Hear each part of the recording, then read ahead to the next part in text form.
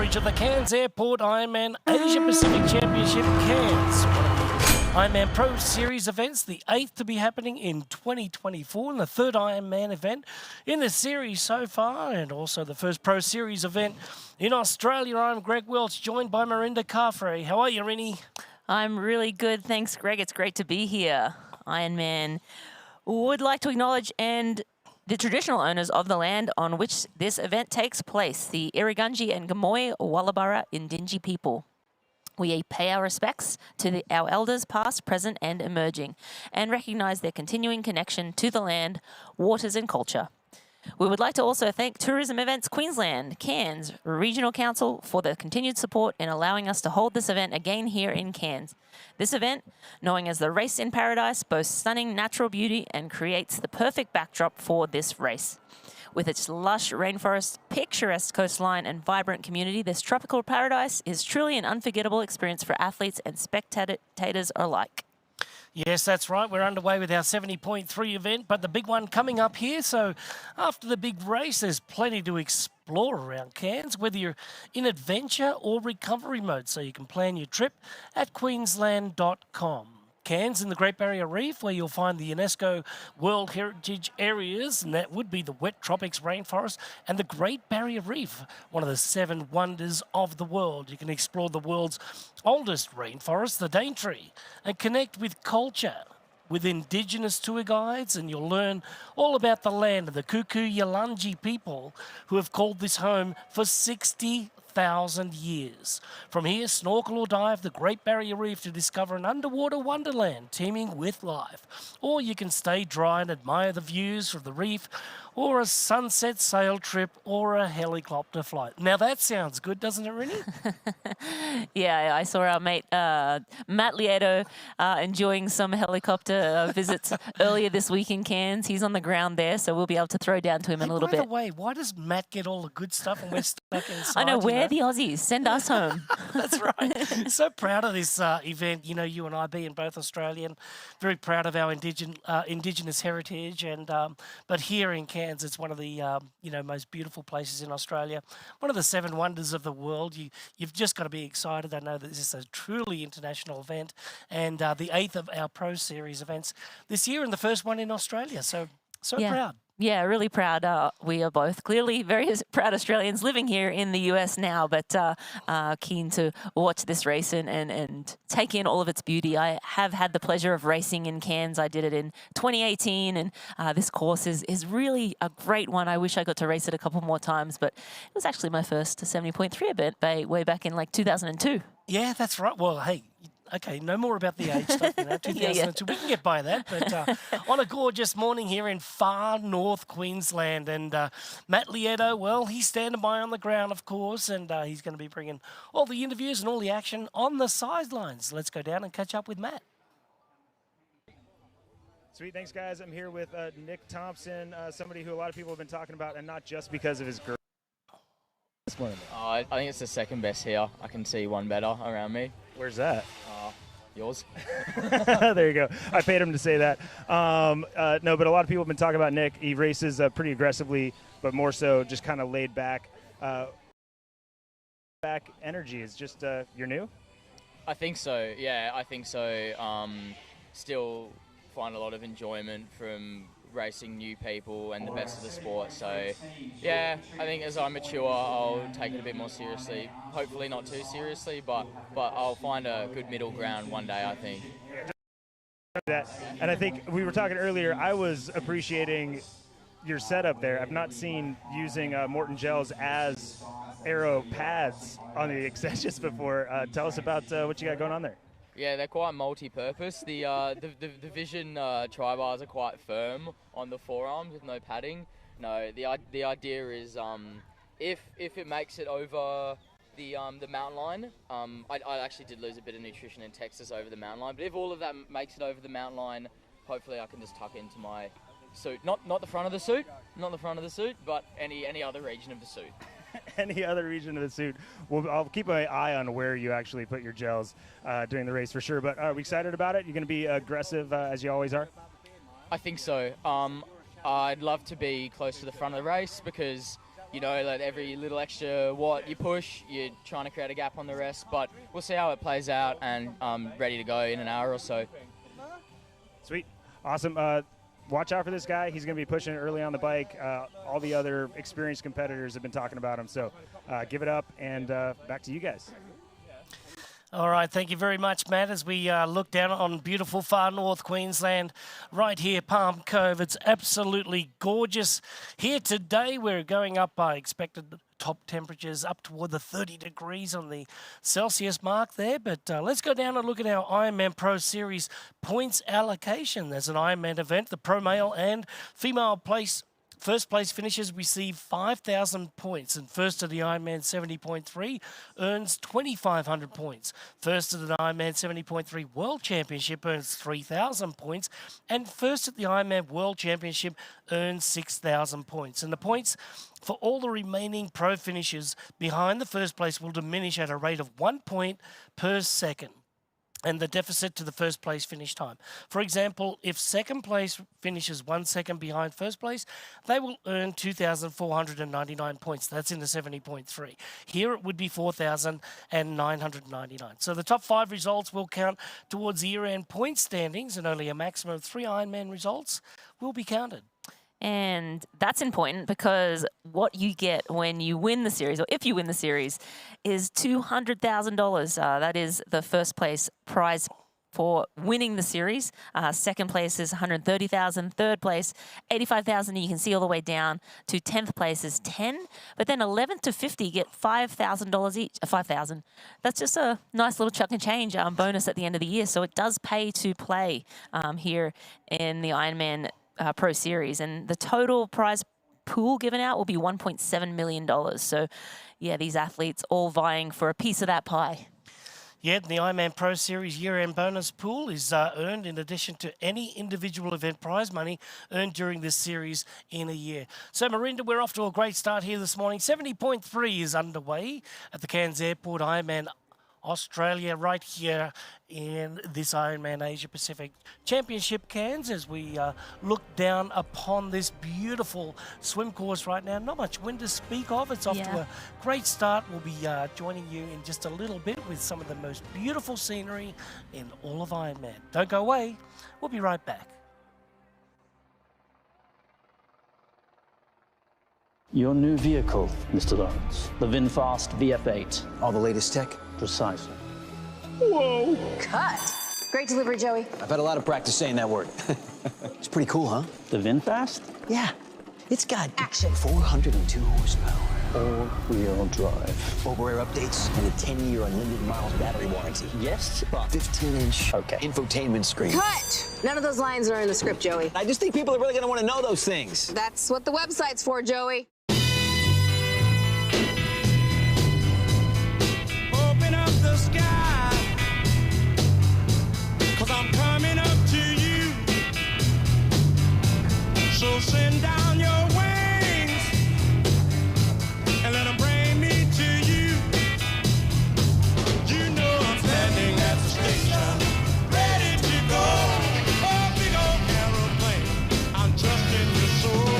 Get on up, Big Bear. Here's Elizabeth in the middle of the perfect workout for her. To create it, we analyzed her biometrics and genetics, her recovery rate, injury risk, and aerobic potential, her recent training sessions, the temperature, humidity, and elevation, the demands of her next race, and billions of data points from athletes just like her. With TriDot, Elizabeth gets faster. And what does she have to do? I just opened TriDot and did my workout.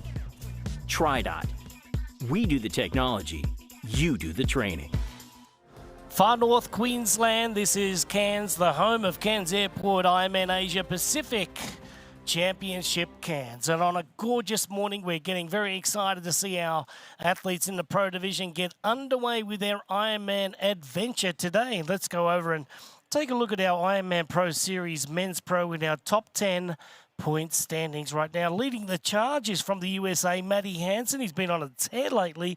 Marinda added to his lead on a second place finish with 2,309 points earned at Ironman 70.3 Boulder just last weekend. Yeah, Matt Hansen looking really good there in first place right now, but still a lot of racing to go. We have Patrick Langer from Germany. He remains in second place. His last race was Ironman 70.3 Mallorca. You can see that Andre Lopez from Brazil has moved up 5 spots into third place. And then we have Colin Zuch from the USA. He's moved up 6 spots from fourth in the standings. He was 5th at Boulder just last weekend with 2,022 points there. Yeah, with 6,796 is Jackson Laundrie from Canada going down 2 spots, first of the athletes to lose a couple. Yeah, in 6th place, there's Paul Schuster, 6,615 points. American Chris Leiferman sitting in 7th place right now, also going down 2 spots. So unfortunately, but that's the way it is out here. Yep, a lot of movement still to come, I think, and Justin Real as well. They're sitting in 8th place from the USA. Thomas Rodriguez Hernandez from Mexico with that very impressive race early in the season. There's down as well in 9th place. And rounding out the top 10 right now is Trevor Foley. He won Boulder. Impressive race last weekend, taking that maximum to 2,500 points for a 70.3. So moving up 36 spots, he is in 10th place. Yeah, you can always go to the proseries.com and proseries.ironman.com for all things related to the Ironman Pro Series as well. But not many changes on the female side of things. Yeah, not many changes at all in the top 10. Actually, none since last weekend. But we have Fenella Langridge holding on to that first place right now with 9,971 points.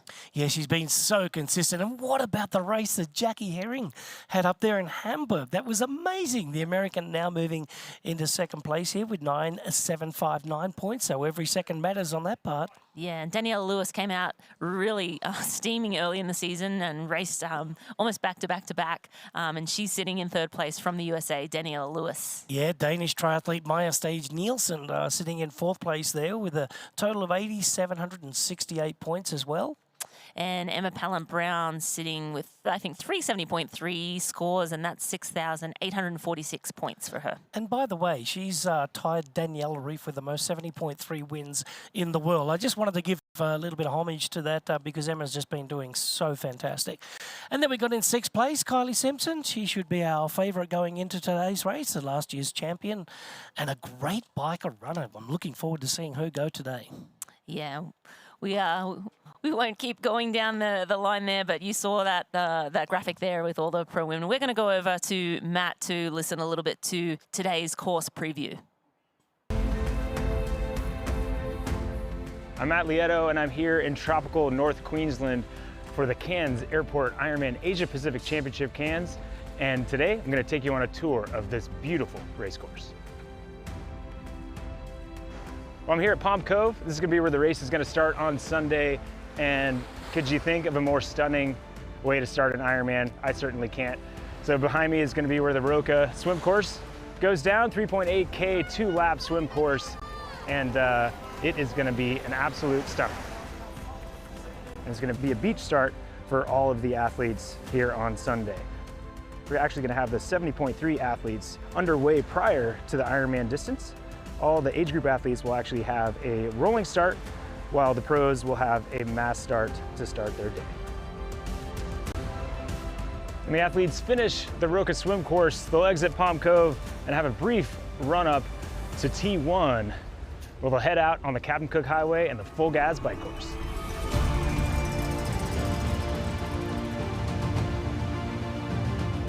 Athletes will leave Palm Cove and head out on the Captain Cook Highway on this 180-kilometer 2-lap Full Gas bike course. It's a pretty rolly ride most of the way. More hills kind of as we get deeper in the course towards Port Douglas, but generally a tailwind leaving town, but a bit of a headwind as they head back into Cairns. We're here at Rex Lookout, and as you can tell, one of the most beautiful sections of the course, also the high point of the course as well. And the athletes on their last lap got a bit of a grinder, pretty steep climb, and then just 45K back to Cairns. Well, we're here on the northern section of the run, about 5K in, and absolutely beautiful section of the run course here, lined with palm trees, and this flat and fast Hoka run course is definitely going to set up for an interesting race on Sunday. right here, this is also going to be the epicenter of all the action on the run course. They're going to pass through this section 3 times on each lap. So plenty of time for fans to get a sight of their family members that are out racing and then cheer on their favorite in this Ironman Pro Series event.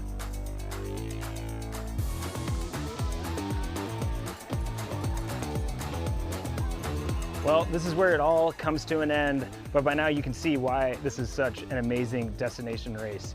You've got great crowds, incredible scenery, challenging course, and there's really not much more to ask for. So we can't wait to see you at the finish line. We're going straight to break.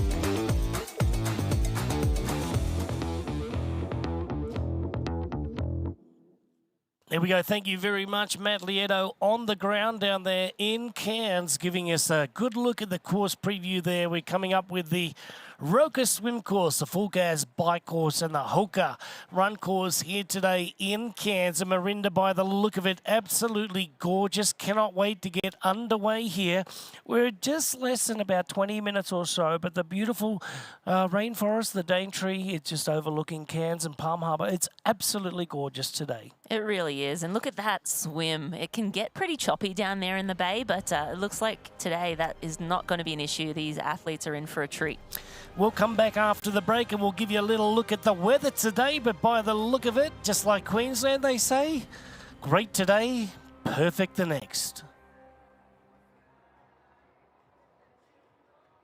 Introducing the Ironman Pro Series Virtual Edition on Full Gas. Join athletes from across the globe as they conquer bike courses from the Ironman Pro Series. Challenge yourself, travel the world, and earn your exclusive Finisher's Medal. Push your limits and make your mark. Exclusively on Full Gas. Unleash your inner champion. Register now at fullgas.com.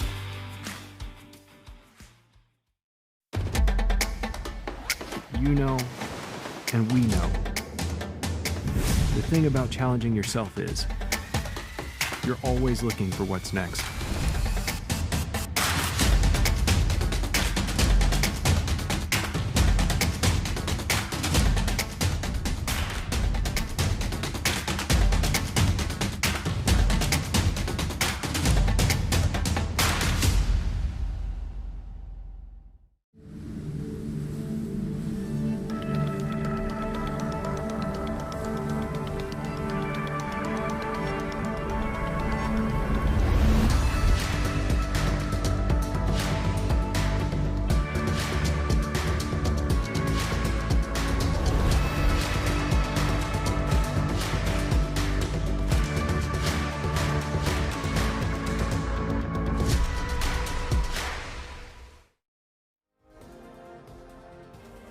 Well, there she is in all of her glory. Ironman here in Northern Australia on the east coast of things. This is Cairns, and it is absolutely perfect outside right now. A little ripple on the water, but not too much to think about here. Race day weather presented by Roka. Really beautiful at the moment, 59 degrees or 15 Celsius, but it will be perfect today. Have a little look at that humidity though, Welshie. 100% humidity. That is the tropical North Queensland typical weather, and this is winter in Australia, so yeah, still not too shabby. Not too shabby at all. Clear skies today. Feels like 59 or 15 outside. It's only 1 kilometre an hour of wind, so almost just 1 mile an hour of wind out of the south-southeast, and the athletes have got a few loops on the bike course today, so they'll be encountering that a few times. Water temperature, Marinda? 23.8. Yeah, 23.8. No wetsuits for our professionals or age groupers, or is it?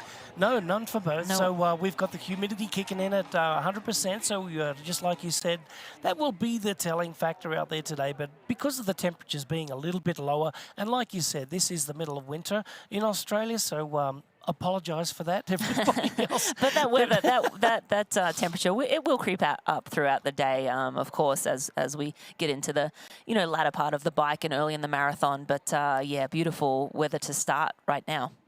Yes, we get a beautiful look at our swim course right now. We can see that age groupers down there in the 70.3 race at the moment got underway just a few moments ago, and the athletes in our pro division and in the age group division of the Ironman distance race today will be able to get a good look at how they're navigating around this course. And I can see that water safety is an absolutely perfect position here, making sure that all of our athletes are safe. Absolutely, yeah. Water safety, very important at any time. Sometimes they do get crocs in the area up there, but yeah, not so much. You had to mention that, didn't you? No, I mean, it's obviously very safe. We wouldn't have an Ironman here if it wasn't, but we love to tease from anyone in Australia loves to tease overseas people and athletes, but yeah, I mean, it's stunning out there. Yes, it is stunning. All the lifeguards just lined up, and now let's go down to the welcome ceremony.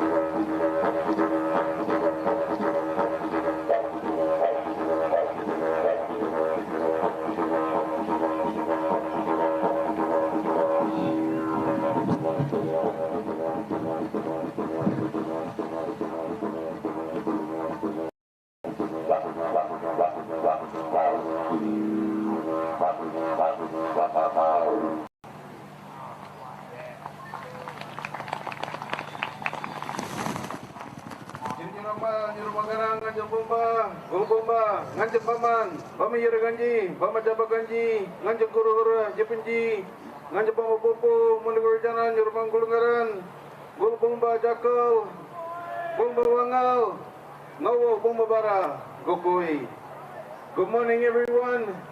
Wish everyone good spirits on this beautiful place of Palm Cove. Our traditional name for Palm Cove is Jackal. Wish everyone and our athletes safe travels along the coastline up to another special place we call Diju in our language, which is called Port Douglas, and all the way back to another special place in our language we call Gimoy, Cairns, far north Queensland, here on the edge of the Great Barrier Reef and also on the edge of the wet tropics rainforest. Two beautiful World Heritage areas that mean very special to not only us as traditional owners, but everyone here at call Cairns, Palm Cove home. Wish everyone good spirits. Thank you. Wow. Gavin Singleton, ladies and gentlemen, in one word, special. That's what it's all about. We're in the most beautiful part of far north Queensland, if not Australia.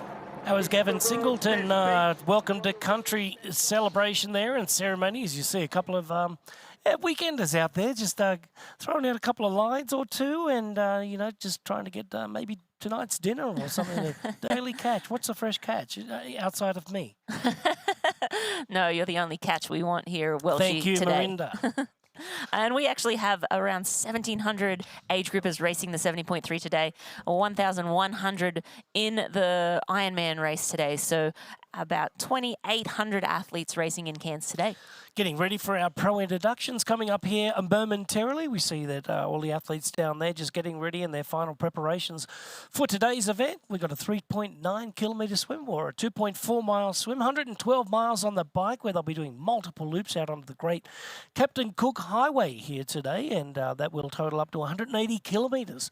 On the run, they'll be out there on the Hoka Run course, 26.2 miles on a 4-lap course, 2 kilometres, and in what is one of the nicest run courses out there. Palm trees, beautiful path, and great crowds. The spectators here are fantastic. Yeah, spectators here are really nice, and there's two transitions. So they're up in Palm Cove for the swim now. They'll obviously hop on their bikes here for transition 1, and then transition 2 is down in the CBD, down in Cairns. So there's lots of cafes along that run course. So yeah, just a really great spectator-friendly course for the age groupers and the professionals. And 4 laps, that's you know, a lot of traffic for people to you know, continuously be cheering for athletes all day long. And this is what's great about this race for Australians is that, like we say, it's in winter, but they can train through summer and then finish off their taper, just in the autumn. So, we call it the fall in the United States, or autumn in the Southern Hemisphere,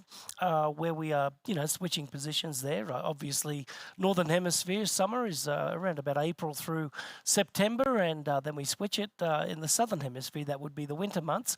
But absolutely gorgeous, because people are coming in the deep freeze from, down in Victoria, or even in the southern part of New South Wales or Tasmania, coming up to far north Queensland, where it's just known for, tourism as well.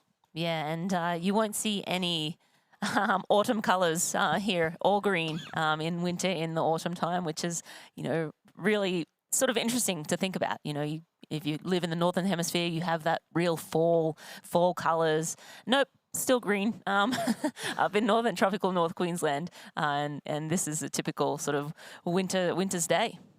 Yeah, palm trees never get anything other than green.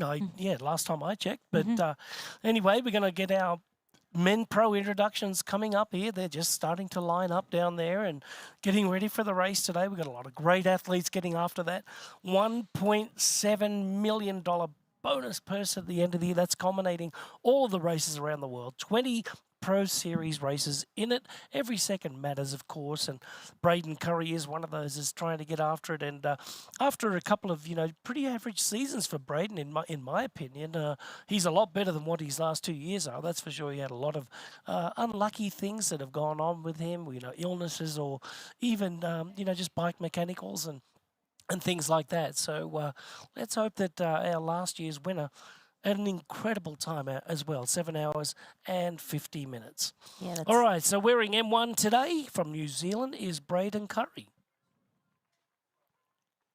Braden looking to go back-to-back here in Cairns. And wearing M3, that's the man, Joe Skipper from Great Britain. Oh, the Junkyard Dog is back. Let's see if we get any Junkyard Dog spectators out there today barking at him, and it'll be fun. But wearing M4 from Australia, young Nick Thompson. Let's look out for him. He's ready to get after a good race today. Love the mo, Nick. Keep working. You might get as good as our friend Matt Lieto's. He's been working on his for a while, I think. I think they're brothers, really, M6 from New Zealand, that's Mike Phillips. He was second in Ironman Australia just a couple of months ago down in Port Macquarie. And also a winner of Ironman New Zealand, and wearing M7 today from Finland. Let's welcome out here Henrik Roche. He's looking forward to a great race. He's on the up and up, he is, Henrik there. So look out for this young Finnish athlete. He's very, very strong. Yes, and in M8, a crowd favourite, this is Josh Amberger. He's always out there, usually leads out of the swim, very strong on the bike, but he'll be looking to put all three together for a great performance today. You know what, Miranda, I am really expecting big things from Joshy today.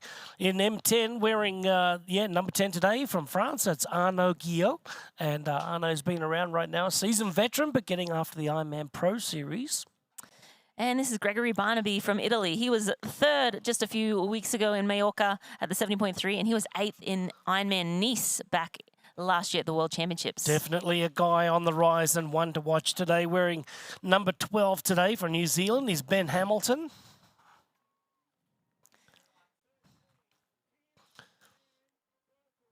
And that's rounding out the top 10. That's Timothy Van Berkel. He was third here last year, so looking for another solid performance from Tim Berkel. He typically does race very, very well up here in Cairns. Yeah, great guy. Very, very popular in Australia. He's a fan favourite.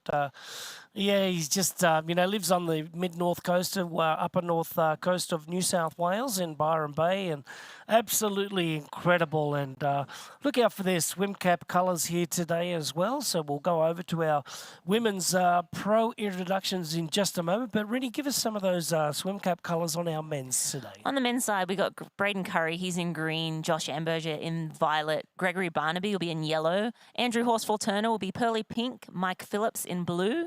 Ben Phillips in green, Nick Thompson in violet, Grosh is in yellow, Tim Van Berkel pearly pink, and Chung Chang in blue. Tuan Chung Chang from Taiwan. It's going to be in the blue, but you got to love the pearly pink. And who do Pearly we have in pink. our women's there today, Yes, Rennie? here is defending champion Kylie Simpson from Australia. She lit it up last year, fastest bike and fastest run. She usually struggles a bit in the swim, but when you have that killer combination. And look Get out some for a champs. lot of films today from the Netherlands. Had a great race in Texas, one of our early swim leaders down there today. So I would imagine she'll be right up there with Lauren Brennan and Rebecca Clark, representing the Netherlands. And in F4, that is Hannah Berry from New Zealand. She was 4th in Ironman Texas back in April, and she'll be looking to have another big score here today in Cairns. Hannah's looking as though she's ready to keep those bottles right beside her, but they were frozen, so that's just to keep the body temperature down too.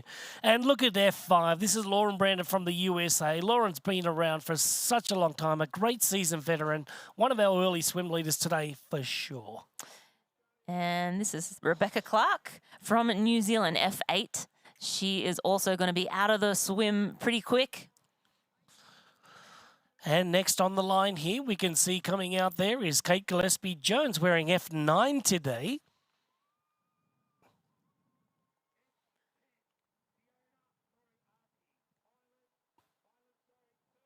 And that's Fiona Moriarty from Ireland in F10. Oh, I bet she's happy to be in Australia, especially Yeah. in the tourist town and, you know, seeing the sun like she's seeing. But Aiwada from Japan, incredible four-time Olympian, wearing F11 today and set her sights on the longer distance now. And F12, that is Cassandra Heaslip from Australia.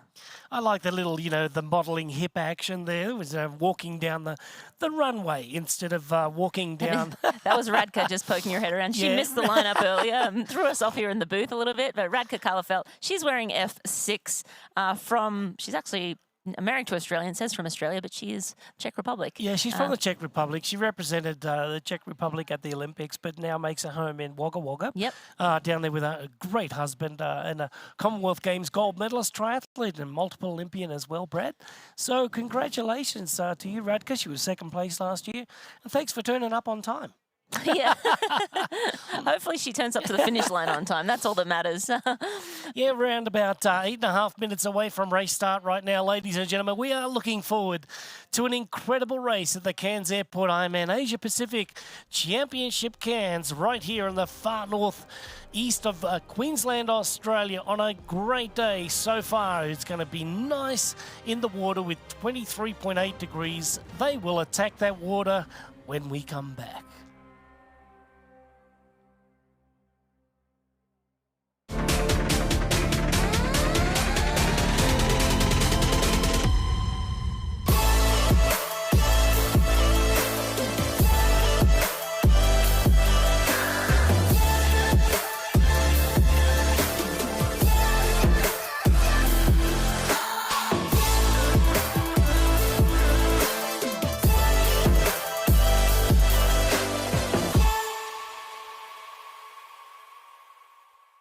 For 12 years, for 4,383 sunrises, across millions of mornings, we've been working to make one thing better.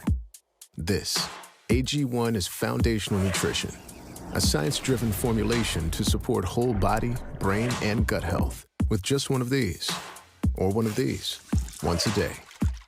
Welcome to foundational nutrition. Welcome to AG1. Start at drinkag1.com.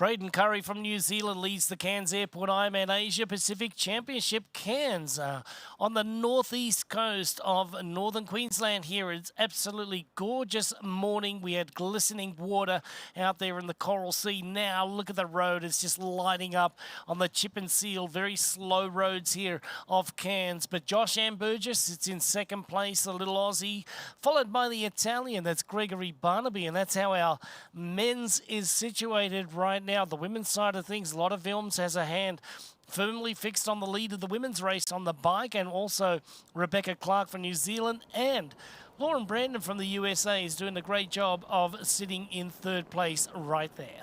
Yeah, exactly. We had that top three group there in the women's side, and it's about 2:30 down to Hannah Berry. She was with these women at the start of the swim and just got gapped, and then she found herself a little bit in no man's land, and then Radka Cutterfelt too, getting out a little bit behind Hannah Berry out of the water there, and Radka now sitting around 3:30 down from that lead trio. But that lead trio we expect to be intact for the majority of the bike. I'd be surprised, although Lotta Wilms did in Ironman Texas right away from Lauren Brandon. Lauren did have a little bit of a mechanical on the bike, but Lotta Wilms really looking like she's a woman on a mission right now. Great shot of her leading this race. Lotta also looking to add to her Ironman points. She finished third in Ironman Texas, so I expect a good performance from Lotta here. And if she does have that great performance, then I expect her to move way up in the standings. And that, I believe, is race number... Who's that?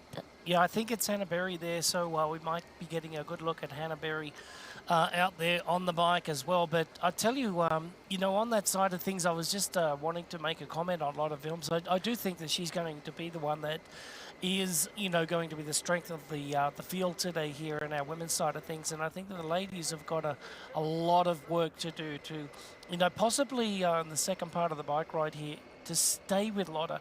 It just looks like she's locked into a great position right now, as Hannah Berry looks very strong as well. Yeah, that is Hannah Berry. Yeah, so 2:28, I mean, you know, Hannah's riding along consistently, but remember this, she's riding against Lotta Wilms right now. She's not really riding against Rebecca Clark or Lauren Brandon, however they are in the group with her.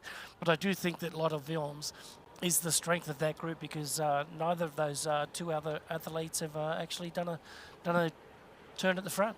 Yeah, I don't think Lotta Wilms minds. I think she is in this race. I think she took a lot of confidence from that race in Ironman Texas, where, you know, she was basically equal first off the bike with Fenella Langridge, and then got into transition. Fenella took off like a rocket out of transition, and Lotta Wilms just slow and steady. Well, not slow and steady really, but just steady all day, and had a really solid run and ended up finishing in third place there. So I'm sure today she's wanting to have a little bit more of a cushion on that run, so she can hold on to that lead maybe a little bit longer. And certainly I know she believes at some point she can win one of these Ironman races. But again, it's all about winning prize money and prize points. And again, this Ironman Pro Series really will start heating up now, because this is our third Ironman event for the women, and as we mentioned earlier, you can score 3 Ironman events, 2 70.3 events, but the Ironman events are 5,000 points each.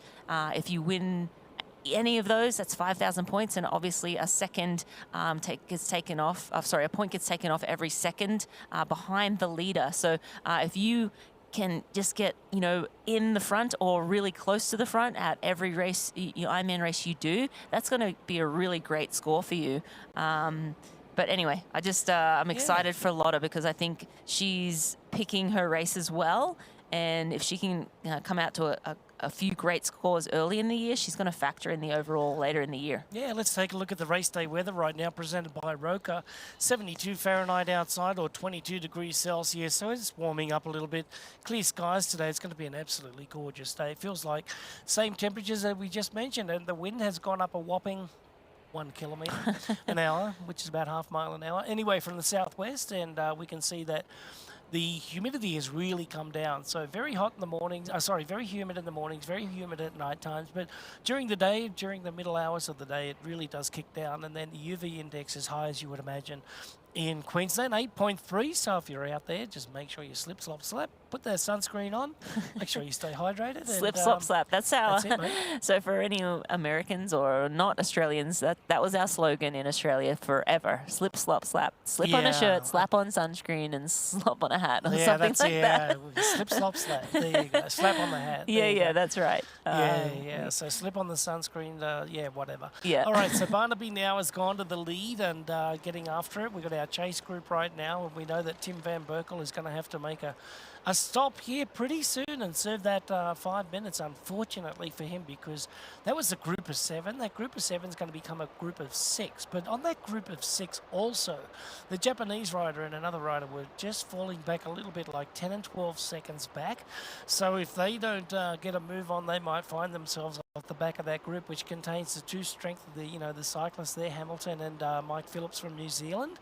And Nick Thompson's up there, in that group and pushing the pace hard as well. But he's sitting just fine right now because he doesn't have a flag or anything against his name at this point. But you get a good look at the Coral Sea as they head south on the Captain Cook Highway in beautiful North Queensland right now. Yep, it is what we call a Chamber of Commerce day here in Queensland, Australia.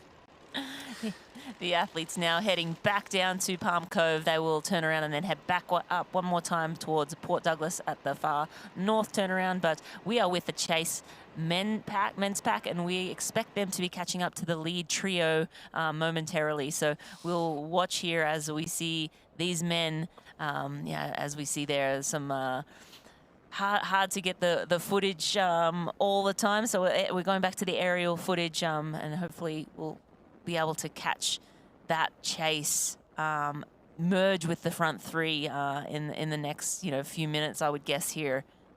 Well, over the last 10 kilometres or so, Hannah Berry has taken out another 28 seconds or so. So Hannah Berry is on the move. So I would imagine a couple of seconds each kilometre keeps on ticking by. So Hannah's riding really, really nice so far. And Radka is still sitting at about the same, about 50 seconds down. So Radka's riding along nicely on her own as well. And Moriarty from Ireland is sitting in that 6th position in our women's race right now, just under 10 minutes down from our leaders on our women's race at the moment. So it is Lotte Wilms from the Netherlands is still leading Rebecca Clark from New Zealand, and Lauren Brandon from the USA in 3rd place. But Hannah Berry definitely on the move. Now at the 46 kilometre marker on the bike for the men's, Braden Curry seems to be doing just fine with a 1 second lead over Josh Amberger from Australia. Gregory Barnaby in 3rd place at 3 seconds, but it's Thompson, Burton, Van Berkel, Hamilton, Phillips that are now within the 50-second range. 44 seconds to the 50-second range. Further 11 seconds down is Arnaud Guillot from France, just losing a little bit of time. And there goes Olej from, I tell you what, he's lost a lot of time there. So 20 seconds in the last little bit. So top 10 all separated within 121. And at my count, Greg, that was the lead 8. So I believe that aerial footage showed that the top 8 men are now together. Obviously the timing mats that we saw at 44 seconds back, that was from the last time check. But the aerial looks like there's 8 men riding together on course. So we have a race on our hands, ladies and gentlemen. Yeah, we really do as we run off to another break here. So the men's race heating right up. So too the temperature. We're up to about 24 Celsius. And around about 75 on the Fahrenheit. We'll be right back. Your new vehicle, Mr. Lawrence. The VinFast VF8. All the latest tech? Precisely. Whoa! Cut. Great delivery, Joey. I've had a lot of practice saying that word. It's pretty cool, huh? The VinFast? Yeah. It's got action. 402 horsepower. All-wheel drive. Over-air updates and a 10-year unlimited miles battery warranty. Yes, but 15-inch okay. Infotainment screen. Cut! None of those lines are in the script, Joey. I just think people are really going to want to know those things. That's what the website's for, Joey.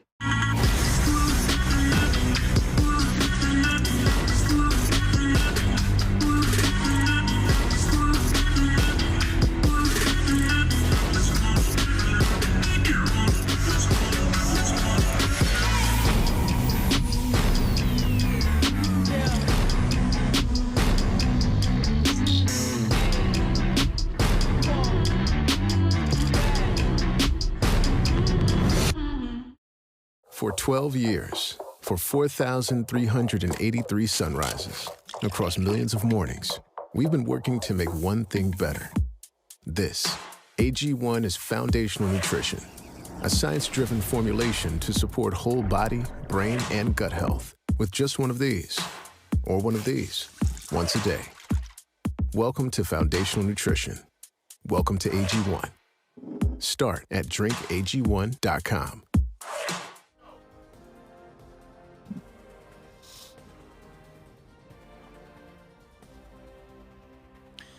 All right, welcome back to the Cairns Airport Ironman Asia Pacific Championship Cairns, and we are looking at the Captain Cook Highway. And last time we looked at it, we saw 3 men in the lead. This time we'll be looking at 8 men.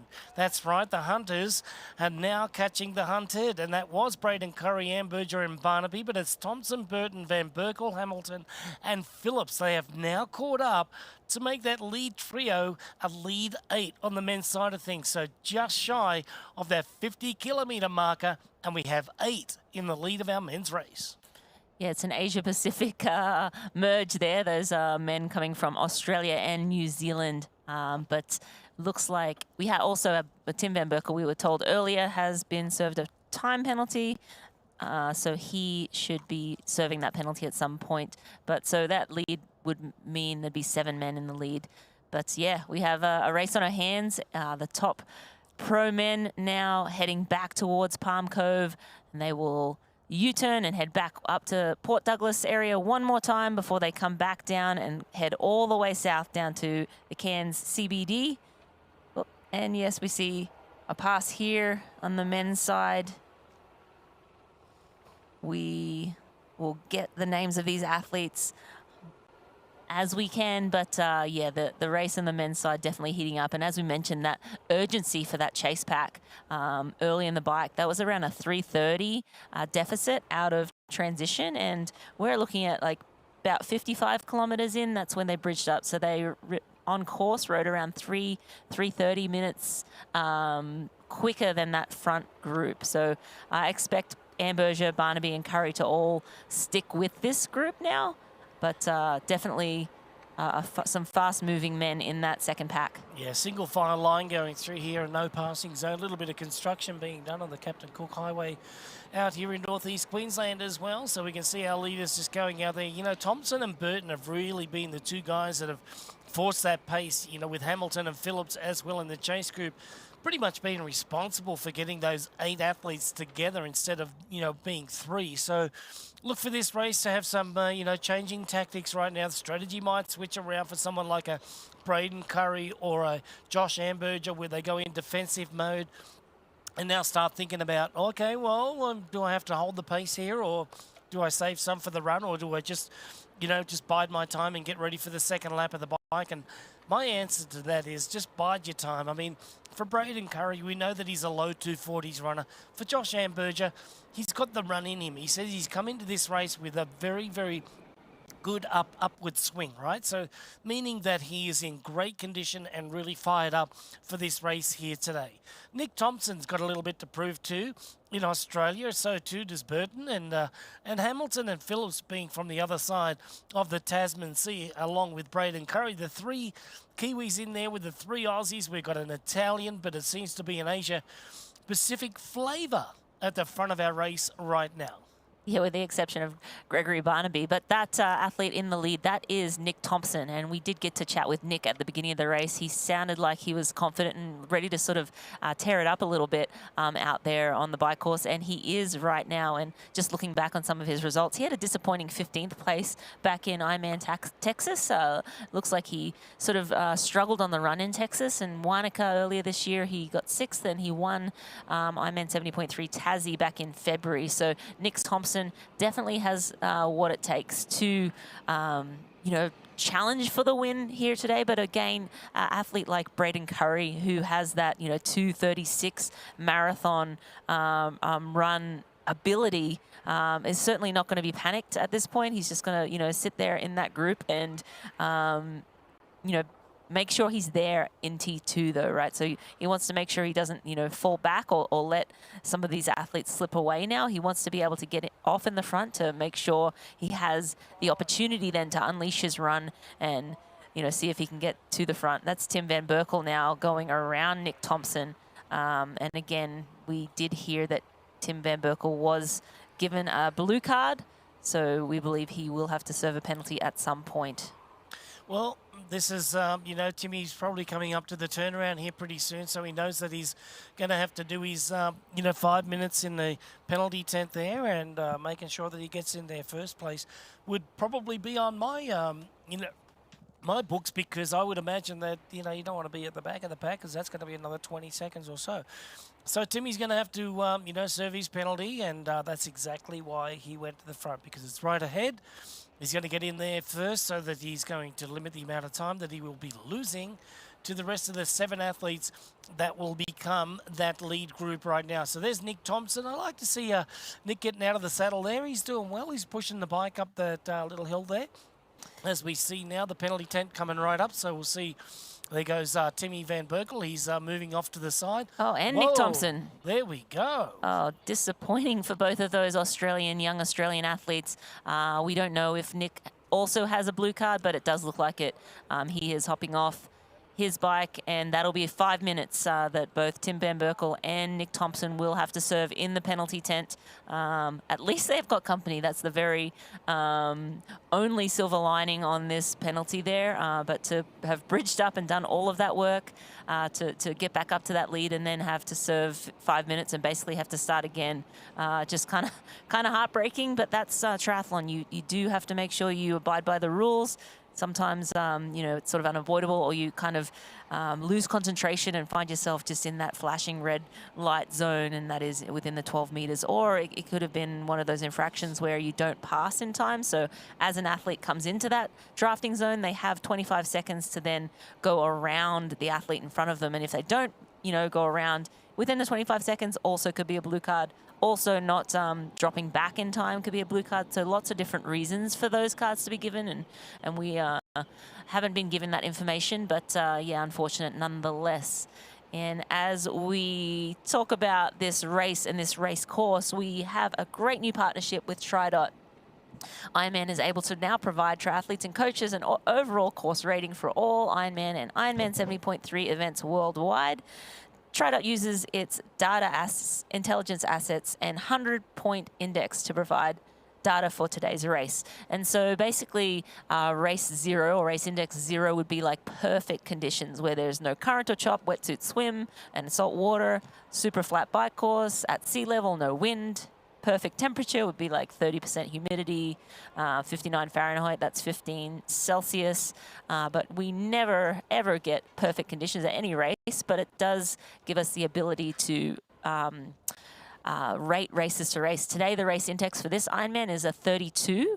It's usually a 31, so pretty close to ideal conditions for Ironman Cairns. And that means that a slower athlete, you know, compared to like if it was a perfect easy course, obviously Ironman's never easy. You still have to go the distance, but it'd be about an hour 48 slower than absolute perfect. Mid-pack about 1:35, and for an elite triathlete it'd be about a 37 minute if you know you were compared to like basically super easy course. So yeah, that's today's score, and you can look over different years and see how you would have scored or what the score would have been in, like, for example, Cairns last year or the year before, or if you wanted to compare your race to, say, you did Ironman Lanzarote last year, which is one of the toughest. I was just thinking about that. One of the toughest Ironman on course, so that, you know, there'll be a course rating. I think that one's up in the 70s or 80s.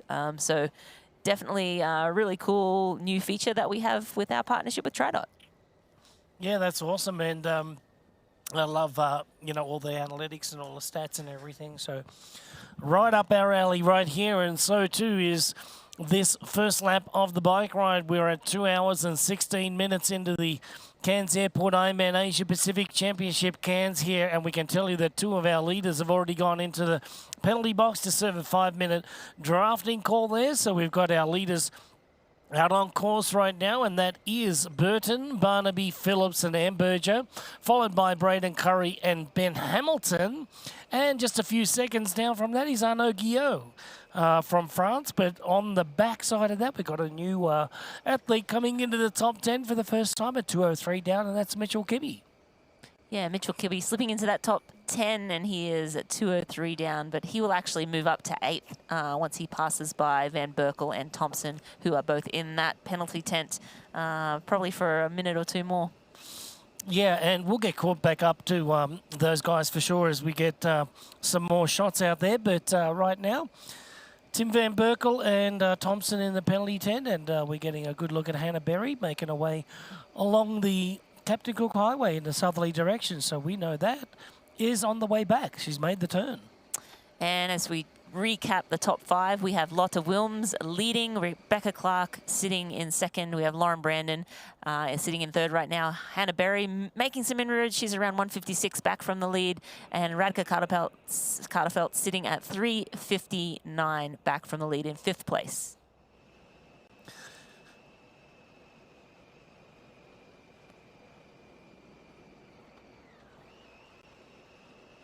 And we are back with Hannah Berry. She is sitting in 4th place right now, and she is making inroads on the top 3 women ever so slightly. Every sort of time check we get, it's 5 seconds here, 10 seconds there. But yeah, she's definitely making inroads, and she'll, you know, be really happy to hear that the split coming down, and that gives her more motivation to keep pushing, keep being consistent, keep fighting, because you know, those women are not too far off the road now at just under 2 minutes. So Hannah Berry having a really great ride at this point. Yeah, losing a little bit of time is Radka Carterfelt. She's lost another 30 seconds or so.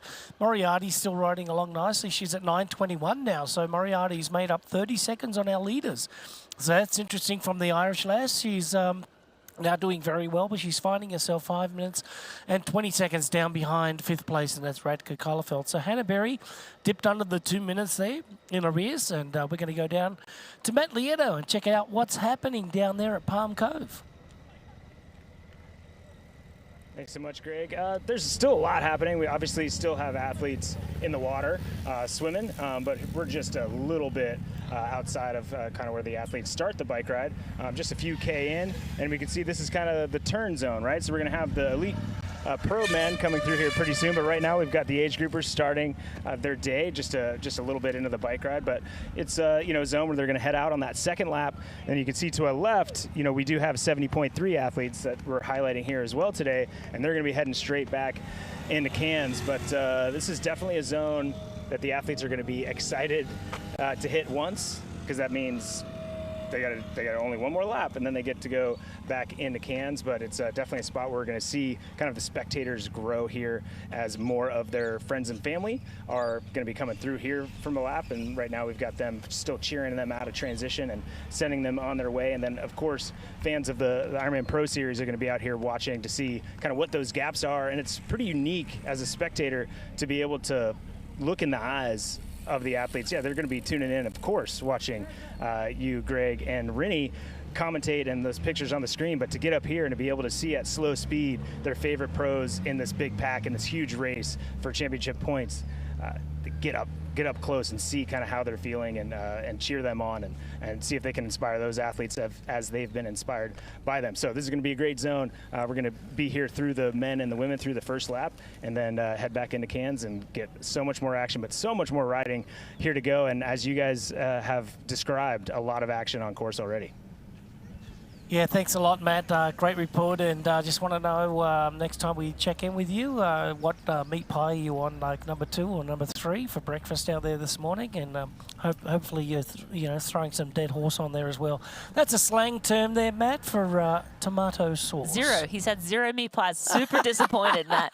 If I was there, I would have had at least 5 meat pies in the week that you've been there, because I just love a good meat pie. Yeah, don't we all?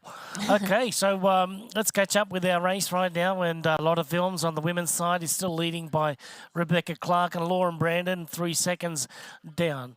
So let's go back this morning and take a look at our Ironman Pro Men start here at the Cairns Airport Ironman Asia Pacific Championship, Cairns. It was Josh Amberger and Andrew Horsfall-Turner in the pink cap there that got off to a great start with Braden Curry from New Zealand. We had Braden Curry in there too, and then also Greg Barnaby. And then the women started just 2 minutes after the pro men. We had Hannah Berry getting out really well at the start, but it was Lauren Brandon and Lotta Wilms really cranking it up. Yeah, and Rebecca Clark in the purple hat that led through the first couple of buoys there until it was Lotta Wilms that came to the front and did a lot of work there. Back onto the feet there was Lauren Brandon in first in the green and Lotta Wilms in second place, pretty much like Ironman Texas about 6 weeks ago. But it was Andrew Horsfall-Turner in first place out of the water with a 46.29, and Josh Amberger, the first two to head out onto the bike course. So the Roka swim course there for Andrew Horsfall-Turner. On the women's side, it was Lotta Wilms getting out first there. We can see that struggling to get the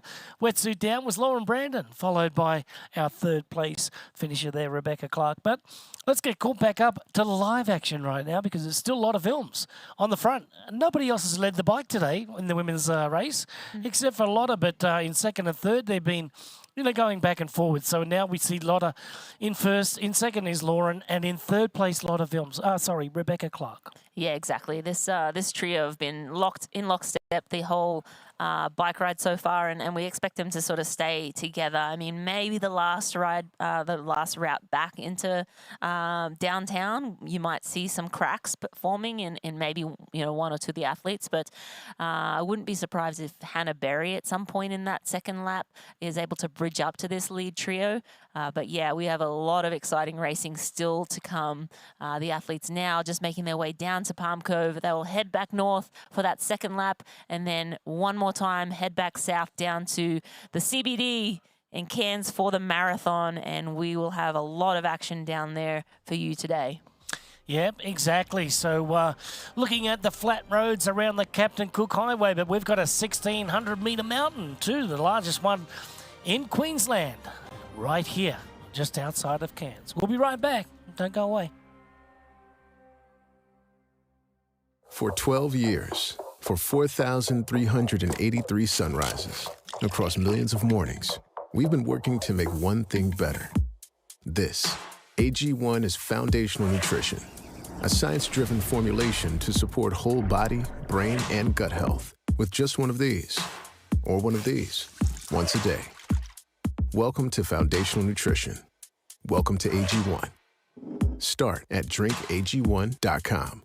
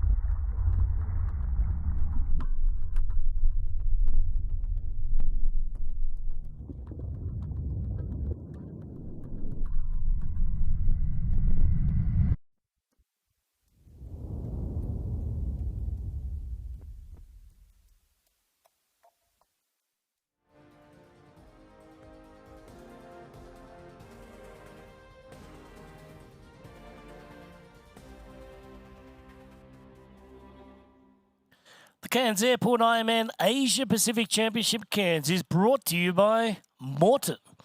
Get used to it. And by AG1. Better finishes start with AG1. So I talked to Rinny. I've talked to you about Ironman Asia Pacific here being one of the most beautiful on the calendar. It never disappoints us. And today we had a picture perfect morning with glistening water on the Coral Sea here. The weather is just turning up for us at 24 degrees Celsius right now. The wind is staying down low. Could this be a record-setting day?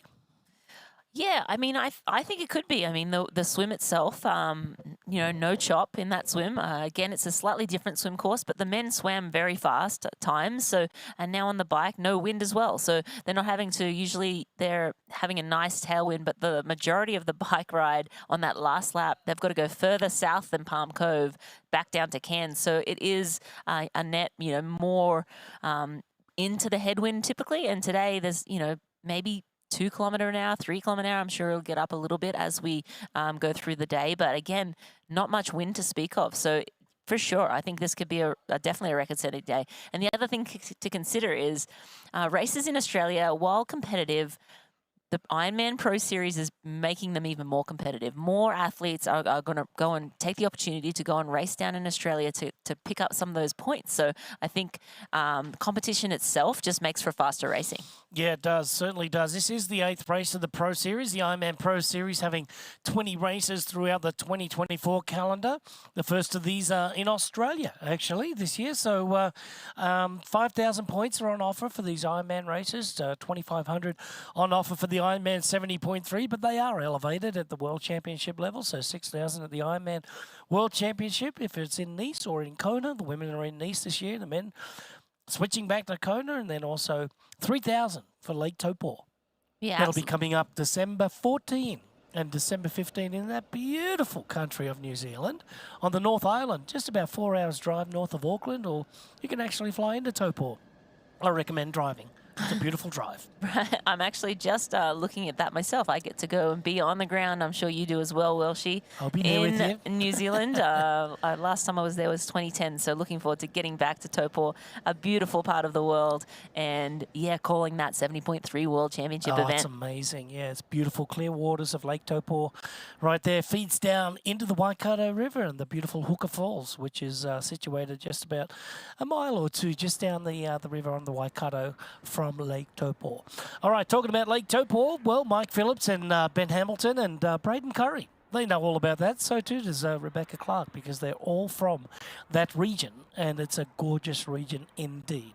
All right, so here the action continues to heat up on the Captain Cook Highway, heading back toward Palm Cove.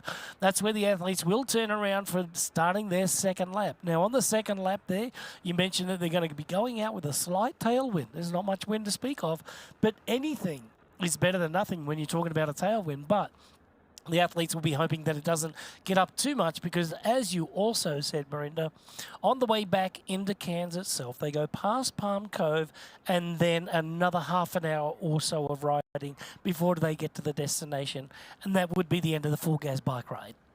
Yeah, absolutely. So athletes not being pounded by winds so much today. But again, the temperature then comes into it, because, if there's no wind, generally there's no wind to cool you off either. So, it's a double-edged sword. It's if you don't have one thing, you have the other. And if, there's no wind on that run course, it's going to get hot down in Cairns in the city there. So athletes right now enjoying. I think the bike course is going to be a fast time for the bike, and then the run will depend on the temperature of the day. Well, I think it's going to be the perfect temperature, but will humidity kick up? And it most certainly will.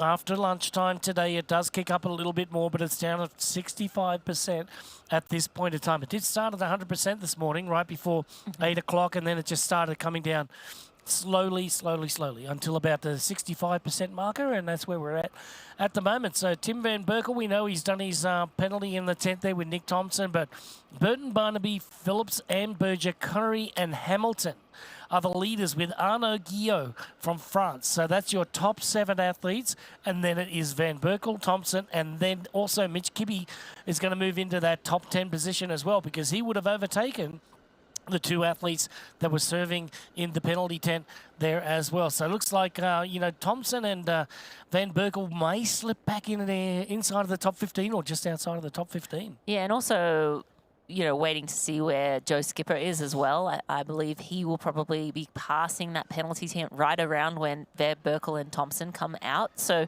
that will be a good partnership if those trio find themselves together. But again, still a fair amount of inroads to be made by those men. 5 minutes is a lot of time you know, an Ironman race is high 7 hours, but 5 minutes super important. They are coming into the turnaround, I think, right now. Just coming past Palm Cove, Rennie. They'll go a little bit past Palm Cove and do the U-turn where they've done a U-turn earlier this morning and head out for their second lap onto the bikes here today. So now just approaching the next marker, which is going to be at the 76-kilometre marker out there, just shy of the 50-mile marker here this morning with 2 hours and 31 minutes on the race clock, 2 hours and 29 minutes on the race clock for our professional women here at the Ironman Pro Series. The 8th race of the season here in 2024 and elevated for sure.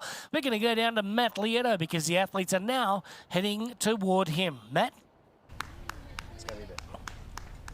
Yeah, thanks so much, guys. Yeah, we've still got a little bit of time till we've got the athletes coming up. Probably another 3 or 4 minutes, but you know I like talking.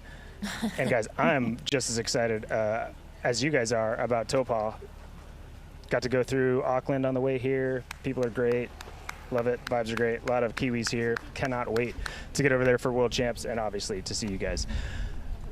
A lot of these athletes, big fans of the sport, obviously. So cheering on their favorites that are going by, going to cheer on the pros. But you know what's great is the energy of these athletes. Every 5th or 6th athlete, as they come by, they're like, give it to me. And the crowd obliges. So great energy here, great vibes. And no doubt in a few minutes when the pros come through here, there's going to be a lot of cheers. So I'm going to send it back up to you guys. When I see them coming, I'll let you know, and we'll get a close-up view.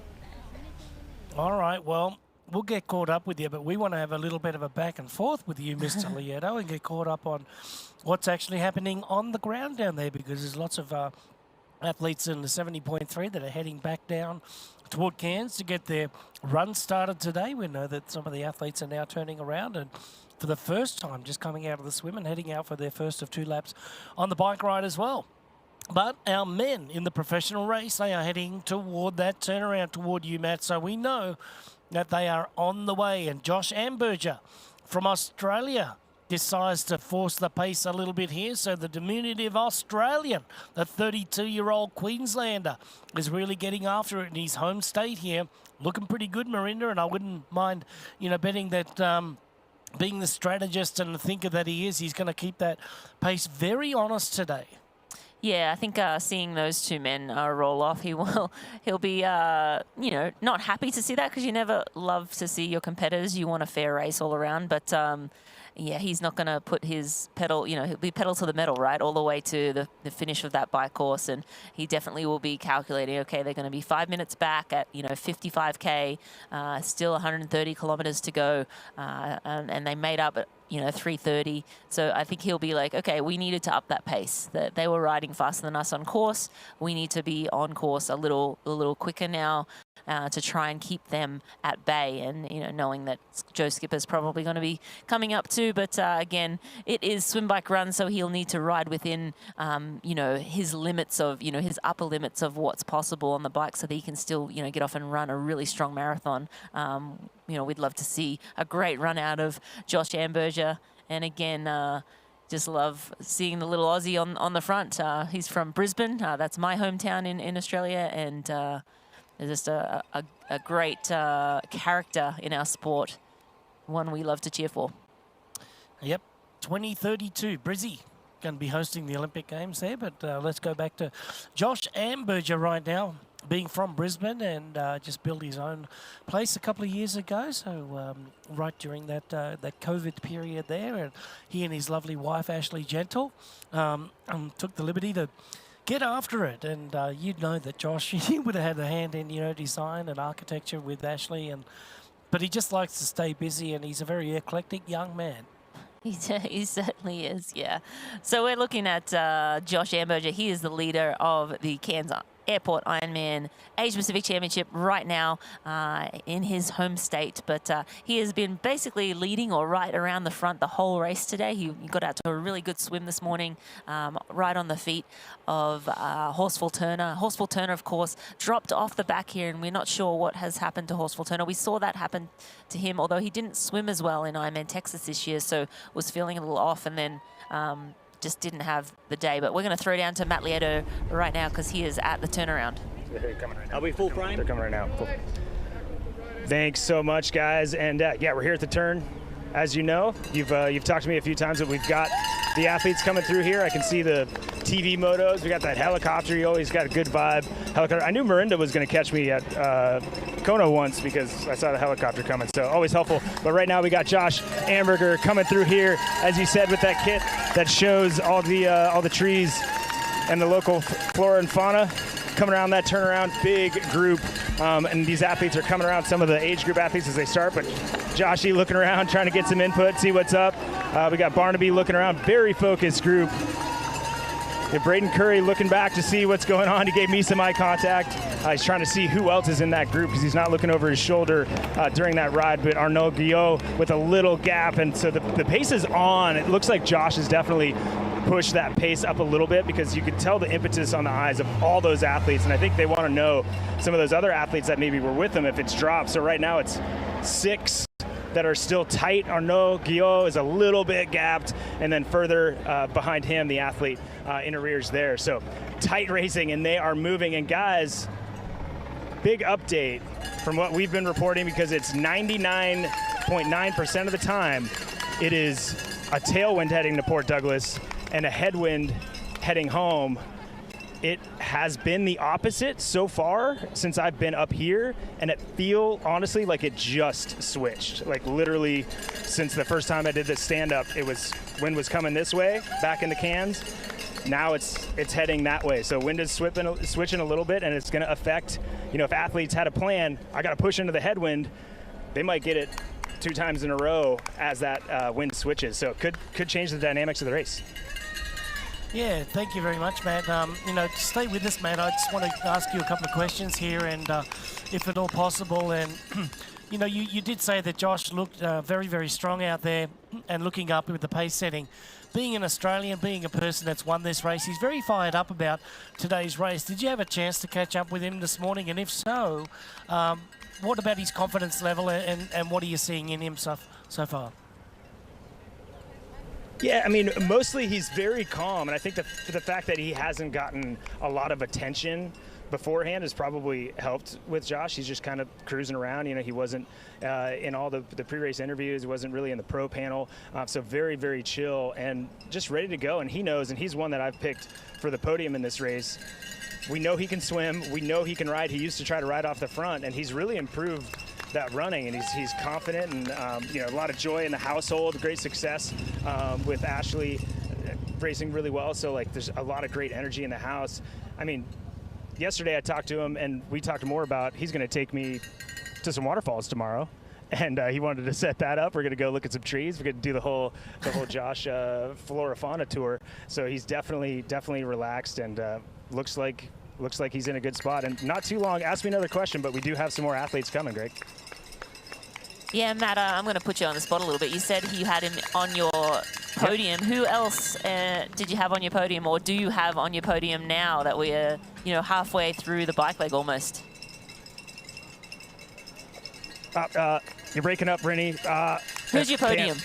Yeah, okay, Matt, we love kidding. your style. Yeah. We'll give you about 3 hours before we come back to you and ask you, because we know that you love to wait until 5 miles to go in the run. I'll answer that here in a second. We've got our chasers here coming through, looking really good. But Braden Curry is on the top of that list for me. That's Mitch and, Kirby, Joe Skipper Ben Phillips. Before it started. It's a little bit harder now.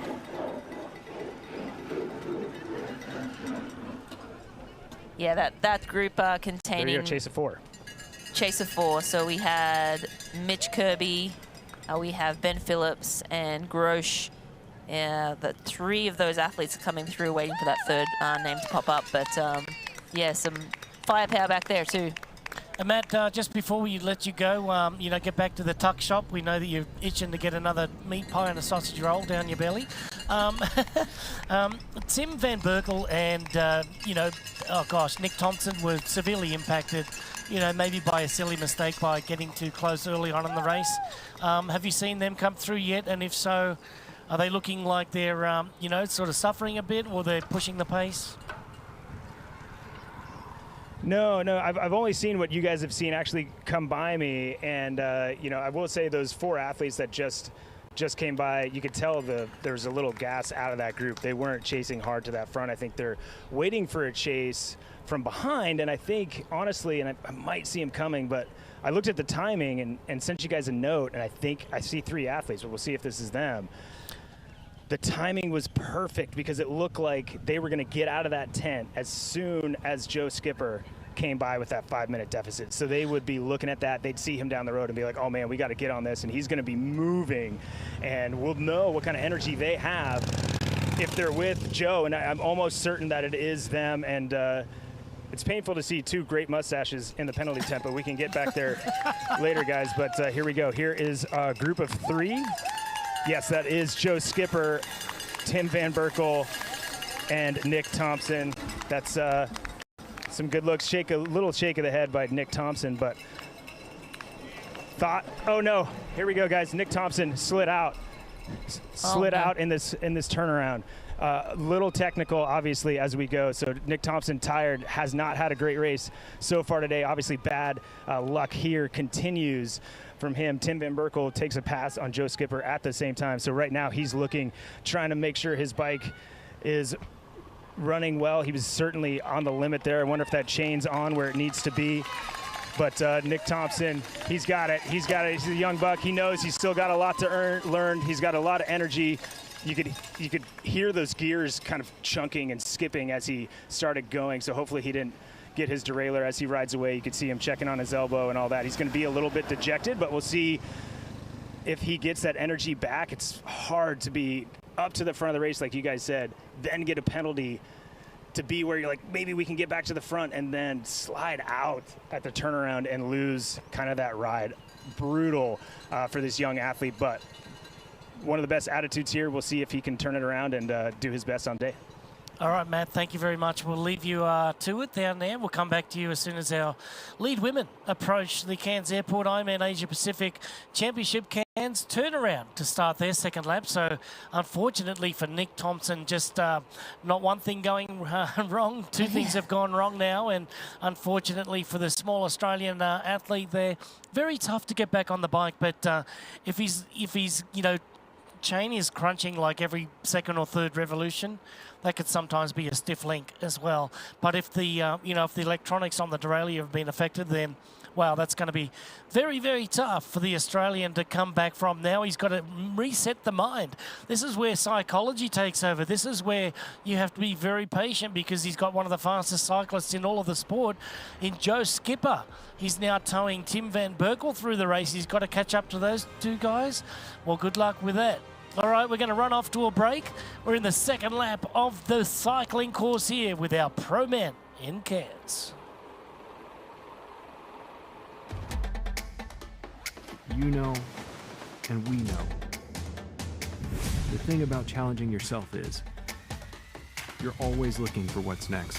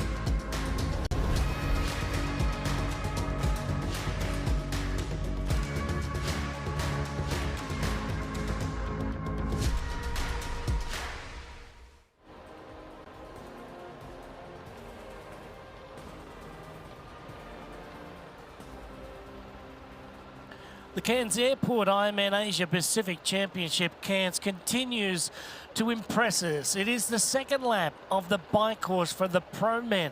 Already done the swim 2.4 miles or 3.8 kilometres in the Coral Sea. The women are on their first lap of the bike ride today, also completing the first part, the swim. On the second lap, going through in first place, it was Josh Amberger from Australia, Matt Burton and Gregory Barnaby, Mike Phillips and Braden Curry, Arnaud Guillot and Ben Hamilton are rounding out the top 7 places. However, early in the race on the bike section, it was Tim Van Berkel and Nick Thompson from Australia who had to visit the penalty tent for 5 minutes. They were assessed a penalty, then back out into the action. They were caught by Joe Skipper, but at the turnaround of the first loop, Joe Skipper led Tim Van Berkel, and then it was Nick Thompson who rounded out those 3 athletes. But Nick Thompson hit the deck. He went straight down on the ground. He came up, he looked at his arm. His bike was a mess. The mechanics were all skewed up. And now, Marinda, Nick Thompson is riding along with a busted bike and maybe a busted up arm. Yeah, that's such a bummer to come around a little bit too hot. Obviously, after that drafting penalty, he wanted to make as quick work as possible to try and catch up to the front group again.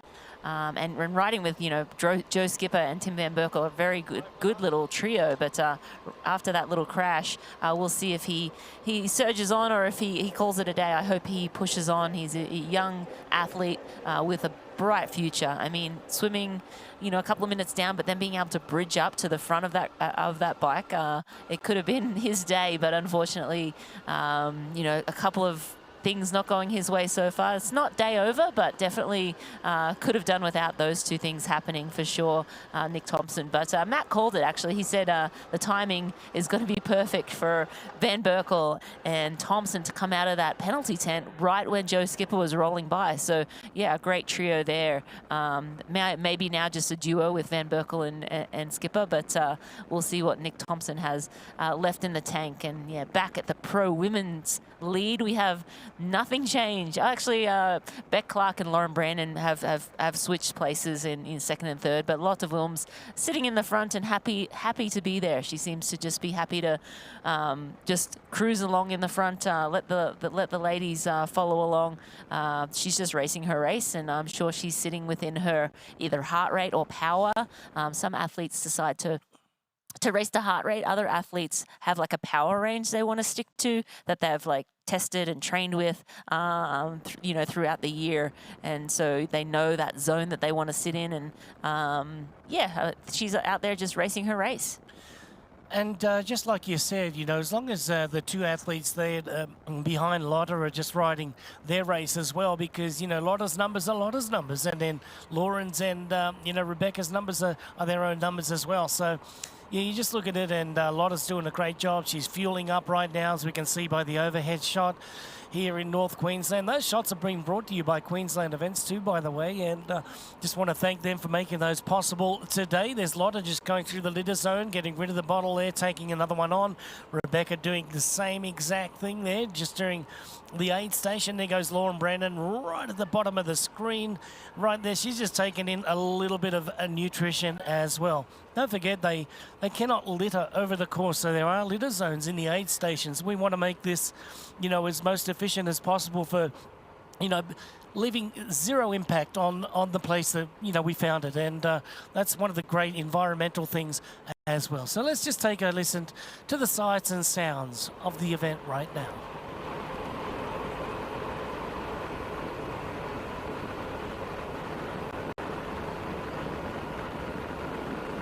And yes, the sweet sound of the lead chopper. I don't think any athlete, or that sound gets old for any athlete. To have that chopper overhead means you're doing something right. And these 3 women are definitely doing a lot of things right. Swam very well, swam together, the 3 of them. and now onto the bike. Have been in lockstep this whole bike ride, and we have Hannah Berry.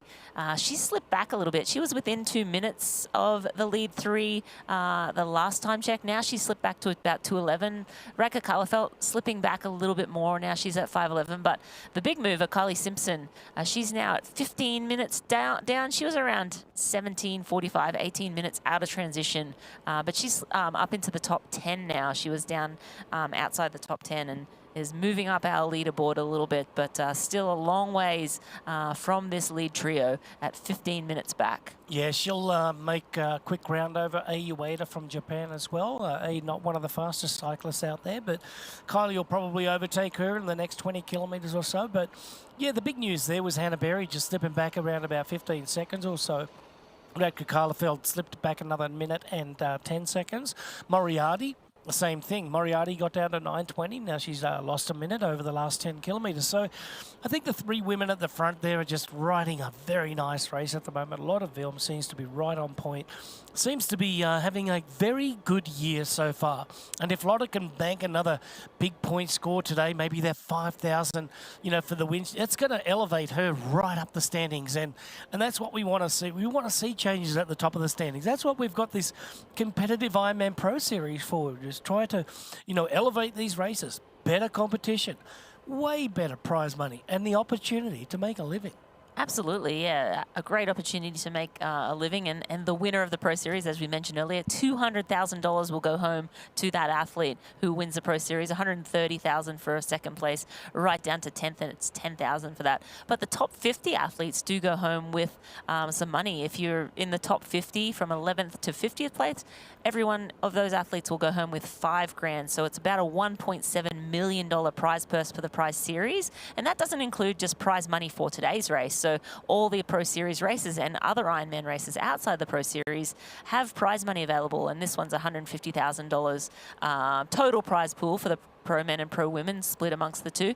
And then there's also, just so many all together with the Pro Series, the prize money, it's around $6 million that Ironman are giving out in prize money to the professionals. And we have around 1,000 professionals registered with Ironman. So this series is open to all of those professional athletes.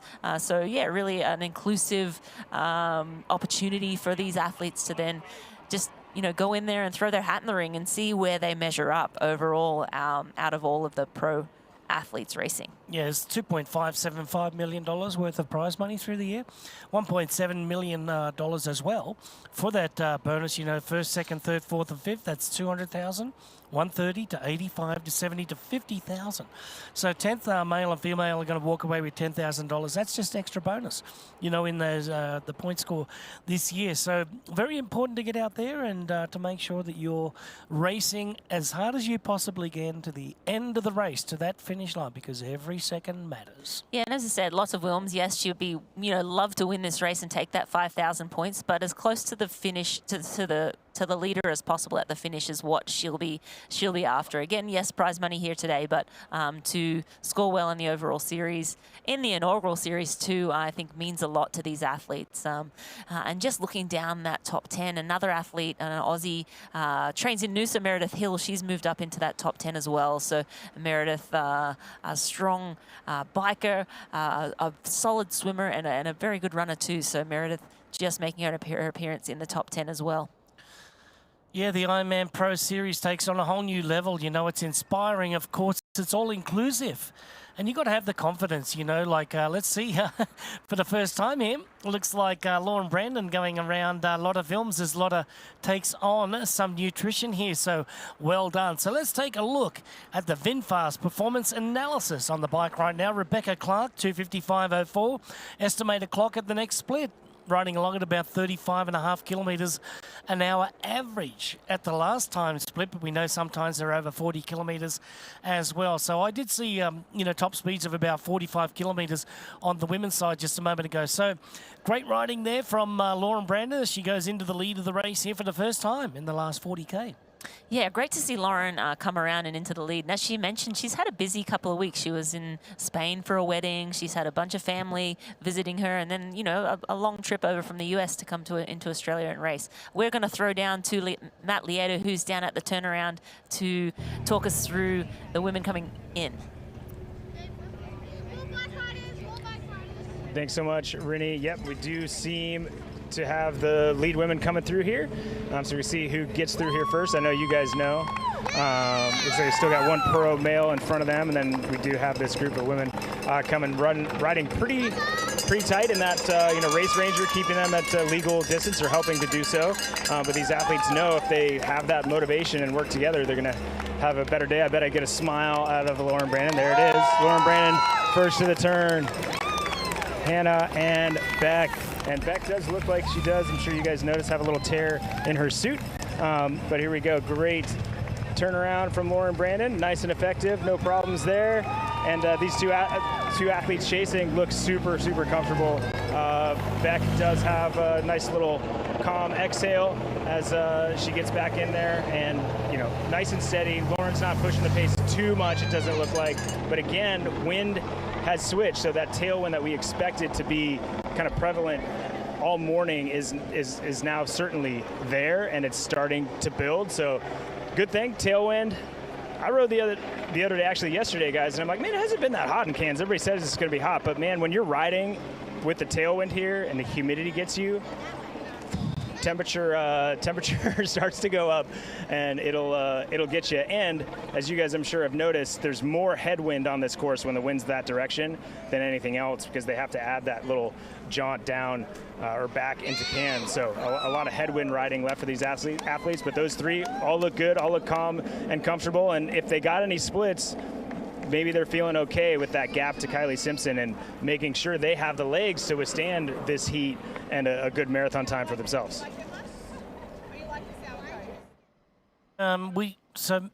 So Matt, we'll just stay with us just for a couple of moments, because we have Hannah Berry that's actually coming toward you right now, and she was the one that was picking up a bit of time on the ladies there. She was inside of 2 minutes, but now she's slipped back to about 2 minutes and 11 seconds. But she certainly does look good on a bike, so she's coming toward you right now. Give us an idea of just, exactly what you're seeing and how fresh she does look. Yeah, thanks so much, Greg. I appreciate that heads up, and I'll take a close look as she comes by. She's coming by me in 3, 2, and 1.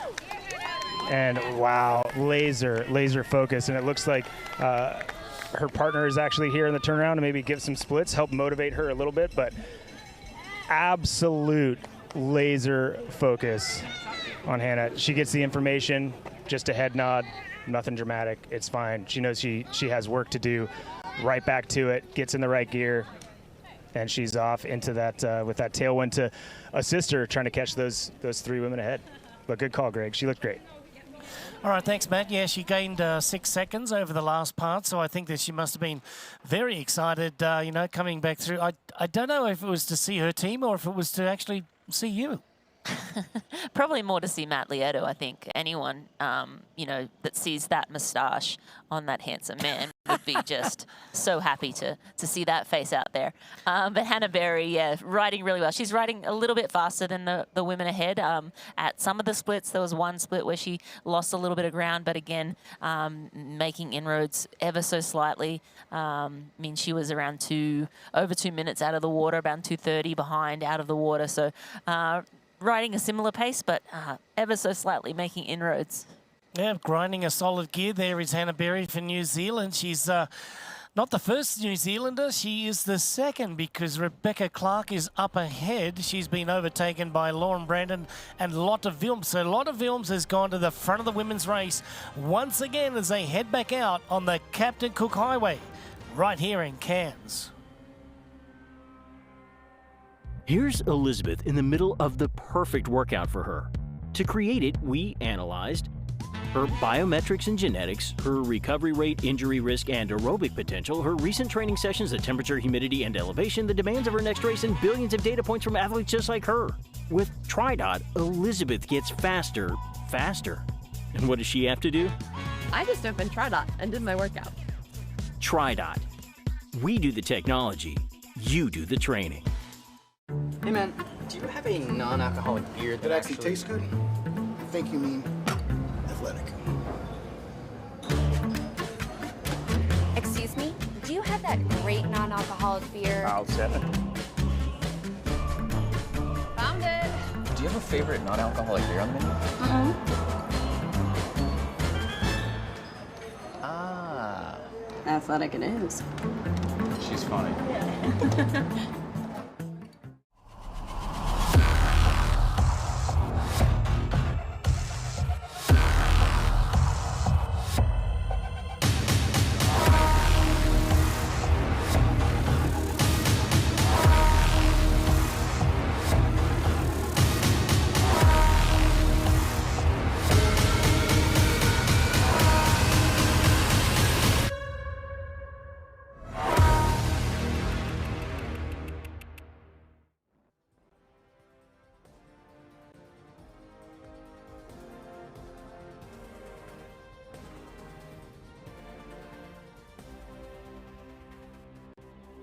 Does it get any better than looking over the Coral Sea at the Captain Cook Highway and the rugged mountain area of the Daintree? Yes, the wet tropics Daintree rainforest here in North Queensland on a beautiful day. Picture perfect here. The setting couldn't be better. The athletes, they're in control of the race. And as we bring you back to the Cairns Airport Ironman Asia Pacific Championship, it's Lotta Films going back to the head of the race. It's Lauren Brandon in second place, and it's Rebecca Clark in third. Now, it was only an aid station was allowing, Lauren Brandon to go through and do a little bit of work there because Lotta Films has it all their own way thus far. Yeah, Lotta Wilms happy to stay on the front.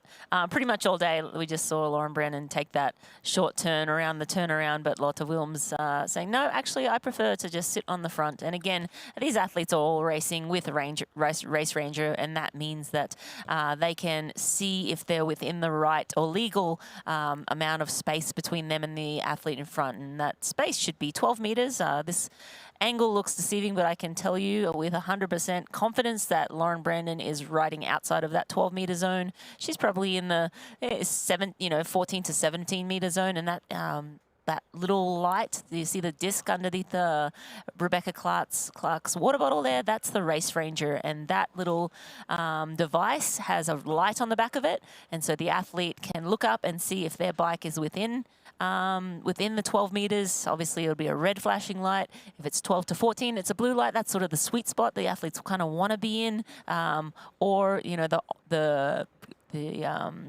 my brain's gone blank again.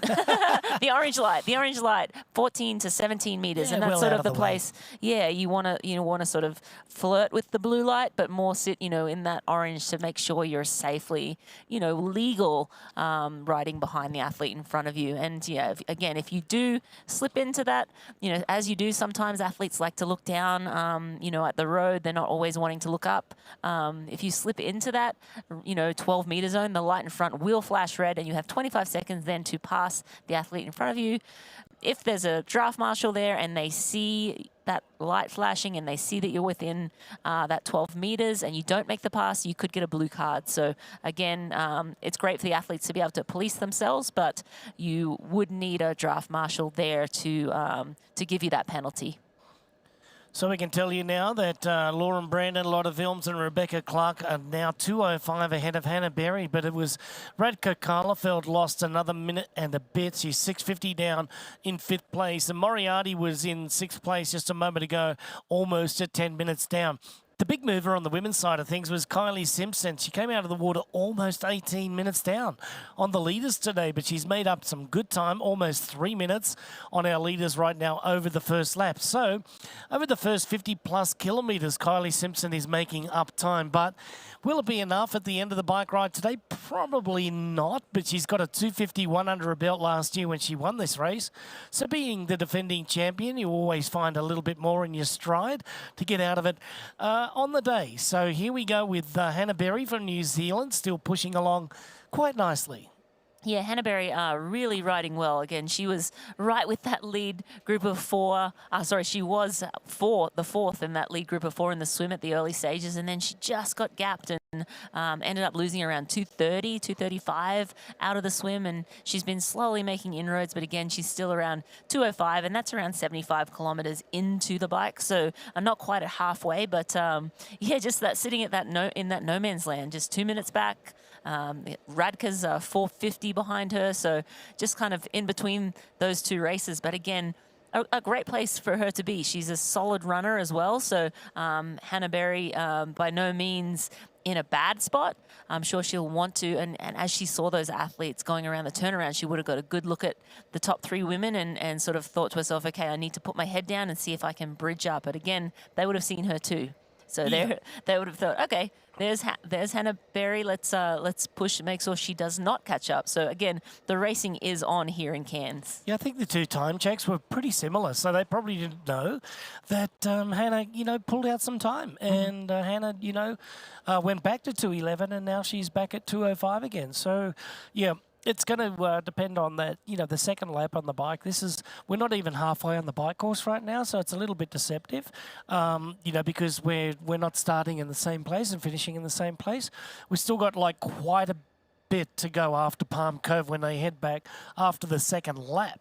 Then they have that half a lap to go down to Cairns on the way back in on the full gas bike ride today. So on our men's race right now, Braden Curry at the front there with Gregory Barnaby. I think that's Matt Burton. It looks like we have two men away. So Burton, I believe, and Amberger. I could be wrong with the lead male, but on our tracker, that they were the two that had about 10 seconds on the rest of the field at last time check. So Amberger and Burton away now, making some inroads, and this is where there you go. There's confirmation of that. So Gregory Barnaby, being the first to drop back at 10, and there's Mike Phillips and Braden Curry. So it's a little bit surprising.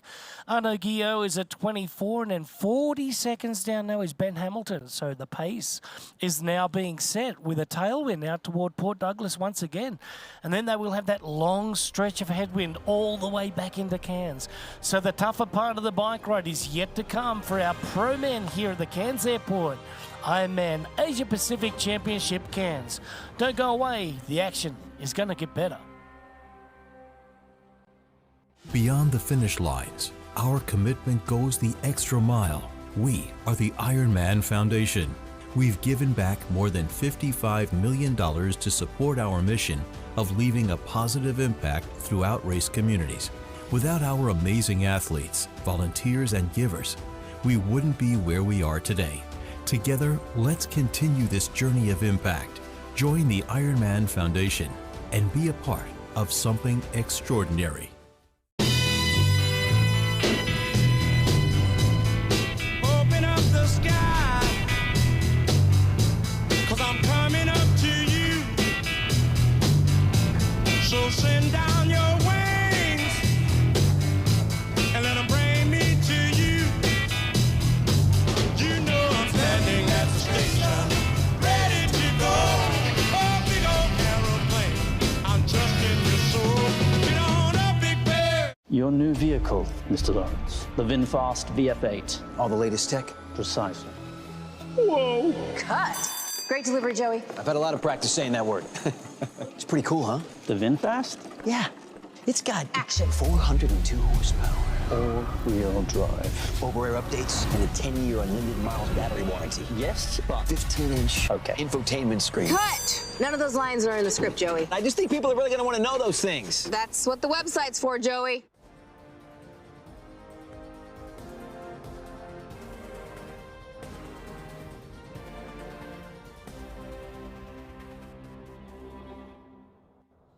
The pro men are on the northern part of the bike course. Again, the full gas bike course is 180 kilometres long here in Australia, or 112 miles if you're from North America, that's for sure. But right now it's Josh Amberger and Matt Burton, the two local Aussie blokes are getting the job done right now. Here we can see that Amberger and Burton just separated by 2 seconds, and then in third place Gregory Barnaby, Phillips and Curry are in the top 5. Arnaud Guillot and Ben Hamilton struggling to stay on the back of that lead group there right now. And we can see that Olish is at 3:48 down, but he's back up a few spots. Mitch Kibbe's at 3:51.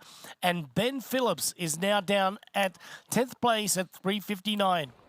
We know that Joe Skip is going to be coming momentarily, and so too is Tim Van Berkel. But will Van Berkel have the legs to stay with the junkyard dog? Now, that's going to be a question that TVB wants to pose to himself. Will that enable me to implode, or do I be a little bit smarter than that and leave something out there for the run?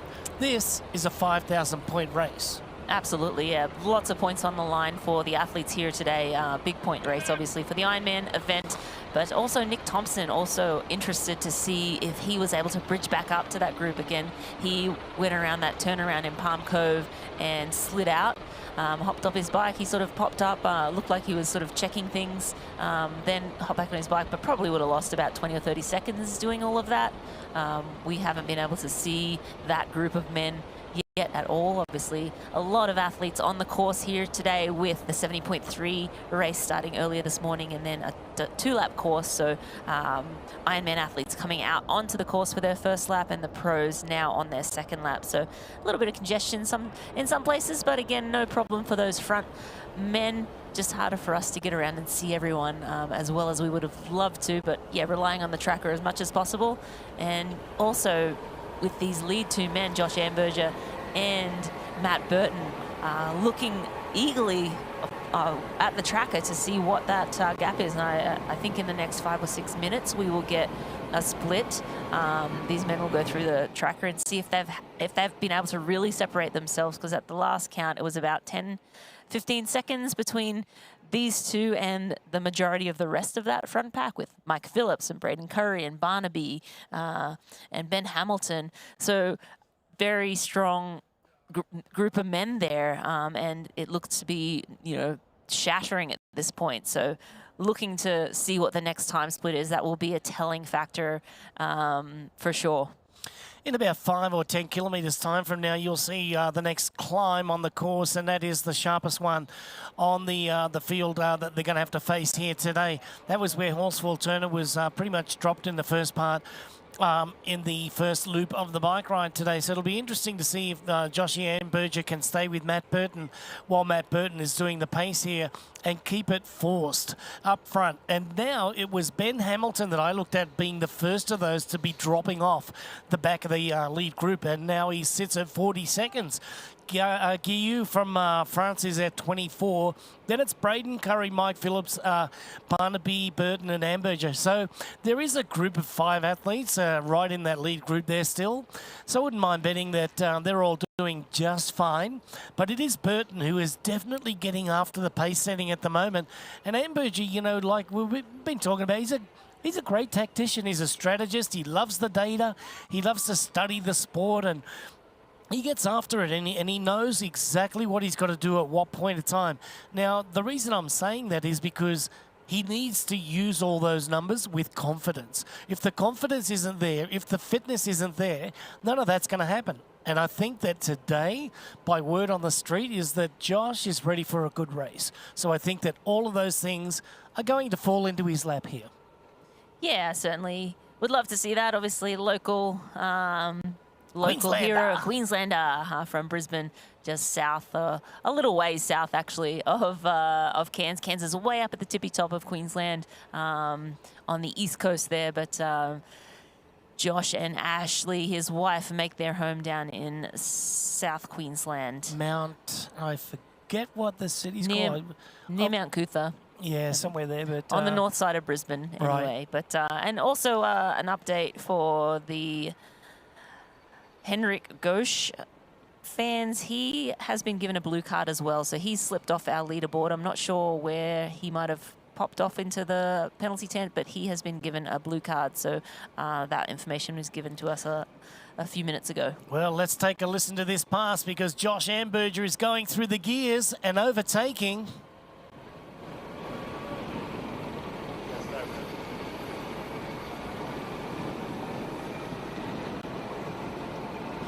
Yeah. Race Ranger in full action there. You can see the red flashing light, which means that Burton has to relax on the pedals, just has to soft pedal for a little bit there. Coming in back out of that zone, back out of that 12-metre zone there, Rennie, and he did just fine. Well, do you reckon that's a calculated effort by Matt and Josh to separate themselves or put down an effort on the second lap? I do believe so. You just spoke about the confidence level of Josh, and he wouldn't be doing this if he didn't feel as though he had the legs for the run, because, in the past, Josh hasn't been the fastest runner out there, but I'll give it to Josh. He's been one of the most consistent, right? So he can run, he can run in between a 250 and a 3-hour marathon every day of the week, but, we yet to see him consistently run in the, low 240s or mid 240s.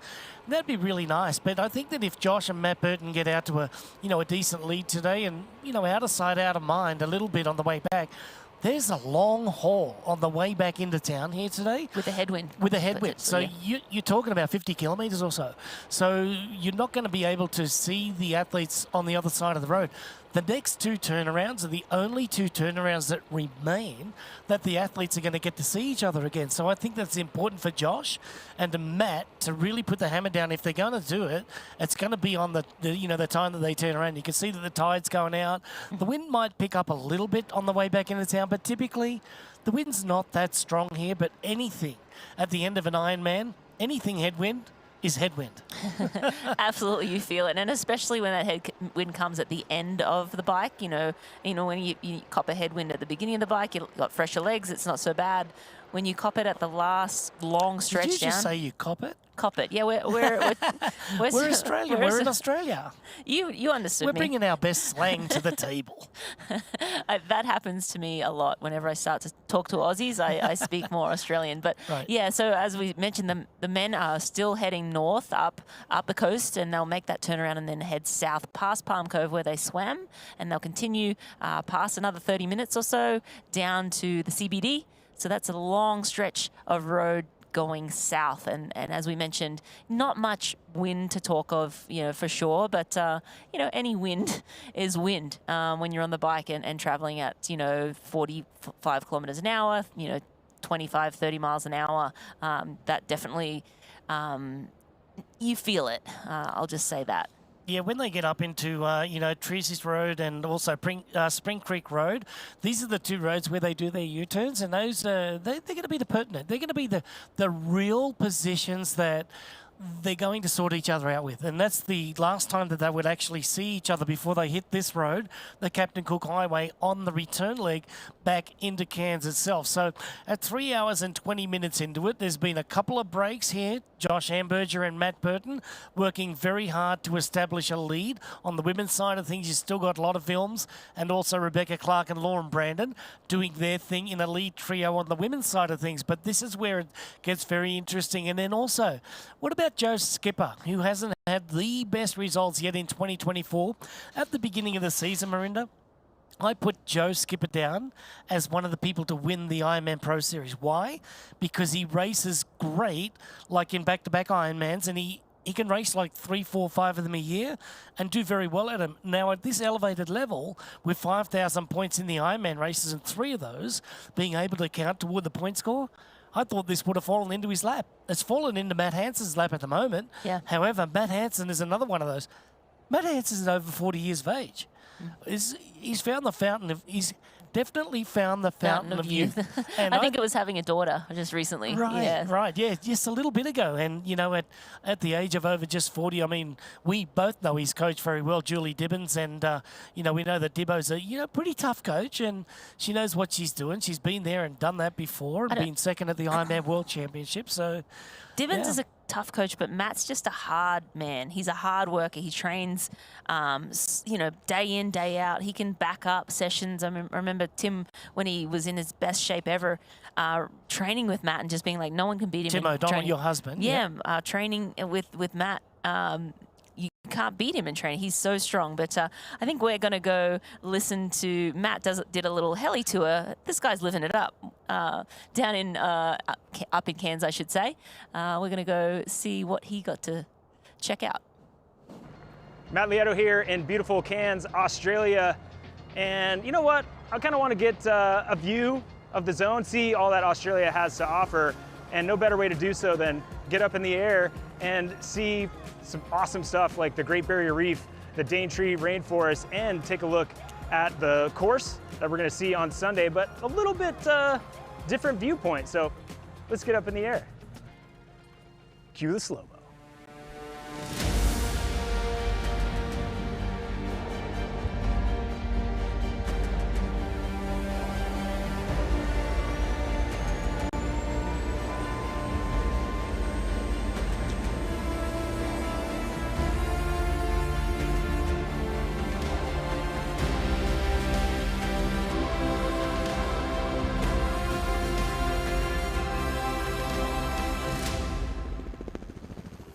Over the Great Barrier Reef right now, and being from North America, you hear about it, and to see it in real life is pretty insane. It's absolutely huge.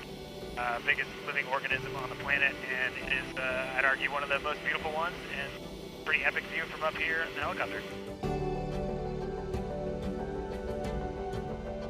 Okay, how cool is this? We are out at Middle Cay, about 40 kilometers out from Cairns, and no better place to put down your chopper when you're out for a little cruise. Might as well get out and do a little swim too. Cue the slow-mo.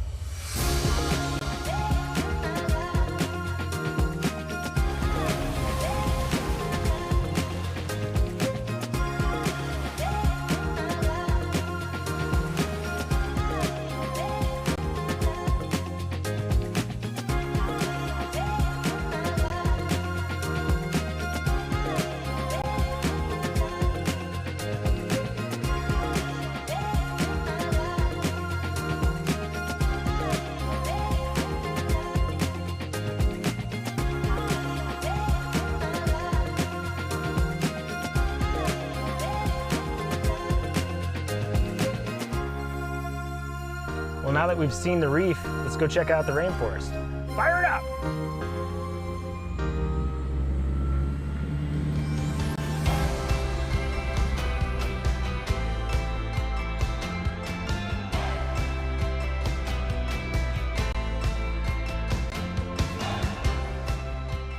Pretty unique view. Looking over the course here, you can see Captain Cook Highway. The athletes are going to be cruising through. It's going to look a lot different on race day. Here at the Cairns Airport Ironman Asia Pacific Championship, Cairns is absolutely racing in paradise, and I couldn't think of a more beautiful place to race an Ironman.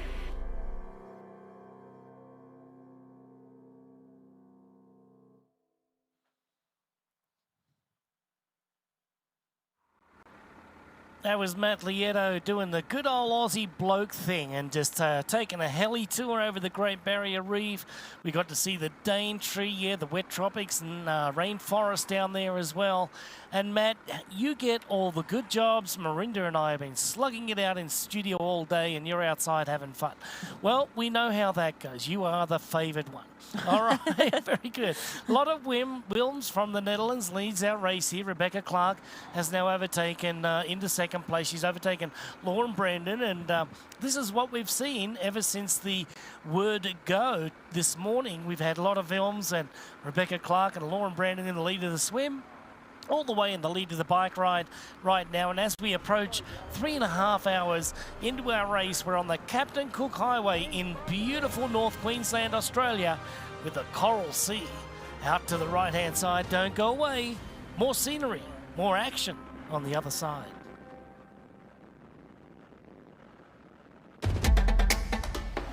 You know, and we know. The thing about challenging yourself is, you're always looking for what's next.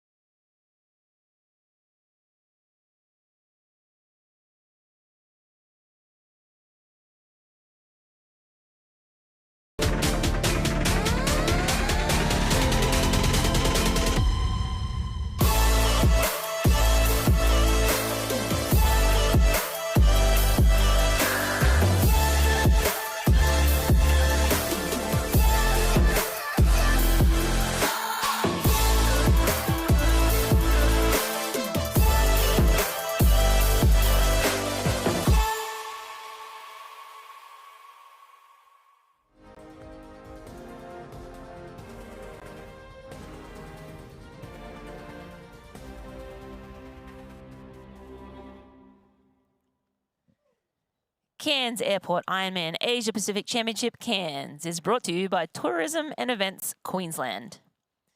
Queensland is home to world-class events and by Nirvana. Enhanced athlete event experiences powered by Nirvana. And there she is, a beautiful Queenslander just sitting out there in all of its glory. Beautiful overhead shots, just like you said, brought to you by Tourism and Events Queensland on a beautiful Sunday, sunny morning here, and it's absolutely gorgeous as we cast our eyes over the Coral Sea, and Douglas Shire is not disappointing today.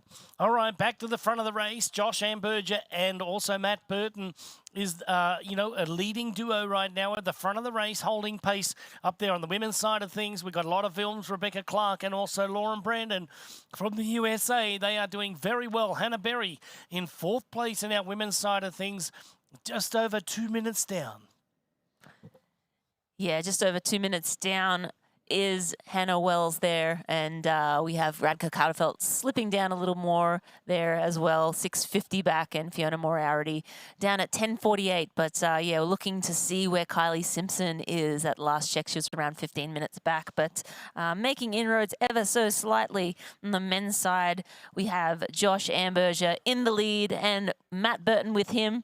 They have made 20, well, they're only 24 seconds, so that second pack is sort of still within reach. So it's so far, not blowing out at around so close yet 106. so far. I mean, they're just losing a little bit by bit. It just looks like, those a couple of little climbs on that, the hillier part. Well, actually, I should say the undulating part just a moment ago. When Matt Burton made that initial move, it was, quick to react on Amberger's part when Burton went part and just probably saw a little bit of an opening, right? If I don't go with Matt now, he may get an opening that I may regret at the end of the day. So I think that was a smart move on Josh's part to go.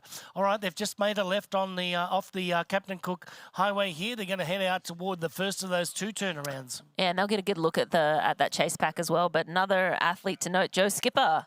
He is now moving into our top 10. He's in 8th place. He's around 450 back, so ever so slightly making inroads on the front 2. But yeah, he's now becoming a factor in this race. Yeah, and as predicted, I think it was, smart on Tim Van Perkel's part to probably let Skipper go. Yeah. Let's take a look at the VinFast performance analysis on the bike. Right now we have Josh Amberger expected at 3:31.11 on the race clock. That was a moment ago, and we're looking at 47.42 kilometres an hour on average speed there, Rennie. So that was amazing. So the small Aussie is really getting stuck into it today, and Matt Burton doing most of the pace setting at the moment. But Josh, whenever he sees an opportunity to go around, make sure that the average pace stays right on track, right on target. He takes it and goes back into the lead to be a good, not teammate, but be a good, leader out there as well. Yeah, absolutely. Do their fair share. Yeah, and athletes tend to have, you form partnerships, and these men may not have even been friends or talked to each other before the race, but now they're a partnership. They have each other, and they can kind of, while they're not, drafting by any means off one another, they're kind of pushing each other along and like, okay, let's, we've made a break, let's work together legally to try and stay ahead of this the main pack of men. And I think that's back. We're back with the Braden Curry group there with it's the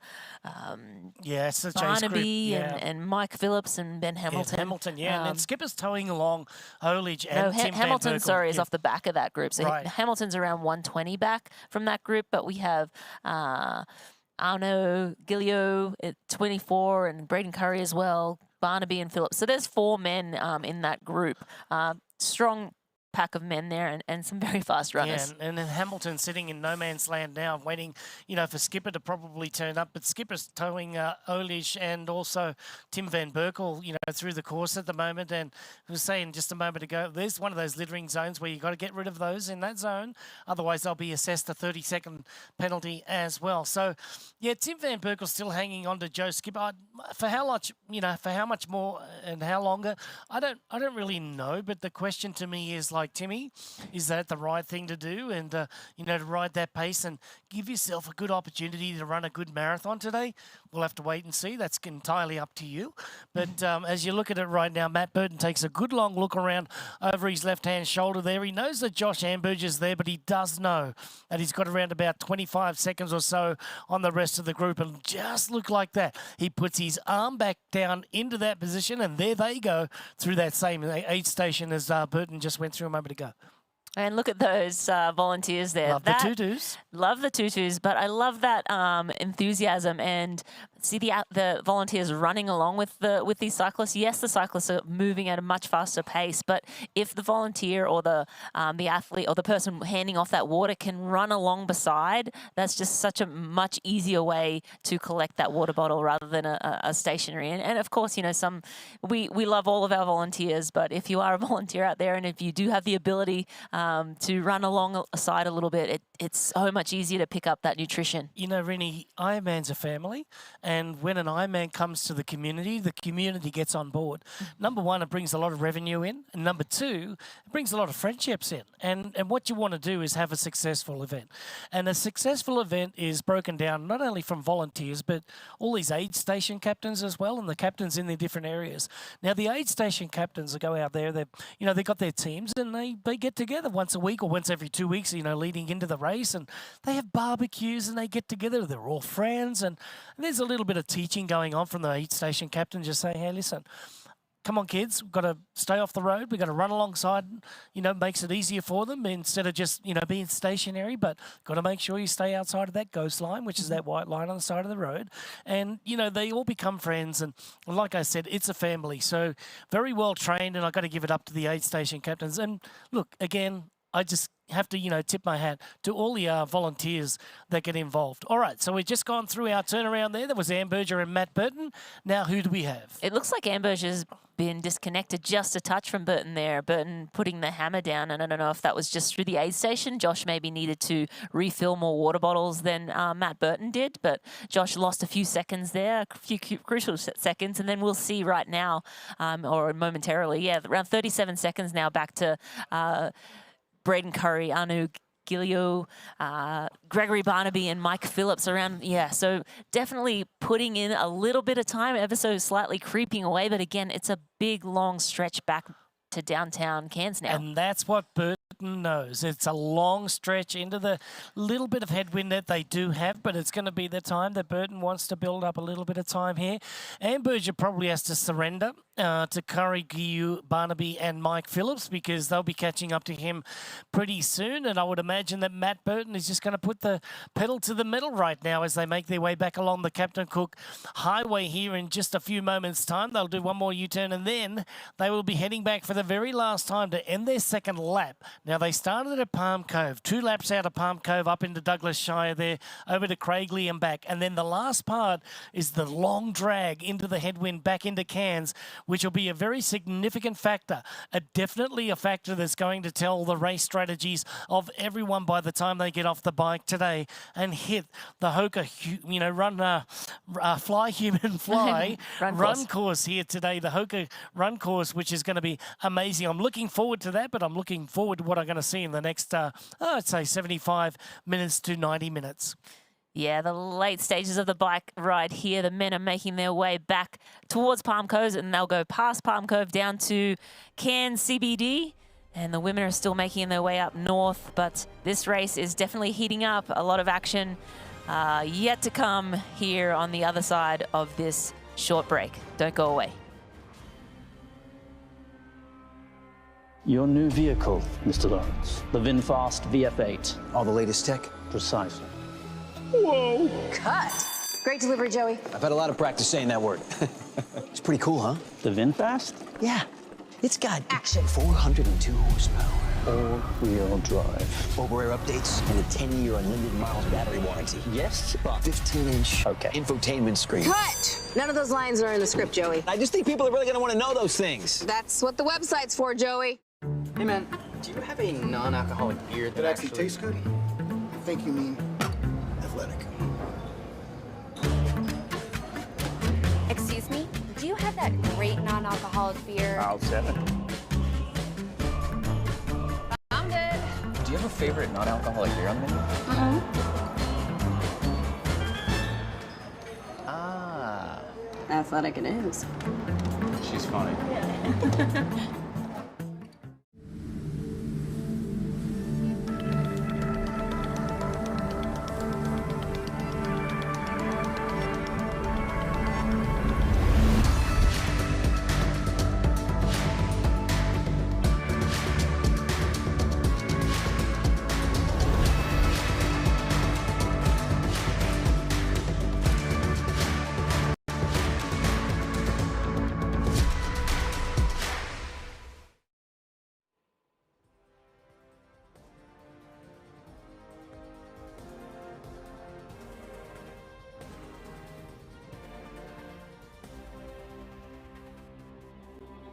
The Cairns Airport Ironman Asia Pacific Championship Cairns continues as we head back toward the Captain Cook Highway. Once we're past the sugarcane fields, that will be our road all the way back to downtown Cairns today. And that's where they will be dropping their bikes off and heading out with their running shoes and sunglasses and hats on a beautiful afternoon, which is going to be here in Cairns. It's around about 24 degrees Celsius right now and around about 74 to 75 degrees Fahrenheit on a perfect day here in Cairns. It's Matt Burton over the last couple of kilometres or so that really did accelerate before they did the turnaround, and tactically perfect because he knew that he's going to come back downtown with a headwind today. There is the nutrition. It is strapped on the front and the back of the bike there. He's got his head down, riding with a beautiful cadence, and he's picking up one of those age groupers at a time. And we are going to go back to Matt, caught up with the Minister of Tourism here in Queensland earlier this week. Well, I'm down here with Michael Healy. He's carries a little bit of weight around here. Tell me, Michael, what is it? What's your role? G'day, Matt. Well, my role is to represent the people of Cairns, but I am the Minister for Sport and I'm also the Minister for Tourism, which are two spectacular portfolios, and I absolutely love it. That's awesome. Well, I love this area. And tell us a little bit about why this race is so important to this region and to Cairns.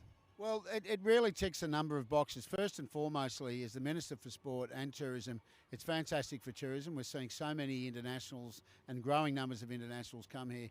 It's good for our economy, and all of those things are terrific. But most importantly, this morning we've had the Kids Ironman here. It has been fantastic to see community involvement. Mums and dads here. The kids have been running into the water and they've got their bikes, and it's about getting people out and making sure people have a healthy life. These days, events like this and providing infrastructure like this is so important for quality of life, mental health, building that camaraderie, teamship. You guys know how it works. So Ironman ticks so many boxes, and the same with the big kids. They're on the big event tomorrow. This is a fantastic thing for our economy, for our community, and more importantly, for the kids and mums and dads and families. Very well said. And how about how much the community shows up on race day here? Yeah, oh, look, we are immersed in this event and we have really strong support from some of our key stakeholders in town. We've got the airport that are involved, Cairns Regional Council, obviously the Queensland Government, but community turns up, and I think we know a really good event when we see it. And we continue to work with the Ironman people, Matt. They've done a fantastic job, and look, we can't thank them enough. It's a really important part of our, not just sporting and events calendar, it's a social event too. And you'll see that tomorrow. People lining the event, sitting down with their deck chairs, might have a little esky. It's beautiful weather here, and it's enjoying it. And it's about, you don't have to be in it to enjoy it. You can be a participant by sitting down and getting the family involved. It's terrific. One of my new favorite words is esky. Esky. Well, eskies are important, particularly in the tropics. I know it's winter here, but as you can see, the sun's hammering down and it's beautiful. But you need an esky because you need to keep your fluids up, and they need to be cold fluids. Yeah, you got to do it. And tell us a little bit about why Cairns in this region is such a great destination for an event like this, and just in general to come visit. Yeah, Matt, one of the things about our destinations is, as opposed to other destinations, not just throughout Queensland but obviously throughout Australia and the world, is Mother Nature has provided pretty much everything we've got here, and this is what people come to see. We've got the ancient rainforest, we've obviously got the most iconic Great Barrier Reef, which is phenomenal. And it's the only part of the world where we have two World Heritage listed assets sitting side by side. So not only do we have a huge amount of tourists coming here, but our lifestyle's important. And lifestyle, as we're getting older and we're sort of looking around and we've emerged out of COVID, people look at lifestyle, and we have a beautiful lifestyle here. We've got a spectacular environment. It's such a delicate ecosystem, and as we become more aware of our environment, this entire city feeds into it. So we get it, and we get this event, and we just it's just fantastic. The community involvement, it's great welcoming people from all over the world for this wonderful event. No, you guys certainly do, and he certainly does. Watching you start those kids out there was, we could tell you were having a good time, and you definitely believe in it. And we appreciate you having Ironman here and for having a little chat with me. Matty, good to have a chat. Thanks, everyone. See you next year. Well, as we say in Australia, good on you, mate. That was a beauty. That was a great interview. Thank you very much, Matt. He's a great interviewer down there, and you know, it's great to see Matt getting involved, and also the tourism, minister just getting involved with the kids too, putting on little, fun events around the resorts and everything, and I do get it. Yes, it is a great lifestyle, one that I could very easily get used to. Yeah, absolutely. And just as you saw those kids starting there, that's another reason to come. You have kids, bring them with you. Come to Cairns and they can do the little kids triathlon there. There's a little swim area that's not in the ocean, but it's right by the ocean. So super safe for them to go in and get a little swim in. I remember kids just renting bikes last year and doing the little bike leg and then a little run. So a proper triathlon for, the under 10s. Yeah, even like, the swim runs that they put on. Yep. They always do a lot of, great things for the kids, and, it's all inclusive. So that's what we love at Ironman, is that everyone's involved, and there's always something for someone at all of these events. All right, well, thanks to Matt Lieto for that interview there, and we'll get back to the race highlights right now. Matt Burton on the men's side is having a great day. On the women's side of things, a lot of films is out there doing very well, but the chaser all day has been Hannah Berry. Hannah Berry from New Zealand has had to chase out of the water. She was like right with that lead group at the first turn, that first green buoy that we saw her turn, right locked on the back of a lot of films and Rebecca Clark and Lauren Brandon. And then just little bit by bit, Marinda, she got dropped, just second by second, and then it just burst, and then she was all of a sudden 2 minutes down. Yeah. And then out onto the bike ride, she started making inroads, around about 1 minute and 55 seconds or so. But then she, started losing time again, out to 2:05. So let's see what she can do on the way back in. Yeah, right now she's she's started to lose a little bit more time again. Yeah. She was around 2:37 at 94 kilometers, and the lead 3 women have gone through 1:06, so you will see momentarily here if she's still losing time. But again, I think a lot of Wilms is putting the pedal to the metal as this bike ride, continues, and as she goes through this last 50, 60 kilometers of the bike ride, she wants to ensure that she's delivered to T2 with as much of a cushion as possible. But yeah, I think we're also looking at Kylie Simpson at that 94. She was also losing time to Lotte Wilms. So what that tells me is that the trio at the front, led by Lotte Wilms, is starting to really be a bit more aggressive. In that first lap, it seemed like there were, athletes making inroads, but now they seem to be riding away from the rest of the field again. So just looking at that top 5, Matt Burton is leading the men's race. He's around 38 seconds ahead of Josh Amberger. Then we have Arnaud Guillaume at 49 seconds. We have Gregory Barnaby in 4th. And then in 5th place was Braden Curry, sitting at around 51 seconds back. Yeah, 51 seconds back.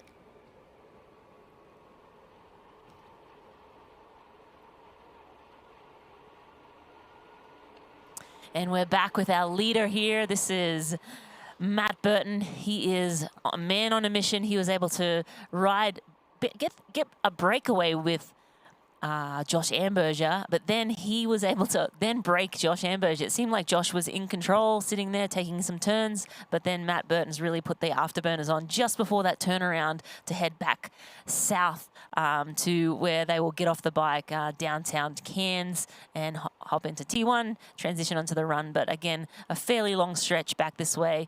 Slight headwind, we're being told, but again, very limited wind here in Cairns today. And that second pack back, still about 5 men strong. So sitting, around 45 to a minute back from Matt Burton. We expect that to probably grow in the final stages of this bike. But again, I think Braden Curry is sitting pretty in that group. He's been keeping himself out of trouble. He hasn't really been, an aggressor so much. He's sort of been, playing his cards very carefully all day today. I think Braden Curry is very serious, for this. I mean, he's serious at every race, trying to get on top of the podium at every single race. But again, didn't have a great race in Texas earlier this year. Has had a bit of bad luck the last couple of years, but did win this race last year. So does love racing here in Cairns, and I think he's just playing his cards very well right now. Yeah, I think that his strategy at the moment is right where it needs to be. I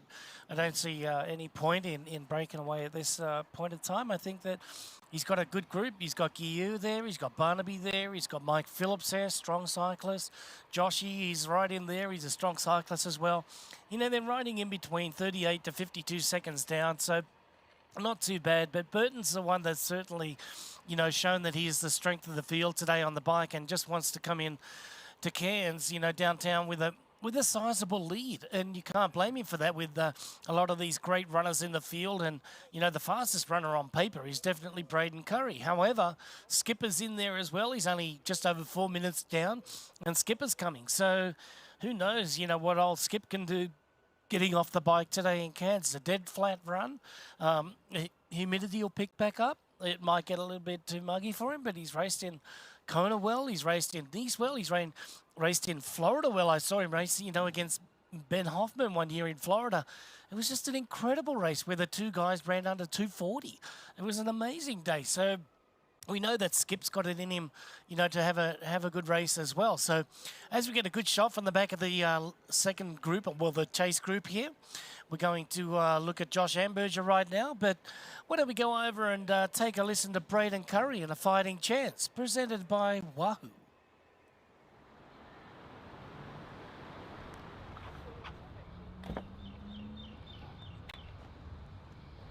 Beautiful day.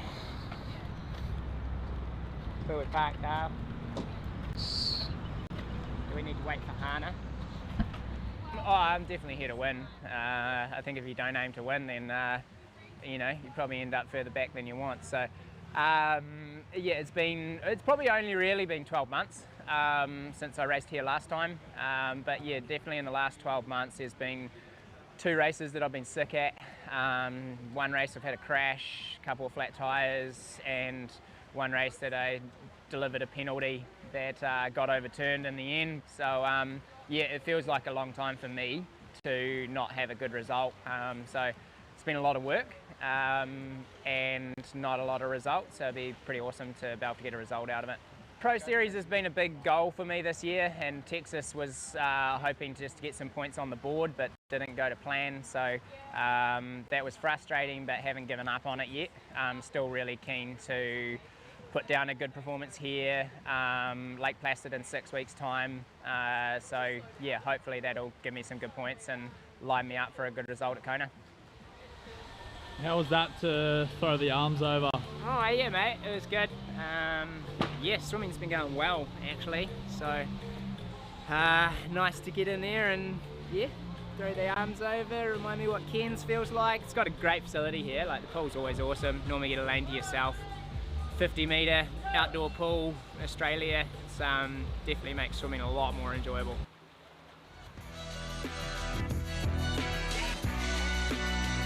Really good to hear from Braden Curry there, and as he mentioned, and we've been talking about, his bad luck in the last 12 months. And again, yes, it was 12 months ago when you were here, Braden, and raising that tape, running a 2:36, I think, around and change around there. So, and just some bad luck in these flat tire crashes. We're hoping that Braden just has an incident-free race and he could just race to his ability here today. I like what Braden says about the area as well. Like, all these 50-metre pools in Australia. This one, just so happens to have a lot of,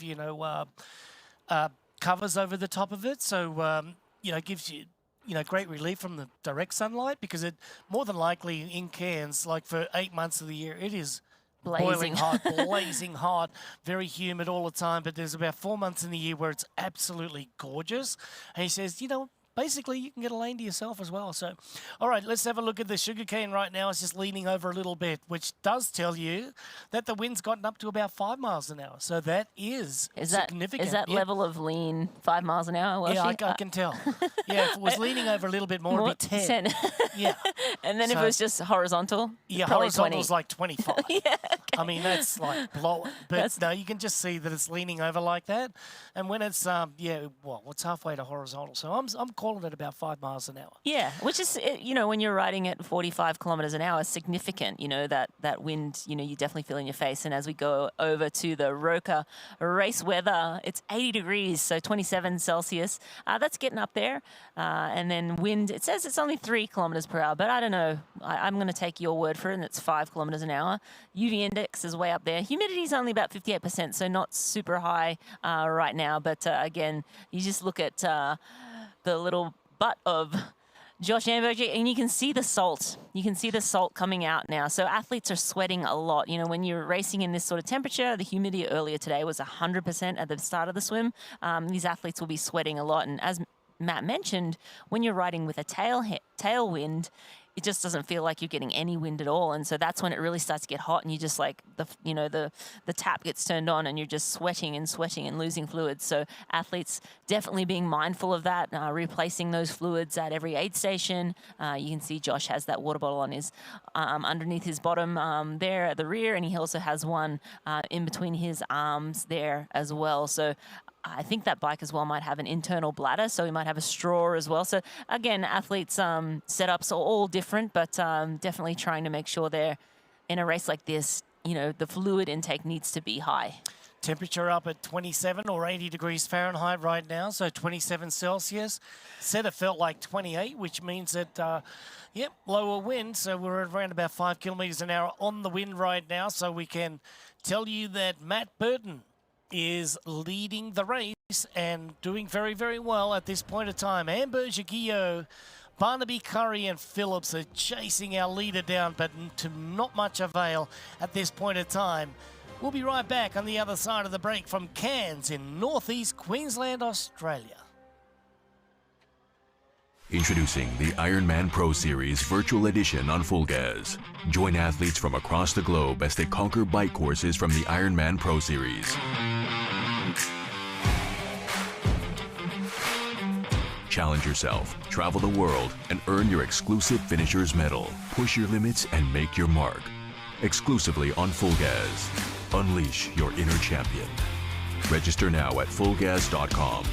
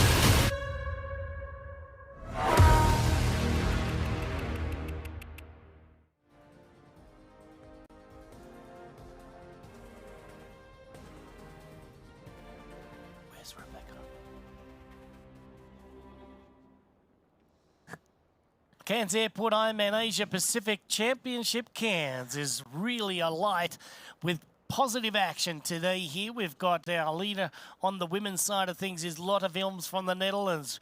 A very, very strong rider is Lauren Brandon from the USA. But the big news over the last 5 kilometers is that Rebecca Clark has now been displaced from this lead group here, Marinda. So this has fallen right into the hands of Lauren Brandon for sure. But Lotte Wilms just showing us that she is surely the cyclist of the moment here today. Now, we haven't seen Kylie Simpson coming into the fray here at the moment. We know that she's sitting inside of the top 10, but when is it that she's going to show up, inside of the top 8? I would imagine that she's gone past Ayueda. She's now in front of her, but the telling story is going to be how much more time can she take out of the competition and how much does she have in the legs for the run? Yeah, and just looking back at the last time split that we have from Kylie Simpson at 94 kilometres, she was 15:41 down. So again, lots of Wilms definitely upping the pace, and that's Beck Williams there in the red and black all-bear kit. She's been disconnected from that front group of 2.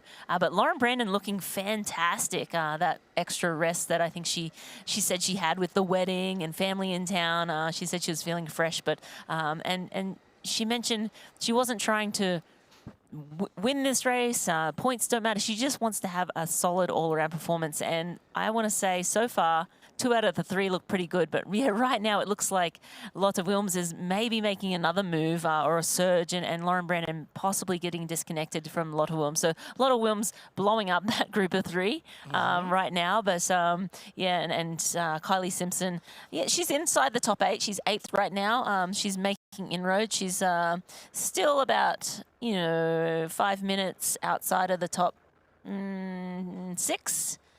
So still a little bit of work for Kylie Simpson to do, but again, her fastest leg is the run, so she'll be relying on a fast closing bike segment and then also a very fast run. But I really look like the look of Lotte Wilms right now, just looking really strong, steady, in control, and she has been in control this whole bike ride and the last half of the swim.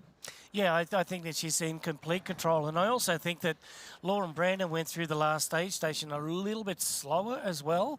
And when she was, trying to throw the bottle down there at the littering area, she, just slowed up just that little bit. But she's a fighter. You know what? She's got such a great attitude, Lauren Brandon. So she's fought her way back right up to Lotte Wilms right now. Here comes the first of the 2 far-end turnarounds before they make their way back into downtown Cairns to get off the bikes. But here is Rebecca Clark now just suffering just that little bit as she's been dispersed right off the back of that lead group at this point in time. But she's going to get to see these 2 ladies right here in a little minute or so. So Rebecca, it's going to be a little bit discouraging for her to see them, but now she's out there on her own. Yeah, absolutely. And there's around 65 kilometres left to go for these lead women. So still, as we said, it's a long stretch back down into town. But when you've already been, popped off the back of that group, that just ends up being more and more time. And if Beck Clark could have stayed with these other 2 women, she would have. So it tells me that Beck Clark is starting to hurt a little bit, and that pace was just a little bit too hot for her. But Lauren Brandon just hanging in there. Yeah, she looked like she was starting to lose a little bit. Yeah, that was Beck Clark just going by then, and that was going to be more than 40 seconds or whatever we had. Oh, that's going to be well over a minute. Yeah. Well over a minute there. So that we expect that time to start to blow out. But again, Lotte Wilms just looking super solid. And it looks like she's, putting a lot of power through those pedals. I mean, she always looked that way, but she looks even more focused now than she did earlier on. Earlier on, she was a bit more relaxed. Now she looks like she's gritting her teeth a little bit and really trying to put in as much time as possible.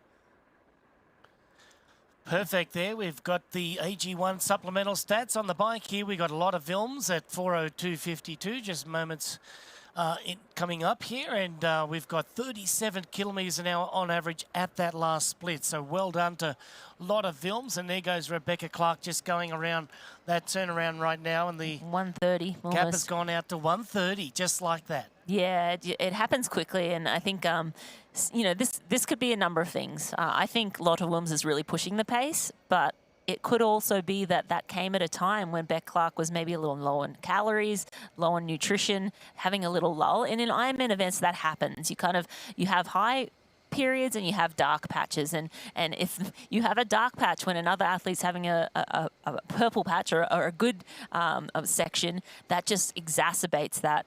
Those times start to really blow out, and I think Beck Clark is just the victim of Lotte Wilms feeling good, pushing the pace, and Beck Clark now just in no man's land as well. So her on course kind of riding by herself, and then also Hannah Berry riding by herself back around 2:38 at the last check. We'll get another one when she hits that turnaround in a couple of minutes. Yeah, 2/3 of the bike down, a third to go for our women athletes there. The men are just a little bit further down the road there, so they're heading toward the 3/4 mark on the bike course here out on the Captain Cook Highway today. Well, beautiful scenes and coverage right here in northeast Queensland. We can tell you that today has been a real special day. We got off to a great start this morning with just over 1,500 athletes getting underway with their 70.3 race, and just under that number for the full Ironman distance here in one of the elevated races. This is the Ironman Pro Series, the 8th race of the season in 2024, and the first of those to be held in Australia. So we're very, very happy to be telling you that. And a lot of films now is really accelerating now. If the motorbike is sitting in that position, that means that Lauren Brandon is just slipping back just a little bit. Yeah, it may mean Lauren Brandon is slipping back a little bit. Yeah, the motorbike usually doesn't come that close if there's more than one athlete. But yeah, you can see Lotte Wilms really putting intention into every single pedal stroke now, and she knows she wants to get to that T2 and have as much of a cushion as possible. And yeah, those 5,000 points, I think she's looking at those and thinking, they could be mine. We are going to go into a break now. We'll be right back. Don't go away. For 12 years, for 4,383 sunrises, across millions of mornings, we've been working to make one thing better. This, AG1 is foundational nutrition, a science-driven formulation to support whole body, brain, and gut health with just one of these, or one of these, once a day. Welcome to foundational nutrition. Welcome to AG1. Start at drinkag1.com.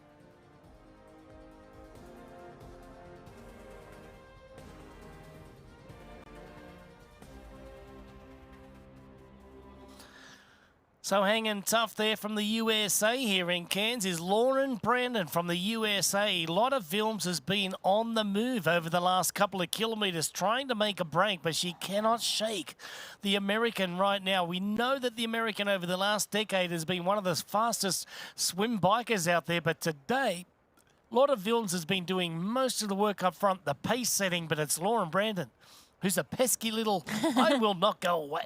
No, and Lauren Brandon looks super smooth sitting in that second place. You know, her cadence is a little bit higher, so she's still spinning the legs out, which tells me she's not fatigued. Lotte Wilms just pushes just a bit of a bigger gear. Some athletes choose to, you know, push. You see Lotte Wilms looking behind. Have I gotten rid of her yet? Is she still there? So yeah, definitely putting some power down and hoping to, you know, ride away here. But Lauren Brandon, sticking in there and hanging tough. So the pace, you know, from Lotte Wilms right now is such that one that she's happy with, but she just can't seem to shake Lauren Brandon. What do you do here? Do you let Lauren Brandon come around just a little bit and do some of the pace setting while you take some nutrition on board and give it a shove in about 5 or 10 kilometres time? I don't think Lotte Wilms minds too much. I think she... Do you think it's because she knows that she can outrun Brandon? Yeah, with all due respect to Lauren Brandon, her run times are typically around the 3:15 to 3:30 mark. Lotte Wilms, again, not a sub-3-hour marathoner. but right around there, I believe. So on paper, Lotte Wilms is the stronger runner of the two, but you do notice she did want to get rid of Lauren. So she's still looking back and checking if she's still there. I don't think she loves having company. She would love to have a cushion coming off, but I think she, on paper, is the faster runner of the two. I think it's the perfect time to have a chat with Lotte Wilms then. See what she's got to say about it. Yeah. Here's Lotte It's nice Wilms. to be back in Cairns. Never raced Ironman, but it looks amazing. I have been here for training when I was doing shorter course and did some shorter course racing. But yeah, it's beautiful, and it looks Ironman series. They really did their best to make it a great event. I think the ocean swim always plays to my strengths. I really love to swim in the ocean, so I'm really excited with that. The bike course, yeah, it's not really straightforward. The first part of most of the biggest part is like going up and down hill, and it has some technical parts. So I think that can play to my strengths with my short course background.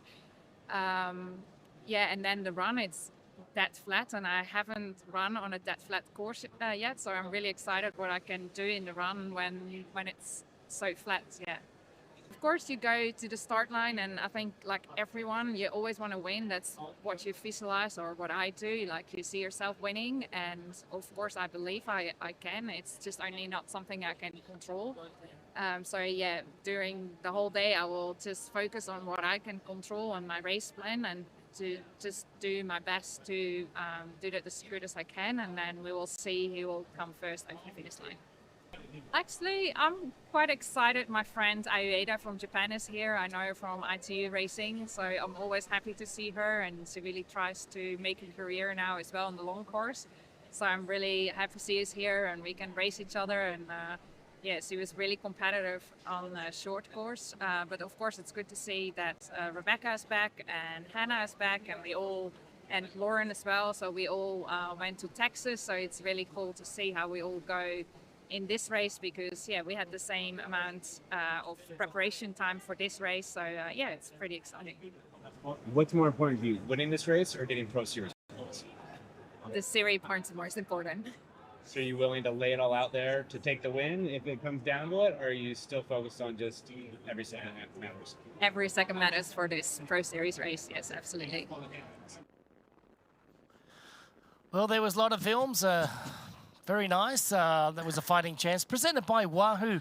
Lotte's always, you know, got something to say, and today she deserves to say whatever she wants because she's in the lead and she's doing a very nice job of that. Lauren Brandon is being so tough out there. And now, you know, at this point when we're riding along the Captain Cook Highway here in the southerly direction down toward downtown Cairns on the inward leg, we're over 2/3 of the way on the bike course just with 60 kilometres to go, or around about 40 miles, just shy of 40 miles, about 37.5 miles to go.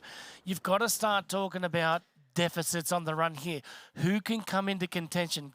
Can Kylie Simpson, with a 251 as opposed to Lotte Wilms's, you know, very consistent 308, 307, 309 marathon pace average, can she come into the conversation? Absolutely. Yeah, I think right now, at the last check, Kylie Simpson was around 15:46 behind, and that was at 110K. She was losing time to Lotte Wilms at that point, so we're waiting to see if that is going to stretch back out again, and I think it might, because Lotte Wilms, as we said, is really putting the pedal to the metal now. But 15 minutes, if you're Kylie Simpson, and you can put down a 251, Lotte Wilms in Texas ran a 309, hot conditions there. So yeah, right around that 308, 309. If she runs a 309, it's going to be dead even. Yeah, so given that Kylie gives up another 2 minutes on the way back in. Yeah, we're in, ladies and gentlemen, we are in for a really exciting finish here. But again, we're talking about a lady in 8th place and a lady in 1st place. We're not talking about any other one of them inside of the 2nd through 7th, like Lauren Brandon. Lauren doesn't have the run times that, you know, Kylie Simpson has. Rebecca Clark, no, not really. Hannah Berry, very consistent. Radka Karlefeld, yes, she can run. How much expenditure on the bike today? And Moriarty, what can she do? So This is still going to be a great race here in the women's race. However, it's sort of splitting up just a little bit because Hannah Berry's lost a bit of time again. Rebecca Clark is now out to 2:07, so she's losing big time chunks every 5 kilometres or so. So let's just recap that. We've got Lotta Vilms in first, Lauren Brandon in second, Rebecca Clark in third place. Hannah Berry continues to ride along in fourth place, but rounding out the top 5 in our women's is Radka Karlefeld from Australia at 9:55, just 5 seconds under that 10-minute mark right now. Yeah, I think this is going to be an awesome finish here. I'm just trying to research all of the women in that top 10 and see who has the legs to make inroads on Lotte Wilms. And again, a lot of these women are running around 3:07 to 3:10 marathons off the bike, with the exception of Kylie Simpson. So, yeah, the race is really hotting up. A lot of exciting racing yet to come here today. On the med side, however, we've got Matt Burton out there just doing a stellar job of pace setting and also making sure that that nutrition is getting into that tank because he needs a full tank heading out onto the run course today. Burton, a strong Australian on the bike ride, continues a solid pace at the front with not much competition pushing and putting pressure on him right now. They are losing time. In fact, Josh Amberger, Mike Phillips, Arnaud Guillou, they're all losing time to our race leader on the men's side of things right now. Joe Skipper, and we've also got Tim Van Berkel trying to ride their way back up into things as well after Timmy Van Berkel and both Nick Thompson had to go into the penalty tent earlier on. Frank Grosch from Finland also had to make his way into that penalty tent, but there's Braden Curry just sitting in there with the red bottle top there with the silver and blue helmet there. You can see another athlete just slotting in there, so Braden's going to have to be careful here. We see the flashing red light of the race ranger, so come on, Brandon, hop out of there. Don't put yourself in that position anymore because we know that you're better than that. Yeah, absolutely. You see him, he does have 25 seconds to slide back. He'll be just fine. Yeah, absolutely. So, yeah, he'll see that athlete come by, and what a lot of the athletes do will look down at their watch and time that 25 seconds and just make sure that that race ranger is not flashing red 25 seconds after that person has crossed the front wheel of theirs. So check it out. In the last 15 kilometres, Matt Burton has put almost 2 minutes on the rest of the field here. Well, not the rest of the field, but definitely Josh Amberger. Joshy's now back at 2 minutes down. Mike Phillips is at 1:49, Guillou at 1:51, Barnaby's at 1:54, and Braden Curry at 1:56. So the top 6 right now separated by 10 seconds, but they are now almost 2 minutes down on race leader Matt Burton, which is on screen right now. And you can see that Matt is just getting right into it. He's in that tuck position, and you can see the wind right there. Not much to speak of again there, Rennie. Yeah, and what's also interesting is that 2 minutes back from Matt Burton is Joe Skipper is 4:30 back, so it's 2:30 back from the main group of people. So that's a podium opportunity possibly for Joe Skipper. Yeah, for sure. I mean, he's made up 15 seconds over the last 10 kilometres as well.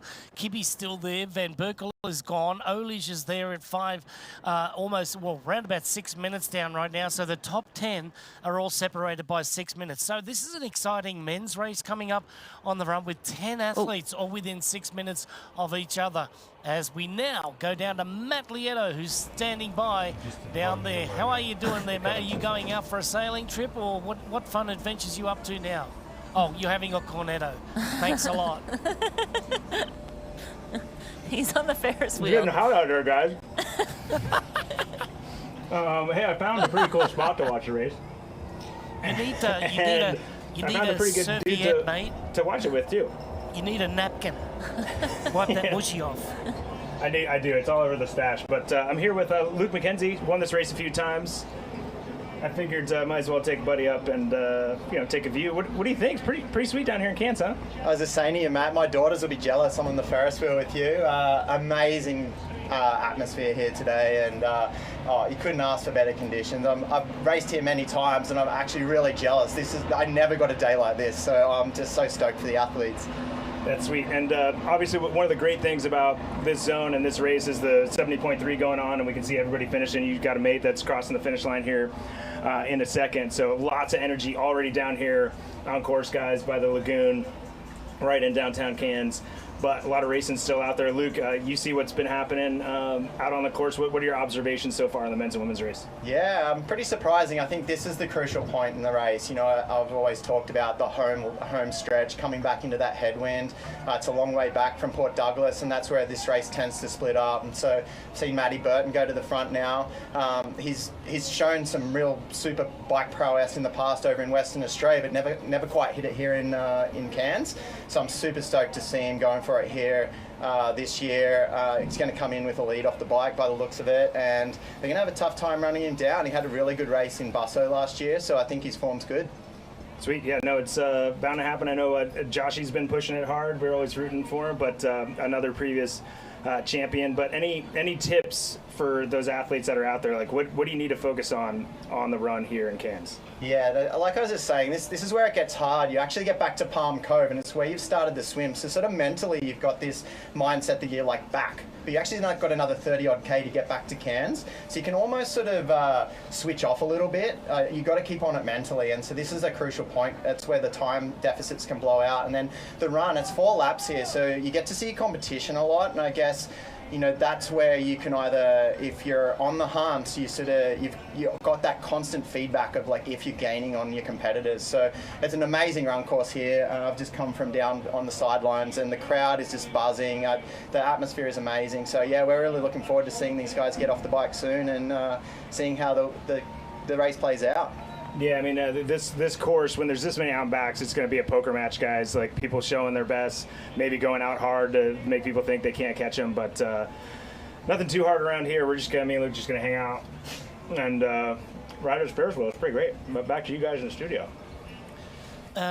Hey, Matt, I think your mother used to tell you that you're not supposed to talk with your mouth full, but anyway, I hope you're enjoying that cornetto. That's Rinny and my favourite ice cream in Australia, so thank you very much for sharing that nice romantic journey around and round in the Ferris wheel in downtown Cairns with your best friend Luke McKenzie. Thank you very much for that incredible report. Rinny, how come he gets to have all the fun? He's the golden child. Oh, the golden child. All right, well, Matt Burton's got less than an hour to ride here in Cairns. He's rocketing his way back down the Captain Cook Highway, looking very good. He's got a very solid pace, well over that 43 km/h average at this point of time. Mike Phillips, the strong Kiwi, is now sitting in second place at just under 2 minutes down on our leader. But it's impressive riding by Matt Burton at the moment. Arnaud Guillot from France is sitting in third spot. Barnaby from Italy in fourth. Braden Curry rounds out the top 5. And it's Amberger in that 6th position, all riding within that 2-minute mark of our race leader right now. Now, on the women's side of things, Lotte Wilms has now led this race for more than she has been in second place, that's for sure, Rinny. And Lauren Brandon is that pesky little, person that just won't go away. And Lotte is trying her darndest to get rid of it, but it's not happening. Lauren's having a great day out. Yeah, Lauren Brandon really just having a great day out on the bike, and Lotte Wilms trying to get rid of her. But again, Lauren, she looks fantastic. She looks super solid sitting in that second place, and she's been shadowing Lotte all day. Obviously, Lauren led a portion of the swim, probably about half of the swim, and then Lotte came around her. And Lauren, from what we've seen, has taken one turn on the front. But again, I think Lotte Wilms wants to lead. She's like, nope, let me be at the front. I'll do the pace setting. You just sit back there or just go away, and I'll do all the work. I don't need your help, and I'm happy to be up the front here. And I think if she wanted Lauren's help, or if she wanted Lauren to come around, she would, she'd give the old elbow. You kind of flap your elbow out when or give the little hand gesture where you ask an athlete behind you to come around. But I think she likes to be on the front. She thrives on the front. We saw this in Ironman Texas too. She was happy to be on the front. She didn't want to be sitting in behind. And the advantage of sitting on the front is that you don't have to worry about draft zones, being within the zone or anything like that. You just ride your pace and race your race. And that's a really great way to set up a good marathon, because if you're not spiking at all, if you're sitting within your zones and the, that power zone that you want to stay on, it sets you up for a great opportunity at a fast run split. Well, look how much control that Matt Burton has right now. He's sitting in the saddle, cadence is right uphill. These are great signs for Matt Burton right now. He's got the fastest legs in the race at this point. 100%, no problem at all, hands down. He gets to the top of this climb here, and you know that he's just going to accelerate away from the competition again. Now, what he's doing here, he's overtaking all the age group athletes on their first lap of the bike ride. You can see that the salt build-up isn't as much. It's not as intense as we've seen on other uniforms of the other athletes today. So Matt Burton looks like, to me, he's in perfect control. He's got his nutrition all down, and just looks like his pace is really, really super good. Yeah, so he's coming into Palm Cove now. You just saw him go past the 150 kilometre mark, and he's got 30 kilometres to go. Let's look at the full gas bike course profile right now. We can see that he's gone through that kilometre marker there over 150, and let's get you caught up to speed on places 11 through 20 here. We've got Tim Van Berkel sitting at 6:05. Nick Thompson still hanging in there at 9:28 after his mishap at the end of the first lap. Ben Phillips slipped out of that chase pack. He's down now at 10:38, and in 14th place we got Weiss from Germany. And then Osborne from Australia down at 15:30. Grosch, he had that penalty he had stopped for. He was in the front group, and he's now slipped down to 17:25 back. Caleb Noble in 17th place. He is 18:55 back. Thewell from the UK is 18. He's 19 minutes down, and Horsfall Turner is our early swim leader at 22:42 down. So Matt Burton giving it everything that he's got on the inward leg here. Way less than an hour to ride here in Cairns, going past Palm Cove, and then he's going to get into the streets of Cairns coming up here pretty soon. And then we can tell you that he'll be heading out for the Human Fly Hoka Run course, 42 kilometres here, and it is 26 miles, and that is going to be in very nice condition. Pretty warm, actually. 28 degrees Celsius, 82 degrees Fahrenheit. It will be out on the run course here today. Yeah, and little wind as well, as we mentioned earlier. When there's no wind, that means there's just no reprieve. And we saw, 3 or 4 kilometres an hour. That's not really anything. No. And so that's not going to help the athletes when they get out on that run course and it just heats up downtown. And sometimes Cairns. you're under a canopy of trees and in between the crowd, so everything's, sort of, cut off by, the wind being able to get through. Like the ventilation will be right down there. But Matt Burton take full control of this race right now out onto the Captain Cook Highway in that southerly direction. The police lead motorbike comes up to take the lead from Burton to show him the way into Cairns. And we can tell you that on the women's side of things, Rebecca Clark is still hanging in there. We've got on our riding along nicely is Hannah Berry, just making up time on Rebecca Clark as well. But it's been all lot of films out there on the bike here today with Lauren Brandon still leading her and doing a great job of the pace setting. And, Rennie, we talk about these computers, we talk about heart rate training, we talk about power outputs all the time.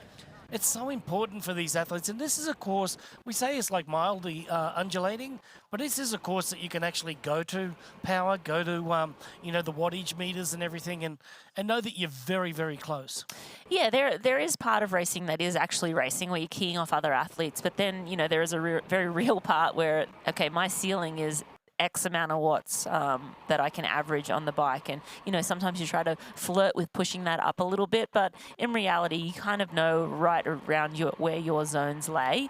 Some athletes choose to ride with that power and watch that power the whole day. Some athletes choose not to, and other athletes like to just look at their heart rate and make sure it's not, elevating too high and going into the red zone, we like to call it, where it's just like way too high. So, there's a lot of different ways to race an Ironman, and whether you want to race by feel or whether you just want to, look at that computer and keep it right on that, pin it on that exact power output that you want to hold for that whole bike ride.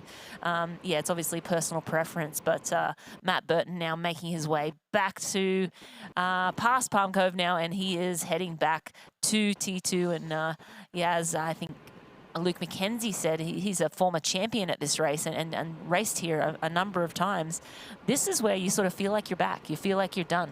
I've done the 2 loops. I've come back to where the swim start. But no, it's still 30 kilometres further south that you have to ride. And that's a chunk of space. It's, that's 45 minutes of cycling, 40 minutes of cycling for these men. So, yeah, still. So are you saying that the horse is smelling the barn? I think the horse is smelling the barn. I think you can't help but you need to pull yourself back into the moment, because there is still a lot of racing left to go, and Matt Burton will want to continue to put more time into the chasers, and the chasers as well will want to try. If you start to think too much about the run, you're not focusing on doing the best that you can in the moment that you're in, and so I think you need to pull your head in and keep focusing on the bike. I think you can think about the run. There's a section where you get to the very top of the run course. That's when you start thinking about the run. Maybe stretch the back out, get out of the saddle, get those legs ready. But right now they need to be focused on the job at hand, and that is finishing off the 112K bike ride. All right, we're riding along right behind sixth place getter right now. That is Braden Curry. He sits at 3 minutes and 17 seconds down on our leader. In fifth place, just ahead of Braden, is a fellow Kiwi at 3:15, Arnaud Guillot. He's at 3:13, and the lead of this group is Barnaby and Amberger. Amberger is doing a little bit more of the work at the front at the moment. They have lost a very quick 3 minutes and 7 seconds. That's Amberger on our leader Burton at the moment. Wow, that really went out quick. Over the last 20 kilometres, Burton has put in 3 minutes on Josh Amberger. So this is a really a big shake-up in our men's pro race right here at the Cairns Airport Ironman Asia Pacific Championship. And Matt Burton on screen is tearing the legs off his competition. He certainly is, but Joe Skipper as well, looking down, he's now 4:44 behind. So he's lost 13 seconds. He's lost 13 seconds, but he's now only around a minute and a half behind Braden Curry. So that's making some inroads for Joe Skipper, and that's really good news for him, because obviously, there is a second place and a third place. That's a position on the podium I think Joe Skipper would love to have. Yeah, look, Skip's lost 13 seconds, but Rinny, the main group has lost more. Yes. And that's the thing. The main group is slowing down a lot compared to Matt Burton. Joe Skipper's not slowing down that much, but he is slowing down as opposed to our race leader. So Matt Burton is leading this race with a good set of legs here today. And, for somebody to be putting that time on to, someone like Joe Skipper, one of the strongest cyclists in the sport, is really, really impressive. All right, well, let's get for an overtake here, Rinny. Looks We've like got Lauren Brandon's ears were burning. We were talking about Lauren Brandon a little earlier and saying Lottie Wilms has been on the front for the majority of this bike ride, and it looks like Lauren Brandon's decided. Rinny, that tells me Lauren's feeling good. Rinny, I want to ask you a question right now. We're getting a good look at the two different styles. Look at Lotta's head moving around and the shoulders moving around a lot more. Lauren rides the bike so nice. There is no wasted energy. When you look at her hips, they're just like right square to the target there. Look at it. It's just no noise from the the back end here, and you can see her shoulders are not moving at all. She just rides the bike like Julie Dibbins. Julie Dibbins. She rides the bike like the most beautiful riders out there. I mean, she's probably not as fast as someone like Taylor Knibb or someone like Lucy Charles Barclay or Daniela Reef. But boy, does she have a great style. She does not move around on a bike, and therefore no friction lost. Yeah, no wasted energy. I think that over an Ironman is so important. And I think, Lauren Brandon just has good legs today. Lotta Wilms, as you said, she muscles it a little more. You see her moving around her shoulders, her head. That's just a little bit of wasted energy. That's not to say, I don't think Lotta Wilms by any means is in trouble. Braden going into the zone here. So Braden's going into the red flashing light zone. He's got to make the pass there. There's Arnaud Guillot just sitting up there, the tall Frenchman, going past Guillot. He's also getting in there amongst Barnaby's there and Mike Phillips. So he's going to have to make the passes here. He's got 25 seconds to get through. Come on there, Braden. You can do it. Get on through there. Make that red light stop, flashing on that bike in front of you. There's Josh Amberger that's sitting up just ahead there. So we know that the pace setting is now being done by Barnaby Guillot. Phillips is sitting in there. Braden Curry just making his way through at this point in time. So less than an hour to ride for these gentlemen out there today. And we see that there's some moves happening out there, but the biggest one is definitely Matt Burton today. He's had a stellar ride from that 120 kilometre marker where he put the big hurt on Joshy Amberger. Was around about 116 kilometres where he made that move out on the Captain Cook Highway. Started to get a little bit of headwind, and that was the perfect time to make his move right at that turnaround when it made most sense. Yeah, and just looking, doing a little research on run times, and as we said earlier, Braden Curry obviously can run very fast, run at about a 2:36 here, but looking at Joe Skipper now as he makes a little bit more inroads on that main group. Joe Skipper sort of sits around a 2:40, 2:45 marathon. I mean, he bangs out 3 or 4 Ironmans a year, but he did not race the marathon in Texas, so he'll have some pretty, I mean, Braden Curry didn't finish that race either, I don't believe. So both of them will have a good marathon potentially in their legs for today. I think this is setting up for some fireworks. But again, yeah, it really is. If this second pack sleep on Matt Burton might just run away with it. Yeah, they could do. And look, go back to Skip's winning time last year in the Athletic Brewing Ironman Lake Placid in New York State, up in New York State in the Adirondack Mountains. Absolutely gorgeous up there as well. Skipper ran at 2:45. Rinny, that's one of the hardest marathon courses out there. You take off, and the first, 3 to 4 miles is all downhill. It's a quad cracker to get things started. Then you go out onto Riverside Drive, but you have to come back up that hill that you went down in the first part of it. It's such a tough run course, but to run a 2:45 on that, yeah, incredible, is pretty incredible. So look out for Skipper if he's within 6 minutes or so getting off the bike here today. He's going to have a great shot at it as well. But don't give up on Braden Curry, because we know that these guys out of that chase group are going to run out at a rate of knots, which will probably be way too fast. You coach people, you tell people, do not run out too fast. Try and get to a positive split marathon, negative split if you can. This is a flat run course. There's a good opportunity to positive split this. Do not run out too fast. Run out on your desired time. Try and hold pace and get the job done with nutrition and just a good set of, legs and pace setting throughout the day. Now, mentally, it's going to be hard for Skip to just hold back because he's just generally always chasing. But we'll see what the junkyard dog has in store for us.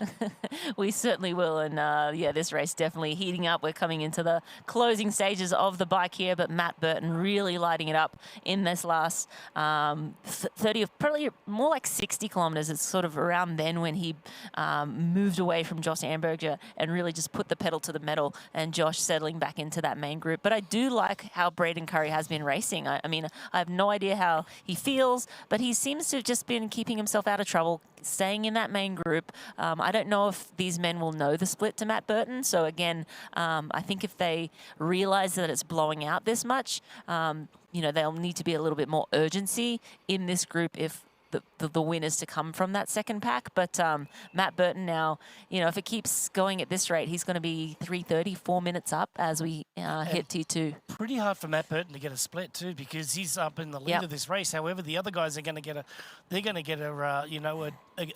pretty good idea. Someone's going to be out there telling them what's going on, but not for Matt Burton. I think that Matt now, he's made the turn towards Trinity Park and downtown Cairns here, so Matt's just screaming along. Look at that turnover there, Rinny. The body is still. I love what we're seeing right now.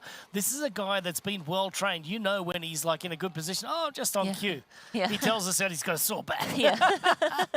He's like, sorry. Yes, I'm just trying to make crushing. you look good there, Matt.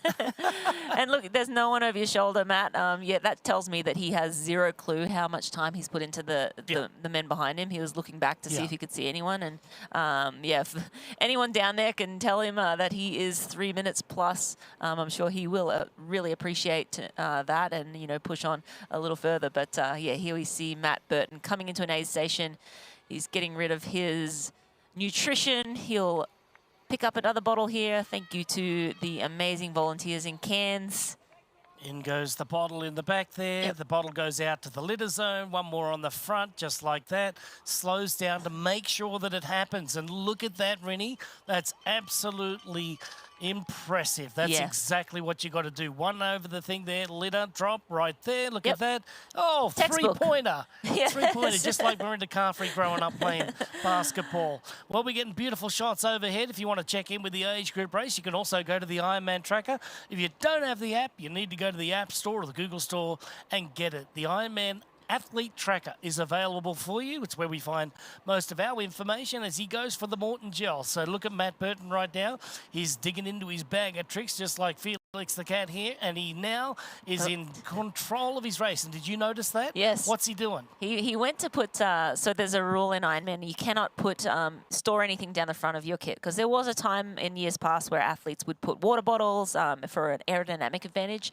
You want to make that area at the front as filled up as possible so air doesn't get caught in between your forearms and your head there. But that rule has come in, and you saw him, the default is to sort of, throw that gel package down the front of your uniform, and he realized in the moment and then put it back in his back pocket. Yeah, and that's so why the skin suits have pockets in the back there. Yep. And the greatest trick, before the rule was outlawed was blowing a camelback up. It wasn't even full of water. You just blow it up so that like you get this, sort of like a V or a C type of shape on your chest as well. So that was for aerodynamics. But as we get these beautiful overhead shots here from Queensland Events, I want to say thank you very much for making it possible today to have our overhead shots on a helicopter. This is Matt Burton as he's leading the race, the Australian in Australia at one of our elevated races. This is the 8th race of the Ironman Pro Series and the first race in Australia in this Pro Series, Ironman Pro Series racing in 2024. So Matt Burton, he's off to a good day here so far, riding perfect. He made the break at 116K and he seems to be rocketing away from these competition. Yeah, and he's just making it look super easy out here in the front. Yeah, just beautiful to watch him cycle away. High cadence there. That tells me his legs are still feeling strong. He did stretch his back out, take the opportunity around a roundabout early to stretch his back out. But again, it's a long way to be in the aero bars and a long way to be pushing just in that position. So the athletes will take those opportunities where they can. We are going to run away to a break right now, but don't go away. The run is coming up.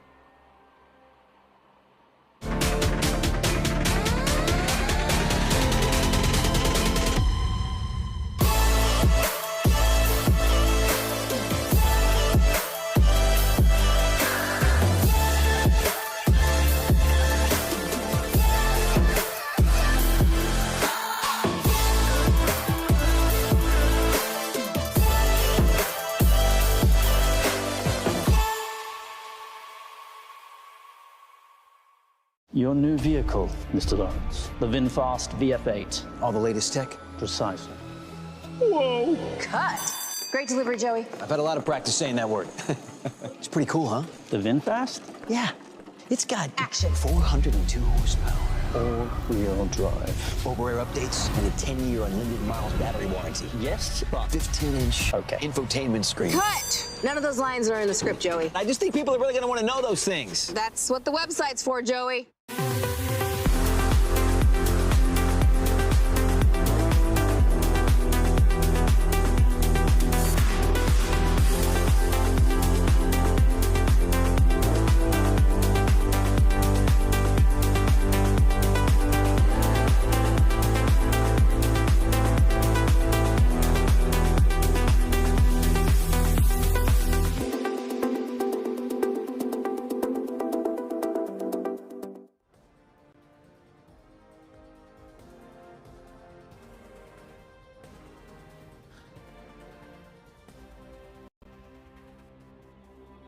Welcome back to all the action here at the Cairns Airport Ironman Asia Pacific Championship Cairns. And we're looking at Lauren Brandon out on the women's bike ride right now. She's riding right behind Lotte Wilms here.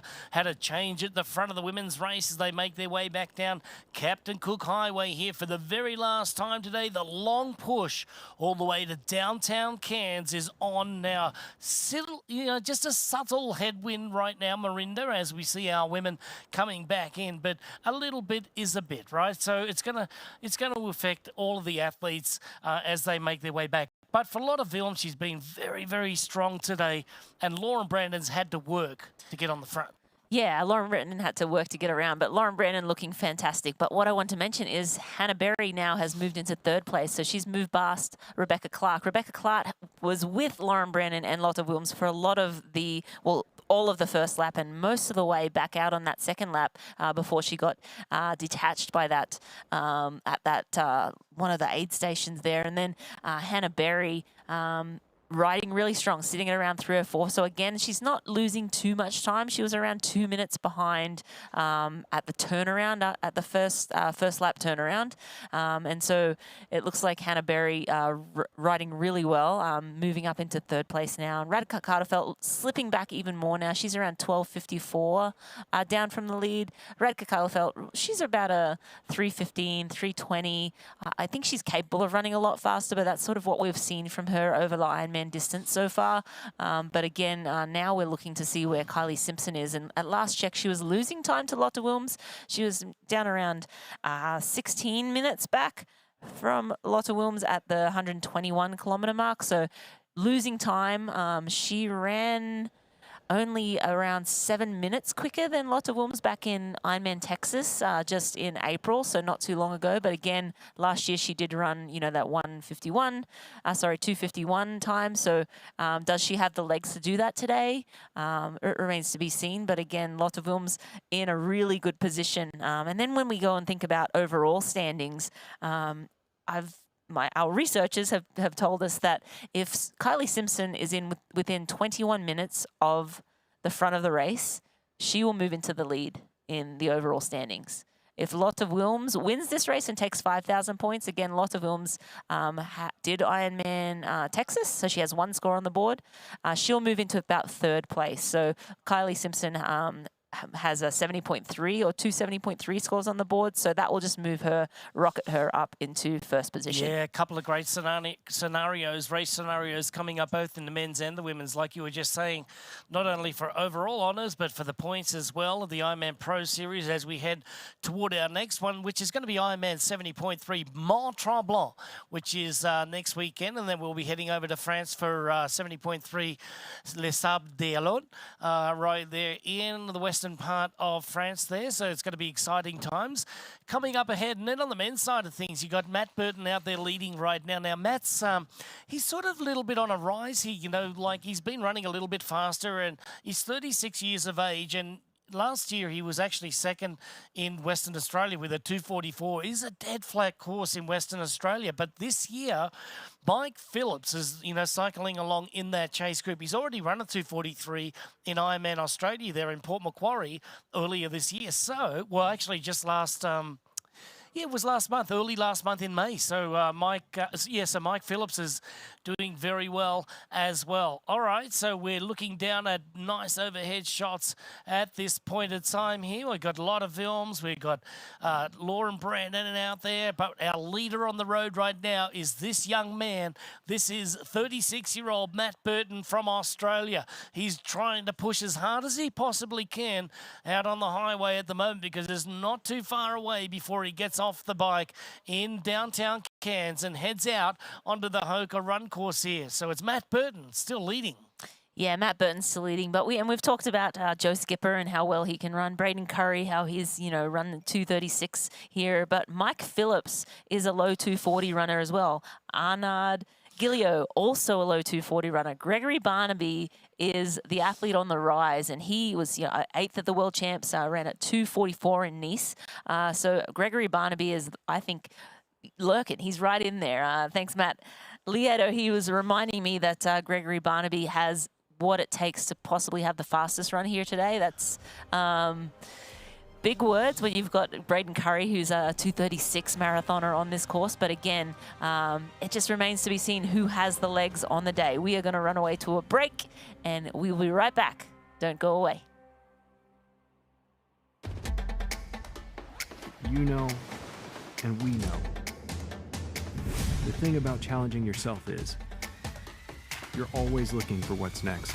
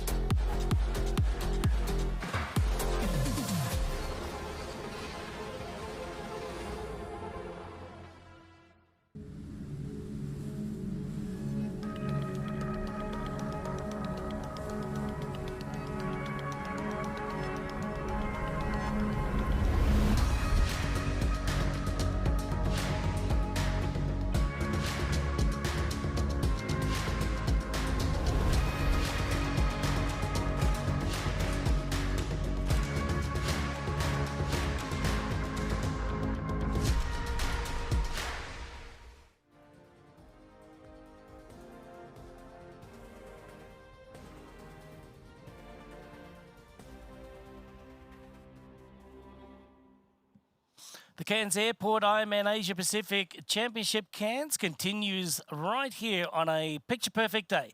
That is the Coral Sea. That's where it all started a few hours ago, around about almost 5 hours ago, where we had a group of 3 athletes in the men's race that led for the longest time. 3 athletes on the women's race that led for the longest time. Now, one sole survivor. That's Matt Burton from Australia. Got a special guest joining me in studio right now. Thanks for popping in. Timothy O'Donnell, Ironman champion, and the wonderful husband of Mirinda Carfrey, my co-host here today. Welcome. Hey, Welchie, how you doing? Yeah, I'm doing good. We got a great race here, Timmy, and on a great day here. We've got great conditions, about 27, 28 degrees Celsius, around about 80, 81 degrees Fahrenheit out there. The water this morning was absolutely picture perfect, and as you can see, we've been witnessing a fantastic race. Matt Burton, 36 years of age, Australian, ran a 2:44 in Ironman Western Australia last year. He's got the goods to get the job done today. He's out to around about 3 and a bit minute lead over the rest of the races here. But Braden Curry and we got Joe Skipper, they can all run fast, but this guy's building it up. What are your thoughts? I don't know. Matt Burton just races so well in the Asia Pacific region. You know, I think he's in a great spot. And honestly, Joe and Braden, I love those guys, but they haven't been themselves recently. So I got to tip my hat to Matt right here. He's in a great position, and I think it's his race to lose. Yeah, also Gregory Barnaby, when we go back to last year's World Championship in Nice, where Sam Laidlow took the title and Patrick Langer ran a 2:36, it was Gregory Barnaby that ran a 2:44, and a closing 2:44 it was for 8th place in the top 10. So, you know, when you give it up, to that, you got to say that Gregory Barnaby might be standing a chance of a podium result as well. Well, I actually remember him last year, and I was supposed to race, I think it was Maine against him. And I remember doing my research and knowing how fast he was going to run. And obviously he backed it up later that season. So, if there's a guy with the run legs, it's going to be him.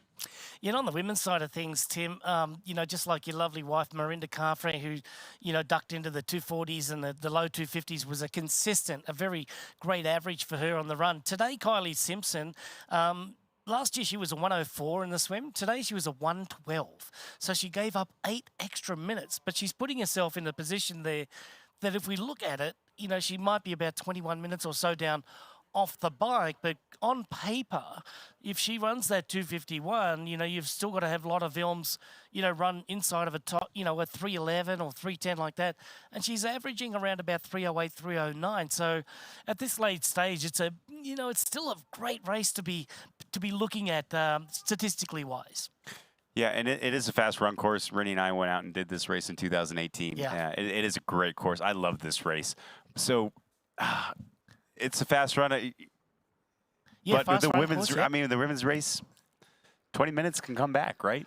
Oh, yeah. 20 minutes can come back like that on the women's side. And I'm not sure it can come back on the men's side like that unless you got Patrick Langer running against someone else. But, or, Hernandez down there this year as well. So he ran a great race as well in Texas. So, looking at this point of the day, I think that Matt Burton, just look how quiet he is on that bike. And I was making a point just before you came into the studio that Lauren Brandon is absolutely beautiful on a bike. Look how quiet those hips are. Look how quiet the shoulders are. She's not losing any friction to the road with the back wheel, which is time and, money, of course. But Matt Burton, look at those hips tucked in. The shoulders are not rocking. The helmet is sitting perfect down in the scapulas there right now, the long part of the tail there. And look at those legs. Look at the turnover. This is like a professional cyclist. He looks very smooth and in control. And you see, just like you said, the quietness on the bike. That's everything. Absolutely what you want to see. But I'm just catching up and looking at these splits. I don't know. That's a good group of guys behind him, Welchie. It is a good group and they're of not guys, that far behind. They're not that far behind, mate. But I've got to tell you right now, sitting in the top 5, well, let's round it out for you. From France is Arnaud Guillot at 4:54. Then you've got Gregory Barnaby at 4:50. Braden Curry, New Zealand, is in 3rd place, 4:48 right now. And then 4:47 is Josh Amberger. But the leader right now is Matt Burton, and he's blowing out the competition. And this is all because he's putting the hurt down in this part of the bike.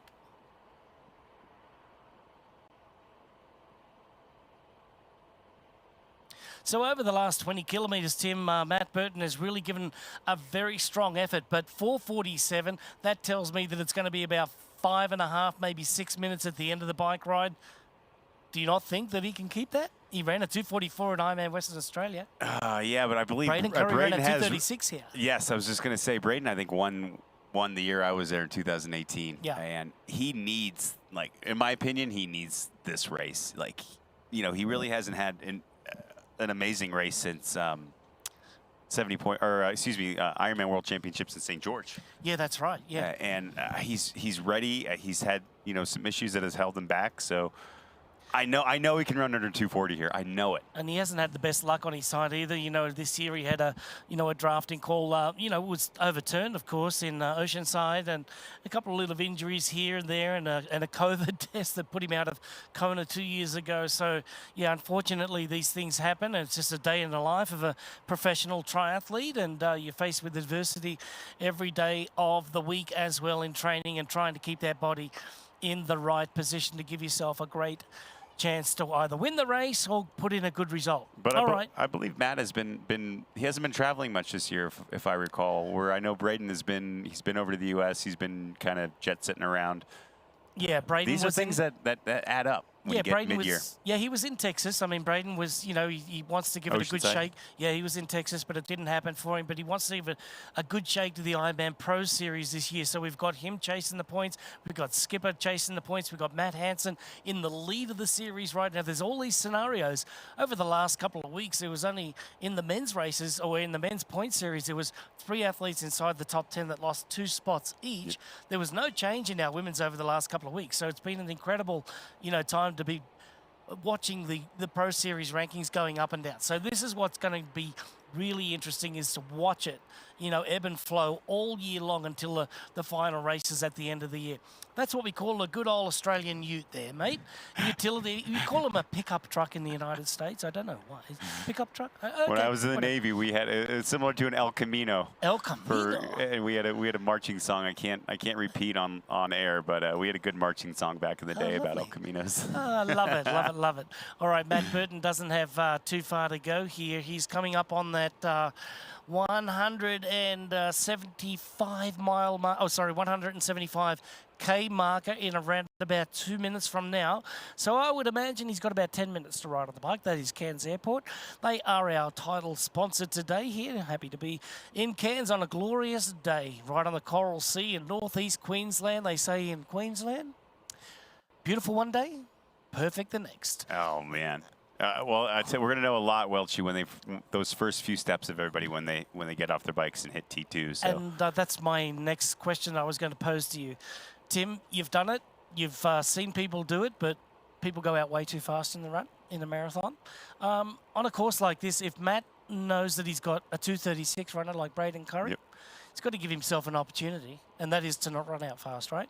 I think you got to go for it in his position.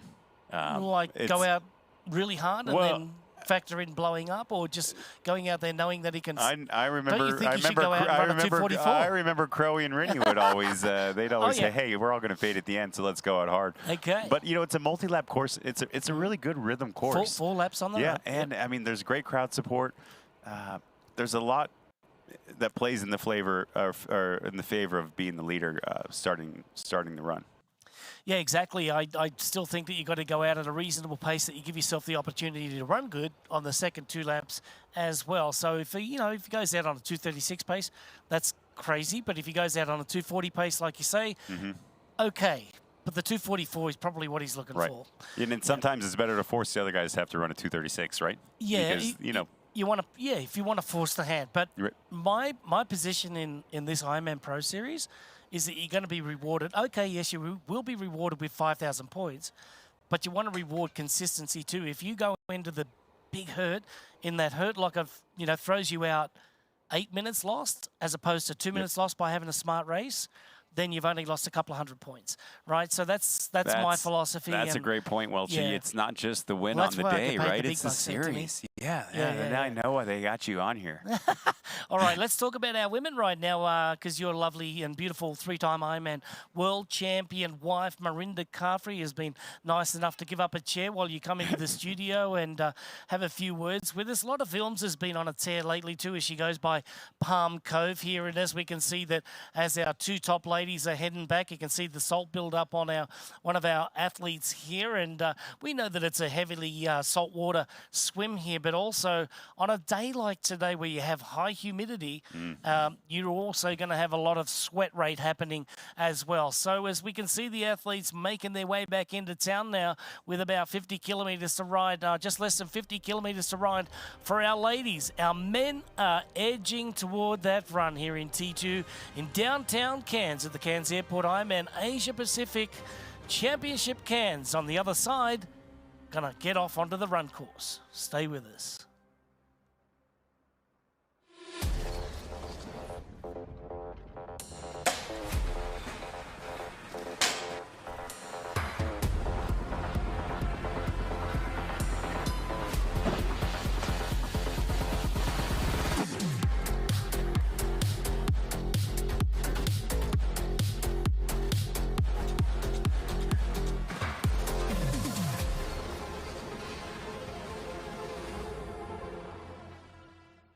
Here's Elizabeth in the middle of the perfect workout for her. To create it, we analyzed her biometrics and genetics, her recovery rate, injury risk, and aerobic potential, her recent training sessions, the temperature, humidity, and elevation, the demands of her next race, and billions of data points from athletes just like her. With TriDot, Elizabeth gets faster. And what does she have to do? I just opened TriDot and did my workout. TriDot. We do the technology, you do the training. Introducing the Ironman Pro Series Virtual Edition on Full Gas. Join athletes from across the globe as they conquer bike courses from the Ironman Pro Series. Challenge yourself, travel the world, and earn your exclusive Finisher's Medal. Push your limits and make your mark. Exclusively on Full Gas. Unleash your inner champion. Register now at fullgas.com.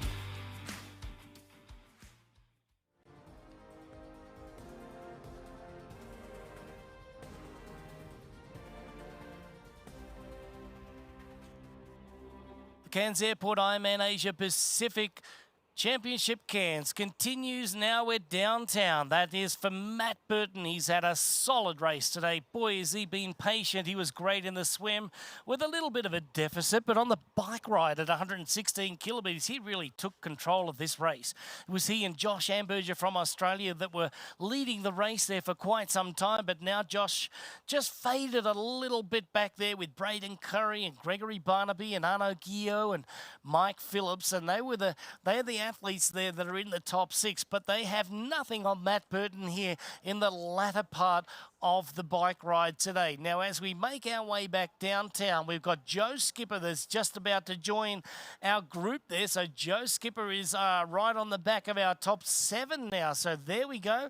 Joe Skipper, and then it's Ben Hamilton is now out to about 6:03. So we now have 7 athletes chasing the lead here. Matt Burton leads from Josh Amberger, Curry Barnaby, Gio, Phillips, and Skipper. Great to see Joe Skipper on the back right now. And I would imagine, Marinda, that by the time that Joe Skipper gets his breath back, he is going to make an attack over the last little part here to get out onto the run course. Now, Joe Skipper is one of the fastest runners on paper today.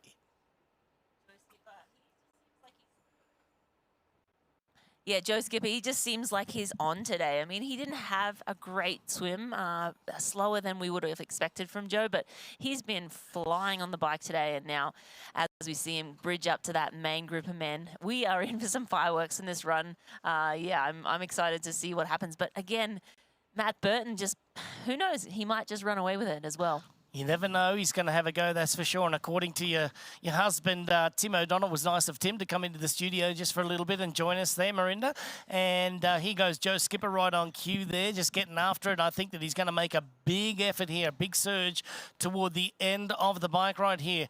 It's going to be Burton coming in off the bike here on the full gas bike ride here today in first place. But in second place, third place, right down to 7th place, who knows what's going to happen, but it will be fireworks in the transition zone. The second transition is different from the first being out at Palm Cove, and there, just like that, Matt Burton is off the bike in a very, very good time today.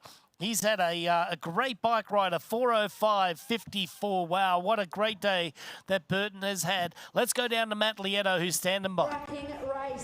We saw him play second. There we go. We're here with Matt Burton straight off the bike. Look, nice and calm coming off, looking for his bag. There he goes. He found it. We're going to follow him. What he's going to do right now is run through this change tent and get all his goods. Put socks on if he wants them. All the, obviously he's going to put his shoes on to get ready for the Hoka Run course. We're not going to follow him into where he's actually changing, but this is kind of the way they're going to do it. He's going to go left in here. We're going to go right in here. And then we're going to watch him come out and see really how he looks when he's all set and ready to go. But, man, these folks are super excited, ready for Matt to come in. As you said, he's got great talent as a runner, obviously as a cyclist. And I think you guys had great commentary that he wants a little bit of a gap, just a cushion on the rest of those athletes. He knows there's some fast runners, 2:37, I think you said, Greg, with Braden Curry, and obviously some low 240s. Joe Skipper is allergic to running anything over 2:41. I think talked to him a couple days ago, and he said, I just start at 6-minute mile pace and see how long I can hold it, and that usually will do you pretty good. So not a lot to the tactics there from Joe, but very effective, especially I think more likely to hold that he was able to kind of set his own pace today. Really wasn't trying to chase quickly. But Matt Burton, not taking his time per se, but like doing all the little things he needs to in transition. But we're going to see him come out from under this tree here. There we go. We see Matt Burton jogging, still putting his watch on, getting ready to go. Oh, looks good. Oh, yeah. Chatting a little bit, no problem from Matt Burton. He's ready to go. He said a little hot maybe, but he looks calm. When an athlete looks at you first to smile and recognize you, and then to interact with you and seem that genuine, you would think maybe he burnt like a very big match for that gap, but he's good. And we know he had a foot infection earlier in the year, so we're hoping he's ready to go now. But energy-wise, he's great, and we're going to get on the other side and watch these other athletes come into transition, guys.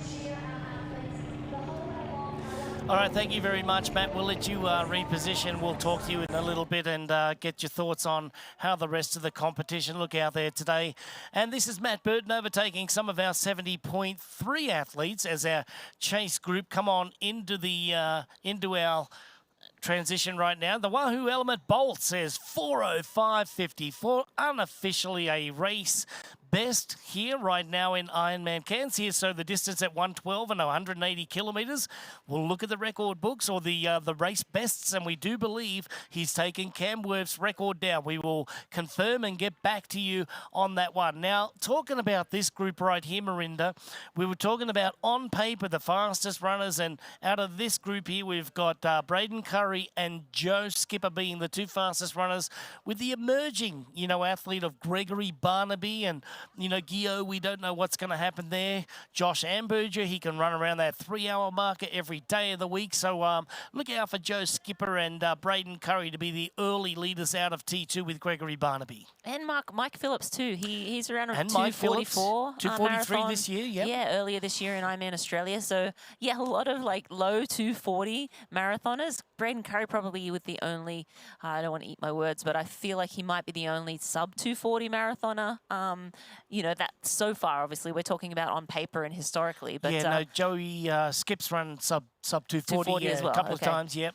Yeah, so those are the two that have done that. But again, you can't predict what a young talent might be able to do. Mike Phillips, Gregory Barnaby, what do they have up their sleeve? Can they go faster than that today? And as we've said, it looks like it's going to be a record-setting day with, that super fast Matt Burton. 4:05 is insane on this course. And I see a little bit of fatigue just setting into Lauren Brandon right now for the very first time. The lead has gone out to around about 50 metres or more from Lotta Vilms there. So Lotta is really, putting it down, putting the hammer down now as she moves towards Trinity Beach. And then the next town will be Cairns, downtown. So a lot of films is really putting the hammer down now and trying to establish a little bit of a gap of her own, you know, going out onto the run. But for Matt Burton today, what a great bike ride. By the time we get back to our men's race, we're going to have a very, very close T2. Transition area number 2 is going to be really, really electric down there. And I know that the runners there will be super excited, unlike Matt Burton. Very chill and relaxed, and that's exactly how you should run out. Get into your pace. He said to Matt, you know, during the week, if I can just run, you know, 6-minute miles and get out there and see how far I can take it, that's a great attitude. For me, don't go out and run like a 5:30 in the first part, because you're just not doing yourself any justice there at the 20-mile marker on a marathon. That's where it really hurts you. 6-minute miles, if you can hold on to that, that's sub 240. Yeah, it's around about 236 to 238. Yeah, so if he can hold on to 6-minute miles for the majority of that marathon, he'll be looking very good as he comes off the bike first. But we are looking at race women's leader, Lotte Wilms. She has been pushing the pace all day long. She has Lauren Brandon lurking not too far behind her. Hannah Berry up in third now, only 2:17 down. So now Hannah making a little bit of inroads on Lotte Wilms. Rebecca Clark down at 6 minutes. We're going to throw back down to Matt Lieto in transition. Mike Phillips, he is a multiple Ironman champion. Thanks so much, Renee. We got Matt Burton here off the bike. Very quick to grab his bag. Top row. Right behind him is Joe Skipper. Looks calm, very focused, does not look too bad. Barnaby also looks calm, focused, but almost ran past his back. Now he's got it. Braden Curry knows where he's at, bib number 1. Not too hard to find. Josh Amberger, bib number 8, grabs that bag, tries to get it off. There he goes. He's good to go. One more on No Guillot. Last one in here, bib number 10. Braden Curry actually having trouble finding that bag. Braden Curry cannot find bib number 1. Bib number 1. You try to find him. There you go. He was error to Braden. I don't know if we got that. We apologize if you got that. But he was looking under the female bib number, not the male number. So he found his bag. We're good to go. But we're going to go. These guys are going to be coming through here quick. But as far as observations, Arnaud Guillot looked great as well. Braden composed. He laughed at himself a little bit, even though he obviously was confused and pretty stressed out there for a second. So we're going to go through here. Go through here and see where these athletes are out. And first out of this group is Barnaby. He's not sure where he was supposed to put his bag. He knows he needs to give it to somebody. Matt Burton just behind him. Josh Amberger just behind as well. Josh is going to put that bib number on here in a second. Joe Skipper about to put his bib over his head. And jogging really smoothly is that Joe Skipper again. That 6-minute pace is what he's going to look for. Braden Curry already makes up a spot on Arnaud. He smiled at me. He's laughing at himself for that freaking out about the bag. We all feel you. If you are woken up in the middle of the night before a race, it's either because you had a nightmare that you are in transition with no clothes and you're late, or you can't find your T2 bag, and for a moment Braden thought that was his race, but now he's found some entertainment in it, and he's at the back of that group, but past Arnaud. And guys, it is going to be a crazy foot race out there. I'm going to go get on that run and see the whites of their eyes. All right, thank you very much there, Matt. As we watch now our women's leader there, this is Lotte Wilms from the Netherlands, just making a few turns here on the roundabouts in Australia. She's making that right turn. Now she'll get after that age group athlete there, making their way back into downtown Cairns. And there we go. We've got our 70.3 athletes just getting along the run course right now. That's brought to you by Hoka today, Fly Human Fly. And that's exactly what our age groupers are out there. Look at all those smiling faces there as we see our second and third place athletes coming up on the run in our men's race right now. Here we go. We can see that moving there is Matt Burton's way up ahead there, and we got Arnaud Guillot, we got Josh Amberger, also Gregory Barnaby there, and also right behind was Joe Skipper, but we do have Matt Burton up the road. There goes Lauren Brandon again through an aid station here, just getting rid of the litter there. So Lauren just slipped back just a little bit just a moment ago and has fought back into the lead of the race one more time. Yeah, Lauren Brandon just lurking behind Lotta Wilms all day, and Lotta really slowing down in that aid station, making sure she gets on last, that was probably the last aid station they'll hit before T2, so she's making sure she could cool herself down. She was wetting herself down with some water and making sure she picks up that last chance of getting nutrition on before she gets to T2, so Lotta Wilms pretty slow through that one, but I think at this stage you just want to make sure you're checking all your boxes, topping up the fluids, topping up on nutrition as well, so that you can start to get ready for that run and hopefully have all the fuel necessary to at least get through the beginning part of the run. Well, Matt Burton, our early race leader on the men's race, has gone through the first mile there, doing very nicely and running at a very solid pace, but he's been chased down now by the people like Gregory Barnaby, and also Arno Guillot is up there. Braden Curry, who had a little mishap in the transition there. Josh Amberger is right up there. And the last of the athletes to come out of the change tent and head out onto the run course was Joe Skipper. So we can tell you that Lauren Brandon on the women's side of things has had a great day. She's been an early swim leader with Lotta Wilms and Rebecca Clark. She's been an early bike leader. She still finds herself in the lead with Lotta Wilms, but Lotta doing the majority of the pace setting here today. But coming down to the final moments inside the last 10 to 15 kilometres onto the bike course for our women here at the airport, Cairns Airport Ironman Asia Pacific Championship Cairns. Don't go away, the action is really heating up.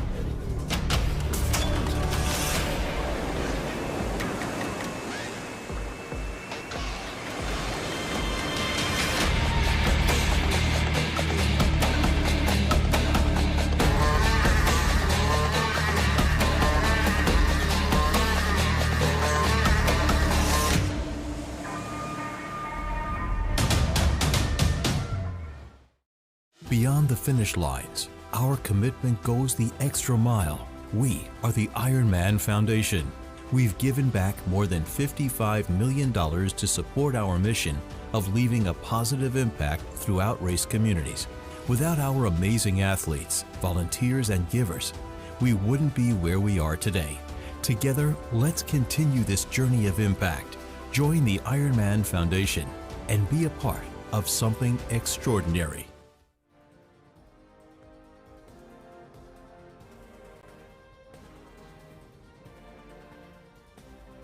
The Cairns Airport Ironman Asia Pacific Championship Cairns is continuing here through the beautiful early hours of the afternoon in Cairns in northern eastern Queensland, Australia. It's absolutely gorgeous today with low winds, nice temperatures in the mid to high 20s in the Celsius range and the low 80s in the Fahrenheit range. We're looking at an aid station there as we get a beautiful overhead look at our race happening right now. Now, to get you caught up to speed, Matt Burton was first off the bike with a 4:05 today. He was around about 10 minutes faster than any of the other cyclists out there. So what a great cycle performance it was by our race leader. Barnaby was in second out of the transition there with Josh Amberger and Mike Phillips. They were all running together with Braden Curry and Joe Skipper. So now we've got a good size lead on our top six there. And then in seventh place is Arno Guillot, spending a little bit more time in the transition area there. Yeah, and I think the other second fastest bike split I'm going to say is Joe Skipper. He rode around a 4:09. So, yeah, Joe Skipper also moving super fast on that bike class, but 4:05, just incredible. The rest of the men were right around 4:15, so still very fast conditions here today in Cairns. Will the fast conditions continue with a very fast run? That remains to be seen, but we are in for one heck of a race with Barnaby, Phillips, Burton, Amberger, Curry, Skipper, Guillot, all out on the run course now, and Hamilton as well, all out on the run course now. And duking it out, but will it be too much space to Matt Burton? That 5:20 lead he has off the bike. Yeah, he said if he could run 6-minute miles for as long as possible, that's going to be a very fast run. So hopefully he can hold on to that, but he's got some heat coming from behind. Yeah, the zip is down. The eyes are on the target, which is straight ahead. He's got the head dipped a little bit. He's got the hat on. A little bit of ice going through the aid station is going to be what he needs. That will be the order of the day today. Nutrition, ice, keep yourself cool. Listen to the crowd. Take it all in. Make sure that the pacing is going according to that and that the turnarounds get a good look at your competition. Gauge what is happening. Be strong through the first 2 laps, but even stronger through the next 2 if you can. Let's go to the Morton transition times here, the top 3 fastest. And our men's side, Josh Amberger, wow, with a 1:38. Gregory Barnaby with a 1:42. And in third place was Arnaud Guillot with a 1:51. So that's a big spread there. 13 seconds from Josh Amberger in transition. Now, they say that you can't win a race in transition, but you can certainly lose a lot of time. Yeah, and you saw Braden Curry coming in hot there into transition. He just couldn't find his bag. I think he was looking at the F1, not the M1. So he was grabbing the women's bags. He blew right by the men's. But that's just, you know, part of racing. You've got to visualize every aspect of the race. And yes, it lost him a couple of seconds in transition there, but you want smooth transitions, getting, it's free time really. It's time that doesn't cost you anything physically, but it is nice to be able to get out the other side of those transitions as quickly and as efficiently as possible. So the athletes will have dropped their bags down the day before. All of the athletes, or most of the athletes, stay downtown here in Cairns and then make the commute up 30 kilometers north to Palm Cove. So they would have dropped their bikes the day before and then come back down and drop their run bag as well, their T2 bag. So he would have dropped that there, and he just, in the moment, it's hectic. There's 5 other men that are very good runners, so he's got a lot on his mind. And can Greg Barnaby run, that sub 240? Is Mike Phillips, is it his day? So yeah, a lot of thought going through, and sometimes just like focus on the basics, pick up M1 bag and move through. And it was funny, as he was struggling to find it, Matt said, it's easy to find number 1. Sometimes not so easy. Not so much. Made Matt eat his words. But Braden Curry now out on the course, and it looks like he's already up into second place. Be careful about, the pace running out hard. But if there's anybody that knows how to run fast on this course, it is a 2:36 from Braden Curry last year. The Hoga Run course is 42 kilometres long, and the course will be a 4-lapper around the beautiful town of Cairns. Right there on the Esplanade, it'll be full of spectators, obviously. And it'll go in an anti-clockwise direction or counterclockwise, depending where you are in the world, and allowing the athletes to soak up all the electric atmosphere. There's a Tri-Club village that's going to be down there, and it's new to the Cairns Esplanade, as the developments are as well. So they'll get to the finish line there, and they'll get the crowd experience like they've never seen before. The aid stations have been provided about every 2 kilometres out there today, so it's awesome down here in Cairns. And look at that. Look at the effort already on Braden Curry as he waggles through the aid station there. Side to side he goes. Mike Phillips, Arnaud Guillot, and Josh Amberger. There's Gregory Barnaby just hanging in as well. So Gregory Barnaby being one of those athletes we've been talking about and giving quite a few props to today, is definitely not letting us down. No, and I think he'll be smart to just key off of Braden Curry. As you mentioned, Braden Curry has raced here a number of times, won here more than once. So for Gregory Barney to have the opportunity to race alongside Braden Curry, he should just, try and fall in line with Braden. Braden will set a very tough pace as we come out of transition here.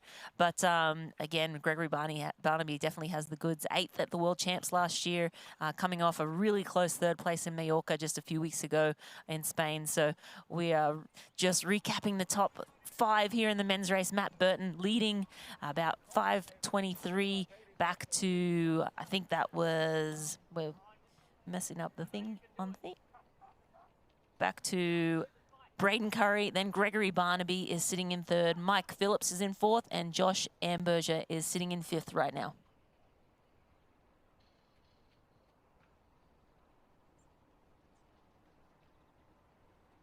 All right, so recapping the top 5 in our men right now. Sitting in first place, Matt Burton with a 5:07 lead on Braden Curry. Gregory Barnaby from Italy is in third place. Mike Phillips and Josh Amberger from Australia. A very tight race, all within 5 minutes and 22 seconds. Surprising that Joe Skipper is sort of coming out a little slower than the other men. He's not come out of transition super hot. He might build into the run. Again, Joe Skipper, an athlete that is capable of going sub 240. He ran around in 245 in Lake Placid last year, a very hard run course. But Joe Skipper, surprising to see him not bust out of transition, but again, a very seasoned athlete, has done a lot of Ironman racing, so he maybe is just being a little bit more cautious as he comes out of transition. And also he was last out of that chase group to come into the transition area too, so, you know, given where he was there, I think it's fair to say that he's, you know, running out at his pace, which is smart. Joe needs to do that to have a great race today, get some good points on the board as well. This is a lot of films in our women's race with Lauren Brandon just still sitting in there around about, say, 15, 18 metres behind there. You can see that nothing's happening on the race ranger up there on a lot of Vilms's bike there. So Lauren just hanging in there and just trying to get the job done on the bike. She's going to need a consistent run today. That's all she needs to get a good top 3, maybe a, you know, a podium or maybe a top 5 today for Lauren. And, you know, that she doesn't expect too much of herself. She just said that she wants to get out there, have an enjoyment, you know, sense about it, and just go through and just have a good time. And you know what, her attitude just, you know, it's really changed, and she's just, you know, taken the pressure off. I could tell by a Fighting Chance interview, she's just really mellow. Yeah, they asked her, you want your Ironman Pro Series points, or do you want to win the race? And she's like, neither. I just want to have a good race. And I think that just tells you a lot. You know, she had a little bit of a mechanical issue in Ironman Texas back in April. Hasn't really put together a solid performance all around, and she just like, please just give me one solid performance all around. And if she does get a good score, I bet she will go hunting points and try to place well in the Ironman Pro Series. Lotta Vilms continues to lead as she makes the way downtown Cairns right now. Not too far to go in our women's race as they approach the last couple of checkpoints on the race here today. She's going to be going through 175 kilometres here pretty soon, but through the 167 kilometre marker, she had a 1 second lead on Lauren Brandon. Hannah Berry's in third place at 2:17, and then you can see Rebecca Clark now out at 6 minutes. 14 minutes and 8 seconds down is Moriarty from Ireland, and then it is Radka Karlefeld at 14:19, catching up to Moriarty, and also Gillespie Jones has made a way right up into that top 7 athletes as well. So Gillespie Jones, Karlefeld and Moriarty are more than likely all riding together. Yeah, it definitely looks like those 3 women are riding together. We are eagerly awaiting Kylie Simpson. She was sitting in around 8th place at the last time check, so definitely we'll be waiting to see how she comes through. Doesn't look like she's having the bike ride that she had last year here in Cairns, but again, maybe Lotta Wilms is just lighting up the course as well. We'll have to wait and see what she stops the clock at. But yeah, just looks like. I'm a time guy, and this is exciting for me because Lotta Vilms right now, she's in the lead of the race, but Kylie Simpson is sitting in 8th place. Kylie Simpson is just over 16 minutes. Kylie Simpson runs a 2:51. What does Lotta Vilms have to run? She's got to run a 3:07, right? Now, if she runs a 3:07, that's also Lotta Vilms' best time. So we're in for a race here. The 40-year-old from, the Netherlands in Lotta Vilms is going to have to run a best race today, even though she's got the lead right now with Lauren Brandon. So I love this scenario, and it's going to come all the way down to the end. So it can't get any better than this for us, at this point of time. All right, get caught up on our race leaders here. On to our run here on the men's race. It's Gregory Barnaby on the left screen there, just going through in 3rd place. In first place is Matt Burton. He's still leading from Braden Curry. Barnaby sitting down there at about 10 seconds behind Curry. And then Mike Phillips is hanging tough as well, just 20 seconds down. There we've got another 7 seconds down is Josh Amberger from Australia as they go through the special needs package area here. What can they get there, Rennie? Yeah, so athletes are able to put in special needs. So anything that they might want to have access to during the race. So it might be calories, it might be a favorite snack that they might want to put or in something there on else the that's run. not found out on course at Exactly, the aid stations. exactly, and it's something that they won't get in the at one of the aid stations. So they will pass by their 4-lap course. They'll pass by there 4 times, and they'll have access to those that special needs and be able to grab, you know, a gel. It just means that they don't have to carry all the way on the run course. Yeah, and also a pair of socks or some Vaseline, something like that, if they're building up blisters or things like that. This is the Cairns Airport Ironman Asia Pacific Championship Cairns, and this is going to be a thrilling finish, both men's and women's, coming right up. Hey man, do you have a non-alcoholic beer that actually tastes good? I think you mean athletic. Excuse me? Do you have that great non-alcoholic beer? I'll set it. Found it. Do you have a favorite non-alcoholic beer on the menu? Ah. Athletic it is. She's funny.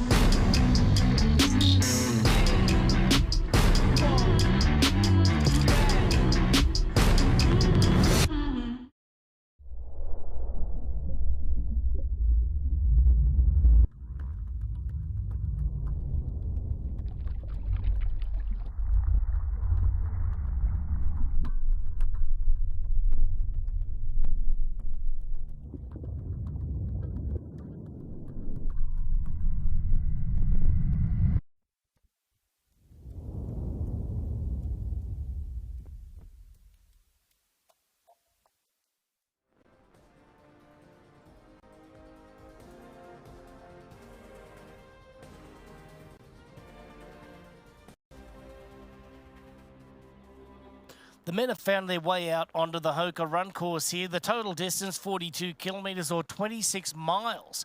But the women are still tracking back down toward downtown Cairns.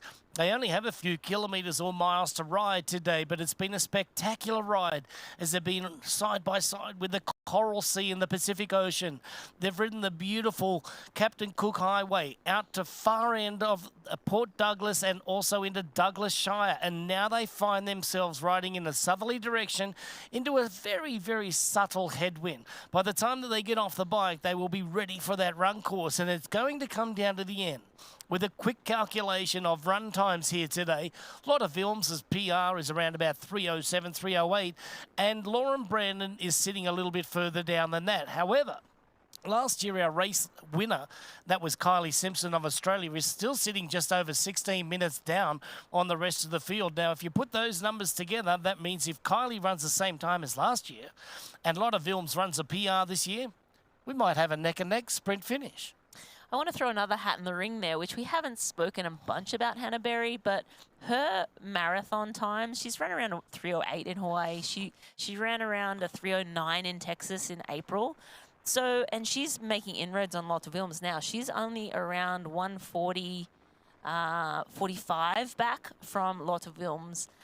And this is what she did in Texas as well. Just, you know, mow them down, and then, you know, right at the last pass, she was just, you know, overtaking one to the next and doing that. So Hannah Berry's putting herself in a good position. And then also talk about the factor where you see each other on the course, where, you know, the game comes into fruition as well. So look there, we can see on the left box at the moment, we got Hannah Berry. She's riding along nicely, just sucking down that nutrition right now as she prepares for the run herself. There we go, right on cue. And then we've got Lotta Vilms in the green, and then we've got in the red and the blue there is Lauren Brandon from the USA. So our top 3 athletes in our women's field are right there, very close. Might come down to about a minute, maybe even inside of the minute getting off the bike today.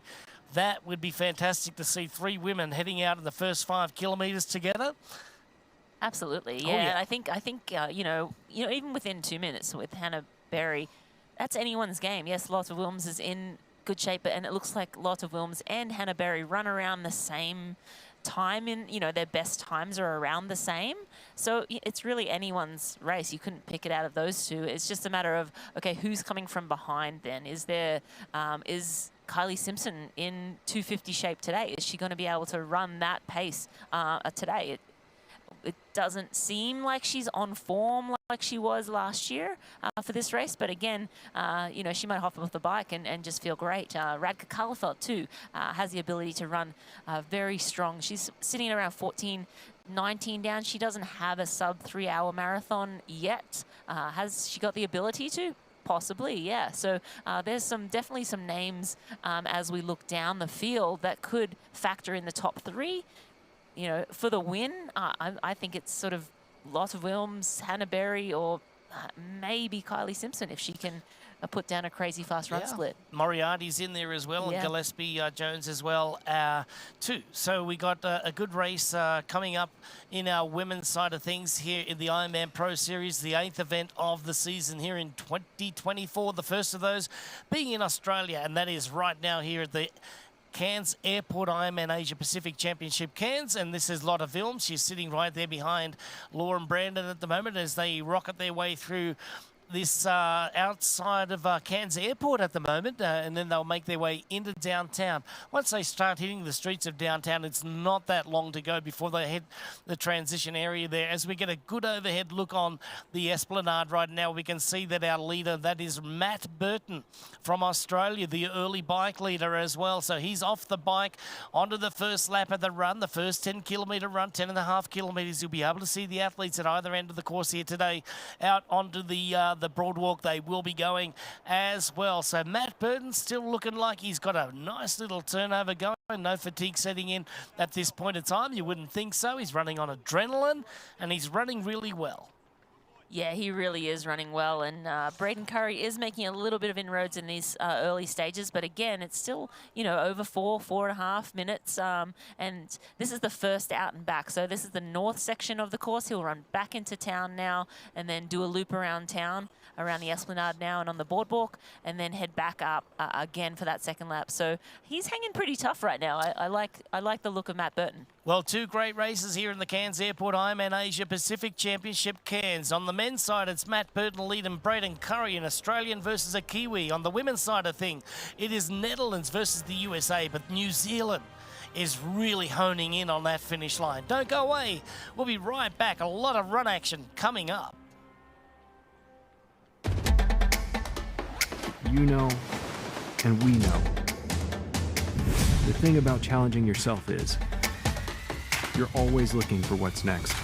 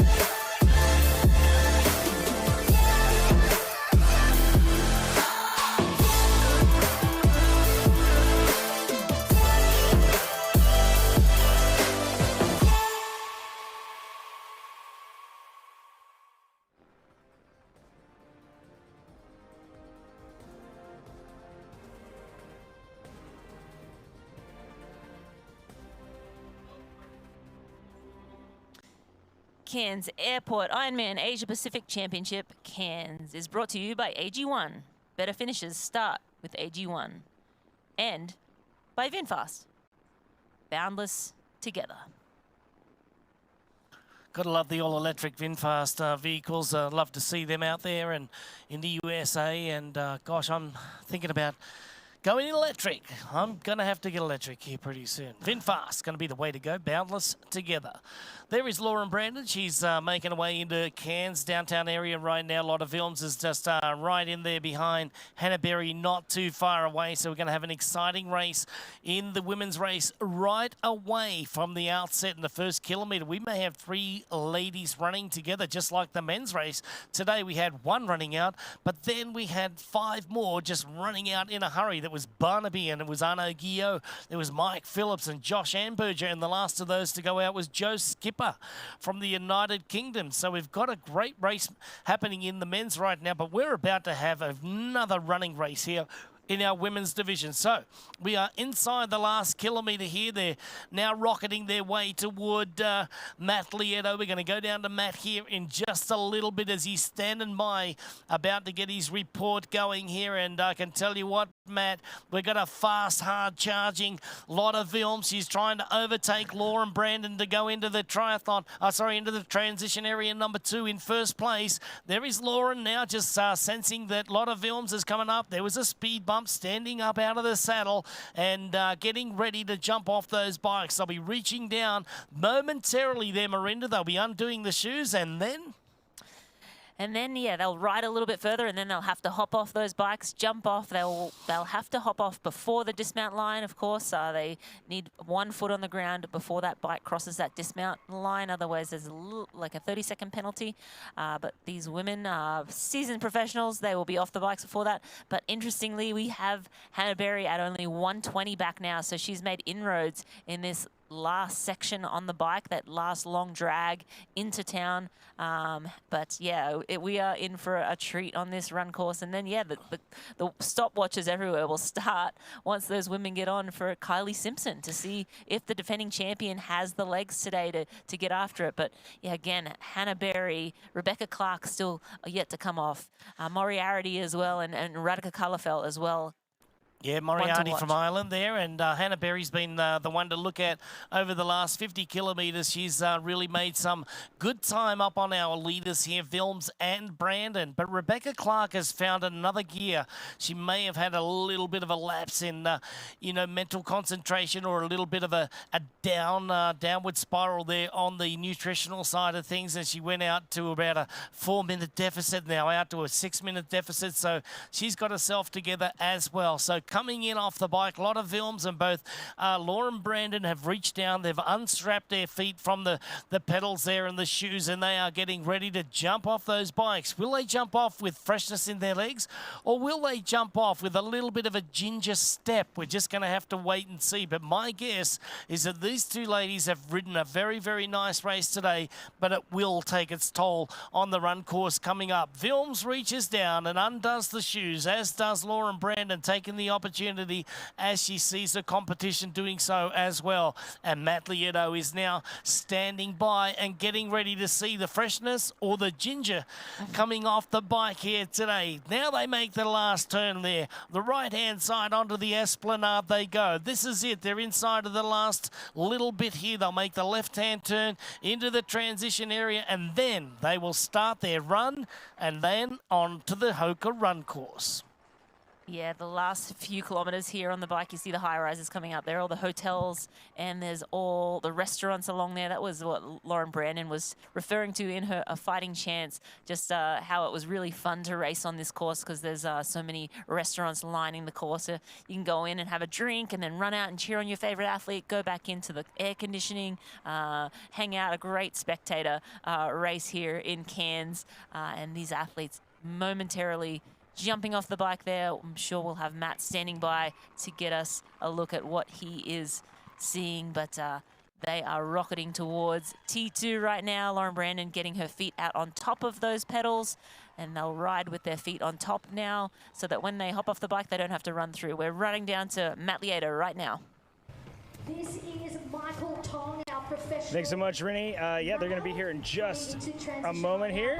You can see there's some hecticness happening around, so that means that they're coming. But we're going to expect to see some fast-footed women coming through here. We know we're going to see that smile from Lauren Brandon. We're going to kind of see where that energy is, if they spent too much energy or not. You know, we're always looking for those first few steps when they get off the bike, if they're stiff, if they look like their shoulders are stiff, if their legs are stiff, if their hips are stiff. And right now I can see them coming kind of into view, and they both look pretty darn good. Lauren looks nice and smooth. Lottie first into transition. I assume that she was first off of the bike as well, but they're going to run up this red carpet here, hand off their bike to our great volunteers, our bike catchers there. A little smile from Lottie as well. There we go. Lauren just gingerly hands off, gives a smile, gives a laugh. They go and grab those bags. There we go, and they're both going to just jog through what we've seen the men go through earlier. All these are kind of our age group bags. They're going to a lot of athletes out here today, so this bag zone is going to get a lot of work. But those two women just turned left to this female side. We're going to head through here and see them. We're not going in, don't worry, Greg. On the other side of the tent, we're going to see, once they have their shoes on, what they look like and how they feel, and if we still got those smiles on the faces. But to get both of these women showing a smile as they get off the bike is a good sign for them, maybe not as good a sign for the competitors. We see one of the other pro men getting out and heading out onto that run course. We're going to see right under this big tree, these women are going to come and start their journey. And again, I think you guys, and even it sounds like Lauren referred to it earlier, is that, man, this venue is amazing. Like, obviously it's beautiful. We've seen all the amazing sights that Cairns has to offer, but 4 laps, 3 out and back sections, get a lot of fan support. There's Lauren one more time, focused, no time for a smile this time. She's right at it, guys. Like, she's getting out and getting as much time as possible. She's not just trying to get out on that course and start the race. She wants to do it as quickly as she can. Not used to seeing her get out with such impetus early on the run course. Lottie looks good, but she doesn't look quite as like fresh and loose as Lauren does at this point. And, you know, guys, you referred to the amount of time that they need to be able to stay ahead of Kylie if she has a great run. There's still, they've got some work to do, because we know Kylie knows this course, knows how to run it well, knows how to use that fan and, you know, or the fans out here, and kind of that hometown advantage when you've won it as much as she has to her advantage. And these two imposters, so to speak, I know Lauren's been out here before, but they're going to have a harder time working against that kind of hero that people are used to cheering for and watching cross the finish line first. But they have quite a head start, and it looks like pretty good energy from both. So let's get out on that run and see what's actually going down. Thank you very much there, Matt. And we can tell you that Hannah Berry had the fastest bike of the day, but it was nowhere near the time that Kylie Simpson did last year, just about 2 minutes or so slower than that. But thank you very much, Matt. We'll come straight back down to you when we get our next athletes there. But for the meantime, we've got Lauren Brandon that picked up a few seconds in transition. We'll get to those Morton transition times in just a moment there, but we can tell you that Lauren Brandon's got a 14-second lead on Lotte Wilms right now, and there's Hannah Berry that's just made her way out of the transition area as well. So it looks like Hannah Berry's had a great transition there, Rinny. Yeah, Hannah Berry, really fast transition, straight through transition there. Yeah, not wasting any time. I think she would have gotten a split right at the end of the bike there, and knowing that the women were just up ahead. Yeah, we have Lauren Brandon leading. She has about a 14-second lead.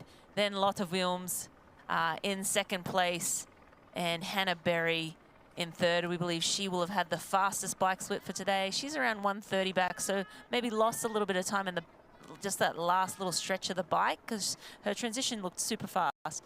Lotte Wilms rode a 4:43.26. I think that's the Wahoo Element Bolt. Yeah, that's Lotte's time, but we can tell you that the fastest bike of the day thus far is going to be going to Hannah Berry at a 4:42. She was just over a minute and 20 seconds faster than the ladies up front in the first two athletes. So it was a great ride by Hannah Berry today. It was like a little bit of a seesaw, you know, a little bit of a, what do you call it? We call it a seesaw in Australia. It's a teeter-totter, that's right, a teeter-totter effect where it was going up and down, right? So the seesaw before we were seeing that Hannah was out at like 2 something, came inside of 2 minutes, went back out to 2 minutes and something, and now it came all the way back down to 1:45 or 1:30. Yeah, 1:30. That's right. Lost a little bit of time. I thought that she had gained time in the transition, but look, she this lost is a little Hannah bit of Berry time. now Yes, on exactly. screen, and looks good. She looks really good. And the other 2 women looked great too, but Hannah Berry, she looks cool, calm, and collected. She looks like she's in control, just bouncing along there.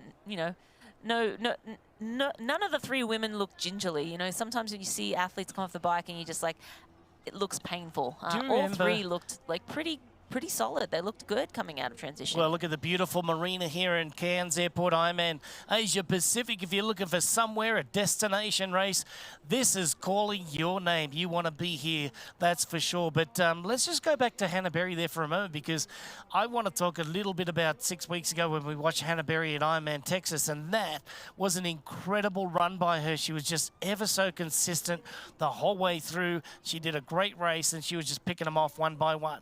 Today, it looks like she's off to a good start. She just looks very, very nice. She's got that nice little, it's in between a stride and a shuffle, and it's not the length of the stride that you would say a 10K runner's going to run, but this is a marathon, so a little bit shortened and abbreviated. However, looked very compact, looked very nice and very efficient. That's the word that I was looking for. So efficiency was probably the word.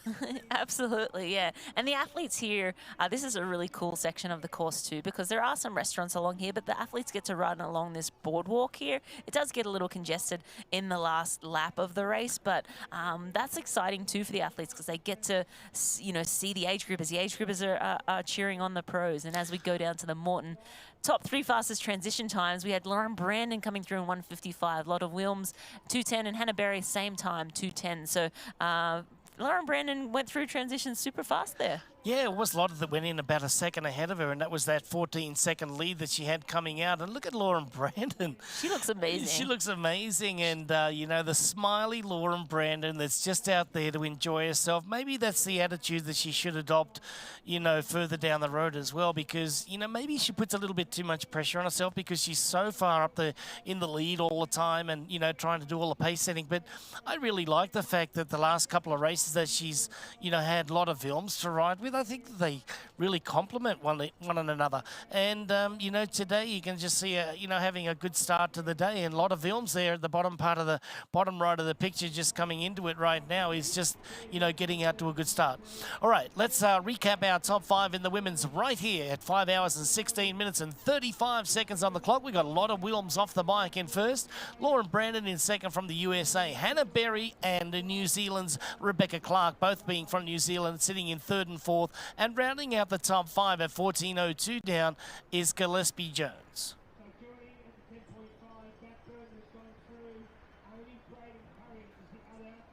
Moriarty from Ireland seems to be having a good race today at 14:24 down. And look at Kylie Simpson still making her way into it at 15:35 down. I like what I'm seeing right now by Kylie Simpson. She'll know that she's down at 15.5 minutes. She knows that she can run at 2:51. She's already done it.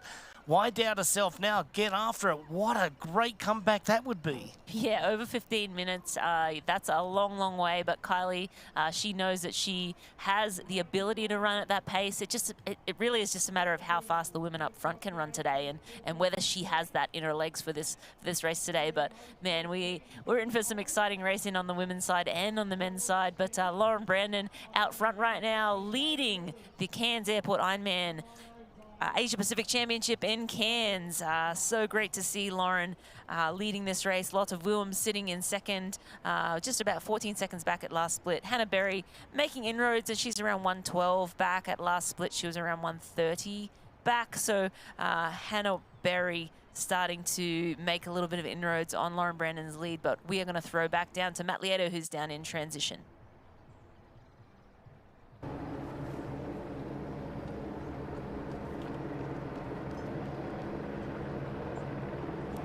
Thank you so much, guys.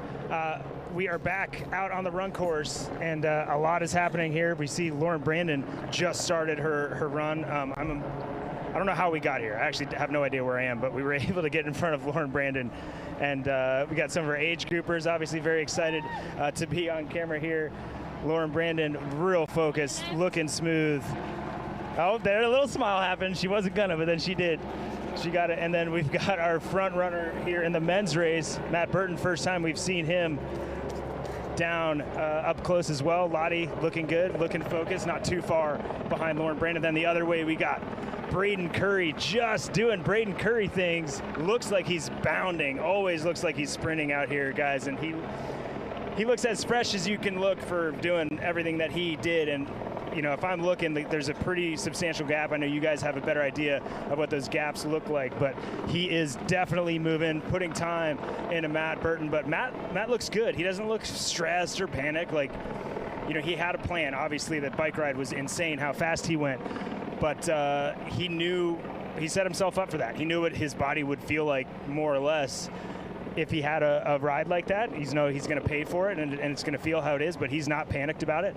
So right now we've got more of these athletes coming. It looks like we have Hannah Berry. I love this spot, and this is just what this race is all about. There's people everywhere. Look how good and focused she looks. She gives a smile. She is not stressed at all.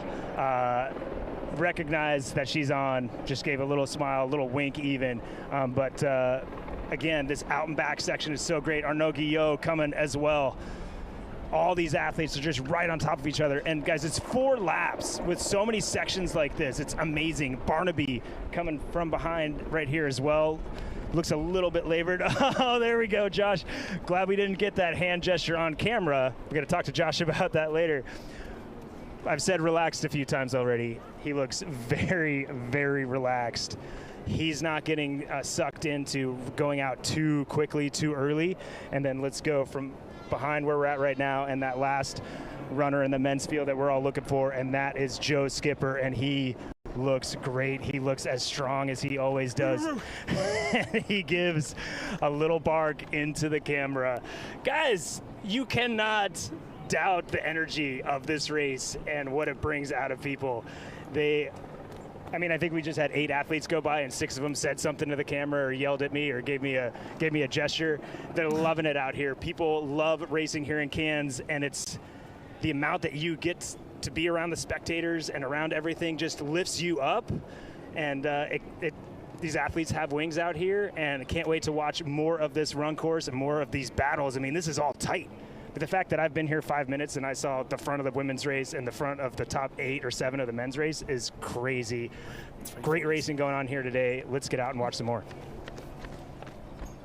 All right, thank you very much, Matt. Great reporting, and the Junkyard Dog doesn't let us down whatsoever. And Matt, just to remind you, you are in North Queensland in the tropics, enjoying not only an incredible place in this world, and one of the 7 wonders of the world is not too far away from you, but you are having a great time down there, and we are full of action-packed racing right now. We've got 2 incredible races that are unfolding in front of our very eyes right now. What we're doing now is looking down from high above on Lauren Brandon, about to be caught by Lotta Films. Now, Lotta Films ran out and she was 14 seconds down. Now she's down to 4 seconds down behind Lauren Brandon. Now, on the men's race, Braden Curry's making things very exciting all of a sudden. He's now down to 3 minutes and 40 seconds, so he's taken about a minute and a bit out of that lead from Matt Burton right now. So Braden Curry is absolutely flying on the men's side. The Junkyard Dog, that is Joe Skipper, making his way up,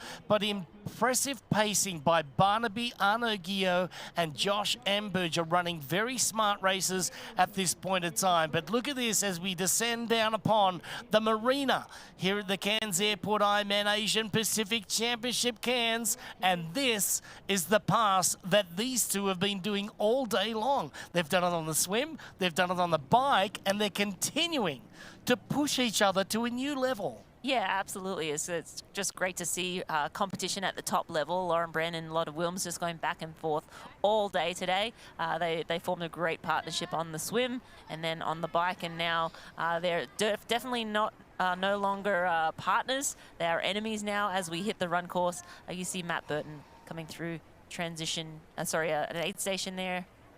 Yeah, he really wanted that the cup of juice there for sure. That was one of the things that he's like, you know what?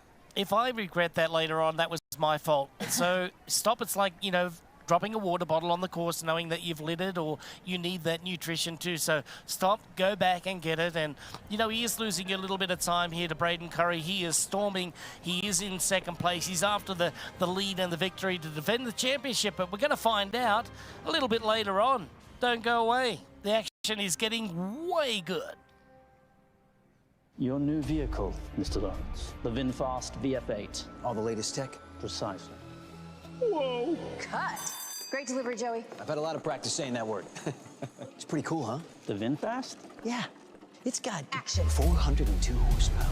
All-wheel drive. Over-air updates and a 10-year unlimited miles battery warranty. Yes, but 15-inch infotainment screen. Cut. None of those lines are in the script, Joey. I just think people are really going to want to know those things. That's what the website's for, Joey. Open up the sky, 'cause I'm coming up to you. So send down your wings and let them bring me to you. You know I'm standing at the station, ready to go. Oh, big old aeroplane, I'm trusting your soul. Get on up, big bird.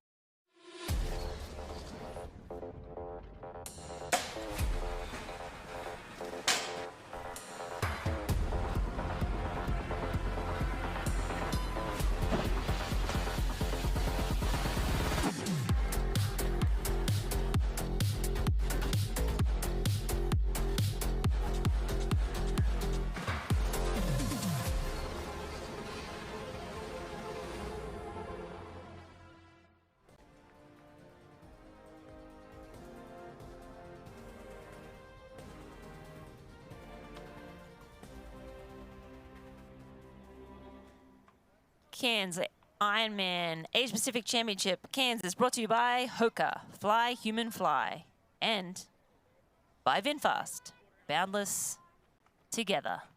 And that was just Nick Thompson coming out of transition there. A little bit of bad luck for Nick earlier on the bike. He got that penalty, that blue card, just losing concentration and getting a drafting or an infraction of some sort, but 5-minute penalty. And then at the turnaround back at Palm Cove, going out onto the second lap, he slid out and fell. So, yeah, a bit of bad luck, and then he just sort of slipped down. But he was looking so great earlier on the run. But we are back with the race leader, and he is looking phenomenal. He is losing a little bit of time to Braden Curry and to the other men behind.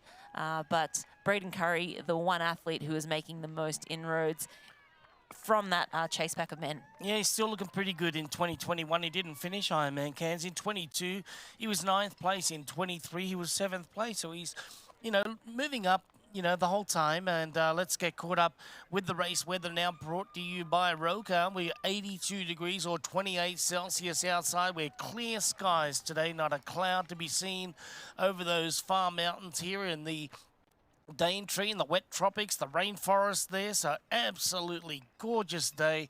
It feels like 84 because the wind is right down at just 2.5 miles an hour out of the northeast. The UV index is always high here, 8.3, so you want to put that sunscreen on for sure. 56% humidity, it's dropped. This is going to be the lowest it will be all day. In the afternoon, it'll kick back up again. Now, if we look at our run course profile, Marinda, you can see that there's only a couple of little blips on the screen there and just a couple of little rises and falls, but nothing really to speak of. So every one of the athletes can pretty much get into their heart rate and, you know, and check on their, you know, watches on the, you know, Wahoo element and just, you know, check and see where they're at. So this is a great race where you can do everything by numbers. And I tell you, right now, Matt Burton looks like he's doing everything just fine. When he went through that last aid station, you know, we might question, oh, he walked, he went backwards or whatever. Yeah, sure, he's losing a little time to Braden Curry, but it's only little by little, and it's only Braden Curry that's actually put the big time into Matt Burton right now. It's not Arno Gio, it's not Josh Amberger or Barnaby, it's not even Joe Skipper. So Mike Phillips, on the other hand, is losing time to these guys. So Matt Burton's still running a great race, got a great pace going, and it's only Braden Curry that's actually put some time in. Yeah, Matt Burton really, and again, yes, Braden Curry is running faster, but Braden Curry is running you know, he has to run that pace to see if he can catch, whereas Matt Burton is running in control. He's, you know, he has the race in his hands. He's able to slow down and make sure he gets his nutrition on. And the back half of the race is where you see athletes either fall apart, or if they've, you know, played it smart in that front half, like you always say, don't go out too fast. Try and pace an even split or even a negative split. And you see him really slowing down, making sure he's taking on his nutrition, going, you know, from one side to the other, getting on that water, cooling himself down. Again, I think Braden Currie, Braden Currie always like is aggressive. He's an aggressive racer when it comes to the run. You can see it in his run form. And he has to be if he wants to try and win, which he wants to defend his title here.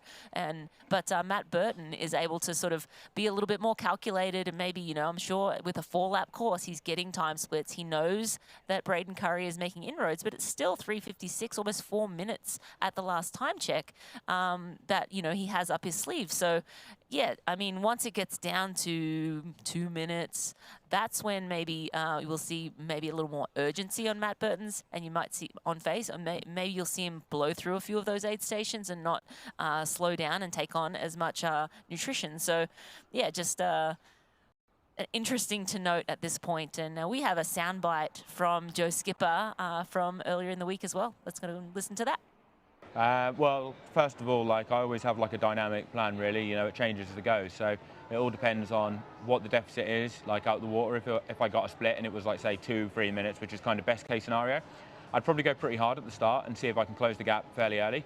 If I had a bad swim and it was like, say, 6-7 minutes, something like that, then I'd probably just think, well, just do your own thing. You know, there's no point going hard at the start because you can't close a 6-minute gap that quick. So it's pointless. You know, it's just about weighing up your options. And then if I do catch the group, I like to think in my head, who am I confident I can outrun? And then that will change the tactics. You know, if I'm with someone who normally runs 2 hours 50 on the marathon, I'm pretty confident that I can outrun them. So I'm not that bothered about putting a surge in. But if I'm with someone like Braden, who's run 2:37 here, then I don't really want to take my chances if I don't have to and run with him. So it would be about, when do I put a surge in? How do they look? You know, you just need to see what people look like, you know. But I wouldn't be towing people along on the front. Like when I used to do cycling, like I remember when I first started and I was on the front, I was working hard in the road race, and one of my teammates came up to me and said, Joe, like, what are you doing? Like, so the only times you want to be on the front is if you're working for a teammate and chasing the group down, or if you're attacking and putting a surge in. And I think the similar tactics apply in the race, you know. You only want to be on the front if you're chasing a group down at the front, or if you're putting a surge in to drop them. Because ultimately, if I get off the bike with the front guys, it wouldn't matter if I'd rode 4 hours 10, 4 hours 30, or 4 hours 50. You know, it's all about getting to the run fresh. And if I'm with people that I can outrun, I don't really care what I bike. So it's just about making sure I put the time into the fast runners, and then the people that aren't necessarily the strongest runners, not worry about wasting energy trying to drop them when there's no point. Yeah, just, you know, breaking it down in the simplest way there. I mean, why get to the front if you're not going to, you know, do the work and get a big lead or things like that? And look, they're sound words, you know, from Joe, and let's just hope that he, you know, did get into that group and gives himself the opportunity to have a good run, because we know that he is such a great runner out there as well. Yeah, his swim's not the best, but he bikes so well. It's like Sam Long as well. You know, Sam, he's improved on his swim and everything, but he always bikes right up into the lead or very close to it, runs very well and gets out there and has a good time with it. So I think that Joe will have a good run today. He's given himself the opportunity.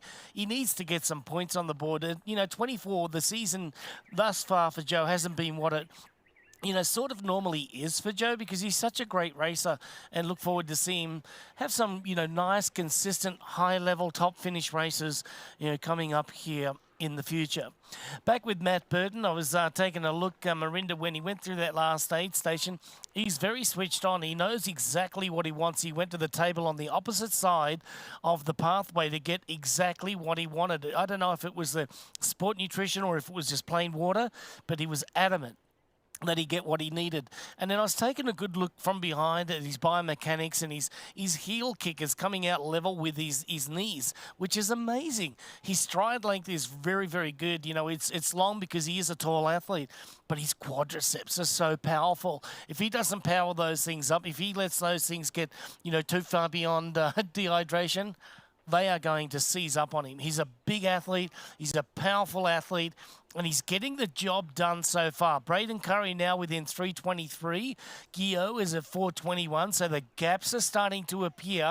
Curry's the only one that's making inroads. Guillaume's going a little bit in the forward direction as opposed to Burton, but it's Curry that definitely has the pace going right now. And Skipper, well, who knows if he's just biding his time and waiting for the second, third and fourth laps here, because he's not in striking position right now. No, yeah, I think Braden Curry definitely the athlete to watch on screen. Arnaud Guillaume definitely making in some inroads too, but still 4:21. And then you can kind of throw a blanket over those 4th, 5th, 6th. So really a podium, you know, still up in the air, 3rd place. I think 1st and 2nd might have it sewn up, but again, a lot of racing to come. We are going to run away to a break. We will be right back. More to come on the other side of this break. Introducing the Ironman Pro Series Virtual Edition on Full Gas. Join athletes from across the globe as they conquer bike courses from the Ironman Pro Series. Challenge yourself, travel the world, and earn your exclusive Finisher's Medal. Push your limits and make your mark. Exclusively on Full Gas. Unleash your inner champion. Register now at fullgas.com.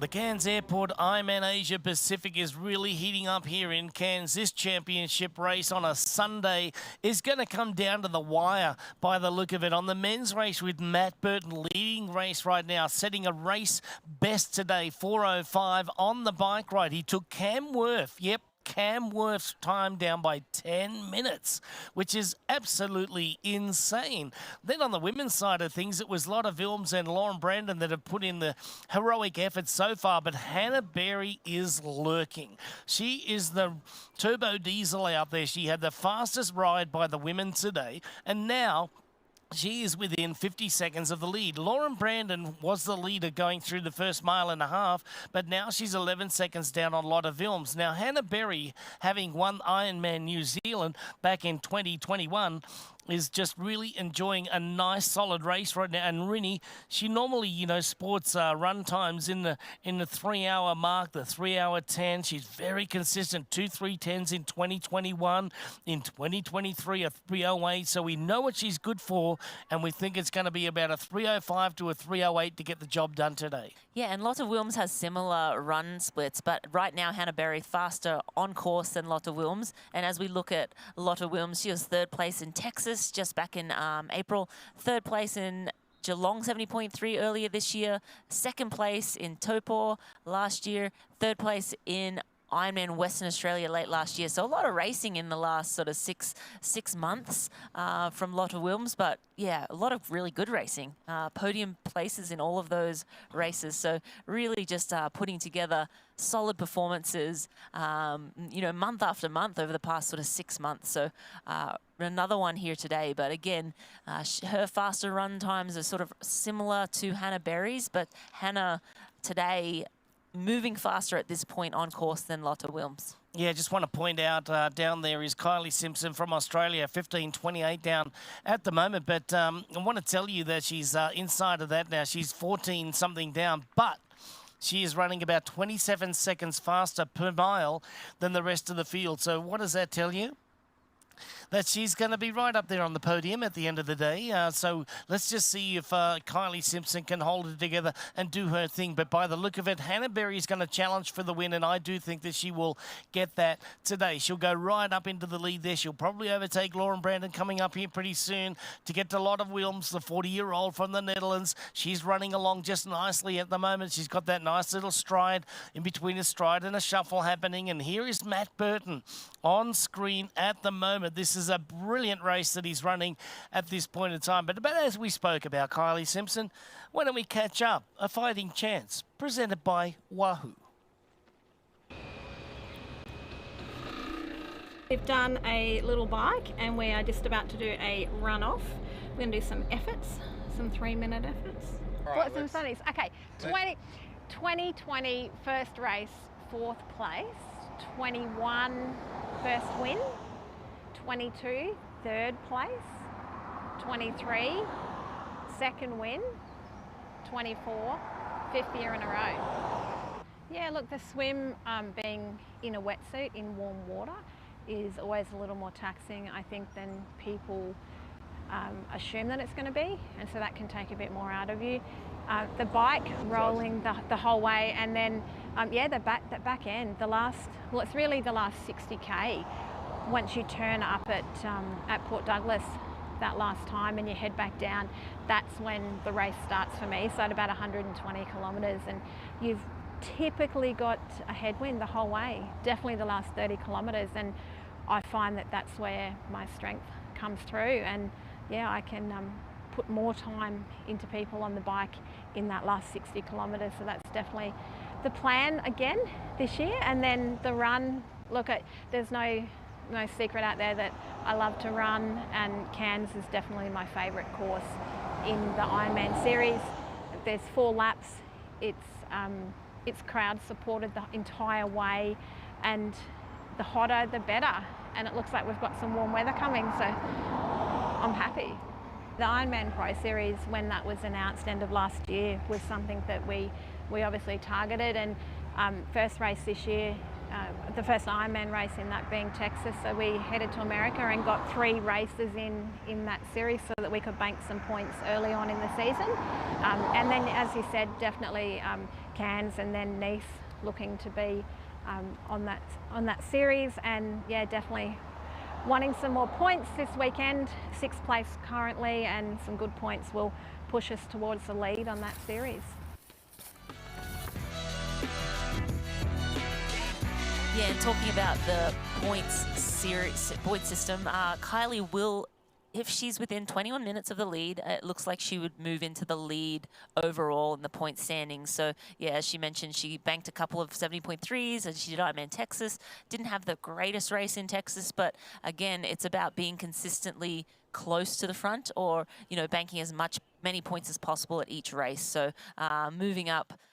She's certainly going to be moving up the ranks after today's race, but will she move into the lead? That sort of remains to be seen. But apparently, if she's within 20 minutes of the first place finisher, then she will rocket up to the first place. And that's great strategy, great planning, and you know, she's going to do the right thing by herself. And she went over to the United States, like she said, for 3 races and got some important points in. But what we shouldn't ignore as well is there's 4 spots opportunity today for our men and women racers in the pro categories, and 3 of the women already have already qualified that are racing today.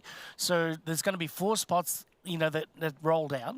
And then on the men's side of things, 2 men have already qualified as well. So there's 4 spots for the Ironman Kona World Championship, the VinFast Ironman World Championship coming up October 26th as well. So we got a lot of action happening today, a lot of talking points. Ironman Pro Series points. We've got prize money. We've got World Championship qualifying, you know, spots up for grabs as well. And don't forget about Lake Taupo, our 70.3 World Championship coming up December 14 and 15.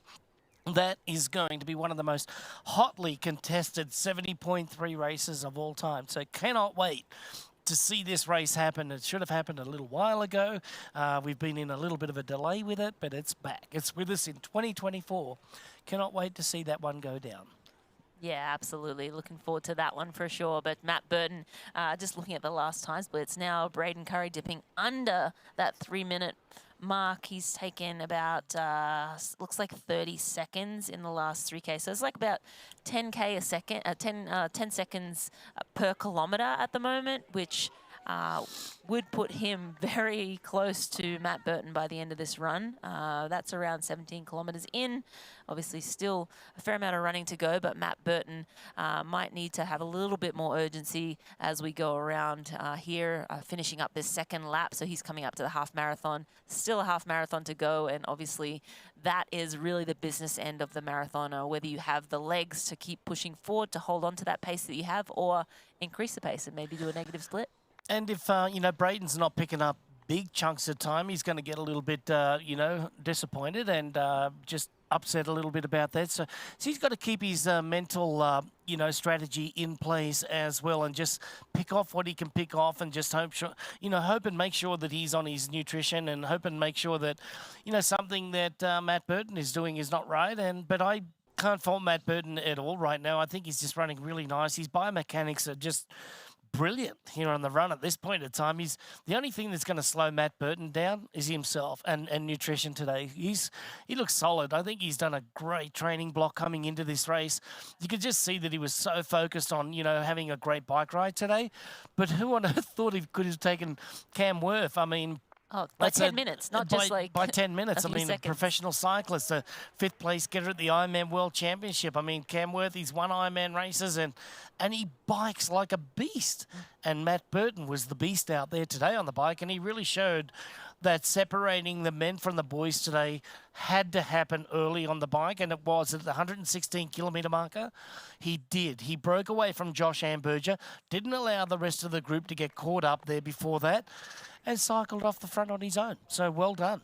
Yeah, well done to Matt Burton for sure, and really has paced himself very well so far. And again, you know, that second half of that half marathon, you just never know. We've seen athletes be looking fantastic running along, and all of a sudden cramp. You know, like we've seen athletes, you know, succumb to, you know, the heat, the humidity, you know, all sorts of different things. So definitely looking great right now, but still a long way to go. Let's do a top 5 recap here at the Cairns Airport Ironman Asia Pacific Championship. Cairns in first place right here at the 17 kilometre marker is Matt Burton from Australia at 6 hours and 9 minutes into it. Braden Curry from New Zealand is in second. From France, it's Arnaud Guillot and Josh Amberger, the second of the Australians, sitting right in 4th position, but it's Italy that's taking out 5th position right now. Gregory Barnaby is sitting in the top 5.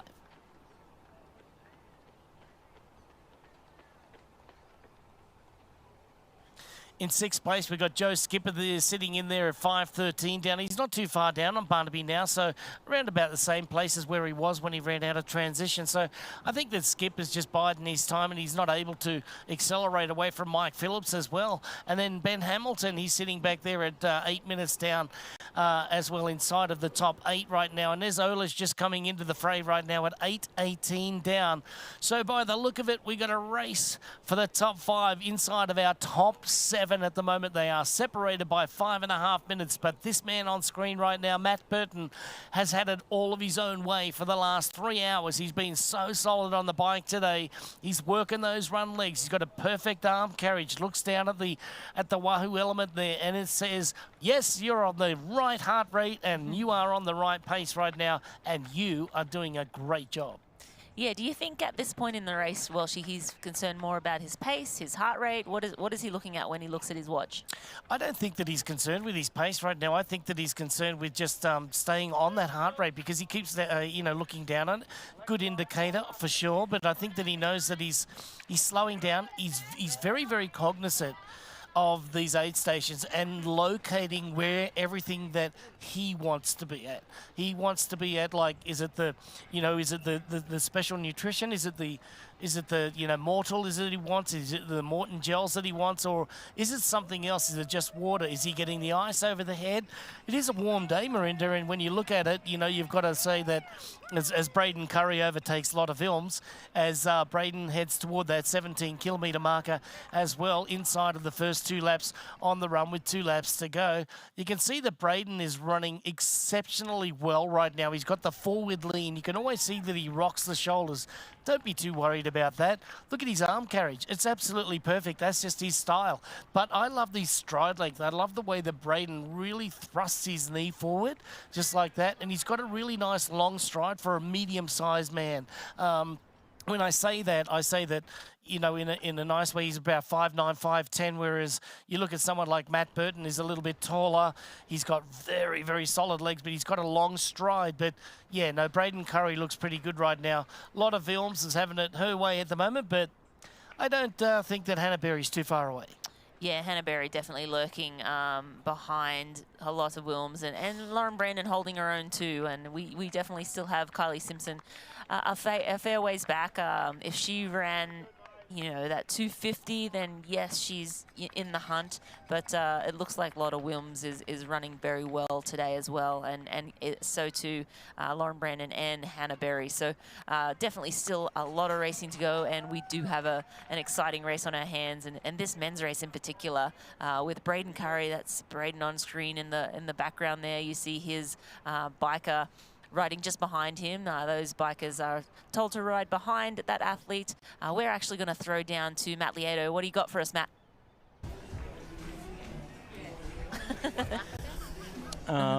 Rooney, now I'm just trying to like rub it in a little bit because it really is hard. We're out on the run course, and I found some people again. I found Luke. Hey, what's up, Luke? Hey, Matt. Cheers. Welcome to Australia. And Beth. What's up, Beth? Hello, American compadre. Thanks. Reunited. Yeah, so we're at a good spot. We just saw Matt Burton run by. And let's talk about the men's race first because it's going to be kind of in front of us. What do you think about Burton putting himself out there and then Braden's chasing pretty hard?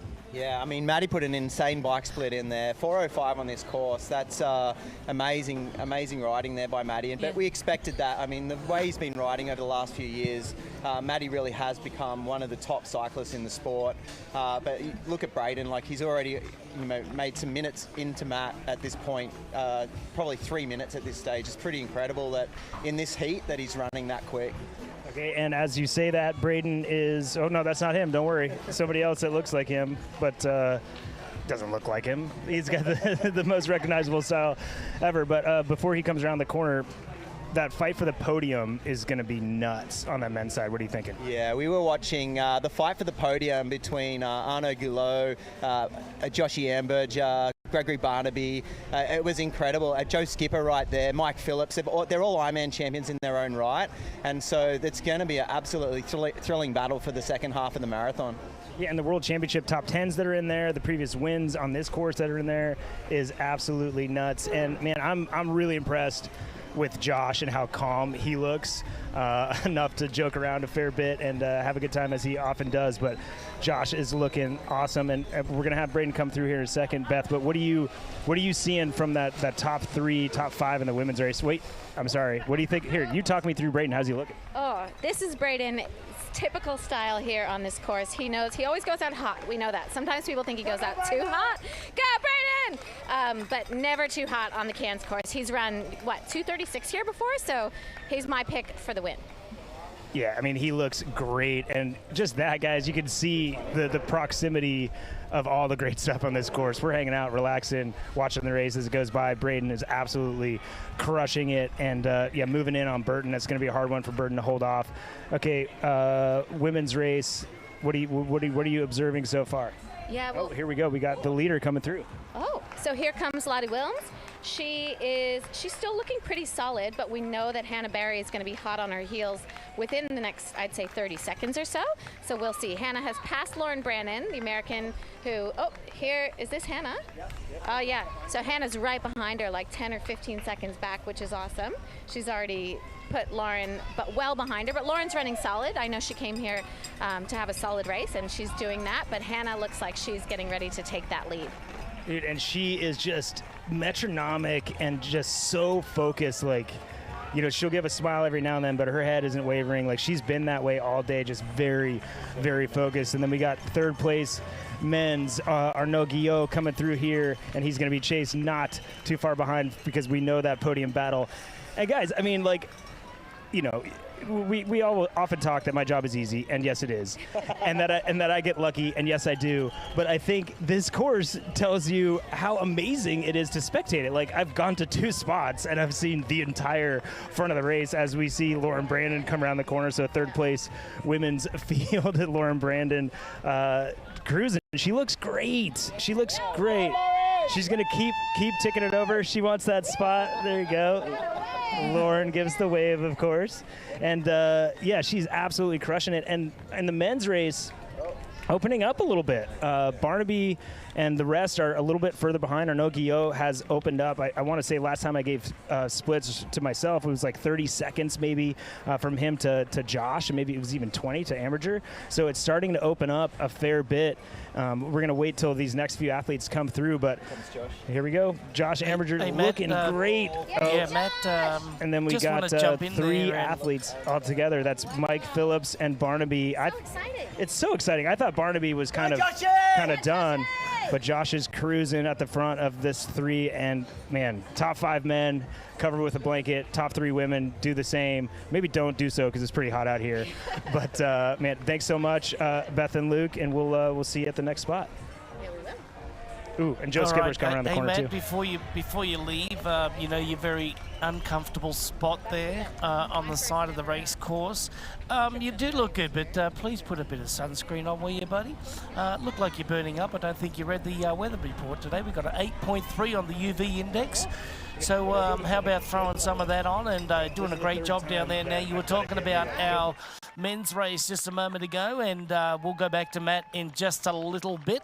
But a lot of films here. We got Hannah Berry that's fast approaching the lead right now. So a lot of films has been out in the front there for over around about 9.5 kilometres. So we're not even going to get to the 10-kilometre point before we have a new leader. This is Hannah Berry now. She is very, very fast approaching, just a couple of seconds down.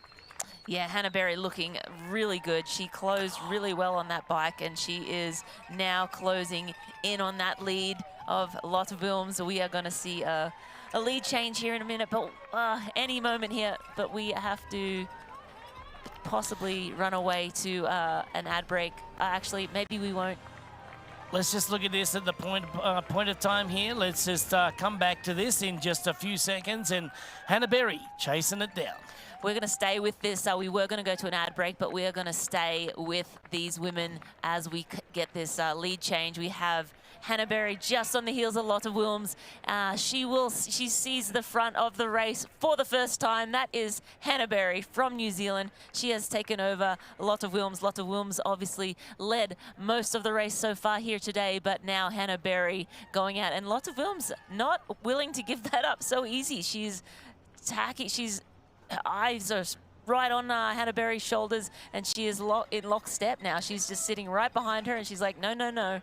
I want this win just as bad as you do.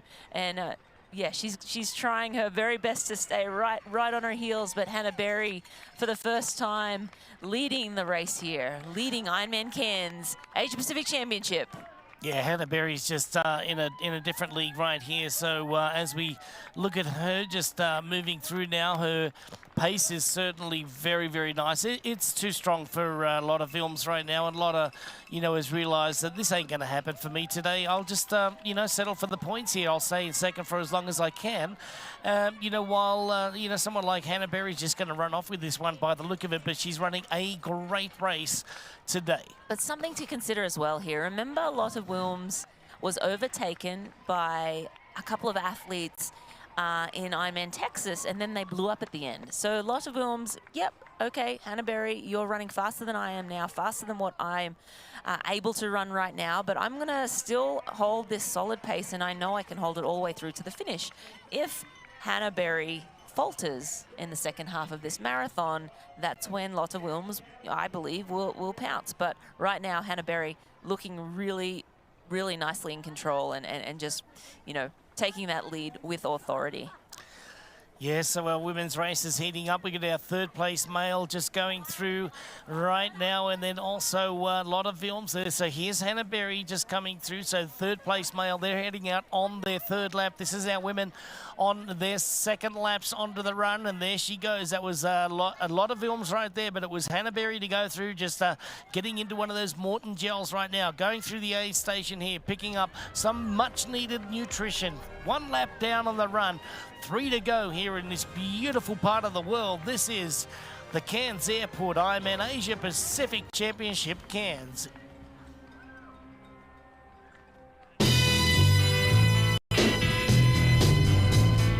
Open up the sky, 'cause I'm coming up to you. So send down your wings and let them bring me to you. You know I'm standing at the station, ready to go. Oh, big old aeroplane, I'm trusting your soul. Get on up, big bear. Beyond the finish lines, our commitment goes the extra mile. We are the IRONMAN Foundation. We've given back more than $55 million to support our mission of leaving a positive impact throughout race communities. Without our amazing athletes, volunteers, and givers, we wouldn't be where we are today. Together, let's continue this journey of impact. Join the IRONMAN Foundation and be a part of something extraordinary.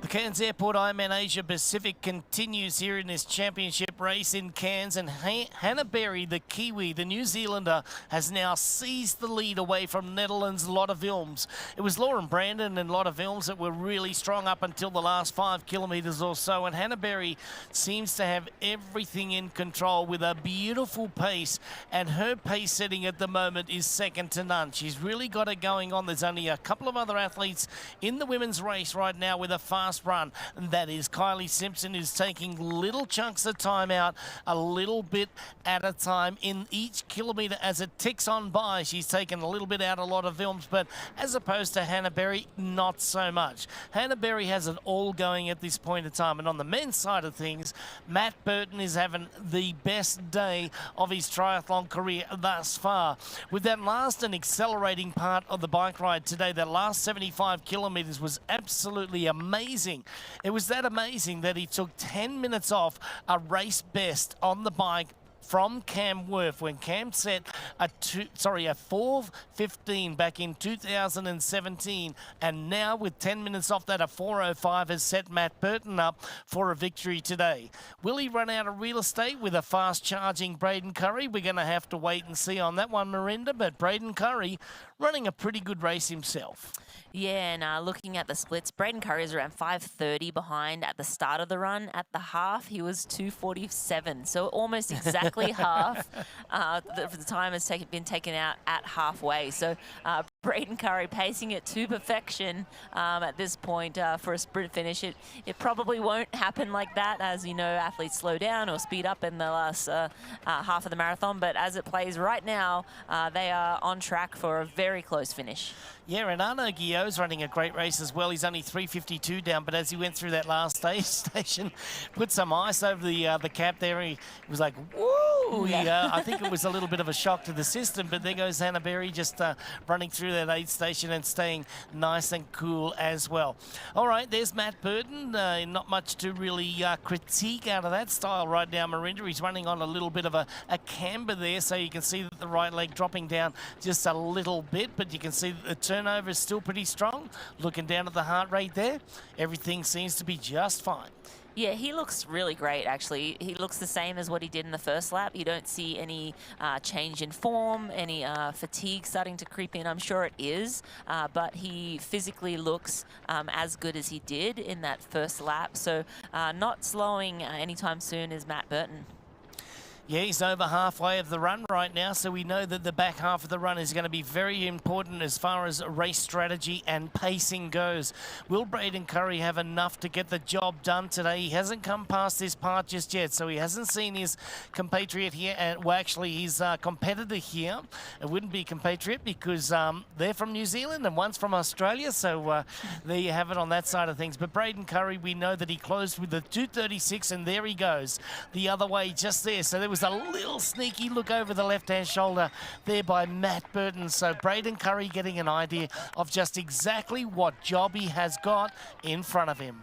Yeah, exactly, and it always is, and this course in particular, the athletes get to have a good look at one another, you know, so many times with 4 laps and so many little out and back sections. Matt Burton again, slowing through those aid stations, making sure he's picking up all that nutrition, keeping the jets cool in the jets, I'd like to say, making sure he is doing everything best way possible. And Braden Curry, we'll just look at his accomplishments over the years. 38 years old.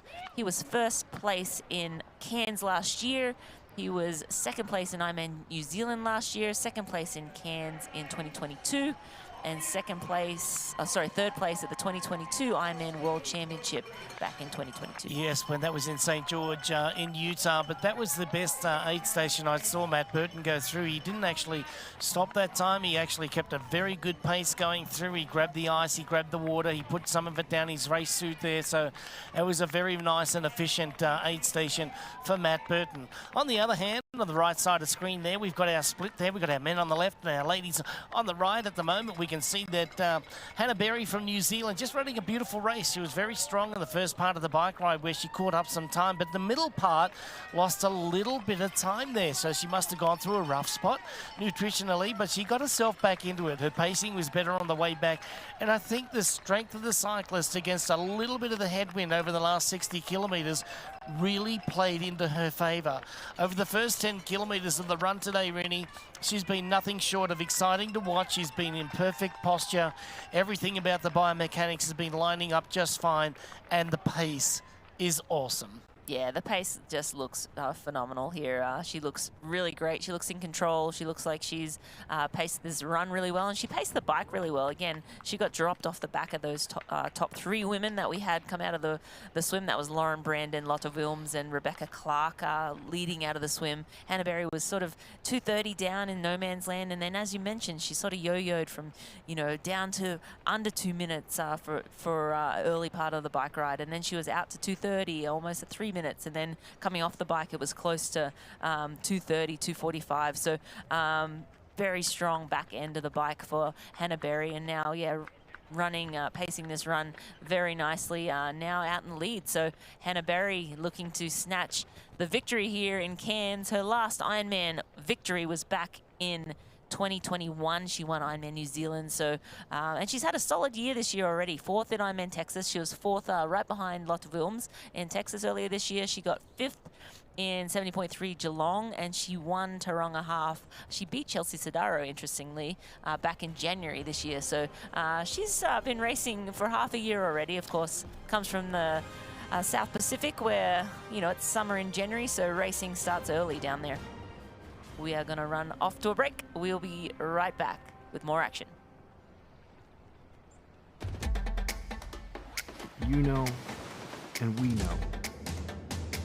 The thing about challenging yourself is you're always looking for what's next.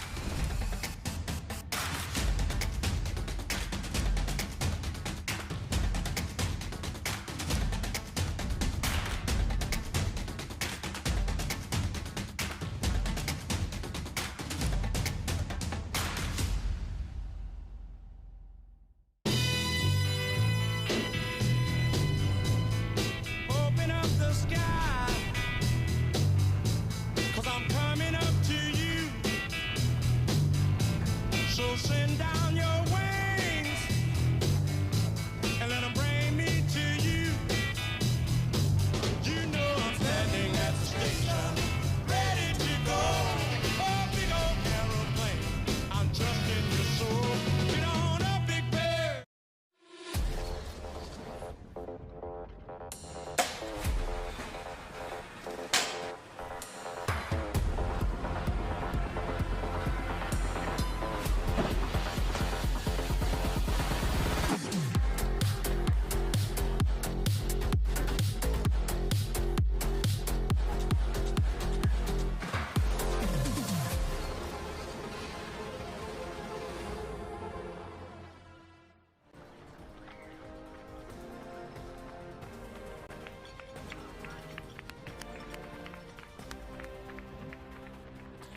Cairns Airport Ironman Asia Pacific Championship Cairns continues here on a glorious afternoon in the early hours of the afternoon here in the far northeast Queensland. We call it home to the Daintree, the wet tropics rainforest. We call it home to one of the 7 wonders of the seas, and that would be the Great Barrier Reef. But today, all the excitement and the adventure is right here on the Esplanade in Cairns itself. Matt Burton from Australia, the local favourite here, is holding ground on New Zealand's defending champion Braden Curry. He raced to a 7:50, 7 hours and 50-minute race victory last year, but he still sits at about 2 minutes and 42 seconds down from our leader right now in Matt Burton. Is he going to run out of real estate? He's inside of the last 2 laps, the penultimate lap. He will have 1 to go after this, and now we're going to go down to Matt Lieto and man on the ground. Matt, did you put that sunscreen on yet? I did. Every time I get done with a hit, somebody tells me I need to put sunscreen on, so I appreciate it.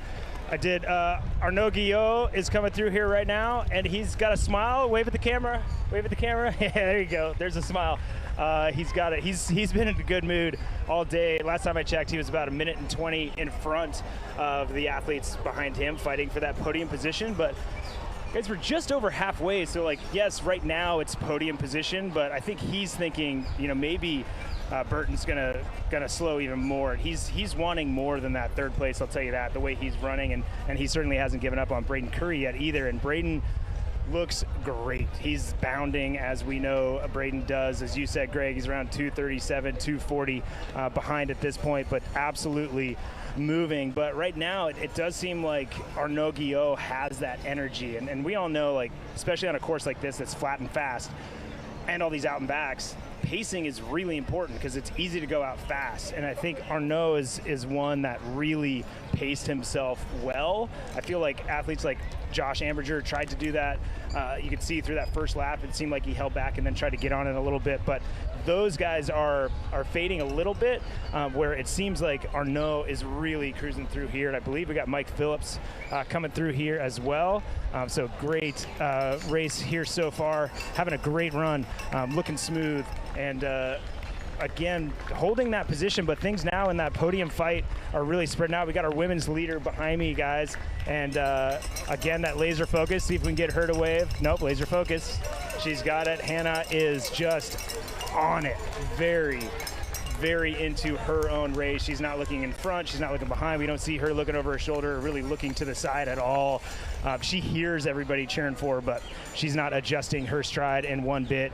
And yeah, this race has opened up. So the athletes that we were looking at earlier, I know one of my podium picks, Josh Amberger, fading a little bit. We had Joe Skipper, somebody we all look to really try to run through this field. He's still, we see him now, and Gregory Barnaby looks like a pass, a little bit of a chat as they go through here, actually. So that's Barnaby that's coming through here in 5th place. That's another lapped pro in between them, but Joe Skipper coming up to Gregory Barnaby as we see our 2nd place female coming through here as well. That's Levi, that's Joe Skipper. No bark this time, but we have Lottie looking smooth, really great turnover for her. That's our 2nd place female, and it's starting to spread out there. So no sign of Josh Amberger, but right now, guys, the race is starting to solidify, right? It's really starting to spread out. 2 laps in, and the women starting that 2nd lap really starting to stretch out, and the cream is going to rise to the top. You see Josh actually kind of in the background. Actually, we got Lauren Brandon here. Before I throw it back to you guys, I'm going to see what Lauren looks like. She's still moving well. Josh Amberger going to come over her left shoulder here in a second. So again, what a crazy race. Everything comes together here, and just every section you're at, there's multiple people, and Lauren looks so good. Look at that smile. She's looking great. Josh still looking good, smooth, taking him over, looking for that spot to world champs. Hey guys, it is, again, such a tight race across both fields, and great energy, and it really is this town of Cairns and the spectators that are bringing the best out of these athletes. This beautiful course, unreal race, and yeah, can't wait to come back next year already. Already booked my tickets. All right, very well done there, Matt, and thank you for a great report. And Matt Burton out there in the lead from Australia at 2:41 up on Braden Curry. Arnaud Guillot having a solid race. The Frenchman here, the tall Frenchman right here at the moment. And then we've got Josh Amberger sitting a little bit further back from Barnaby as well. So Barnaby's moved up into 4th place. Josh Amberger's moved back into 5th place. Mike Phillips is still right in there. Joe Skipper as well. But on the women's side of things, it's really, really a great race happening. We've got Hannah Berry that's just started to move away from a lot of films. And then in 3rd place still is Lauren Brandon from the United States. And she's actually having a great run right now. And then in 4th place, we've got Rebecca Clark. And then in 5th, looks like Kylie Simpson has made her way into the top 5 now. So Kylie Simpson making her way up, still 12:46 from the lead, but making her way.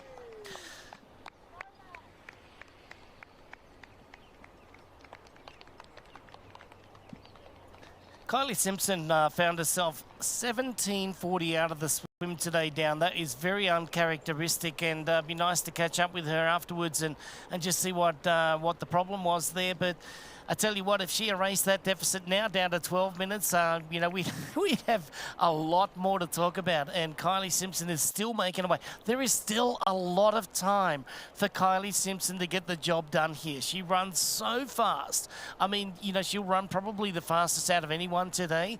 Hannah Berry's having a great run, but what's behind her is, you know, nothing short of amazing when it comes to someone who can finish it off. But Braden Curry, we got a look at him just a moment ago. He is really grimacing now. He's really trying hard.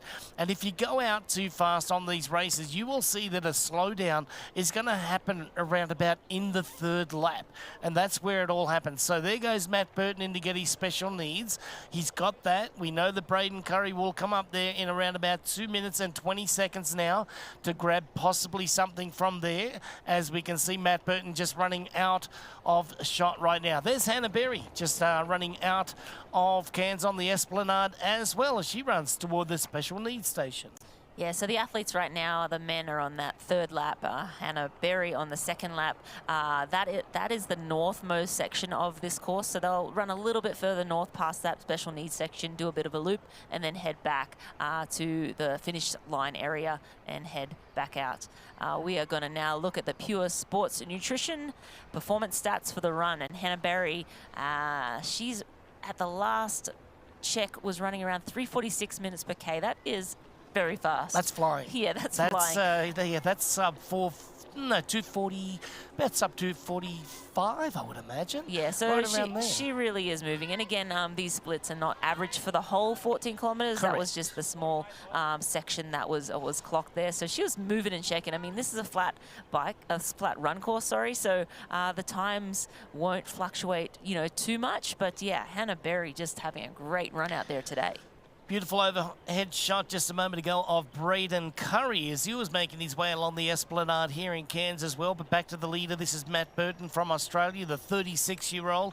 Put a solid swim down, but an even more solid bike ride today with a 4:05.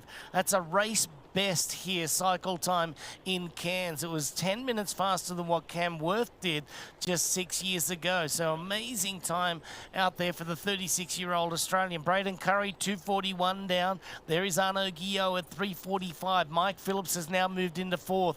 Joe Skipper has moved up into 5th place. Barnaby drops down to 6th. And there's Amberger just slipping outside of the top 5 now. So Joshy's just got to hang in there for a little bit longer. We already know that a couple of these gentlemen have already punched their ticket to the Ironman World Championship. The VinFast Ironman World Championship, October 26, is as exciting as it will ever get this year, and a big part of the Ironman Pro Series as well, and right at the end of the season as well. So Matt Burton, he's already punched his ticket. Braden Curry, we got Guillot, we've got 4 spots on offer for our men, and we got 4 spots on offer for our women. It's going to roll down a little bit here today, Marinda, so someone's going to get lucky and some not so much. Exactly, yeah. And, some athletes are racing for points, other athletes racing for podiums, other athletes racing for, you know, a shot at the World Championship. So lots of reasons to race your heart out here in Cairns. And we have Matt Burton in the lead still, but Braden Curry still lurking at 2:41. So Braden in that last section hadn't really taken a whole lot out of Matt Burton. I think Matt Burton got the message that Braden Curry was coming, and maybe Braden's starting to slow ever so slightly as well. But yeah, that 240 and change, sort of just hanging around that right now, and that's at 25 kilometers. So around 15 sorry, 17 kilometers left to go for Matt Burton. So that's a lap and a half for him. He's still on the outbound section of that course. Yeah, he's heading in the northerly direction. He's just over 16 kilometres to go here as we come down to the second to last lap there. We've got a little timing mat coming up here, so we'll get another split on our athletes and where they are in the race today. But right now, Matt Burton, as he goes across that next timing mat there, and that's a great time by Matt. He's holding down some fairly solid run pace at the moment. We've got him running at about 3:21 pace at this point in time. So too with Braden Curry, but it was Arnaud Guillot that's running at a 3:19 pace at this point in time. So very fast times, you know, over this section of the race. You have to imagine that, you know, this is on a very flat section of the course. There are a couple of little pimples on the course there, a couple of little undulations, not too many to speak of, but it looks like Matt Burton is having a great old time with it. All right, if you're wondering, it's a 5:24 pace on the run here for Matt Burton, so he's looked like he's running a solid run today. Maybe his best today is going to be the best overall for his career. So a 2:44 he's clocked last year in Ironman Western Australia on a flat course. What can he get done today? Yeah, only time will tell, well, but he does look great so far. And yeah, Arnaud Guillot definitely really running well as well, and kind of lurking behind Braden Curry there. So running around the same pace as Braden right now on course. And they were off the bike around a similar time, but Braden just put the jets on out of transition and you know, put 90 seconds or 75 seconds into Arnaud out of transition. But now they're running around the same pace. So is Braden slowing or is Arnaud starting to speed up? Question will be answered momentarily, but Matt Burton certainly, you know, no chinks in his armor so far to speak of anyway. But yeah, he's doing everything right. He's pacing well, he's calm, he's making sure he's stopping and getting his, sometimes when athletes are in the lead or in the hunt, they'll blow through aid stations, they'll blow through the special needs, but he is slowing at every aid station. He went and took the time to go and find his special needs, pick it up, and take his, you see him carrying that bottle in his hand. That's, you know, a veteran move to go and make sure he get on the nutrition, all that nutrition and your own nutrition that you've practiced in training, that you know your gut can handle. Really important to do those things, and it definitely pays off in the, you know, the last 10 or 15 kilometers. If you have fueled well, if you have, you know, done all the right things throughout the race, paced smart, fueled well, then you'll be able to run that last, you know, 15 kilometers rather than just survive. Well, for the first time in the run, it's gone out toward Matt Burton. That's right. So Braden Curry has lost 3 seconds over the last couple of kilometres there on the run course there today. So he lost 3 seconds, and now it's back out the other way. So now it's Braden Curry that went out from a 2:41 to a 2:46, and now it's back at 2:40. So a little bit of a seesaw battle happening at the moment between our two leaders on the men's race here, Matt Burton and Braden Curry. They're giving us a great race. They're giving us lots to talk about. But look who's charging fast. It is Arnaud Guillot who's running the other way right behind Braden Curry. So he's catching up in a hurry. Yeah, that you could see Arnaud just really starting to get a little sniff of Braden Curry, and when you see a little weakness, I say a little sniff of them, you see them off in the distance, and you see a little weakness in them. That almost gives you energy. Like, okay, I could possibly get a second place. Third place is great. Second a little bit of bait on the hook, just exactly, you know, reeling it in. Yeah, and then you're able to sort of lift and rise to the occasion sometimes, and you know, it's almost an out-of-body experience sometimes. You're like, well, I thought I was already at my limit, but now I'm finding more. It's a sort of a mental game out there. But yeah, Arnaud now possibly getting a little bit of a sniff of Braden Curry. Again, at the last check, Braden had still a minute on Arnaud, but yeah, Arnaud running very well right now.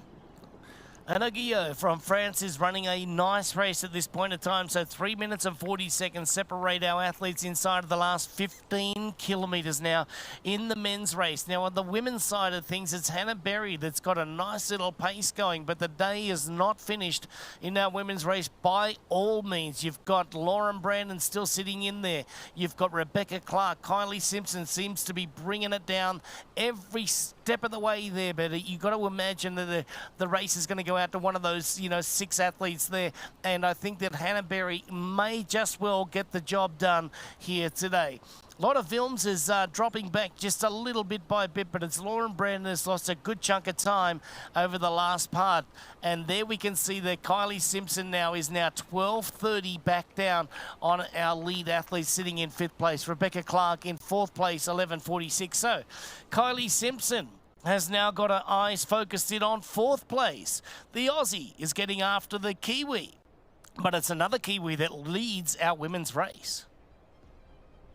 We are just following the lead male here. We have Matt Burton leading the men's race, Hannah Berry leading the females race. We have a lot of racing left to come. Don't go away. We're going to go away for a quick break. Here's Elizabeth in the middle of the perfect workout for her.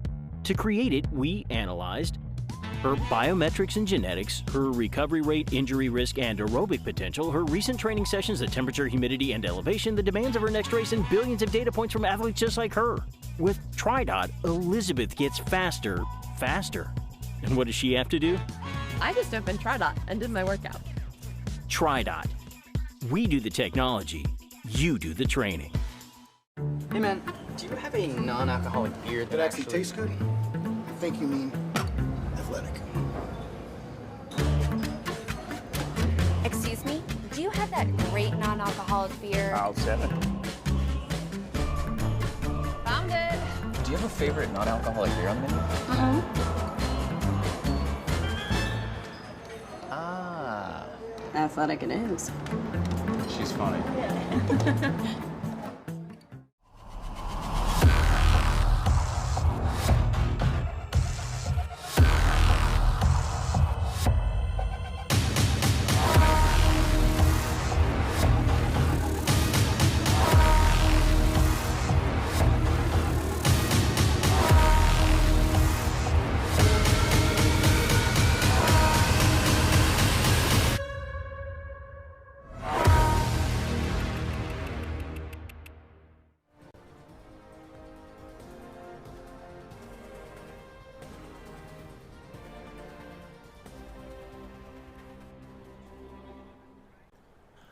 The Cairns Airport Ironman Asia Pacific Championship Cairns continues along the Esplanade in Cairns. We're in beautiful northeastern Australia. Yes, we're in the rainforest. We're in the beautiful tropics here. We're sitting up on top of the Tropic of Cancer, and I tell you what, one of the 7 wonders of the world, the Great Barrier Reef, is just off to the left-hand side there, just a few miles out to sea. And if you're in this neck of the woods, hop on a boat and jet on out there and have a good look around. You can go snorkeling, take a deep sea dive, lots available. You can go into the rainforest and have a nice hike or two, but it is absolutely gorgeous here as we look down on a beautiful Cairns. Electric is the word of the afternoon, because there goes Lauren Brandon going the other way out to the turnaround. This is Hannah Berry coming on the way back in to finish off a second lap. And in between those two is Lotte Vilms, and she's still inside of the minute. So by all means, Hannah Berry not running away with it. Lotte Vilms seems to be coming back. And I tell you what,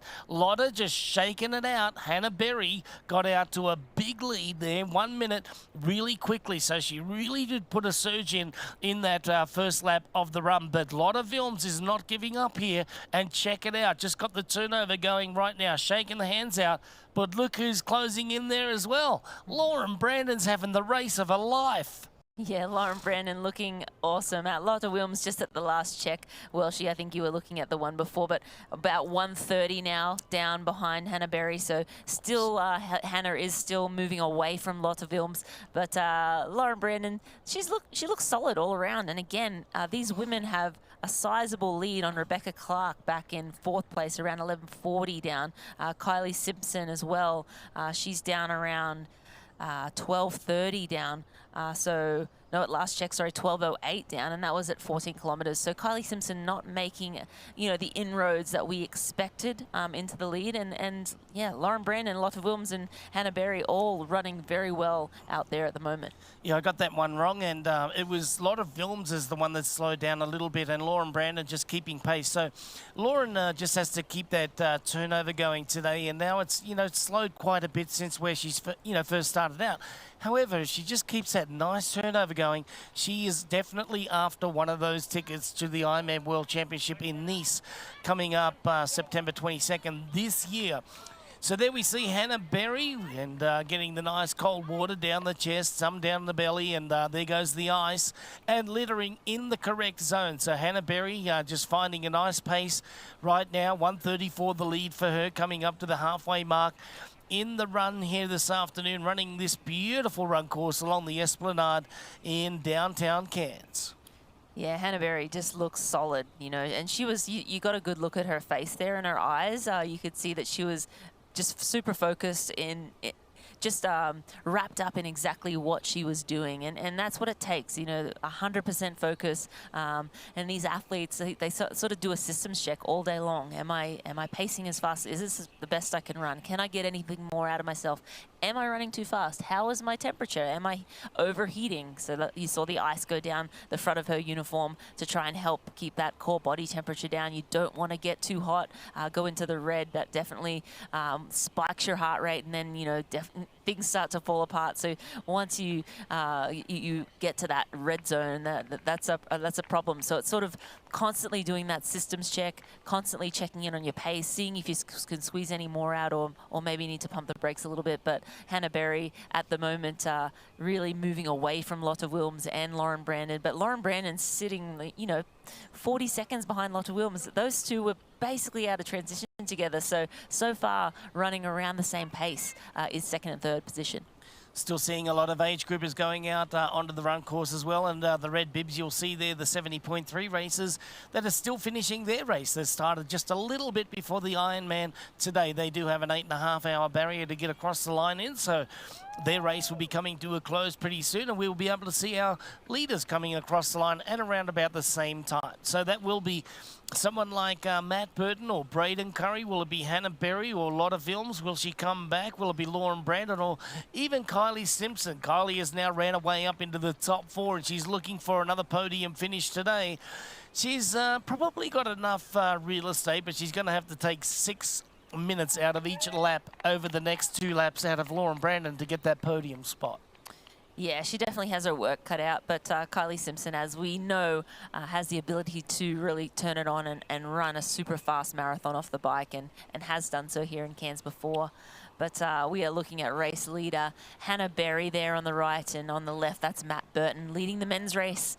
He seems to be comfortable now in first position. He's coming around back to the finish line area, which will put him out onto the 4th and final lap for him. So he is getting ever so close to, you know, the end of the marathon and the end of this race for him. But yeah, heading back into town where we'll get a lot of cheers and excitement and energy, and then head back out on that long straight north of the main downtown area, and then finally around that corner and come back in for that last time. So he is now sitting at 2:39 ahead of Braden Curry. So Braden really just hovering around that 2:40 mark. That's been round about, you know, that time space for the last, what, 4 miles? It's, you know, it's only 1 more second now that Braden's taken out of Matt Burton, and he's running a beautiful line. I've been watching the line that he's been taking, and it's hard to do the tangents on such a narrow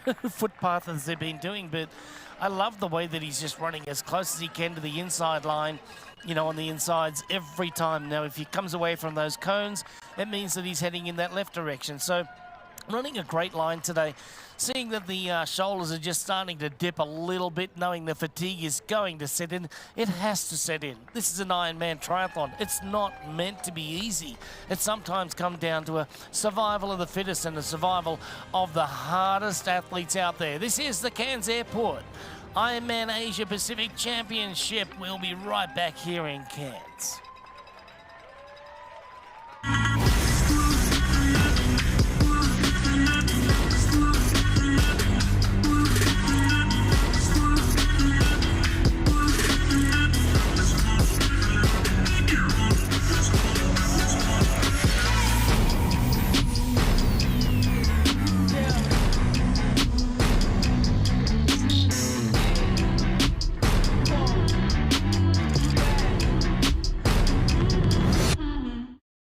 Beyond the finish lines, our commitment goes the extra mile. We are the IRONMAN Foundation. We've given back more than $55 million to support our mission of leaving a positive impact throughout race communities. Without our amazing athletes, volunteers, and givers, we wouldn't be where we are today. Together, let's continue this journey of impact. Join the IRONMAN Foundation and be a part of something extraordinary.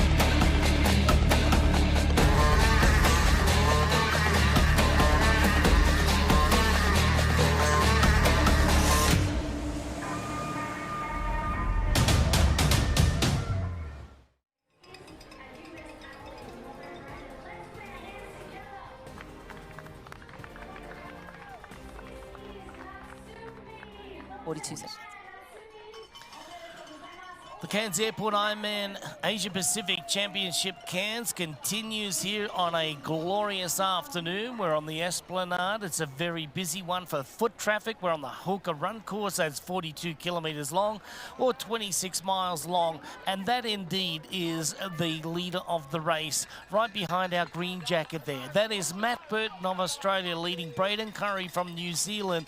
And in third place, it's a hard and fast charging Arnaud Guillot from France. He's charging in on the back of the shoes of Braden Currie. So we may have a change in podium positions coming up here, but watch this. Watch the efficiency of our race leader right now and how he executes the perfect aid station. Only a little bit of slowing down. He gets all the nutrition he needs. He gets the ice down the front. He sponges down and gets comfortable, and just like that, back into full flight. Yeah, back up to pace and looks fantastic still, you know, like you see him, you know, he did slow through those aid stations to get on those nutrition, but he didn't slow as much as he has in previous aid stations. I think he's realizing that, okay, I've, you know, only got one lap to go now. This, he's just gone past the finish line area, and now he's going to go back out on the boardwalk. He's going to make that turn, and then, yeah, he's on the last lap. Certainly on the last lap right now, so closing in the last 10.5 kilometres is Matt Burton. Braden Currie at 2:40. Closing in is Guillot from France. He's 3:39 down now and charging. Joe Skipper just seems to be leaving his race a little bit late. Barnaby is slipping back to 6:44. Olich from the Netherlands now comes into the frame here in 6th position, but it's Kibbe that's now overtaken Josh Amberger at 11:45 down. Amberger is now down at 12:40, and coming back into the picture inside of the top 10 is now Nick Thompson from Australia, who had that unfortunate incident after his penalty in the box there. He fell at the turnaround at the end of lap 2. And just looking at that race clock, well, she's 7:05:50. He has about 10 kilometres to go now, give or take. The race course record is 7:50. So I think that's going to be smashed today. Yeah, I do think so. I think that we're looking at that time of the bike that Matt Burton set up today with a 4:05. That takes, you know, 10 minutes off the existing best time, you know, here at the Cairns Airport Ironman Asia Pacific Championship Cairns. And that was set by Cam Worth back in the day, you know, 6 years ago when he did that 4:15. Who on earth thought that somebody could ride 10 minutes faster than Cam Worth?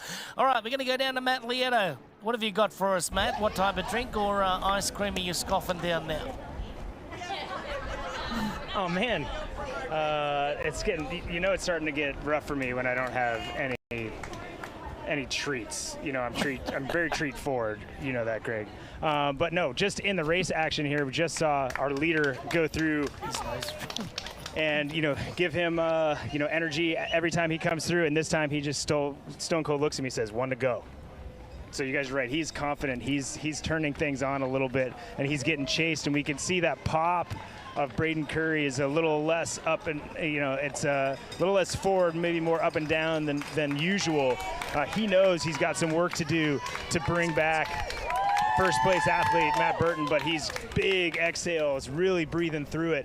And this tall athlete from behind that has had, again, really positive energy all race. He's every time Arnaud Guillot has passed me, come by us where we're reporting. He gives a smile or gives a wave or does something. But right now, he's doing what he needs to do. He's walking through this aid station. So sometimes we can see that as a weakness, but sometimes we know that that's just protocol, right? He's hot. It is hot out here. I'll tell you what. He's got a towel around his neck. He's on that all-white kit. He's putting cold water on himself, getting nice, and then straight back to it running. So Arnaud Guillot walks to the aid station, but now he's like, this is my mission. I'm trying to catch Braden. He's still got the smile. There's that smile. Arnaud's got it. He is on it every time he gives us something. And to be this close to the lead in a race with still a lap to go, you know, Matt Burton very confident, 1 to go.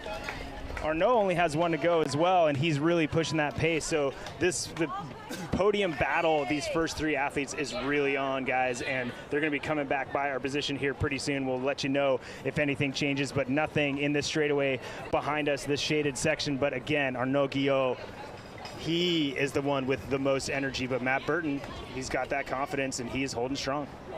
Yeah, we're looking at a course best time today that have been broken by 7 hours and 50 minutes. But Matt, thank you very much. Great positivity down there. I think that you put a smile on a lot of people's faces down there. So thank you very much for that. And I think that Arnaud Guillot really appreciates you.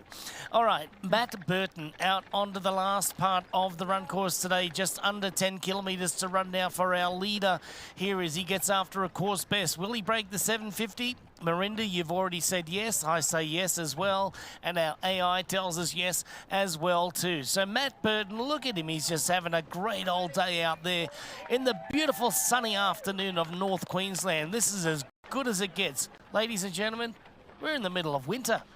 It's 28 degrees Celsius. It's 82 degrees Fahrenheit out here. It's a gorgeous afternoon, and why wouldn't you be lapping it up? Just enjoying this sunshine and enjoying the beauty of this incredible place, but enjoying the athletic prowess of our athletes that they're bringing you today. This is a great competition that we've had all day long as we look overhead now of the Cairns Marina down here, and we can see that for the very last time, Matt Burton will be going out and around the marina before he brings it home into the transition area, into the finish line area, and that will be it for the day. This is the first of the Ironman Pro Series races in Australia. It's the 8th race of the 2024 season. There's money up for grabs, but more importantly, Ironman World Championship spots are up for grabs as well. 4 on the men's side, 4 on the women's side.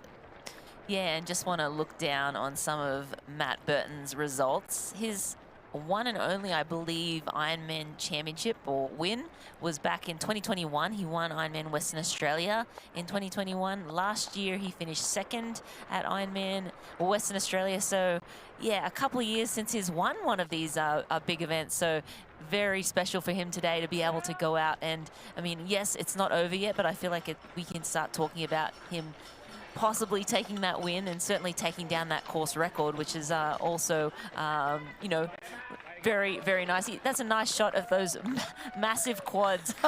Those are the legs that can ride 405 on this phenomenal course. And then, you know, he's still, you know, running super well. But I think, as you mentioned, Welshie, when you're a bigger athlete, you just have to be careful that you fuel well, that you make sure you don't overheat, because, you know, carrying more muscle on the run, he heats up a little more, and also just a little bit more to carry overall. But yeah, no, those strong legs looking fantastic.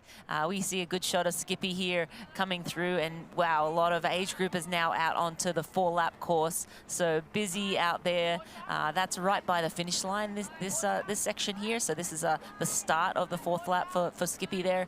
Yeah, the race leader of Matt Burton, I'm sure he's very excited to be leading this race and possibly going to win this 2nd Ironman under the belt. Yeah, so last year Matt Burton ran a 3:16 as he, you know, finished in 7th place, and the year before he was in 9th place. But this year he is going to absolutely obliterate the 2:45 marker by the look of it right now. Braden Curry's been running along at a pace that will break his own personal best here of a 2:36. So we've got a lot of things happening right now. We've got Hannah Berry coming through right now, leading our women's race, just setting best times of her own out there. Today she rode a 4:42. which was good enough for more than a minute and a half faster than our other two ladies out there today, and that would have been both Lauren Brandon and Lotta Vilms. So you can see that Hannah Berry having a great day in the sun. Kylie Simpson didn't have the swim that she did last year. She had a 104, and this year she had a 112. Very uncharacteristic-like. So we're looking at Kylie Simpson now running back into 4th place. She sits 11:45 down in 4th place, and she's only now just 8.5 minutes down on Lauren Brandon with 2 laps to go on the run. So things are getting very exciting here in Cairns. The men's race is coming to a close. The women's race, well, we get about halfway down. We're about 21k into it as they go out with 2 laps to go. But the men's race is at its climax right now. Matt Burton getting the job done. Braden Curry, the grimaces on the face, getting after it. Arno Gio putting the pressure on Braden Curry right now. And Matt Lieto gets to see it all right outside of our studio. Matt, what do you got? Here we go. Matt Burton, 1 to go. He's looking good. Okay, he's focused. He's definitely a little less joking than he was a second ago. But guys, you can look at this map, and Braden Curry just went behind me, and so just this little finger of this marina where we see these amazing yachts here in Cairns, just that is what separates 1st and 2nd place, and we know it's pretty tight, right? And Braden looks like he's fading a little bit, but right now that's the first time Matt hasn't looked at me and said anything, right? And he's a fair bit closer to winning this race than he was the last time he passed. So if he had the energy, he would do it. And I don't have my clock on Braden and Arnaud as far as that gap goes, but I know Arnaud did stop at that aid station prior and walk through, so he lost a little bit of time, but Arnaud does not seem to be eating up time on Braden as he had before, and that means a lot on these out and back sections because Braden doesn't see that gap continuing to slow, all right, or continuing to shorten. So Arnaud Guillot still has work to get into that 2nd place, but he's looking good, looking smooth. No smile this time. So guys, this is about whatever K I'm at right now. This is where people stop smiling. This is where it starts to get hard, and they really need to work at it. And again, Braden Curry, Arnaud Guillot on this little part of that marina. Matt Burton just has one long out and back section to go in Cairns. He's got to get all the way back out to where the foot of those mountains are, and then back to the finish to get his win here at the Cairns Airport Ironman Asia Pacific Championship Cairns. And it's going to be his, but he has some work to do. But these 3 have seemed to separate themselves from the rest of the field, and lots of racing from these 3 with just a few K to go. Yeah, Matt, they say that a quiet mind is solid focus, and a solid focus is quiet execution. Seems to be executing a great race today, Matt Burton is, as he's heading out there. Braden Curry now is just a little bit down, so he's 2 minutes and 24 seconds, so not really too much to speak of in that respect. He's just bringing it down by a second or 2 here and there. But the big mover is Arnaud Guillot. He's now just falling a little bit back, you know, just before he got into about 46 seconds, inside of 40 seconds, and now it's just sort of moved back out the other way. It's down to 50 seconds now. Skipper's trying to make a move in 4th place, and then also Olish is coming into fray at the moment at 8 minutes. So what a great finish we have lined up here in the Hoka Run course. We've got Matt Burton leading the race from Australia. We've got New Zealand's Braden Curry. We've got the Frenchman Arnaud Guillot, all smiles all day long, having a great race in the podium position. And then on the women's side of things, how about Hannah Berry getting the job done in a 4th place at Ironman Texas just 6 weeks ago, leading the race with a great pace. Lotta Vilms in the race that day with Hannah and also Lauren Brandon. Those 3 ladies have been locked in battle all day long with Rebecca Clark as well, and only 2 minutes and 54 seconds separate.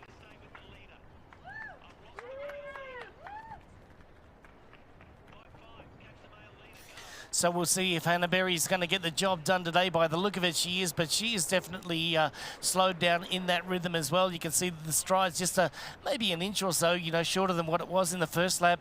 That's obvious, but a lot of films. She's out at 2:22, so Hannah's getting the job done. Other ladies are now just, falling back a little bit, but look who's the big mover here. It is Lotte Wilms is moving backwards a little bit further than what Lauren Brandon is. So now Lauren Brandon finds herself inside of 30 seconds, right at 32 seconds behind Lotte Wilms, and here comes Kylie Simpson. She's still a ways out, but she is running like no one else at the moment, running fast and getting the job done. But it's getting exciting on that pace at the moment. So let's go to the VinFast performance analysis on the run. Hannah Berry, 7:19 into the race. She was running along at a 4:26. She was running along much faster than that just a little while ago. But the Kiwi is getting it done. There is the VinFast performance analysis on the run. Yeah, you just saw Lotte Wilms go past the other way. We'll see Lauren Brandon here momentarily. As we saw at the last split, that was about 32 seconds. So, yes, that's closer than that. That's probably more like 15, 20 seconds now between second and third. So, Lauren Brandon now got her eyes on Lotte Wilms, and that fight for that second place or the minor places on the podium are definitely not set in stone. So I think a little bit of movement there, and Lauren Brandon moving back up towards Lotte Wilms now, but Hannah Berry seems to have things in control up front. Kylie Simpson, again, not taking out the big chunks of time we expected her to be taking out. Yes, she is fastest on course right now, but still at 11:43 down. Yeah, that's 7-8 minutes away from that third place or podium position. Still a half marathon to go, so still a lot of running. And, as athletes fatigue, sometimes that's when the big time gaps start to creep in. So still a lot of running, and we will keep our eye on Kylie Simpson. But again, Lauren Brandon and Lotte Wilms holding their own here and holding on to those minor places on the podium. But going back to the men's race, Arnaud Guillot, he was down at around 38 seconds behind Braden Curry at one point there, but now it's blown back out to around a minute. And as Matt mentioned, we didn't get to see it, but he was walking through one of those aid stations. And, anytime you start walking, yes, there is benefit to that because you're cooling your system, you're making sure you're getting on, and he must have been feeling like he was getting into the red, like heart rate's getting a bit high. I need to get things back into control now. So I'm sure it was a calculated walk, but again, a walk is a walk. And, those seconds that he clawed back on Braden Curry now gone back out to a minute. Both of those men just fighting for dear life for those minor places on the podium. Again, first place is not sewn up, but Matt Burton looking better and better as we get closer. Oh, wait, I thought I was going to say everyone's wearing white tops and black bottoms. It's very confusing for us in the studio, but no, Matt Burton doing his usual jog through, make sure he gets on all of that water, cools the jets a little, gets the ice, and then he goes right back up to pace, and no different in that aid station there as well. Well, I talk about, being faced with adversity and pressure and everything. This has been a pressure cooker for Matt Burton, because how would you like to run against somebody that, that's going to turn in a 2:36 at the end of the day? He ran 3:16 on this course last year. This year is going to absolutely obliterate that. But look at this. We talked about the first lap.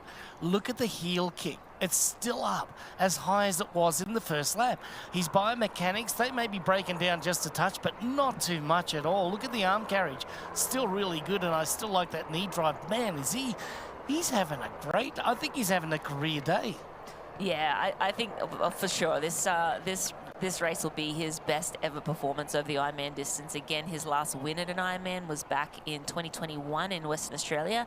He's got all the podium places there. He's got a first, I think a third the next year, and then he was second just in December, this past December. Almost hung on for the win there, I believe, as well. So Matt Burton having a career day here in Cairns, and what a day to do it. Yeah, heading back out in the northerly direction there. He'll do one more U-turn at the far end of the course and then come on back into that finish line area. Downtown Cairns is where you want to be this afternoon. It'll be a very raucous crowd down there to welcome in Matt Burton if he gets the job done in first place. But Braden Curry just taking out a couple more seconds here and there. It's 2:25 now. There you can see Arnaud Guillot is now over the minute down past Braden Curry there now, 1:02. Oli's just coming through from from the Netherlands. And there is Joe Skipper losing time as well on Olige, but he's at 8:06. So the top 5 positions are set out on the men's course. In our women's race right now, we've got our leader Hannah Berry in second place, Lotta Vilms, and a fast closing.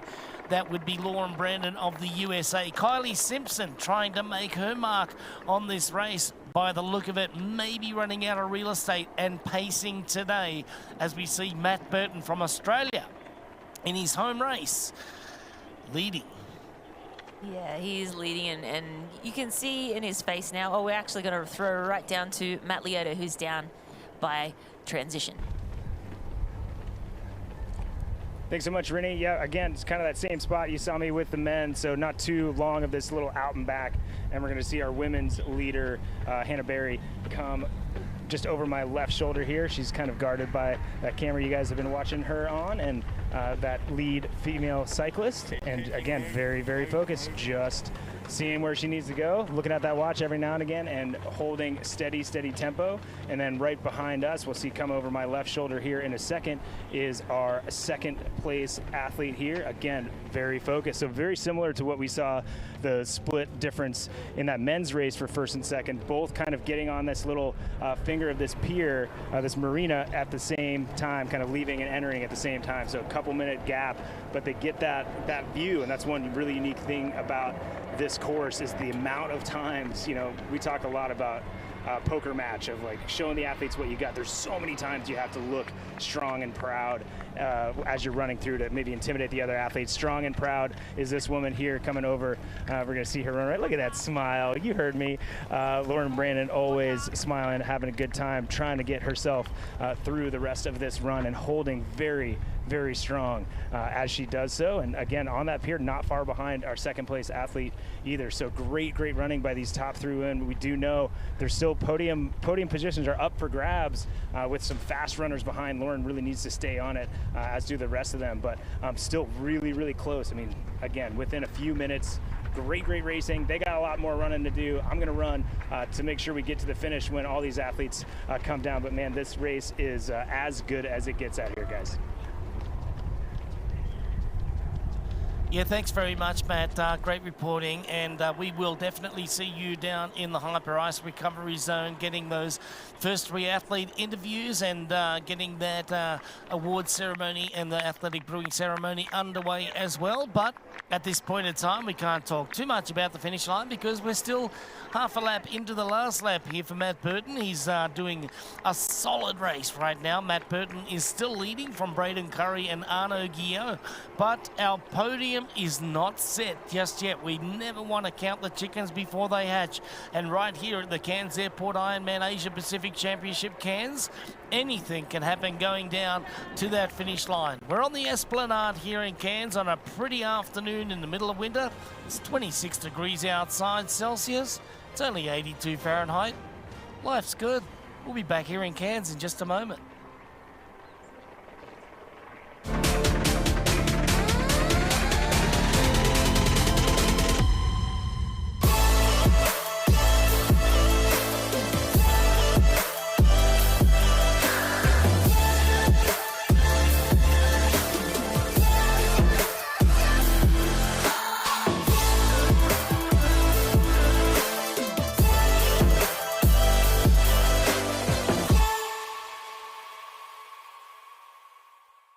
For 12 years, for 4,383 sunrises, across millions of mornings, we've been working to make one thing better. This, AG1 is foundational nutrition, a science-driven formulation to support whole body, brain, and gut health with just one of these, or one of these, once a day. Welcome to foundational nutrition. Welcome to AG1. Start at drinkag1.com.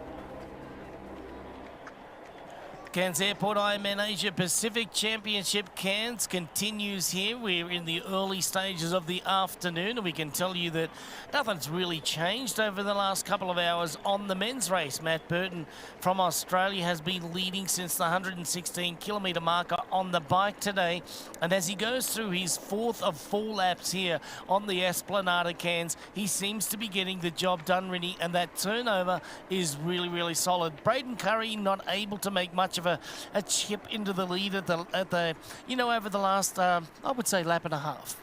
Yeah, over the last lap and a half, you can see Braden Curry just gritting his teeth, and Matt put it the best. I think he's moving up and down more than he's going forward. So he's not quite, his stride length is shortening up a little bit, and the efficiency is not quite there as it was in that first 2 laps. But Matt Burton, he looks the same. I mean, maybe rocking a little bit side to side more than he did before, but still running very, very solidly there in first place. And Arnaud Guillot was making up some time on Braden Curry. It looked like he was coming in. He was within about 38 seconds at one point, but at the last time check, he was back out to 3:41. But again, we're just waiting for that next time check at 38 kilometers on the run, which I believe will be sort of at the top of the run course here as before they turn around and head back into town. So, yeah, a little bit longer before we'll see exactly where Arnaud is in relation to Braden Curry. So that second, third position still possible, possibly, a chance to switch around, but at this present moment, Braden Curry about a minute on Arnaud Guillot. This is the 38-kilometre marker. He's very close to the timing, Matt, right now, so we're just about to get an update on the times here. There goes Matt just pressing the watch down there. I think that he wants to, see where he is as opposed to the other athletes when he does this turnaround. And as he does that, he'll just look down and gauge off his watch. He'll just double the time, and that'll tell him exactly how far he is ahead. Hannah Berry, on the other hand, she doesn't really need too much help as far as the pacing going at the moment, because she's doing just fine. She's been out in the lead now since, the first part of that run after she passed Lotta and Lauren and got herself into the lead there. And now she's just like, I think she's on autopilot by the look of it. It just looks like she's, metronomic and just running through the paces. And you can see those beautiful fluoro orange shoes is giving us a heads up in the darkness of the canopy of the trees there at the moment as well. Now, she goes on through the aid station and, just tries to pick up and execute the perfect way to get through there. You can see that the ice and the water going down the front of the outfit there of the Kiwi athlete. And we can see they're picking up some more cups of water and sport nutrition as well down there.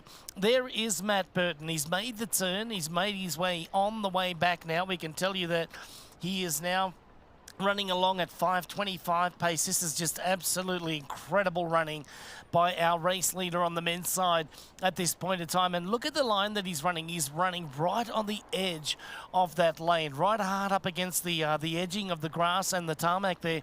And as you can just see, he's just trying to close. I mean, he's just trying to run that perfect line. And just everything right now is a mental state of mind. Keep that mind quiet. Keep it stoic. The face needs to be stoic. The athletes are going to be coming up and running the other way. I don't want to give up a single way that I look right now, especially to Braden Curry, because we know that he can close. He's run 2:37 last year, and there goes the lead bikers there in the second position, and there goes Braden Curry just about to go the other way. So, coming down to the last moments right here in Cairns. Exciting finish to come. Don't go away. Introducing the Ironman Pro Series Virtual Edition on Full Gas.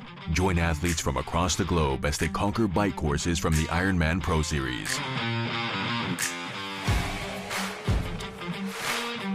Challenge yourself, travel the world, and earn your exclusive Finisher's Medal. Push your limits and make your mark. Exclusively on Full Gas. Unleash your inner champion. Register now at fullgas.com.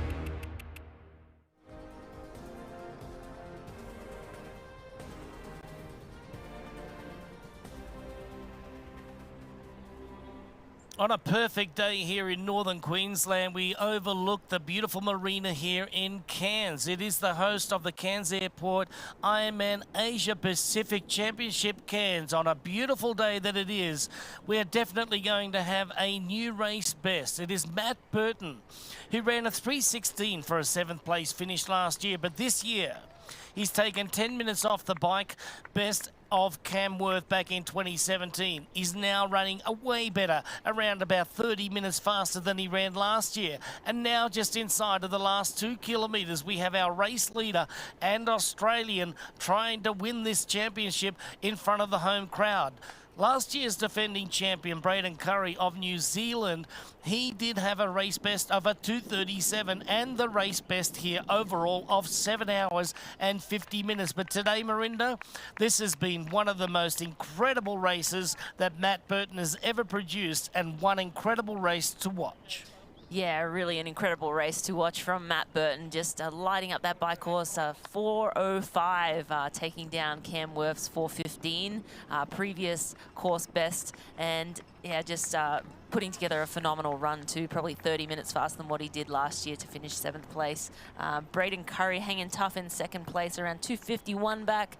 Arno Gio now starting to slow, he's around 4:22 back now, so Braden Curry looks to be safe in 2nd place. That charge from Arno on that last lap seems to have taken it out of him, and now he is slowing considerably. Now we'll sort of stop the watch and see where Joe Skipper is, where Olige is, as well as we close this marathon out. The men are on their way back to town, within about 3K to go to the finish line till we crown our Cairns Airport Ironman champion here today.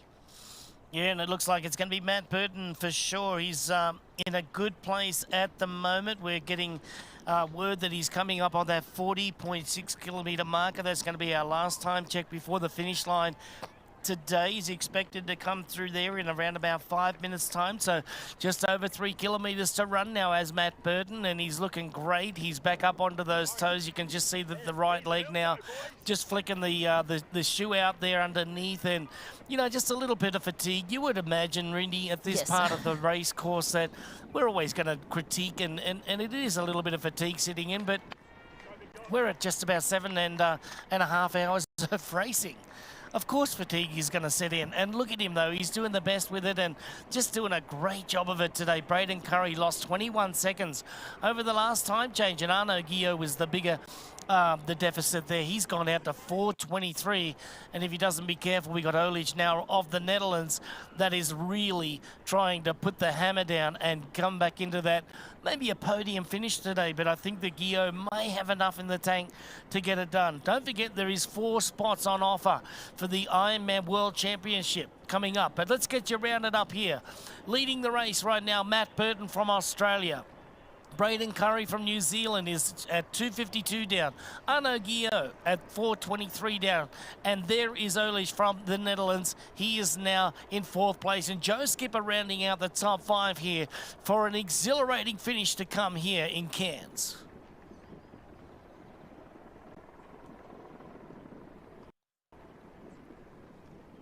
Now honing in inside of the last 3 kilometres right now.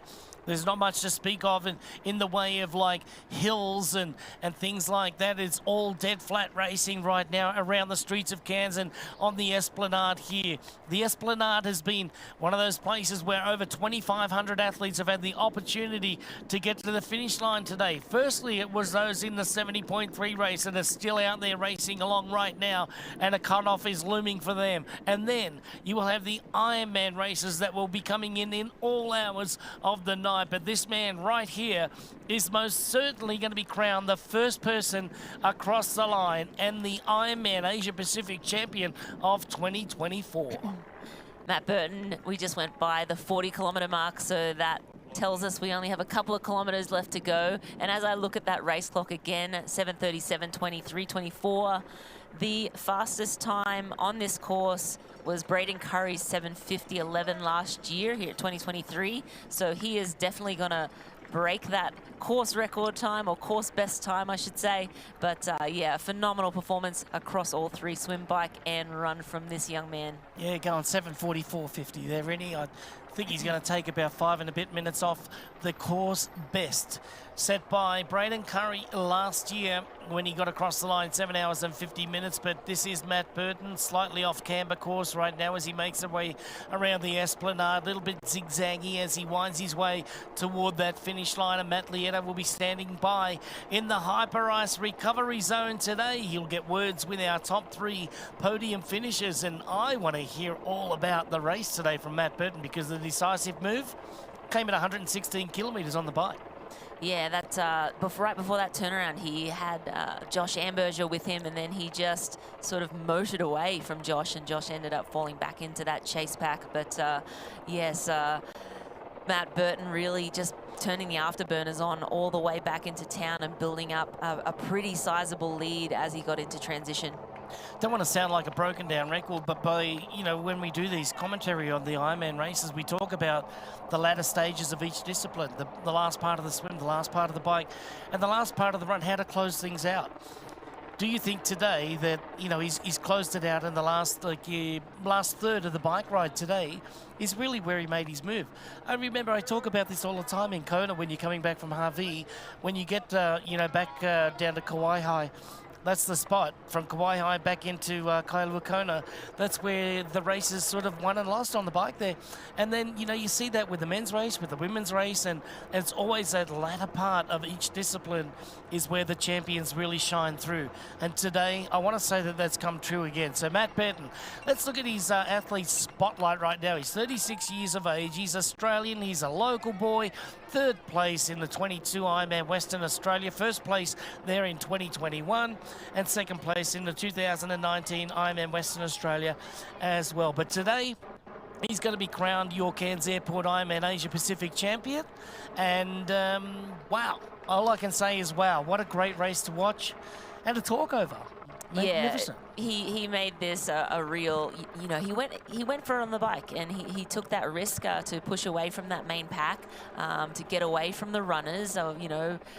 He didn't know that Skippy was coming, but Skippy ended up joining up into that group. Braden Curry, very fast runner. Yeah, I'm sure he wanted to put a little bit of distance between himself and Braden Curry, but still, he's going to run around a 2:44 marathon.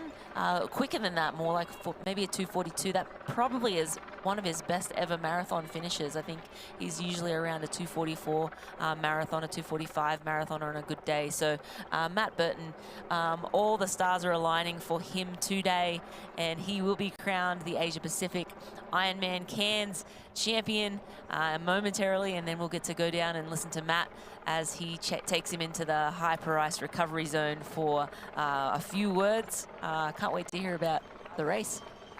Yeah, it's going to be a doozy. What type of interview he's going to get from Matt Lieto. And, as Matt will be sitting down there conducting those interviews, we'll be waiting for our women to get across the line as well. And we can tell you that Hannah Berry is still running along at a good clip. A lot of films in there. And Lauren Brandon, they're still on the podium positions there.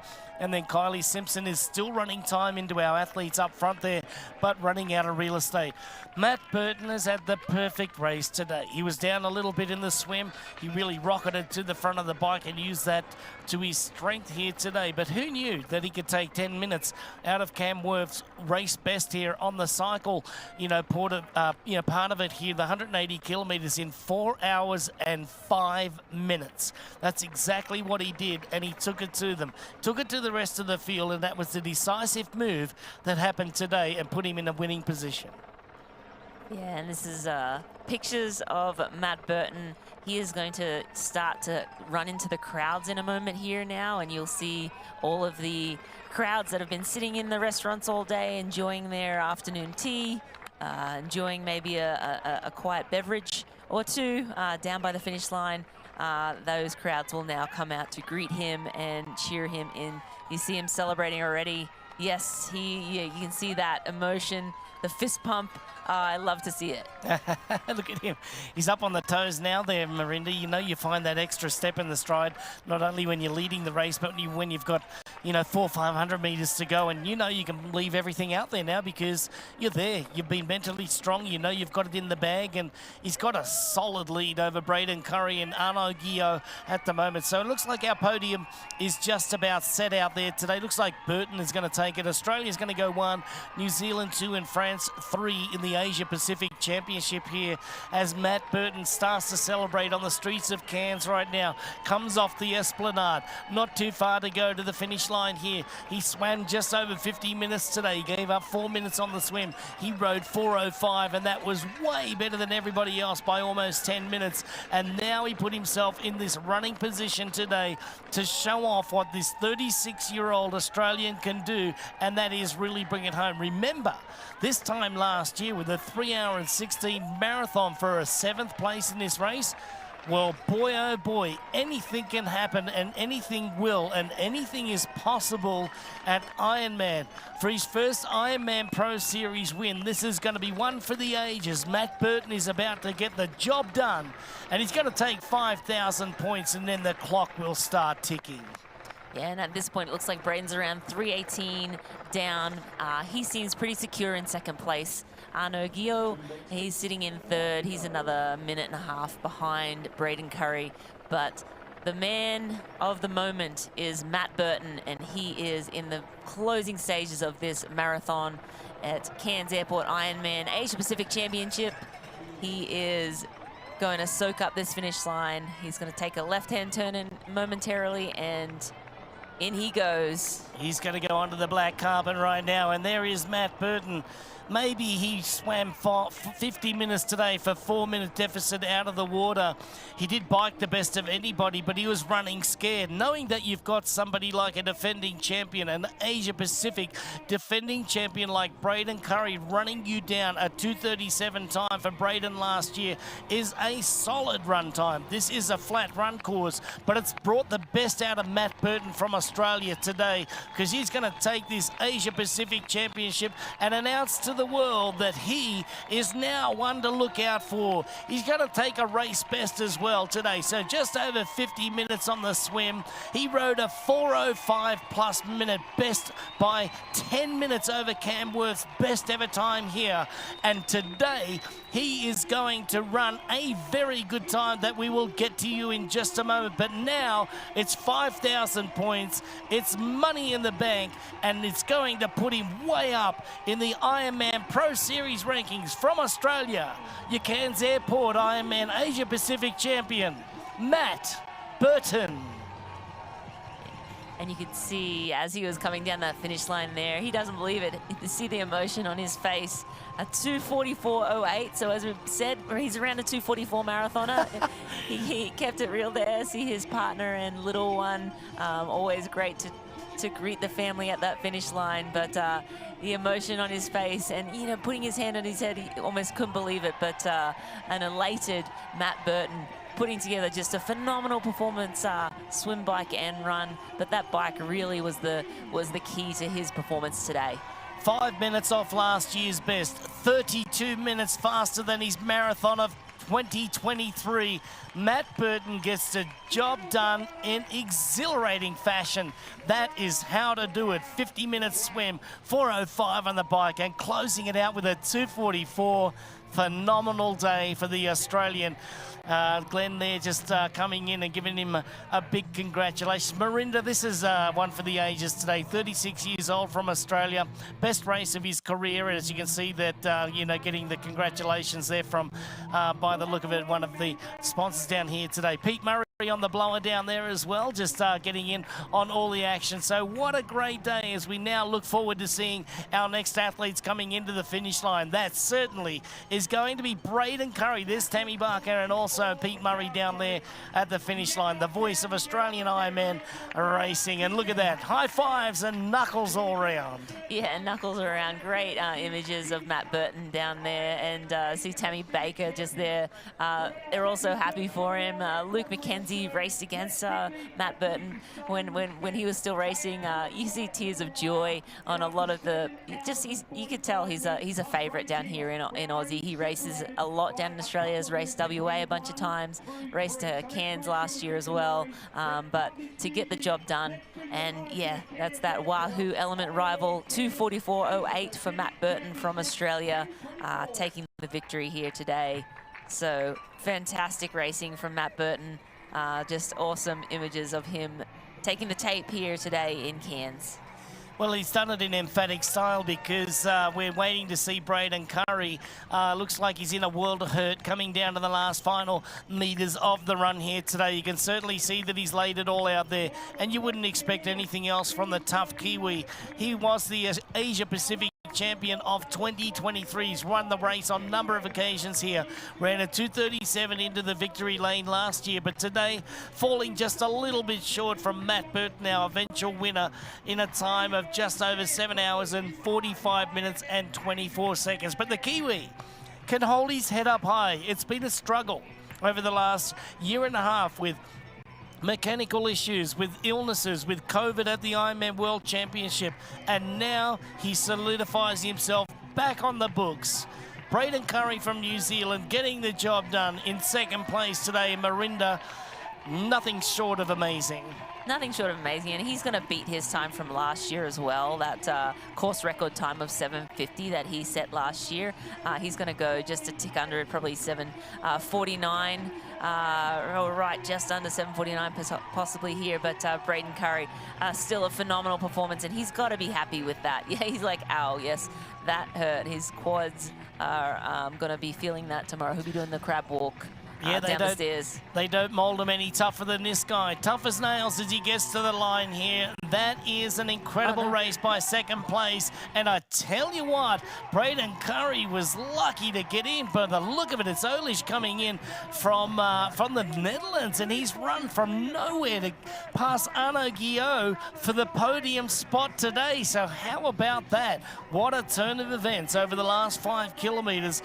So Braden Curry gets the silver today. The bronze goes out to Olish from the Netherlands right now. So our podium is set there. So great work by Matt Burton, and in second place, Braden Curry. Sorry, Matt, that's Mike Phillips. I don't think his... Mikey Phillips has run into third. Yeah, Mike Phillips. That's Mike Phillips there who ran into third place. His chip hasn't been picking up, so I think that's why we didn't have him on our radar, and we didn't have a camera on him. But yeah, that's Mike Phillips rounding out the podium in third place. He must have lost his chip at some point. But yeah, we don't know if he's been sitting in third place for the last...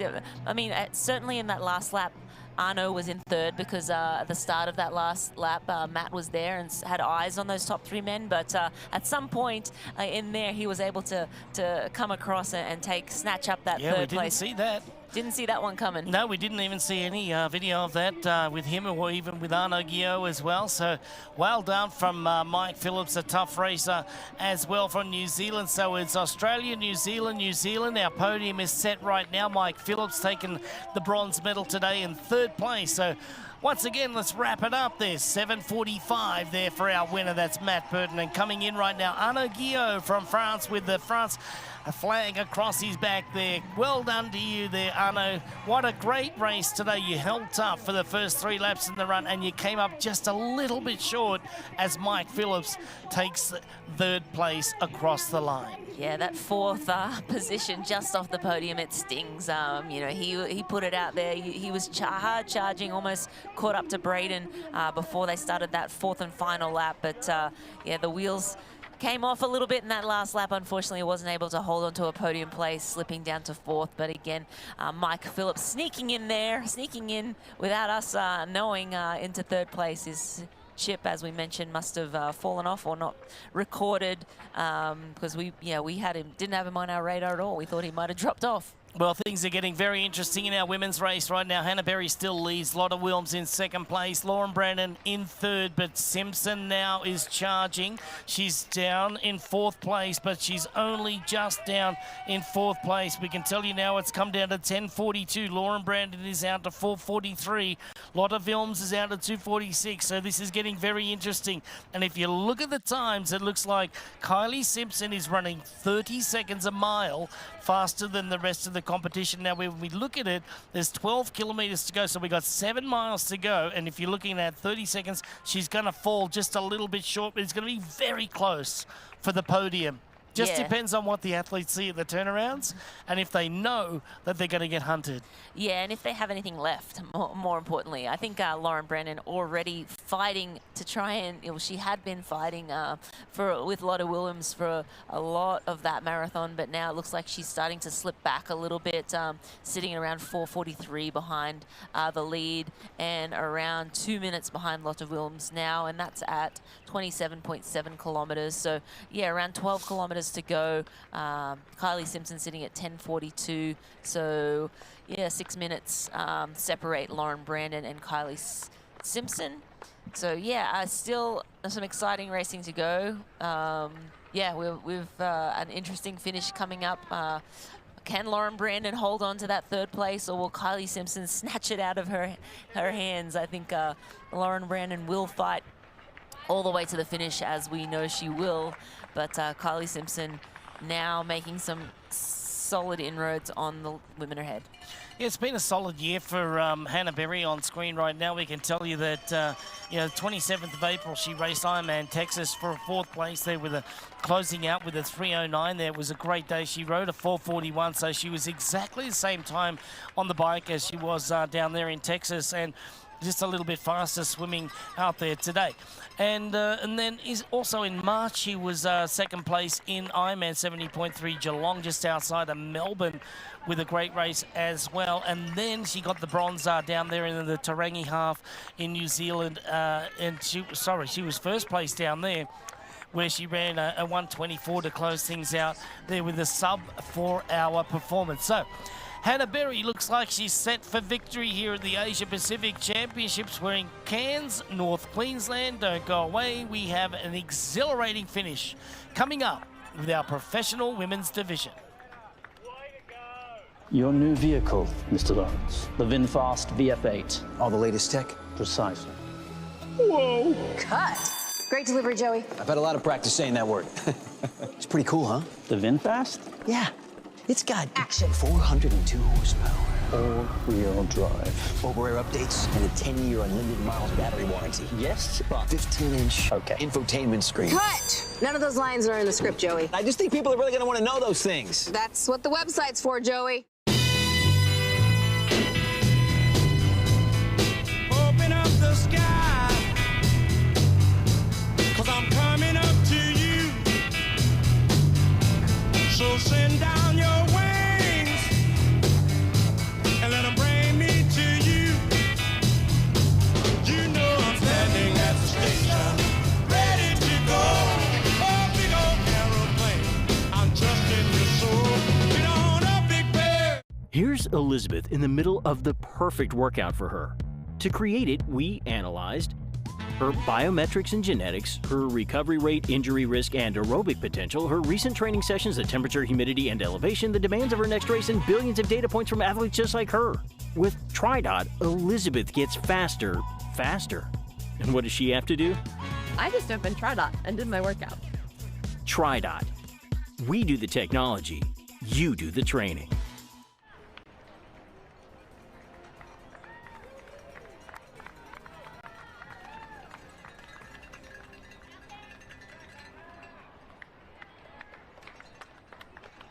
Cairns Airport Ironman Asia Pacific Championship Cairns is brought to you by High Price, made to move, and by Qatar Airways, going places together.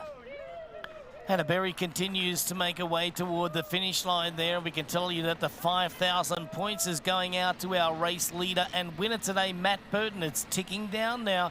Every second matters here, as we know that the points are very valuable. So 1 second, 1 point. So it's going to be ticking in the reverse direction at the moment. So we can tell you that Braden Curry ended up, just under the 5,000 marker there. So we'll tell you exactly how much it was when we get that. And then Mike Phillips just a little bit back. So he was only 23 seconds down on Braden Curry.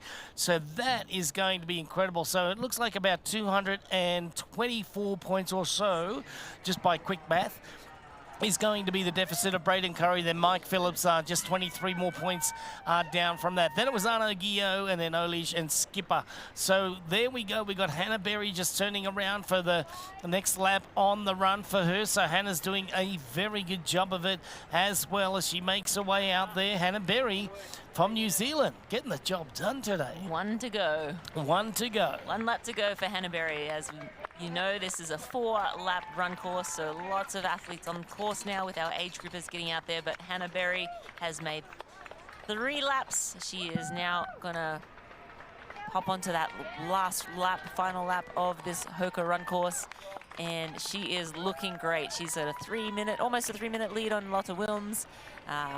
Lauren Brandon's a little further back, and then Kylie Simpson's chasing that podium, but one more lap to see who will finish atop that podium. Yeah, Lotte Wilms is now 3:01 down. Lauren Brandon is at 5:35 down, so losing critical time in the latter part of the race today. So Hannah Berry has pretty much got it all locked up if she can continue this pace in the last lap of 4. This is 4 of 4 laps along the Esplanade in Cairns here today. In second place, Lotte Wilms, but 5:25 is now the deficit from Lauren Brandon. So Lauren's got to keep it together there. She's trying to get after one of those qualifying slots. There are 4 available for our men today, 4 available for our women today for the Ironman World Championships coming up in October and September. September in Nice for our women this year, and October 26 for our men, which Sam Laidlow will get over there and try and get that victory. He was second place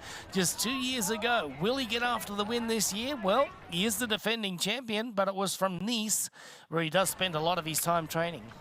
Yeah, absolutely. And Nice, very unique course with its, climbs up the canyon, the beautiful swim in the Mediterranean there, and then the run along, right along the ocean there. Beautiful scenes, nice flat run, but that bike, legit. Yeah, it's a pretty historic race and pretty legendary as well, that unique race down there in Nice in the southern part of France there on the French Riviera. It's right up hard against Monaco, Monte Carlo, and also the border of Italy not too far away. So let's get caught up to the action here. This is Hannah Berry just getting the job done here. She's coming up to around about 8 hours on the race clock as we tick down on our men's clock, coming up to that 8-hour mark in 10 seconds time. The clock is ticking. The points are ticking as well on our male side of things. The 5,000 points went out to Matt Burton today. They are ticking down. Every second matters as the point score will go down until it runs out of time there. But this is Hannah Berry from New Zealand running very, very well at this point in time. No problems in the lead at the moment. Lotte Wilms in second. Lauren Brandon in third, but now pressing toward the end of the race is Kylie Simpson, the defending champion. Yeah, Kylie Simpson now starting to make some inroads, but Lauren Brandon just 1 lap to go. That's about 10.5 kilometers to go for Lauren Brandon.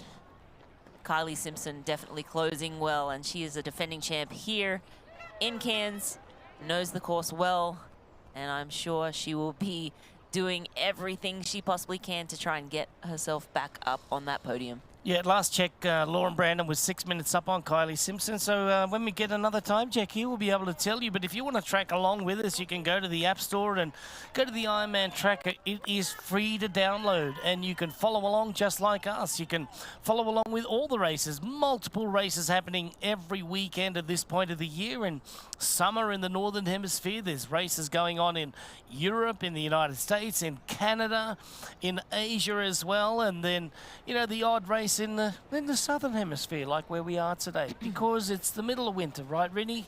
But we're in far north Queensland, in the subtropics. Yeah, perfect time of year up here. We say in Brisbane, in Queensland, we say beautiful one day, perfect the next. That's right.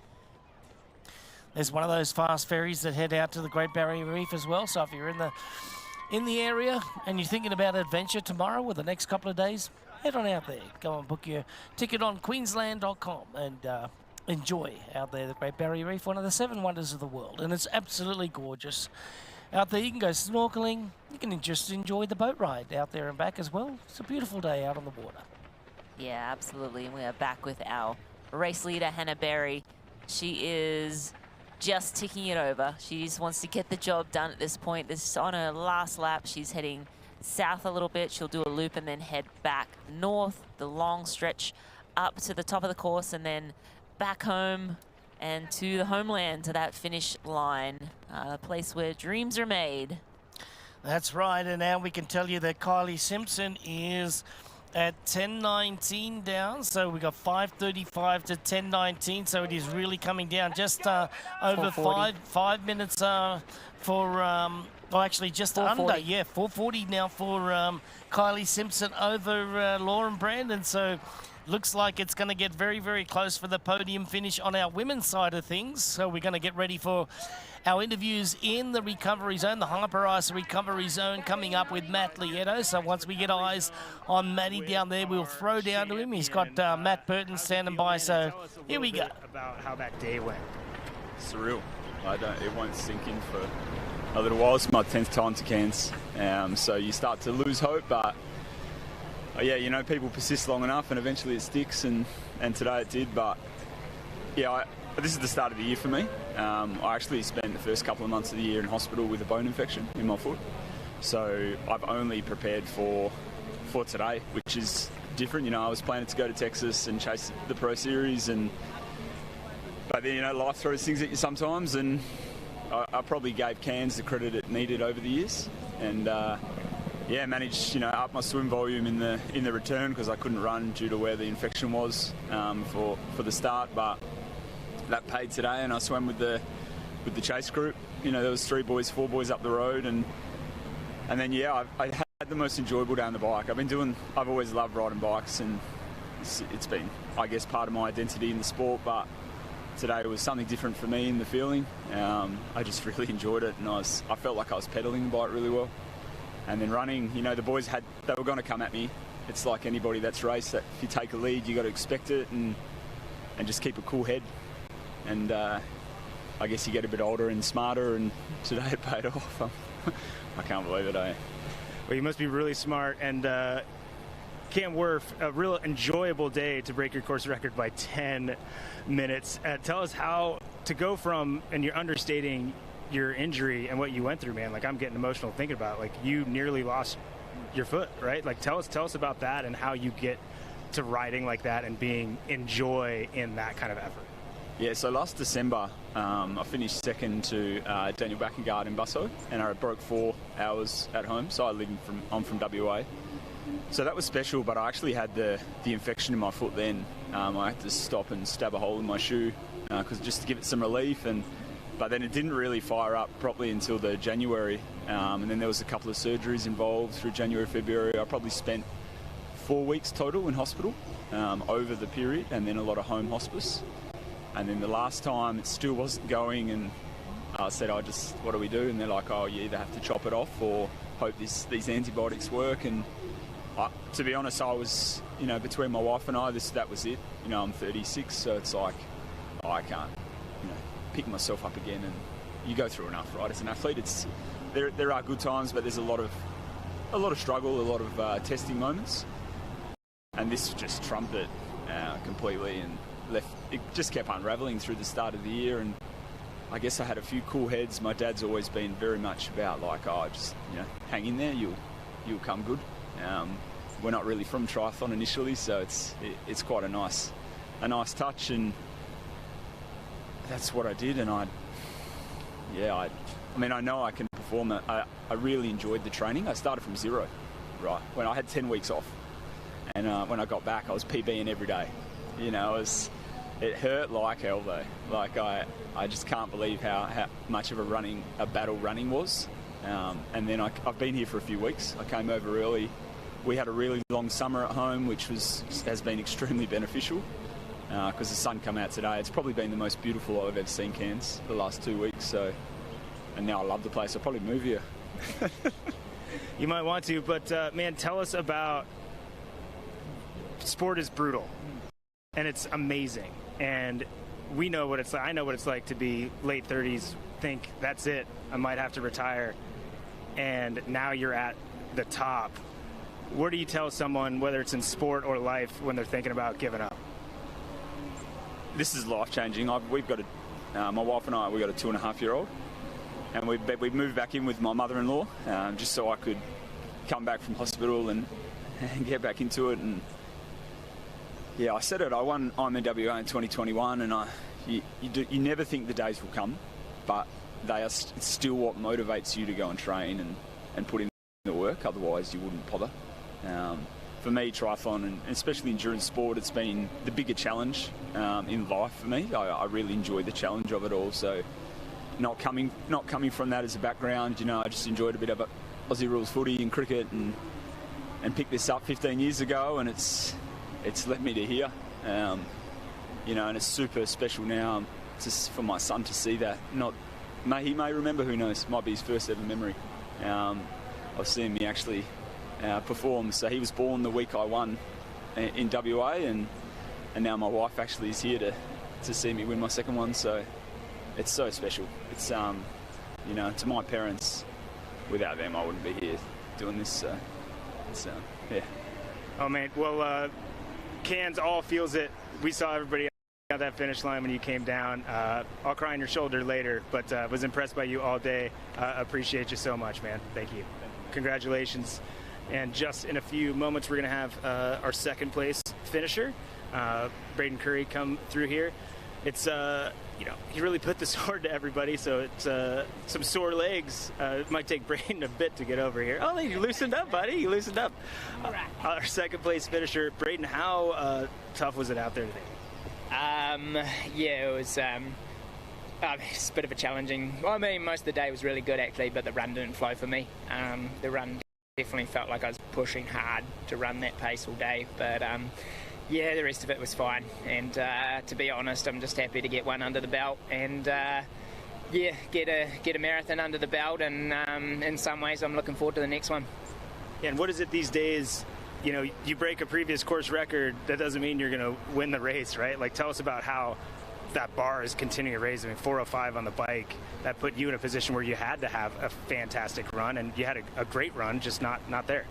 Yeah, it was, Matt had a phenomenal day, and really cool to see. He works incredibly hard, and he put it out there. He rolled the dice, took the gamble, and yeah, I thought, kept on waiting for the moment that he would walk, but he didn't, so I just did what I could today, and yeah, pulled in, so good. You're just on the out and backs, and you're hoping somebody's saying he's walking. I was hanging out for it, to be honest, yeah, the way I was feeling. I knew sort of after about 25k that I probably wasn't going to run him down unless he detonated, so yeah, I didn't have a lot more left in the tank, and he held it together. Well, there you go. Congrats on having a good race, smooth race. You got one on the board, and more races to come. Lake Placid, not too long. 5 weeks, and strangely looking forward to it. Already, you don't hear that very often. There you go. Second place, Braden Curry, already ready and excited to race another one. Lake Placid, super hard course, and it's a bit of a surprise to some of us. Mike Phillips says looks like your chip wasn't really registering, so when you came down that finish, people were quite surprised, and obviously you're running folks down. So tell us about that day and kind of how that finished up for you, running down Arnaud and some other athletes. Yeah, I guess for me, last year I found it really hot here. It's sort of getting pretty cold at home. We've had a few pretty chilly mornings, so coming across here is quite a shock to the system. So last year I really slowed up on the run, so this year I sort of took a more conservative approach and thought that it might pay off later in the run, which yeah, I mean, disappointing to only be 20 seconds behind second, but to get past and onto the podium there was pretty cool at the end. Yeah, I mean, those out and backs when you're getting close to the end, I mean, that last out and back is pretty long, right? So did you see Braden, were you just on the gas the whole time, or did you not know you're that close till close to the finish line? Yeah, I mean, it was about 1:20 till third just through here, which is sort of 7 or 8 k's to go, and then at the far turn it was 40 seconds. So, I mean, I was just stoked to be able to get third, but then once I passed Anud, I could see Braden in the distance. I just ran out of a bit of real estate, like maybe 1 more k. I could have almost got there, but yeah, I mean, pretty stoked. I mean, and you couldn't see it obviously because you were running down the finish line, but your competitors that were just on the podium were sitting there watching and expect Arnaud, and then they see it's you and they go crazy, right? So it's got to feel good to have that support. Yeah, I mean, it's cool. I've raced a lot with Matt and Braden, and Matt's one of my best mates. We've trained together for many years now, and he's had quite a lot of good races in Busselton, but never really away from there. So it's so awesome to see him win like a top tier race like this. Sweet. Well, congrats, man. We appreciate you and I appreciate the time. Thanks very much. Sweet. Well, there you go. There's your men's podium. Amazing race, start to finish. Great swim, crazy bike by our winner. And then obviously you guys all saw that run. Unbelievable. Back to you guys in the studio so we can get to the deets of the women's finish.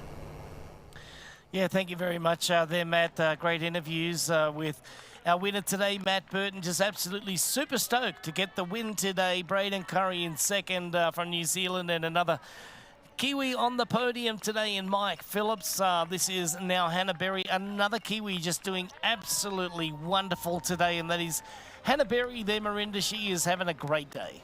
Hannah Berry, yes, leading. Lotte Wilms in second. Lauren Brandon still in third, but a hard-charging Kylie Simpson. Will she catch Lauren Brandon? We'll find out on the other side of this break. Don't go away. Your new vehicle, Mr. Lawrence. The VinFast VF8. All the latest tech? Precisely. Whoa! Cut. Great delivery, Joey. I've had a lot of practice saying that word. It's pretty cool, huh? The VinFast? Yeah. It's got action. 402 horsepower. All-wheel drive. Over-air updates and a 10-year unlimited miles battery warranty. Yes? 15-inch okay. Infotainment screen. Cut! None of those lines are in the script, Joey. I just think people are really going to want to know those things. That's what the website's for, Joey. Hey, man, do you have a non-alcoholic beer that actually tastes good? I think you mean athletic. Excuse me? Do you have that great non-alcoholic beer? I'll set it. Found it. Do you have a favorite non-alcoholic beer on the menu? Ah. Athletic it is. She's funny.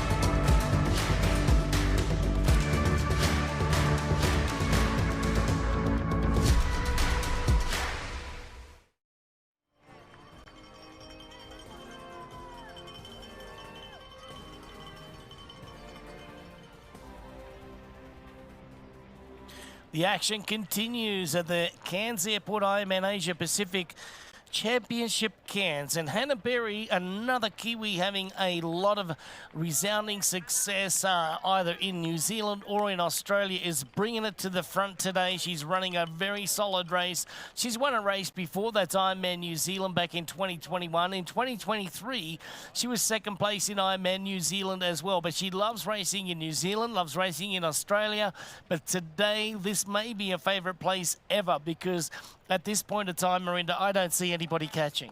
No, I don't see anybody catching. Hannah Berry, formerly Wells, looking really solid here, and just, you know, ticking it over. And she sort of looked like this sort of halfway through the run, just ticking it over, very focused, getting the job done, holding on to this lead and protecting this lead. You can never take it for granted. So, you know, she still has, you know, some running to go. You know, we are getting close to the finish for the women here, but she is still running out on this section of the course. She'll go a little further north, take a U-turn and head back into town. It'll be about 3 or 4 kilometers back to the finish line, but still heading out, so a little bit more running to go. Still laser focused on getting the job done, but ticking it over now. She looks to be in control. Yeah, just saw Ueda running in the opposite direction as well. So from Japan, the athlete there, 23 minutes and 31 seconds down, having a good race today. She doesn't cycle to the best ability of the others. However, she's sitting right there in the top 7 at the moment and trying to get one of those 4 qualifying slots for the World Championship. So Ueda doing very well. Moriarty from Ireland is still in there at 20 minutes down. 17:12 is Rebecca Clark from New Zealand. Kylie Simpson wearing F1 today is at 10:19. So just under the 5-minute barrier from Lauren Brandon. A lot of films is hanging in there in second place at the moment, but it's all Hannah Berry from New Zealand as she negotiates a aid station here. Lots of age groupers in the aid stations at the moment in this out and back 4-loop course. Always going to be a bit of traffic on these courses, but everybody knows what to do and everybody knows what on your left, on your right. Coming through. Coming through. Absolutely. And just looking at the most recent time split, Lauren Brandon now only 3:10 ahead of Kylie Simpson at 32.7 kilometers. So Kylie Simpson now closing more quickly on Lauren. Lauren Brandon holding on to that third place podium spot ever so tightly, but Kylie Simpson now starting to close in on Lauren Brandon. Lauren Brandon starting to slow in her pace as well. Yeah, it's around about 40 seconds a kilometre, so you would imagine that's going to be at about 38 kilometres that she should take over third spot there for Kylie Simpson, but we'll just have to wait and see it happens because you never know whatever happens at this point of time in the race because it is getting toward the last part of it. The body's starting to fatigue. The body is crying out for energy where it's already used all of its energy stores and now they may be looking for a little bit of sugar.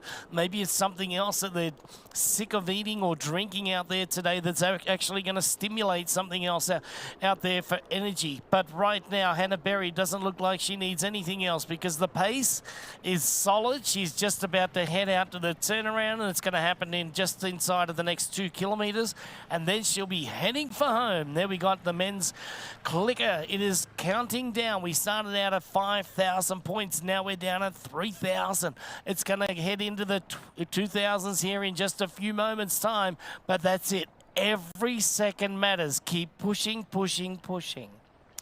Yeah, absolutely. All the athletes pushing all the way to the line. As you know, Ironman, we get 5,000 points, max points for an Ironman finish, 2,500 for a 70.3 finish, and it's inflated a little bit for the champs. So World Champ events, 6,000 points, and 70.3 World Champs will be 3,000 point races. So Hannah Berry here looking to take that 5,000 maximal point, and then the clock will start and we'll see what points are awarded to the athletes behind. But overall, it looks like Kylie Simpson will move into the lead overall. This year she's finished 11th in Chattanooga, 8th in St. George, and 8th at Ironman Texas. So she's amassed scores at all of those 3 events. This will be her 4th score. So 2 Ironmans and 2 70.3s on the board for Kylie Simpson, and that will move her up into first place overall, taking Fenella Langridge's place. So Hannah Berry as well, finishing 4th in New Zealand. This score will rocket her up in the overall rankings as well, with the 2 Ironman scores on the board as well. So a lot of movement expected in the overall standings at the completion of this race. Yeah, and I do believe that it's going to be a high 4,000 point scoring race for Kylie Simpson today. So that's going to be amazing. I think that our top 4 are going to be all the way up there. So let's round out the top 5 right now. We've got Hannah Berry leading our women's race at 8 hours on the race clock. A lot of films from the Netherlands in second. She is just a little bit down. 2 minutes and 57 seconds. And then we have Lauren Brandon at 5.5 and Kylie Simpson really rocketing through the field in 4th.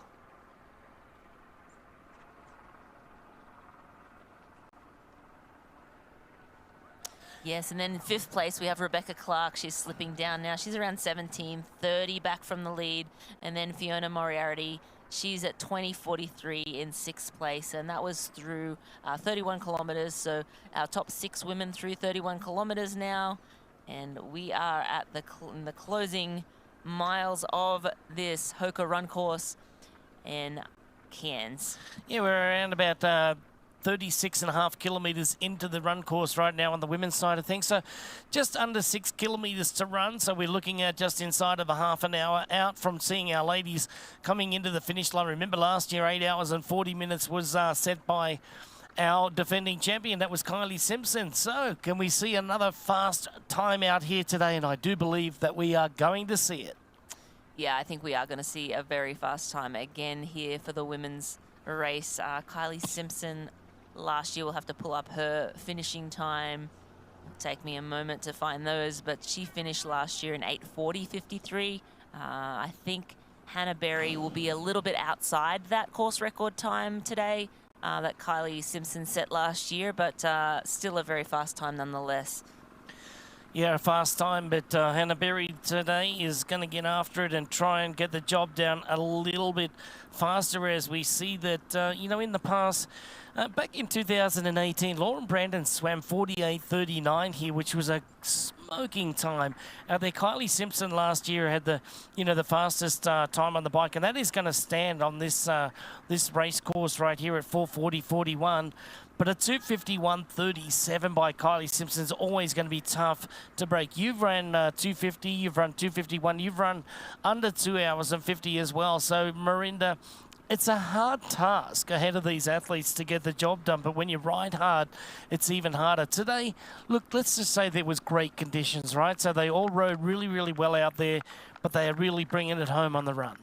Yeah, really bringing it home on the run, and again, great conditions out on the swim course, not much wind out on the bike, so definitely favourable conditions here today, but it's still, you know, 112 miles on the bike, it's still a marathon, so even if the conditions are on, you know, perfect, you still have to get yourself all the way to that finish line, and it is a long, long way. That marathon definitely feels every bit of that 26 miles, that 42 kilometres, you feel every bit of it after that, you know, 4 hours and 42-minute bike, which is about what Hannah Berry rode today. Again, the fastest time last year, about 4:40, so pretty close to the fastest time were these top 3 women on the bike. But Hannah Berry now just wanting to finish it out.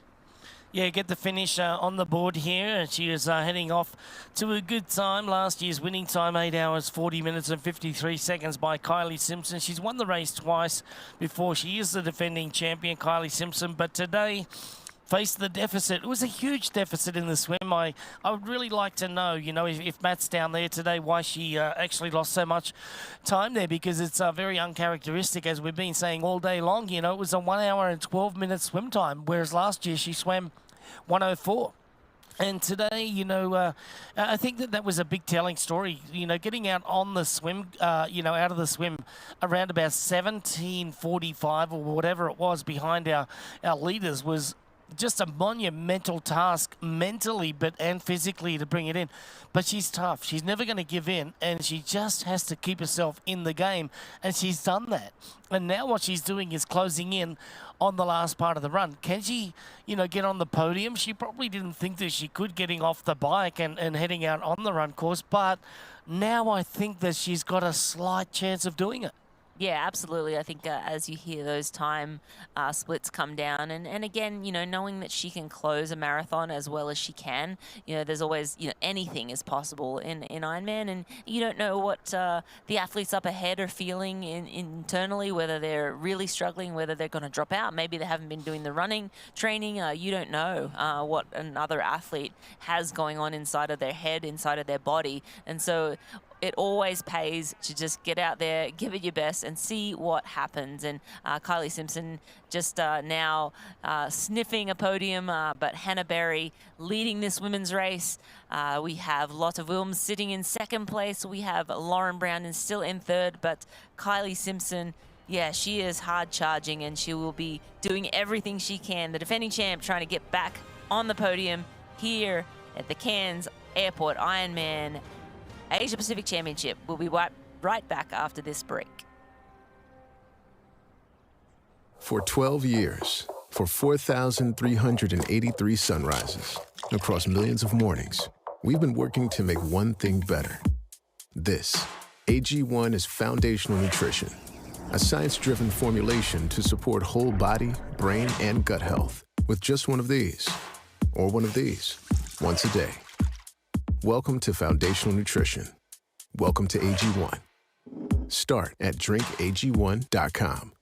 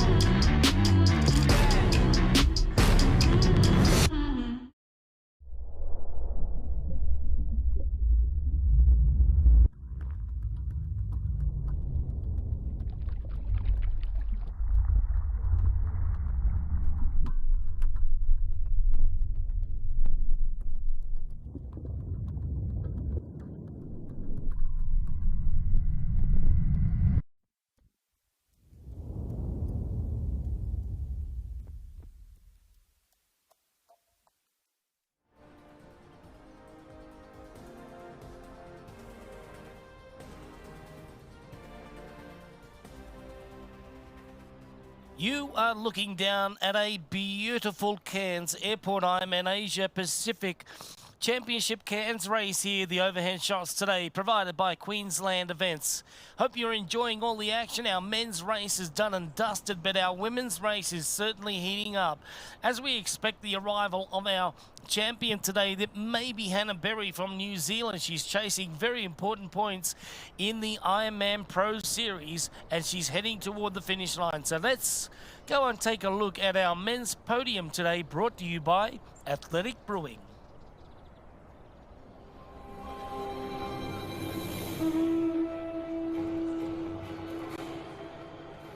So just winning the race today, Matt Burton stands at top of the podium right now. Braden Curry to the left, and on the lower part of the podium there, Mike Phillips. So New Zealand, Australia. The Australian takes the championship here in Cairns at the Cairns Airport Ironman Asia Pacific Championship. This year it belongs to 36-year-old Matt Burton from Western Australia.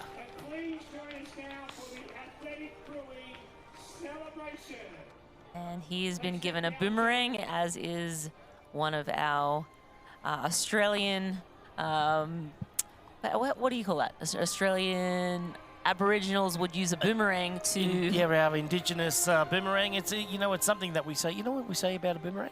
It always comes back. It always comes back. If you throw it the right way. Yeah. It's not an easy task, but yes, they're enjoying that. Athletic Brew.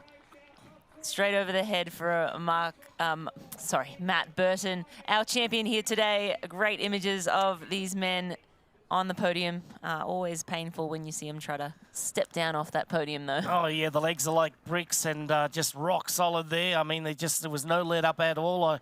On a flat race, you'll get that. There is absolutely no rest, no respite out there.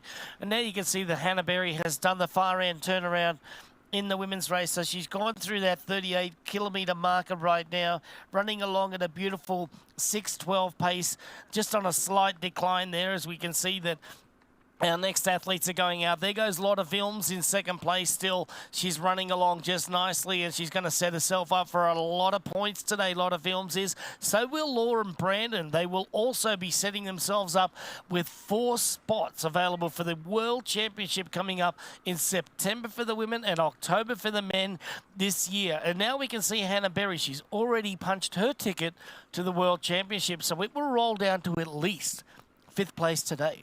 Yeah, and talking a little bit about points again, Hannah Berry, this will be her second score for an Ironman on the board. So she raced in Ironman Texas and got 4th down there. Lotta Vilms got 3rd in Ironman Texas, and now will finish most likely 2nd here. So those two will be, very close in points in the overall standings. I think Hannah Berry might slip into 3rd, Lotta Vilms in 4th, or vice versa, depending on, some other how things shake out and other races that they've done. But I believe Hannah Berry will take the third place on the overall standings, and Kylie Simpson most likely will move into first again. I think there'll be a lot of movement after today's race in the overall standings. Yeah, so much fun to watch the Ironman Pro Series shake up in the standings. It's going to be today because we may be heading toward a new leader in the women's points rankings here. So we saw just a moment ago a lot of films heading out to the turnaround on the run. Next to come through should be Lauren Brandon, but will Kylie Simpson have enough real estate to get the job done and slip onto the podium and overtake Lauren Brandon in the closing kilometres? It is going to be very, very close as they get to that turnaround point at the 38-kilometre marker. Hannah Berry is on her way back, whereas second place is just hitting the turnaround right now. And there goes Lotta Vilm. She's gone through the turnaround there and she's at 2:40, so she's coming back. Yes. Just a little bit at our leader. Yeah, so lots of Wilms. We saw this in Ironman Texas. She was passed and then repassed athletes later in the marathon. So lots of Wilms just strong and steady all day long. Hannah Berry still holding on to that first place, and again, probably about 3 to 4 kilometers left for Hannah Berry. We are in the closing stages of this marathon. We've got a lot of racing to come, people. Don't go away. We'll be right back after this short break.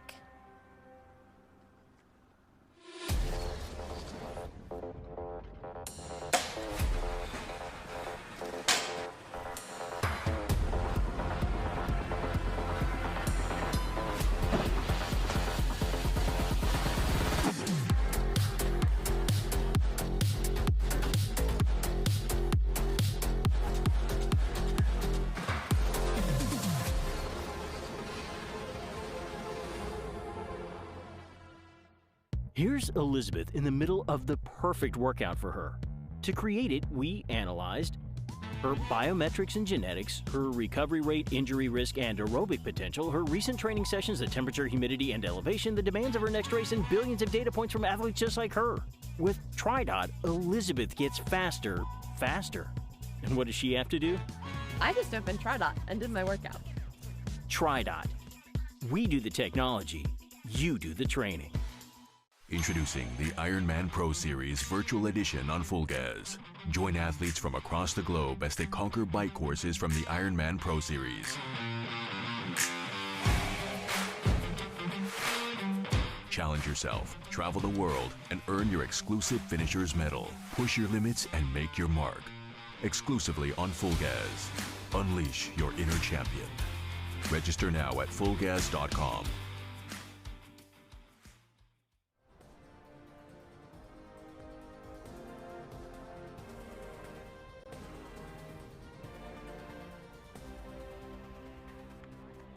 Cairns Airport Ironman Asia Pacific continues here in the championship race in Cairns, and beautiful overhead shots today brought to you by Queensland Events. For more information, queensland.com. Also, you can see the marina down here. It is one of the areas where the athletes run out and around on their multiple four-loop course here. Now we get a good look at Hannah Berry as she's making her way in toward the finish line. Hannah had a great swim today.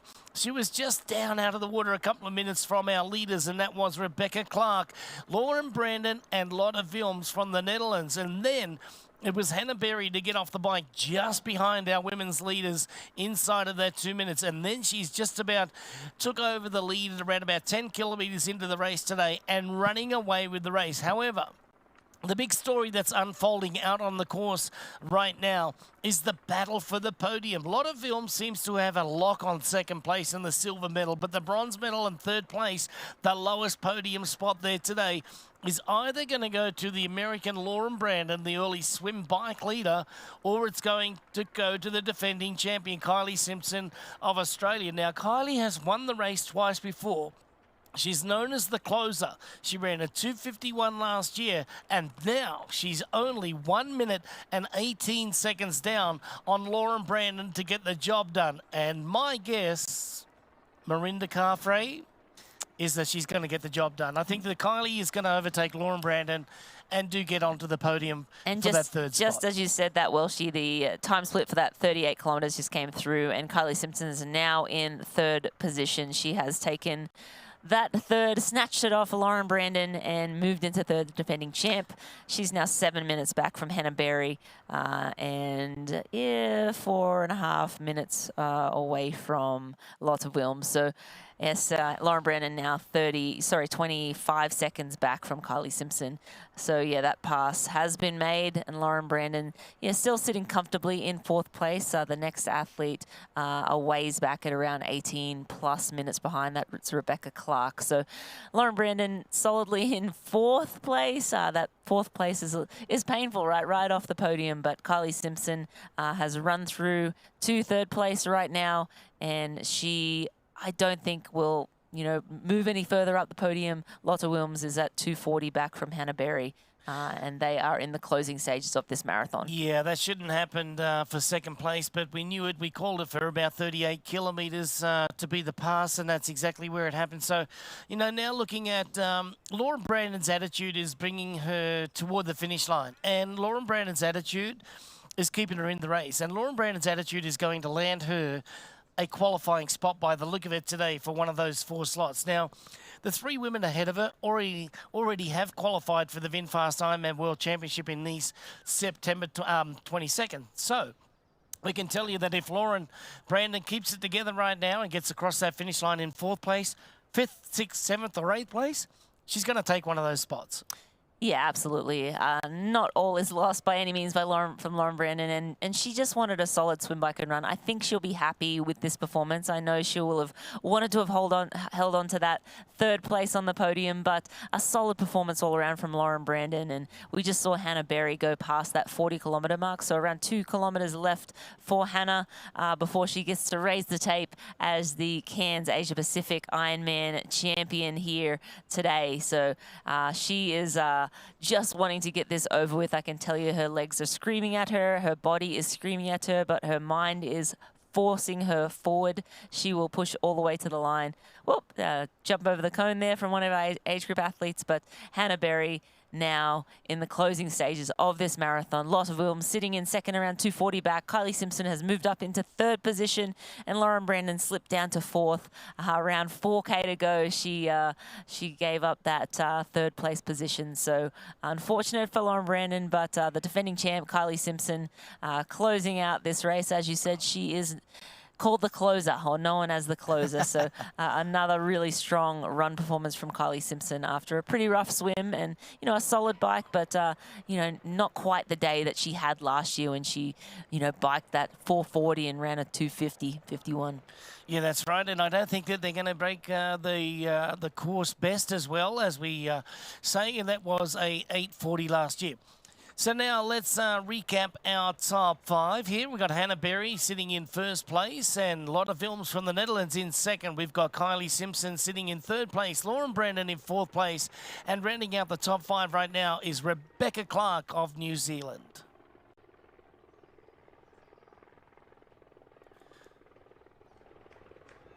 Hannah Berry is closing in on the finish line. We can see the 5,000 points up on the top left there. That awaits our champion today, as we still have 1,770 points to give away on the men's race. Don't give up, guys. Every second matters. Run all the way into that finish tape there. And even if you have to, press the tape. Lean for the tape out there, because that is money down the road in your pocket. Okay, Hannah Berry getting it done on the female pro side of things today. The 5,000 points. This is an Ironman race. 2,500 points available in the 70.3 races. They are elevated at World Championship level, but this being one of our Ironman Pro Series races, 5,000 points is going to go to this young lady here, 33 years old from New Zealand, and she's getting the job done well here today. Yeah, absolutely. And again, the prize money for the overall standings in this series, $200,000 to the winner of the Ironman Pro Series, $130,000 for 2nd place, $85,000 for 3rd, $70,000 for 4th. It goes all the way down to $10,000 for 10th. But if you're 11th to 50th, it's 5,000 points, so $5,000, sorry. So definitely some nice little extra pocket change. Yeah, it's at the end of the year. $1.7 million. 1.7 million is the grand total. But yeah, a lot of money on the line for all these pro athletes.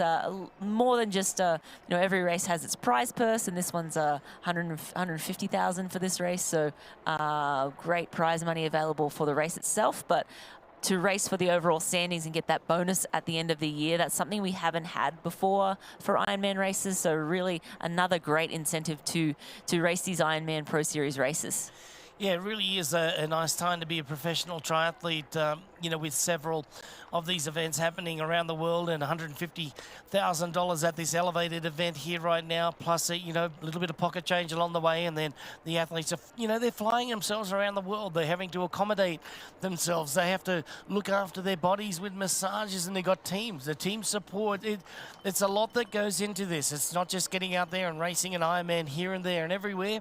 It's all a very well thought out process, and the process is that a plan has to be put in place, and that plan has to be able to be very, very comfortable for you, but it has to allow your body to get the best out of yourself over 365 days. Absolutely. Each one of these professional athletes are their own small business. They have sponsors, they have obviously coach, they have managers a lot of the time as well. And as you said, they're flying themselves around. All this prize money does go a long way to help them be able to continue on this this road being a professional triathlete. Yes, there is some good money in the sport, and right now is a great time to be a professional with lots of opportunity for our professional athletes in terms of prize money and overall series money. But right now, the woman of the moment, Hannah Berry, leading this race, and she will take that maximum 5,000 points. I believe it'll move her up the standings into 3rd place overall. Still a lot of racing to go. This is the 8th of 20 races in the Ironman Pro Series, so still a lot of racing to come yet left in the season. But to have a really solid score on the board, that 5,000 maximal points, that's just a really great way to set yourself up for the rest of the season, or the second half of the season, I should say. Yeah, second half of the season. The first half is just about coming to a close. However, we didn't get started until a little bit later, and as we know that the North American circuit doesn't start until a little bit later, finishes around about October, November generally, but we're going well into December this year. We got Lake Taupo, the 70.3 World Championship. That'll be offering 3,000 points this year, and it might be the closing race for, some of our athletes that have, waiting for that last race in the point score. So Hannah Berry is going to take max points today and shoot her right up the rankings. So we're going to have quite the shuffle on our men's side, quite the shuffle on our women's side today.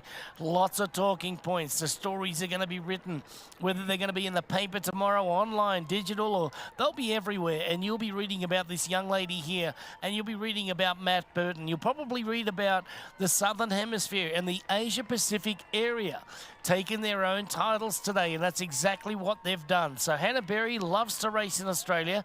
She is from New Zealand, but there's great opportunity for the Kiwi athletes over here. And today, she's taken the bull by the horns, and she has given them a lesson out here today. This has been nothing short of amazing today. Hannah Berry has been absolutely perfect. She has been incredible. Solid swim, just off that lead pack. Solo all day out on the bike, but closed that gap down to about 1:30 by the end of the bike. Again, she was out of the swim about 2:30 back. Yo-yoed a bit, but was able to get as close as about 90 seconds by the end of the bike, and then came out in the run, 10K in, took the lead, and has not looked back. She's looked solid all day. You see a little smile on her face. Now she knows she has this one locked up, but she will take a little bit of a left turn shortly here, and then she'll run into the finish line. But yeah, this is the time when you get to really celebrate, and you get to allow yourself to believe that I'm winning. I'm the winner of this race. And again, Hannah Berry, her last Ironman championship was back in 2001 in New Zealand. So been a little while between drinks, we like to say. So really great to see her charging down towards the finish line here, about to take this title here in Cairns. Well, Hannah, you don't have to pinch yourself. We can tell you For real, it's happening. You're going to be coming into the finish line and for the first time be crowned the Ironman Asia Pacific champion. That's right, you hail from New Zealand and racing in your neighbouring country of Australia. They will welcome you to the finish line. They will love you here in Australia, and your name is going to be put up in lights today. That is absolutely for sure. You swam a 53-minute race today. You rode a 4:42 on the bike, and you're closing it off with a great marathon today. Maybe it's not going to be the fastest of the day, but it's going to be the most impressive because you went out with a minute 30 deficit on the run today. You caught up at 10 kilometres. You went into the lead of this race, and you showed everyone the back of your shoes today. And that is going to be great for a win at the Cairns Airport Ironman Asia Pacific Championship Cairns. And Hannah Berry, you can tip your hat to yourself because you have done yourself proud. You have done your country proud. And to be crowned the Asia Pacific champion right here is going to be one of the best efforts you have ever given. Yeah, look at that crowd down there and the big smile from Hannah Berry, the fist pump. Yes, she is letting it sink in now, enjoying those finish line high fives. And your Ironman, Cairns Airport Ironman Asia Pacific champion, Hannah Berry. And she finished in a time of, well, she ran a 3:04:53. Solid run performance from Hannah Berry after that 4:42 bike and a solid run too. Out there pretty much by herself all day. It's almost an individual time trial for, 8 hours, 46-ish minutes. Solid day from Hannah Berry, and smiles all around. You see the Kiwis embracing one another. The athletes are all very close friends on the circuit, but yeah, Braden Curry there congratulating Hannah Berry on her first place today. Yeah, what a great race from Hannah today. She can't believe it, but she is the Asia Pacific champion right now with a 3:04, one of her fastest runs ever. And today with that 4:42 on the bike, it really did set it up for her because, like you said, it was a seesaw battle. Let's go over to the Wahoo Element rival right now with a 3:04:53. Closing it out today was Hannah Berry, not only for the win, but for the race here. Wahoo Element rival 3:04:53. Yeah, she closed in a very handy 3:04:53 run there. This is back to Lotte Wilms. She is now at that last section of the run. She will get to come into the finish line and finally make the pain stop, right? Well, Yeah, that's right. The 5,000 points are now ticking away. 5,000 goes out to Hannah Berry, but now it's going to tick away ever so slowly for the athletes. But the ladies here are going to score big points today because Lotte Wilms at 240 down, so you know that that's going to be 120. That's 160. That's 160 points right there. So it's going to be in the 4,800s. Kylie Simpson, it's going to be just a little bit less than that. And Lauren Brandon, she's going to close it out with a great sum of points. But the main thing for Lauren Brandon, she's going to grab one of those Ironman World Championship slots available today. But for the Dutch athlete, what a great swim. She was strong on the bike as she normally is and closed it out with a great run here in second place.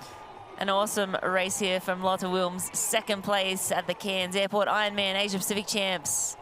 That's Lotte Wilms. She led for so much of this race, and just Hannah Berry was too strong on the run at the end, but very solid battle between these two athletes. And we believe they'll be right next to each other in the overall standings after today. But a phenomenal performance again. The ever-consistent Lotte Wilms. Another really great day out there for her, taking second place here today in Cairns. Yes, and just like a mirror image of Ironman Texas around about 6 weeks ago, where Lotte Wilms was the leader out of the swim with Lauren Brandon and also Rebecca Clark, just like today. And then on the race course, she was just strong all day long. Yes, the 41-year-old from the Netherlands gets the job done in second place in the Asia Pacific Championship. And just acknowledging all the crowd out there today. Lotte Wilms just getting it done in second place. So she will take the silver medal and get up on the podium here today and collecting max points and great prize money as she heads toward the back end of the season this year. She's going to be right up there. And don't be at all surprised if you see maybe Lotta at the end of the year standing on the podium in the overall bonus points. Yeah, not at all. You bet she'll have another Ironman on her schedule. Do you think she'll go into a mid-season break now, will she? I do believe that they're going to have a little break of some sort. They have to, you know, to enable their bodies to get ready for the back end of the season. Now they've got a couple of Ironman races under their belt. The next one's going to be the big max points, and that's going to be a 6,000 pointer, and that's going to be in Nice in September. So they've got a couple of 70.3s to look forward to. May as well take a little bit of a break, get the body recovered, and you know, get a 70.3 or 2 under your belt. And don't forget about the last race of the year as well. Get qualified for Topor, because that is a 3,000 point race as well. Just wanted to mention that it was a 3:08:32 that got the job done today by Lotta Vilm. So congratulations to Lotta. What a great way to finish it off. Strong race in the swim and the bike, but a 3:08 on the backside of that.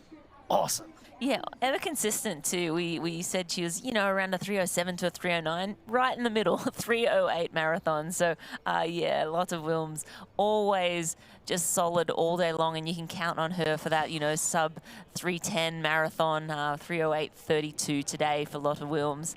She's taking some well-earned sit down. Replenishing some of those fluids. That's a bad idea, Lotta. Yeah, it's very hard. Remember seeing Jackie Herring in Ironman Hamburg this year? Poor Jackie, she got the job done, and the European Ironman champion for this year was just a great piece of work by Jackie, but she could barely get down off that. She couldn't get up. She couldn't stand on the podium. she sat on the. Oh, that's right. They all sat down with her. What a class act She tried to stand up, but her legs were not responding. So she basically sat in the first place, and the other 2 women sat down with her. So, yeah, what a class act. Yeah, class act. It was comical though in the moment to see her do that. Very, very close to seeing Kylie Simpson, the defending Asia Pacific champion, coming across the finish line here today. An uncharacteristic 1:12 swim, 8 minutes slower than last year's race. Just getting across the line right now, Rennie. Yeah, Kylie Simpson rolling across the line there. You see a sprint through. Didn't take too much time to give high fives. We'll see what time. 2:56.06, still a respectable run split there. But yeah, just off the pace from her 2:51 that she had last year.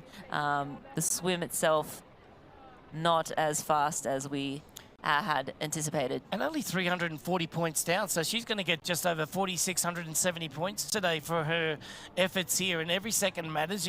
I tell you what, you could put a price tag on that, right? And that is worth its weight in gold. So never give up. Kylie Simpson never gave up today. She was way further down than what she thought she was, but she said it coming into this race. We saw it, what she said, and we listened to what she said in a fighting chance presented by Wahoo today.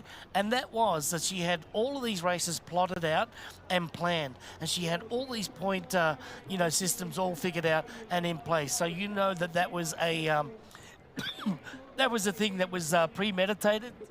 Yeah, absolutely. And as you said, she went over to the US and she had a stint of racing in the US. She raced Chattanooga, she finished 11th. She raced St. George, finished 8th. She raced Ironman Texas and finished 8th as well. And then here today, finishing 3rd place. So Kylie Simpson, a big start to the season. 4 scores on the board for her. We believe she'll go up into 1st place. We're going to go away to a break. We'll be back with the women's interviews with Matt Lieto.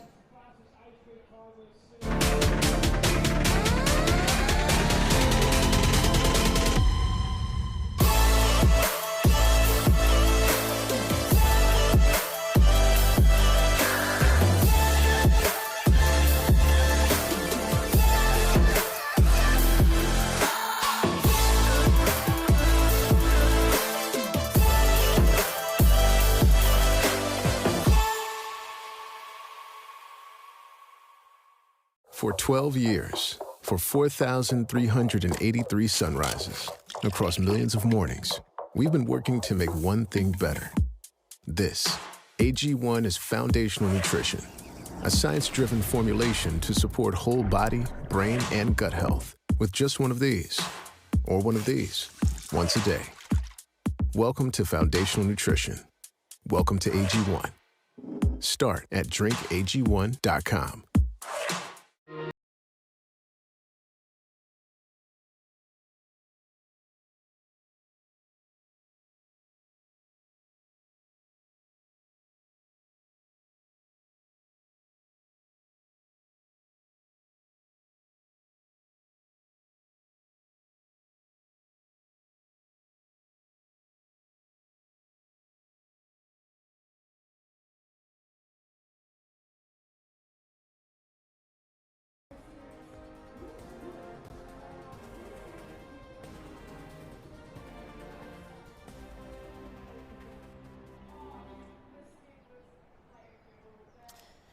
Cairns Airport Ironman Asia Pacific Championship, Cairns, is brought to you by VinFast, Boundless Together, and by Breitling.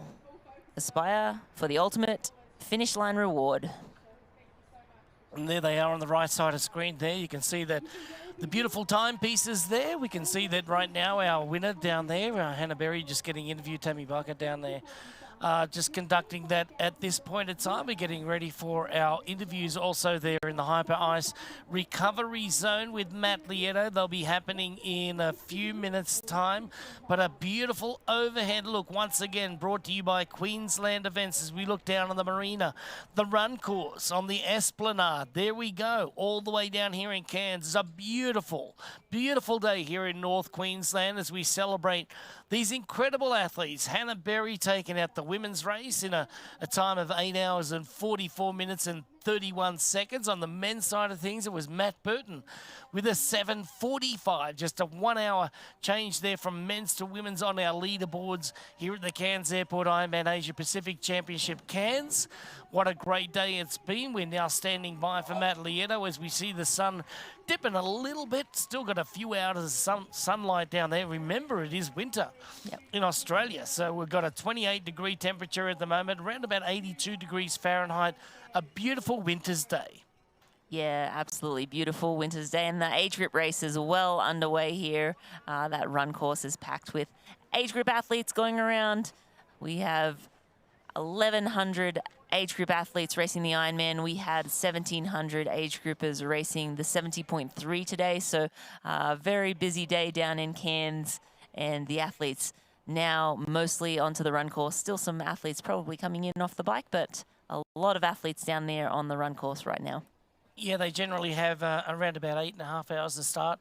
After the start, they're to get off the bikes there and head out onto the run course. So we're just standing by now. Beautiful overhead shots. You can see that there hasn't been too much wind there. There's no real ripple effect on the sea down there at the moment. That is the Coral Sea, a part of the Pacific Ocean, which is in the northeast and far north Queensland. It's a most beautiful tropical area. If you have never been and you want to do a destination race, come on down. Check out queensland.com or ironman.com for more information as well. Don't go away. We'll be right back with the interviews from the Hyper Ice Recovery Zone.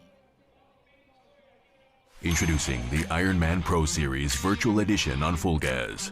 Join athletes from across the globe as they conquer bike courses from the Ironman Pro Series. Challenge yourself, travel the world, and earn your exclusive Finisher's Medal. Push your limits and make your mark. Exclusively on Full Gas. Unleash your inner champion. Register now at fullgas.com.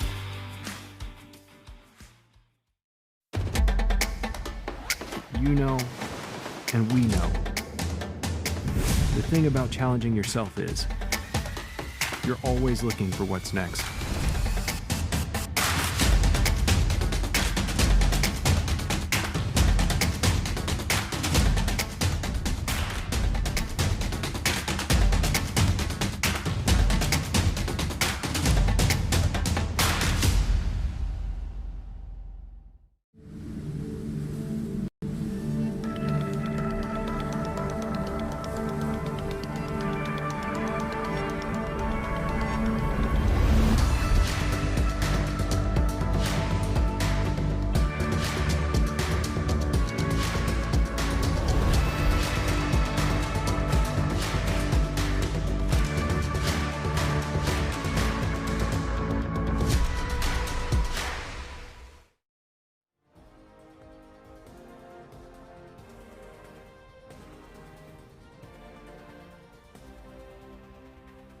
The Cairns Airport Ironman Asia Pacific Championship, Cairns, is done for our professional athletes. And we can tell you that closing out the race today, Matt Burton was incredible with his setting the race really alight on the bike ride today and coming home in emphatic style, taking the Asia Pacific Championship. And on the women's side of things, Hannah Berry was unbelievable today. A great swim, even better bike ride, and a run today. She brought it home with a PR or PB on the run there today, and that's the way to get it done, earning maximum points at 5,000.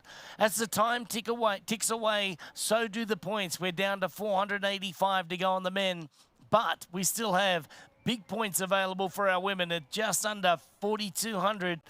At the moment, we are waiting for the Hyperized Recovery Zone interviews with Matt Lieto coming up with our first, second, and third places right now. Thanks so much, guys. We're in the Hyperized Recovery Zone, and here with none other than the champion, Hannah Berry. Congratulations. Walk us through your incredible performance today. Thank you. Yeah, I mean, a real tough day. I think the hardest I've had to work in a race ever. Started out, I had basically a solo swim, came out fourth behind the front three girls who were swimming together, which then led on to being a completely solo ride for 180 kilometres, which was mentally really tough, to be honest. I mean, at every turnaround I could see the front three were working together for the most part of the ride, and I was just a couple minutes back on my own, so that was mentally pretty tough, but I just told myself to put my head down, stick to my numbers, and yeah, just do what I can. Came off the bike, and yeah, same thing on the run really. Just settled into my pace and hoped that it was enough to get the win. Well, it turns out it was, and you know, every time I saw you, you look laser focused. It looks laser focused to me. What's going on in your head, especially when you're solo all day? Yeah, yeah. I basically am just trying to tell myself to stay calm, relax. Thinking about, for example, on the run, just thinking about run form or trying to, and yeah, I often have that sort of laser focused look. I wish I could do more and respond more to the crowd, but I hear all those cheers and they mean so much. I'm just trying to stay nice and calm and get to that finish line as fast as I can. Yeah, how important, especially on a course like this, is that support and having like you have family out here lifting you up to get this huge win? Oh, it means so much. The crowd support out there today was unreal. It felt like I was racing at home in New Zealand. There were so many people cheering for me. It was, yeah, unbelievable. Really enjoyed it. It was really hard, but an incredible day out there. Sweet. So you get maybe a little rest and then maybe training for a big race in Europe at the end of the summer? Yeah, that's it. Yeah, no, looking forward to that one. It's going to be an epic day out there in Nice. So yeah, a little rest now. Then I'll do a 70.3 before Nice, and then yeah, that one. Great deal. Well, congrats, and we'll let you put those feet up. Yeah, thank you very much. There you go. There is your champion. As you can tell, she worked very hard for it every step of the way, and the challenge of Ironman racing solo when you can see other people maybe getting a little help from their friends, motivation. But right now we've got our second place finisher, Lottie. Amazing performance out there. How you feeling? I'm feeling like I'm happy the day's finished, really. But yeah, a little bit nauseous, but you know, that's an Ironman, I guess. It's what it is. Yeah, solid race all day. Obviously, great swim. Had that. What was it like to have that group of three to be able to work with and motivate through that most of that bike ride? Well, to be honest, I expected a little bit better of myself on the bike. I had a little bit bad luck today. I went over a pothole and my bars, they dropped, and my drink bottle dropped on my wheel. So that was for 140k or maybe a little bit less when, you know, the bottom of my drink bottle was completely gone. So yeah, that was like a challenge because, you know, that's a challenge. But I love challenges at the same time, so I was telling myself, this is an Ironman. It gives you challenges, so just keep going. So yeah, I really tried to do my best on the bike, and then just try really calm on the run, and the third lap I felt really good on the run. So yeah, I think that was my luck to get second, really. Yeah, I mean, you seem solid and smooth all day. When you're chasing, what are you thinking when you see Hannah Berry and like the time not really coming back, but trying to motivate yourself to stay as close as possible? Well, I really close my hat to it. Hannah had an amazing performance. She's my friend. I love the fact that she did amazing. So yeah, you just switch off to it, and I'm really, really happy for her. I know she went through really difficult times. So yeah, I'm happy for her. That's just deserved this win, absolutely. That's awesome. Great to see that camaraderie. Congratulations. Hopefully a little break for you. Yes, definitely have a break, and then we're just gonna plan out the second half of the season. Awesome. Congrats on the great first half of the season. Great. Thank you. Thank you. Second place finisher, and great attitude throughout the day, and obviously post race as well. And here is our third place finisher running through a majority of the field. How are we feeling after that big run, long day? Very long day, yeah. But happy to be on the podium. Disappointed that it obviously wasn't the top step, but glad to be in third. Yeah, so throughout the day, like, we all know that it's getting out of the water, you're going to see what that time is, and that kind of sets what you have to do the rest of the day. When you got out and saw the gap, what was it like, and how did you go to work on trying to manage getting back to the top step? Well, the gap wasn't the plan to have it that much. So for me, it's always head down on the bike and get into it. So yeah, it was a tough day, biking solo out there and trying to catch the girls and put as much time into them as I could on the bike, and I managed to get some time back, and then yeah, the run, I just needed an extra couple of kilometers. Yeah, how do you stay motivated in that? I mean, you saw, obviously you moved up to third place not with that much time to go. Are those out and backs? Are you giving yourself splits? Or are you just listening to the spectators? Yeah, no, I'm watching what the girls are doing and seeing what the splits are, and trying to catch them. There you go. Well, I know it wasn't exactly what you wanted, but there's no doubt you worked as hard as you could all day, so congrats on that.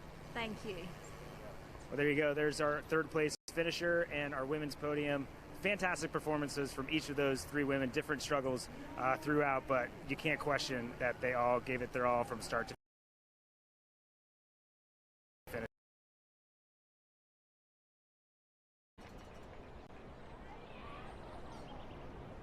Yeah, thank you very much there, Matt, for those great interviews down there in the Hyper Ice recovery zone. The ladies now will get ready for the Athletic Brewing Awards ceremony coming up here in just a few minutes' time there, but let's just recap the top five one more time there. Hannah Berry, 8:44.31, Lotta Vilms over across the finish line, 2:22. Then it was a fast-charging Kylie Simpson.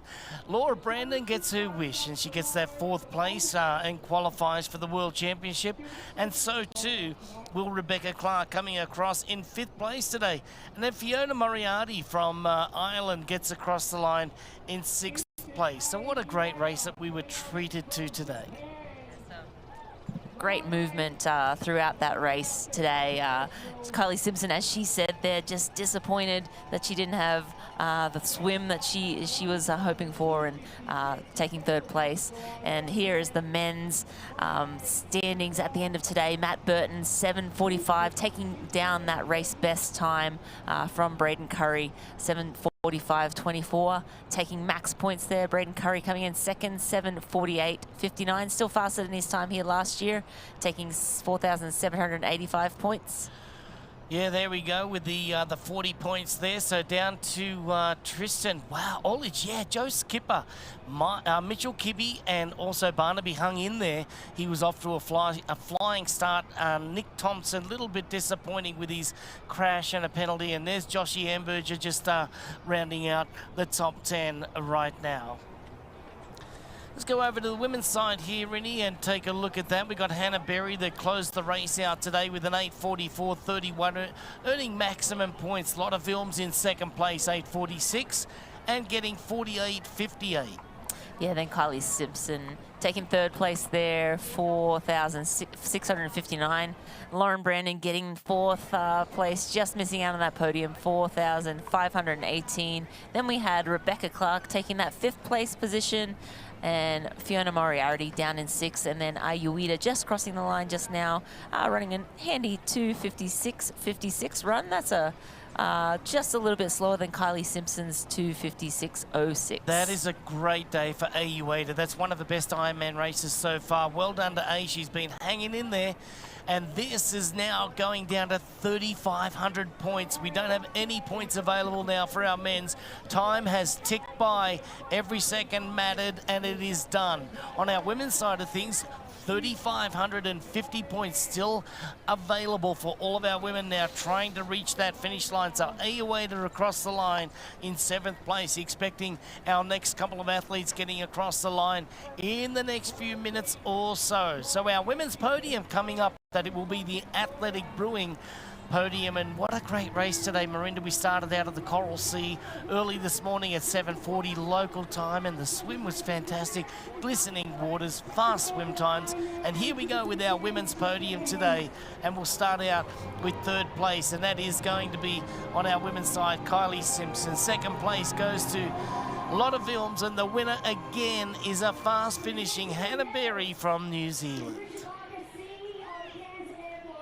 Yeah, we have Kylie Simpson there taking that 3rd place finish. She does look a little bit disappointed, and you could see she, in her interview, she was glad she got onto the podium and salvaged a podium finish after really not a great swim for her, around 8 minutes slower than what she swam last year, and then not quite the bike run legs that she had here last year either, but still a solid all-round performance from Kylie Simpson for 3rd place. Yeah, still getting just over 4,600 points, so I still think it's a great day out for Kylie, setting herself to the high standard there, which is fantastic. We absolutely love that.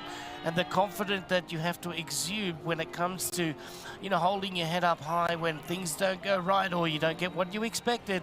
You know, it's just it's not humble pie. It's just like, I'll go back to the drawing board. I'll look at where things went wrong in the swim for me today, because that's what happened. In 2nd place, getting the silver medal, Lotta Vilms from the Netherlands. Yeah, Lotta Vilms in 2nd place there, 8:46.53. Just not quite able to hold on to that lead. She was in the lead up until about 10K into the run, and then Hannah Berry stormed past her and did not look back. Didn't look back one little bit as the flowers are now presented out to Lotta Vilms as she gladly accepts those up on the 2nd rung of the podium. But the champion today was amazing. She was a strong swimmer out there today. She was on the back of the lead group. She then faltered just a little bit coming out of the water in just over 53 minutes, but it was the 4:42 that she laid down on the bike ride that would put her back into the action. She said in her interview that it was a lonely day. She had to really dig deep and just say, I've got to stick to my own numbers, and she did so. And it was good enough to get into the lead just at 10 kilometres into the run today. So Hannah Berry, very stoic athlete, not saying too much with the facial expressions out there on the run. She let her legs do the talking, and today it was good enough for an Asia Pacific Championship win. Absolutely, she closed in a 3:04.53 marathon off the bike there. So Hannah Berry standing atop the podium, the Ironman Asia Pacific champion Cairns, Hannah Berry. Now the athletes will get up onto the top rung with our champ today. There goes the flowers. They'll be now presented with their Athletic Brewing beer there as they can celebrate together. The trio on the stage at the moment. They should be very proud of what they've done today. A career best for many of them in different disciplines, and what a great way to get the job done today. And celebratory moments are now on the books for these athletes. You don't have to drink it there, Kylie, but why don't you just pour it over the top of Hannah Berry's head? Yeah, let's see if they will have a few sips or pour the drink. Sometimes they make a pact before they get up there. Don't pour it on me. Or no, today it doesn't look like anyone's going to pour on anyone else's head. Just enjoying a few sips and enjoying that photo op for the podium. Hannah Berry gets the job done today, 8 hours, 44 minutes and 31 seconds. Lotta Vilms in the silver medal position. Just 2:22 down and 5:41 down. Kylie Simpson just pipping Lauren Brandon at the line for that final spot on the podium today. There goes the Athletic Brew. Hannah says, no, absolutely not. I'm keeping that for me. Yeah, they're great beer steins there that those women can take home as little souvenirs. Yeah, definitely fun to take little trinkets home. Hannah Berry also got a boomerang as well from our Indigenous Aboriginals. Nice souvenir to take back to New Zealand. And I tell you what, Matt Burton and Hannah Berry getting the boomerangs, which you know what that means, don't you? They'll be coming back because a boomerang comes back. That's exactly right. What a great race we were treated to today. It was just absolutely amazing. The Cairns Airport Ironman Asia Pacific Championship Cairns. Great winners. Matt Burton, a 36-year-old from Western Australia, getting the job done with a horrific injury from December through January last year. And then also on the women's side of things with Hannah Berry from New Zealand. Just so tough out there. Yeah, and we're going to just quickly look at the overall standings. We have Kylie Simpson moving up 5 into the lead as we guessed. Fenella Langridge slipping down to 2nd. Jackie Herring slipping 1 to 3rd. Lotta Wilms up 11 to 4th. And Hannah Berry up 11th as well to 5th. A lot of movement in that top 5. We also have Lauren Brandon down the bottom there, up 48 slots into 10th place right now. And grabbing her ticket to the Ironman World Championship this year as well in September. Over to the men's side, Matty Hansen still stays in number 1 with 10,693 points. Patrick Langer still in 2nd, but it's Nick Thompson that goes up 35 spots. 1 down is Lopez. Such goes down 1 as well. Braden Curry comes up 61. Big changes there today. Gregory Barnaby and Joe Skipper jumping up a bunch here right at the 6,124 for the Junkyard Dog. Well, with its stunning beauty, rainforest, breathtaking coastline, and vibrant community, Queensland provided the perfect playground for today's race. Ironman would like to acknowledge the traditional owners of the land in which this event takes place. The Irigini and Gimoy Wallabara Yidiji people, we pay our respects to the elders past, present, and emerging. And we recognise their continuing connection to the land, waters and culture. We would also like to offer a special thank you to Tourism Events Queensland, Cairns Regional Council for their continued support in allowing us to hold this event again this year in Cairns. The aerial coverage brought to you today was from TEQ, Tourism Events Queensland, and today it was spectacular. In the Ironman Pro Series, every second matters, with 5,000 points going to today's winners. It was crucial for all remaining finishers to push themselves to get as many points as possible. Watch more Ironman Pro Series coverage with exclusive on-demand race replays in the United States and Canada by signing up for Outside Plus today. For those not in the US or Canada, you can watch on-demand race replays by visiting proseries.ironman.com. The next Ironman Now broadcast of the Ironman Pro Series will be Sunday, June 23rd for Ironman 70.3 Mont Tremblant. Coverage will begin at 6:30 a.m. Eastern Time. Watch the live broadcast for free. It will air exclusively on Outside TV in the United States and Canada. Globally, you watch on proseries.ironman.com, DAZN, L'Equipe, and L'Equipe Live. For our entire team, alongside Greg Welsh, I'm Marinda Carfrae. Thank you for watching Ironman Now coverage of the Cairns Airport Ironman Asia Pacific Championship, Cairns.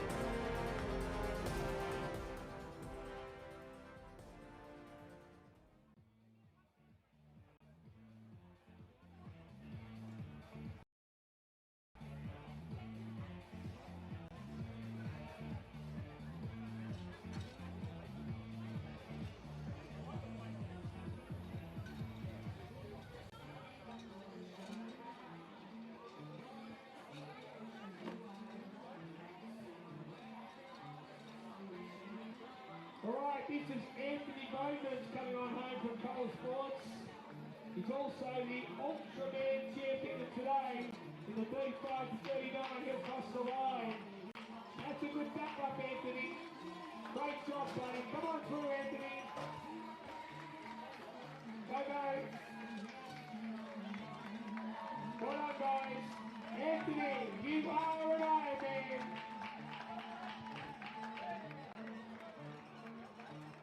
Alright, Adam Ellis, you are an Ironman. Ryan Moritz, come on home, Ryan. Great job today. You are an Ironman, Ryan.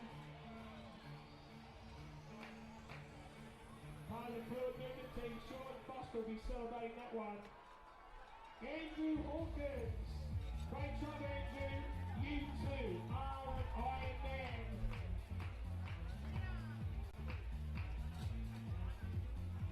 The first of the RPG, or one of the RPGs, coming on through to the finish. Got your Tim Whitby.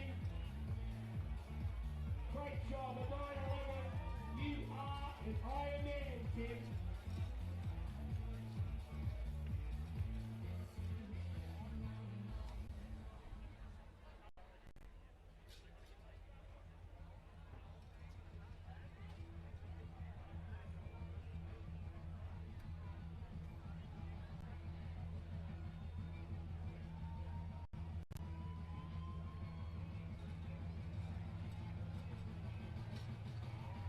Alright, Brandon's on his way home. Brandon, wow.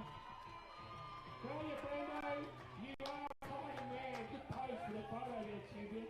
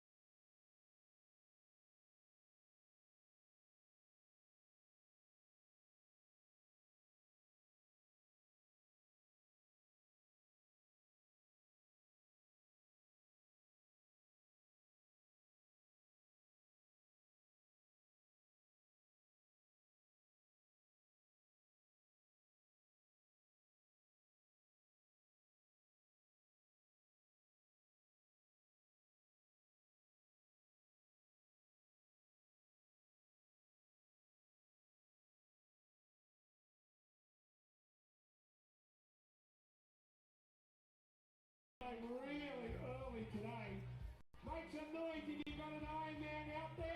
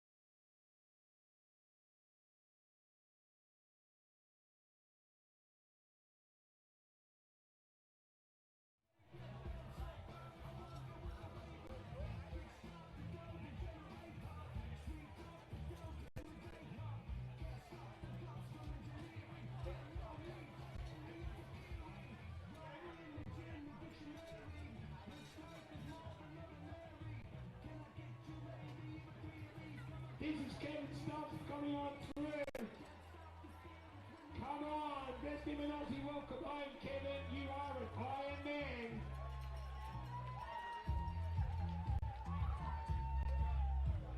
What a day. Weather-wise, race-wise, it's the best day we've had in 365 days here in Cairns. We've got the fittest people on the planet. We've got so many special stories to share as they come home, including our 91-year-old athlete. He has got to make the bike cut off, folks. He's on his way to the finish.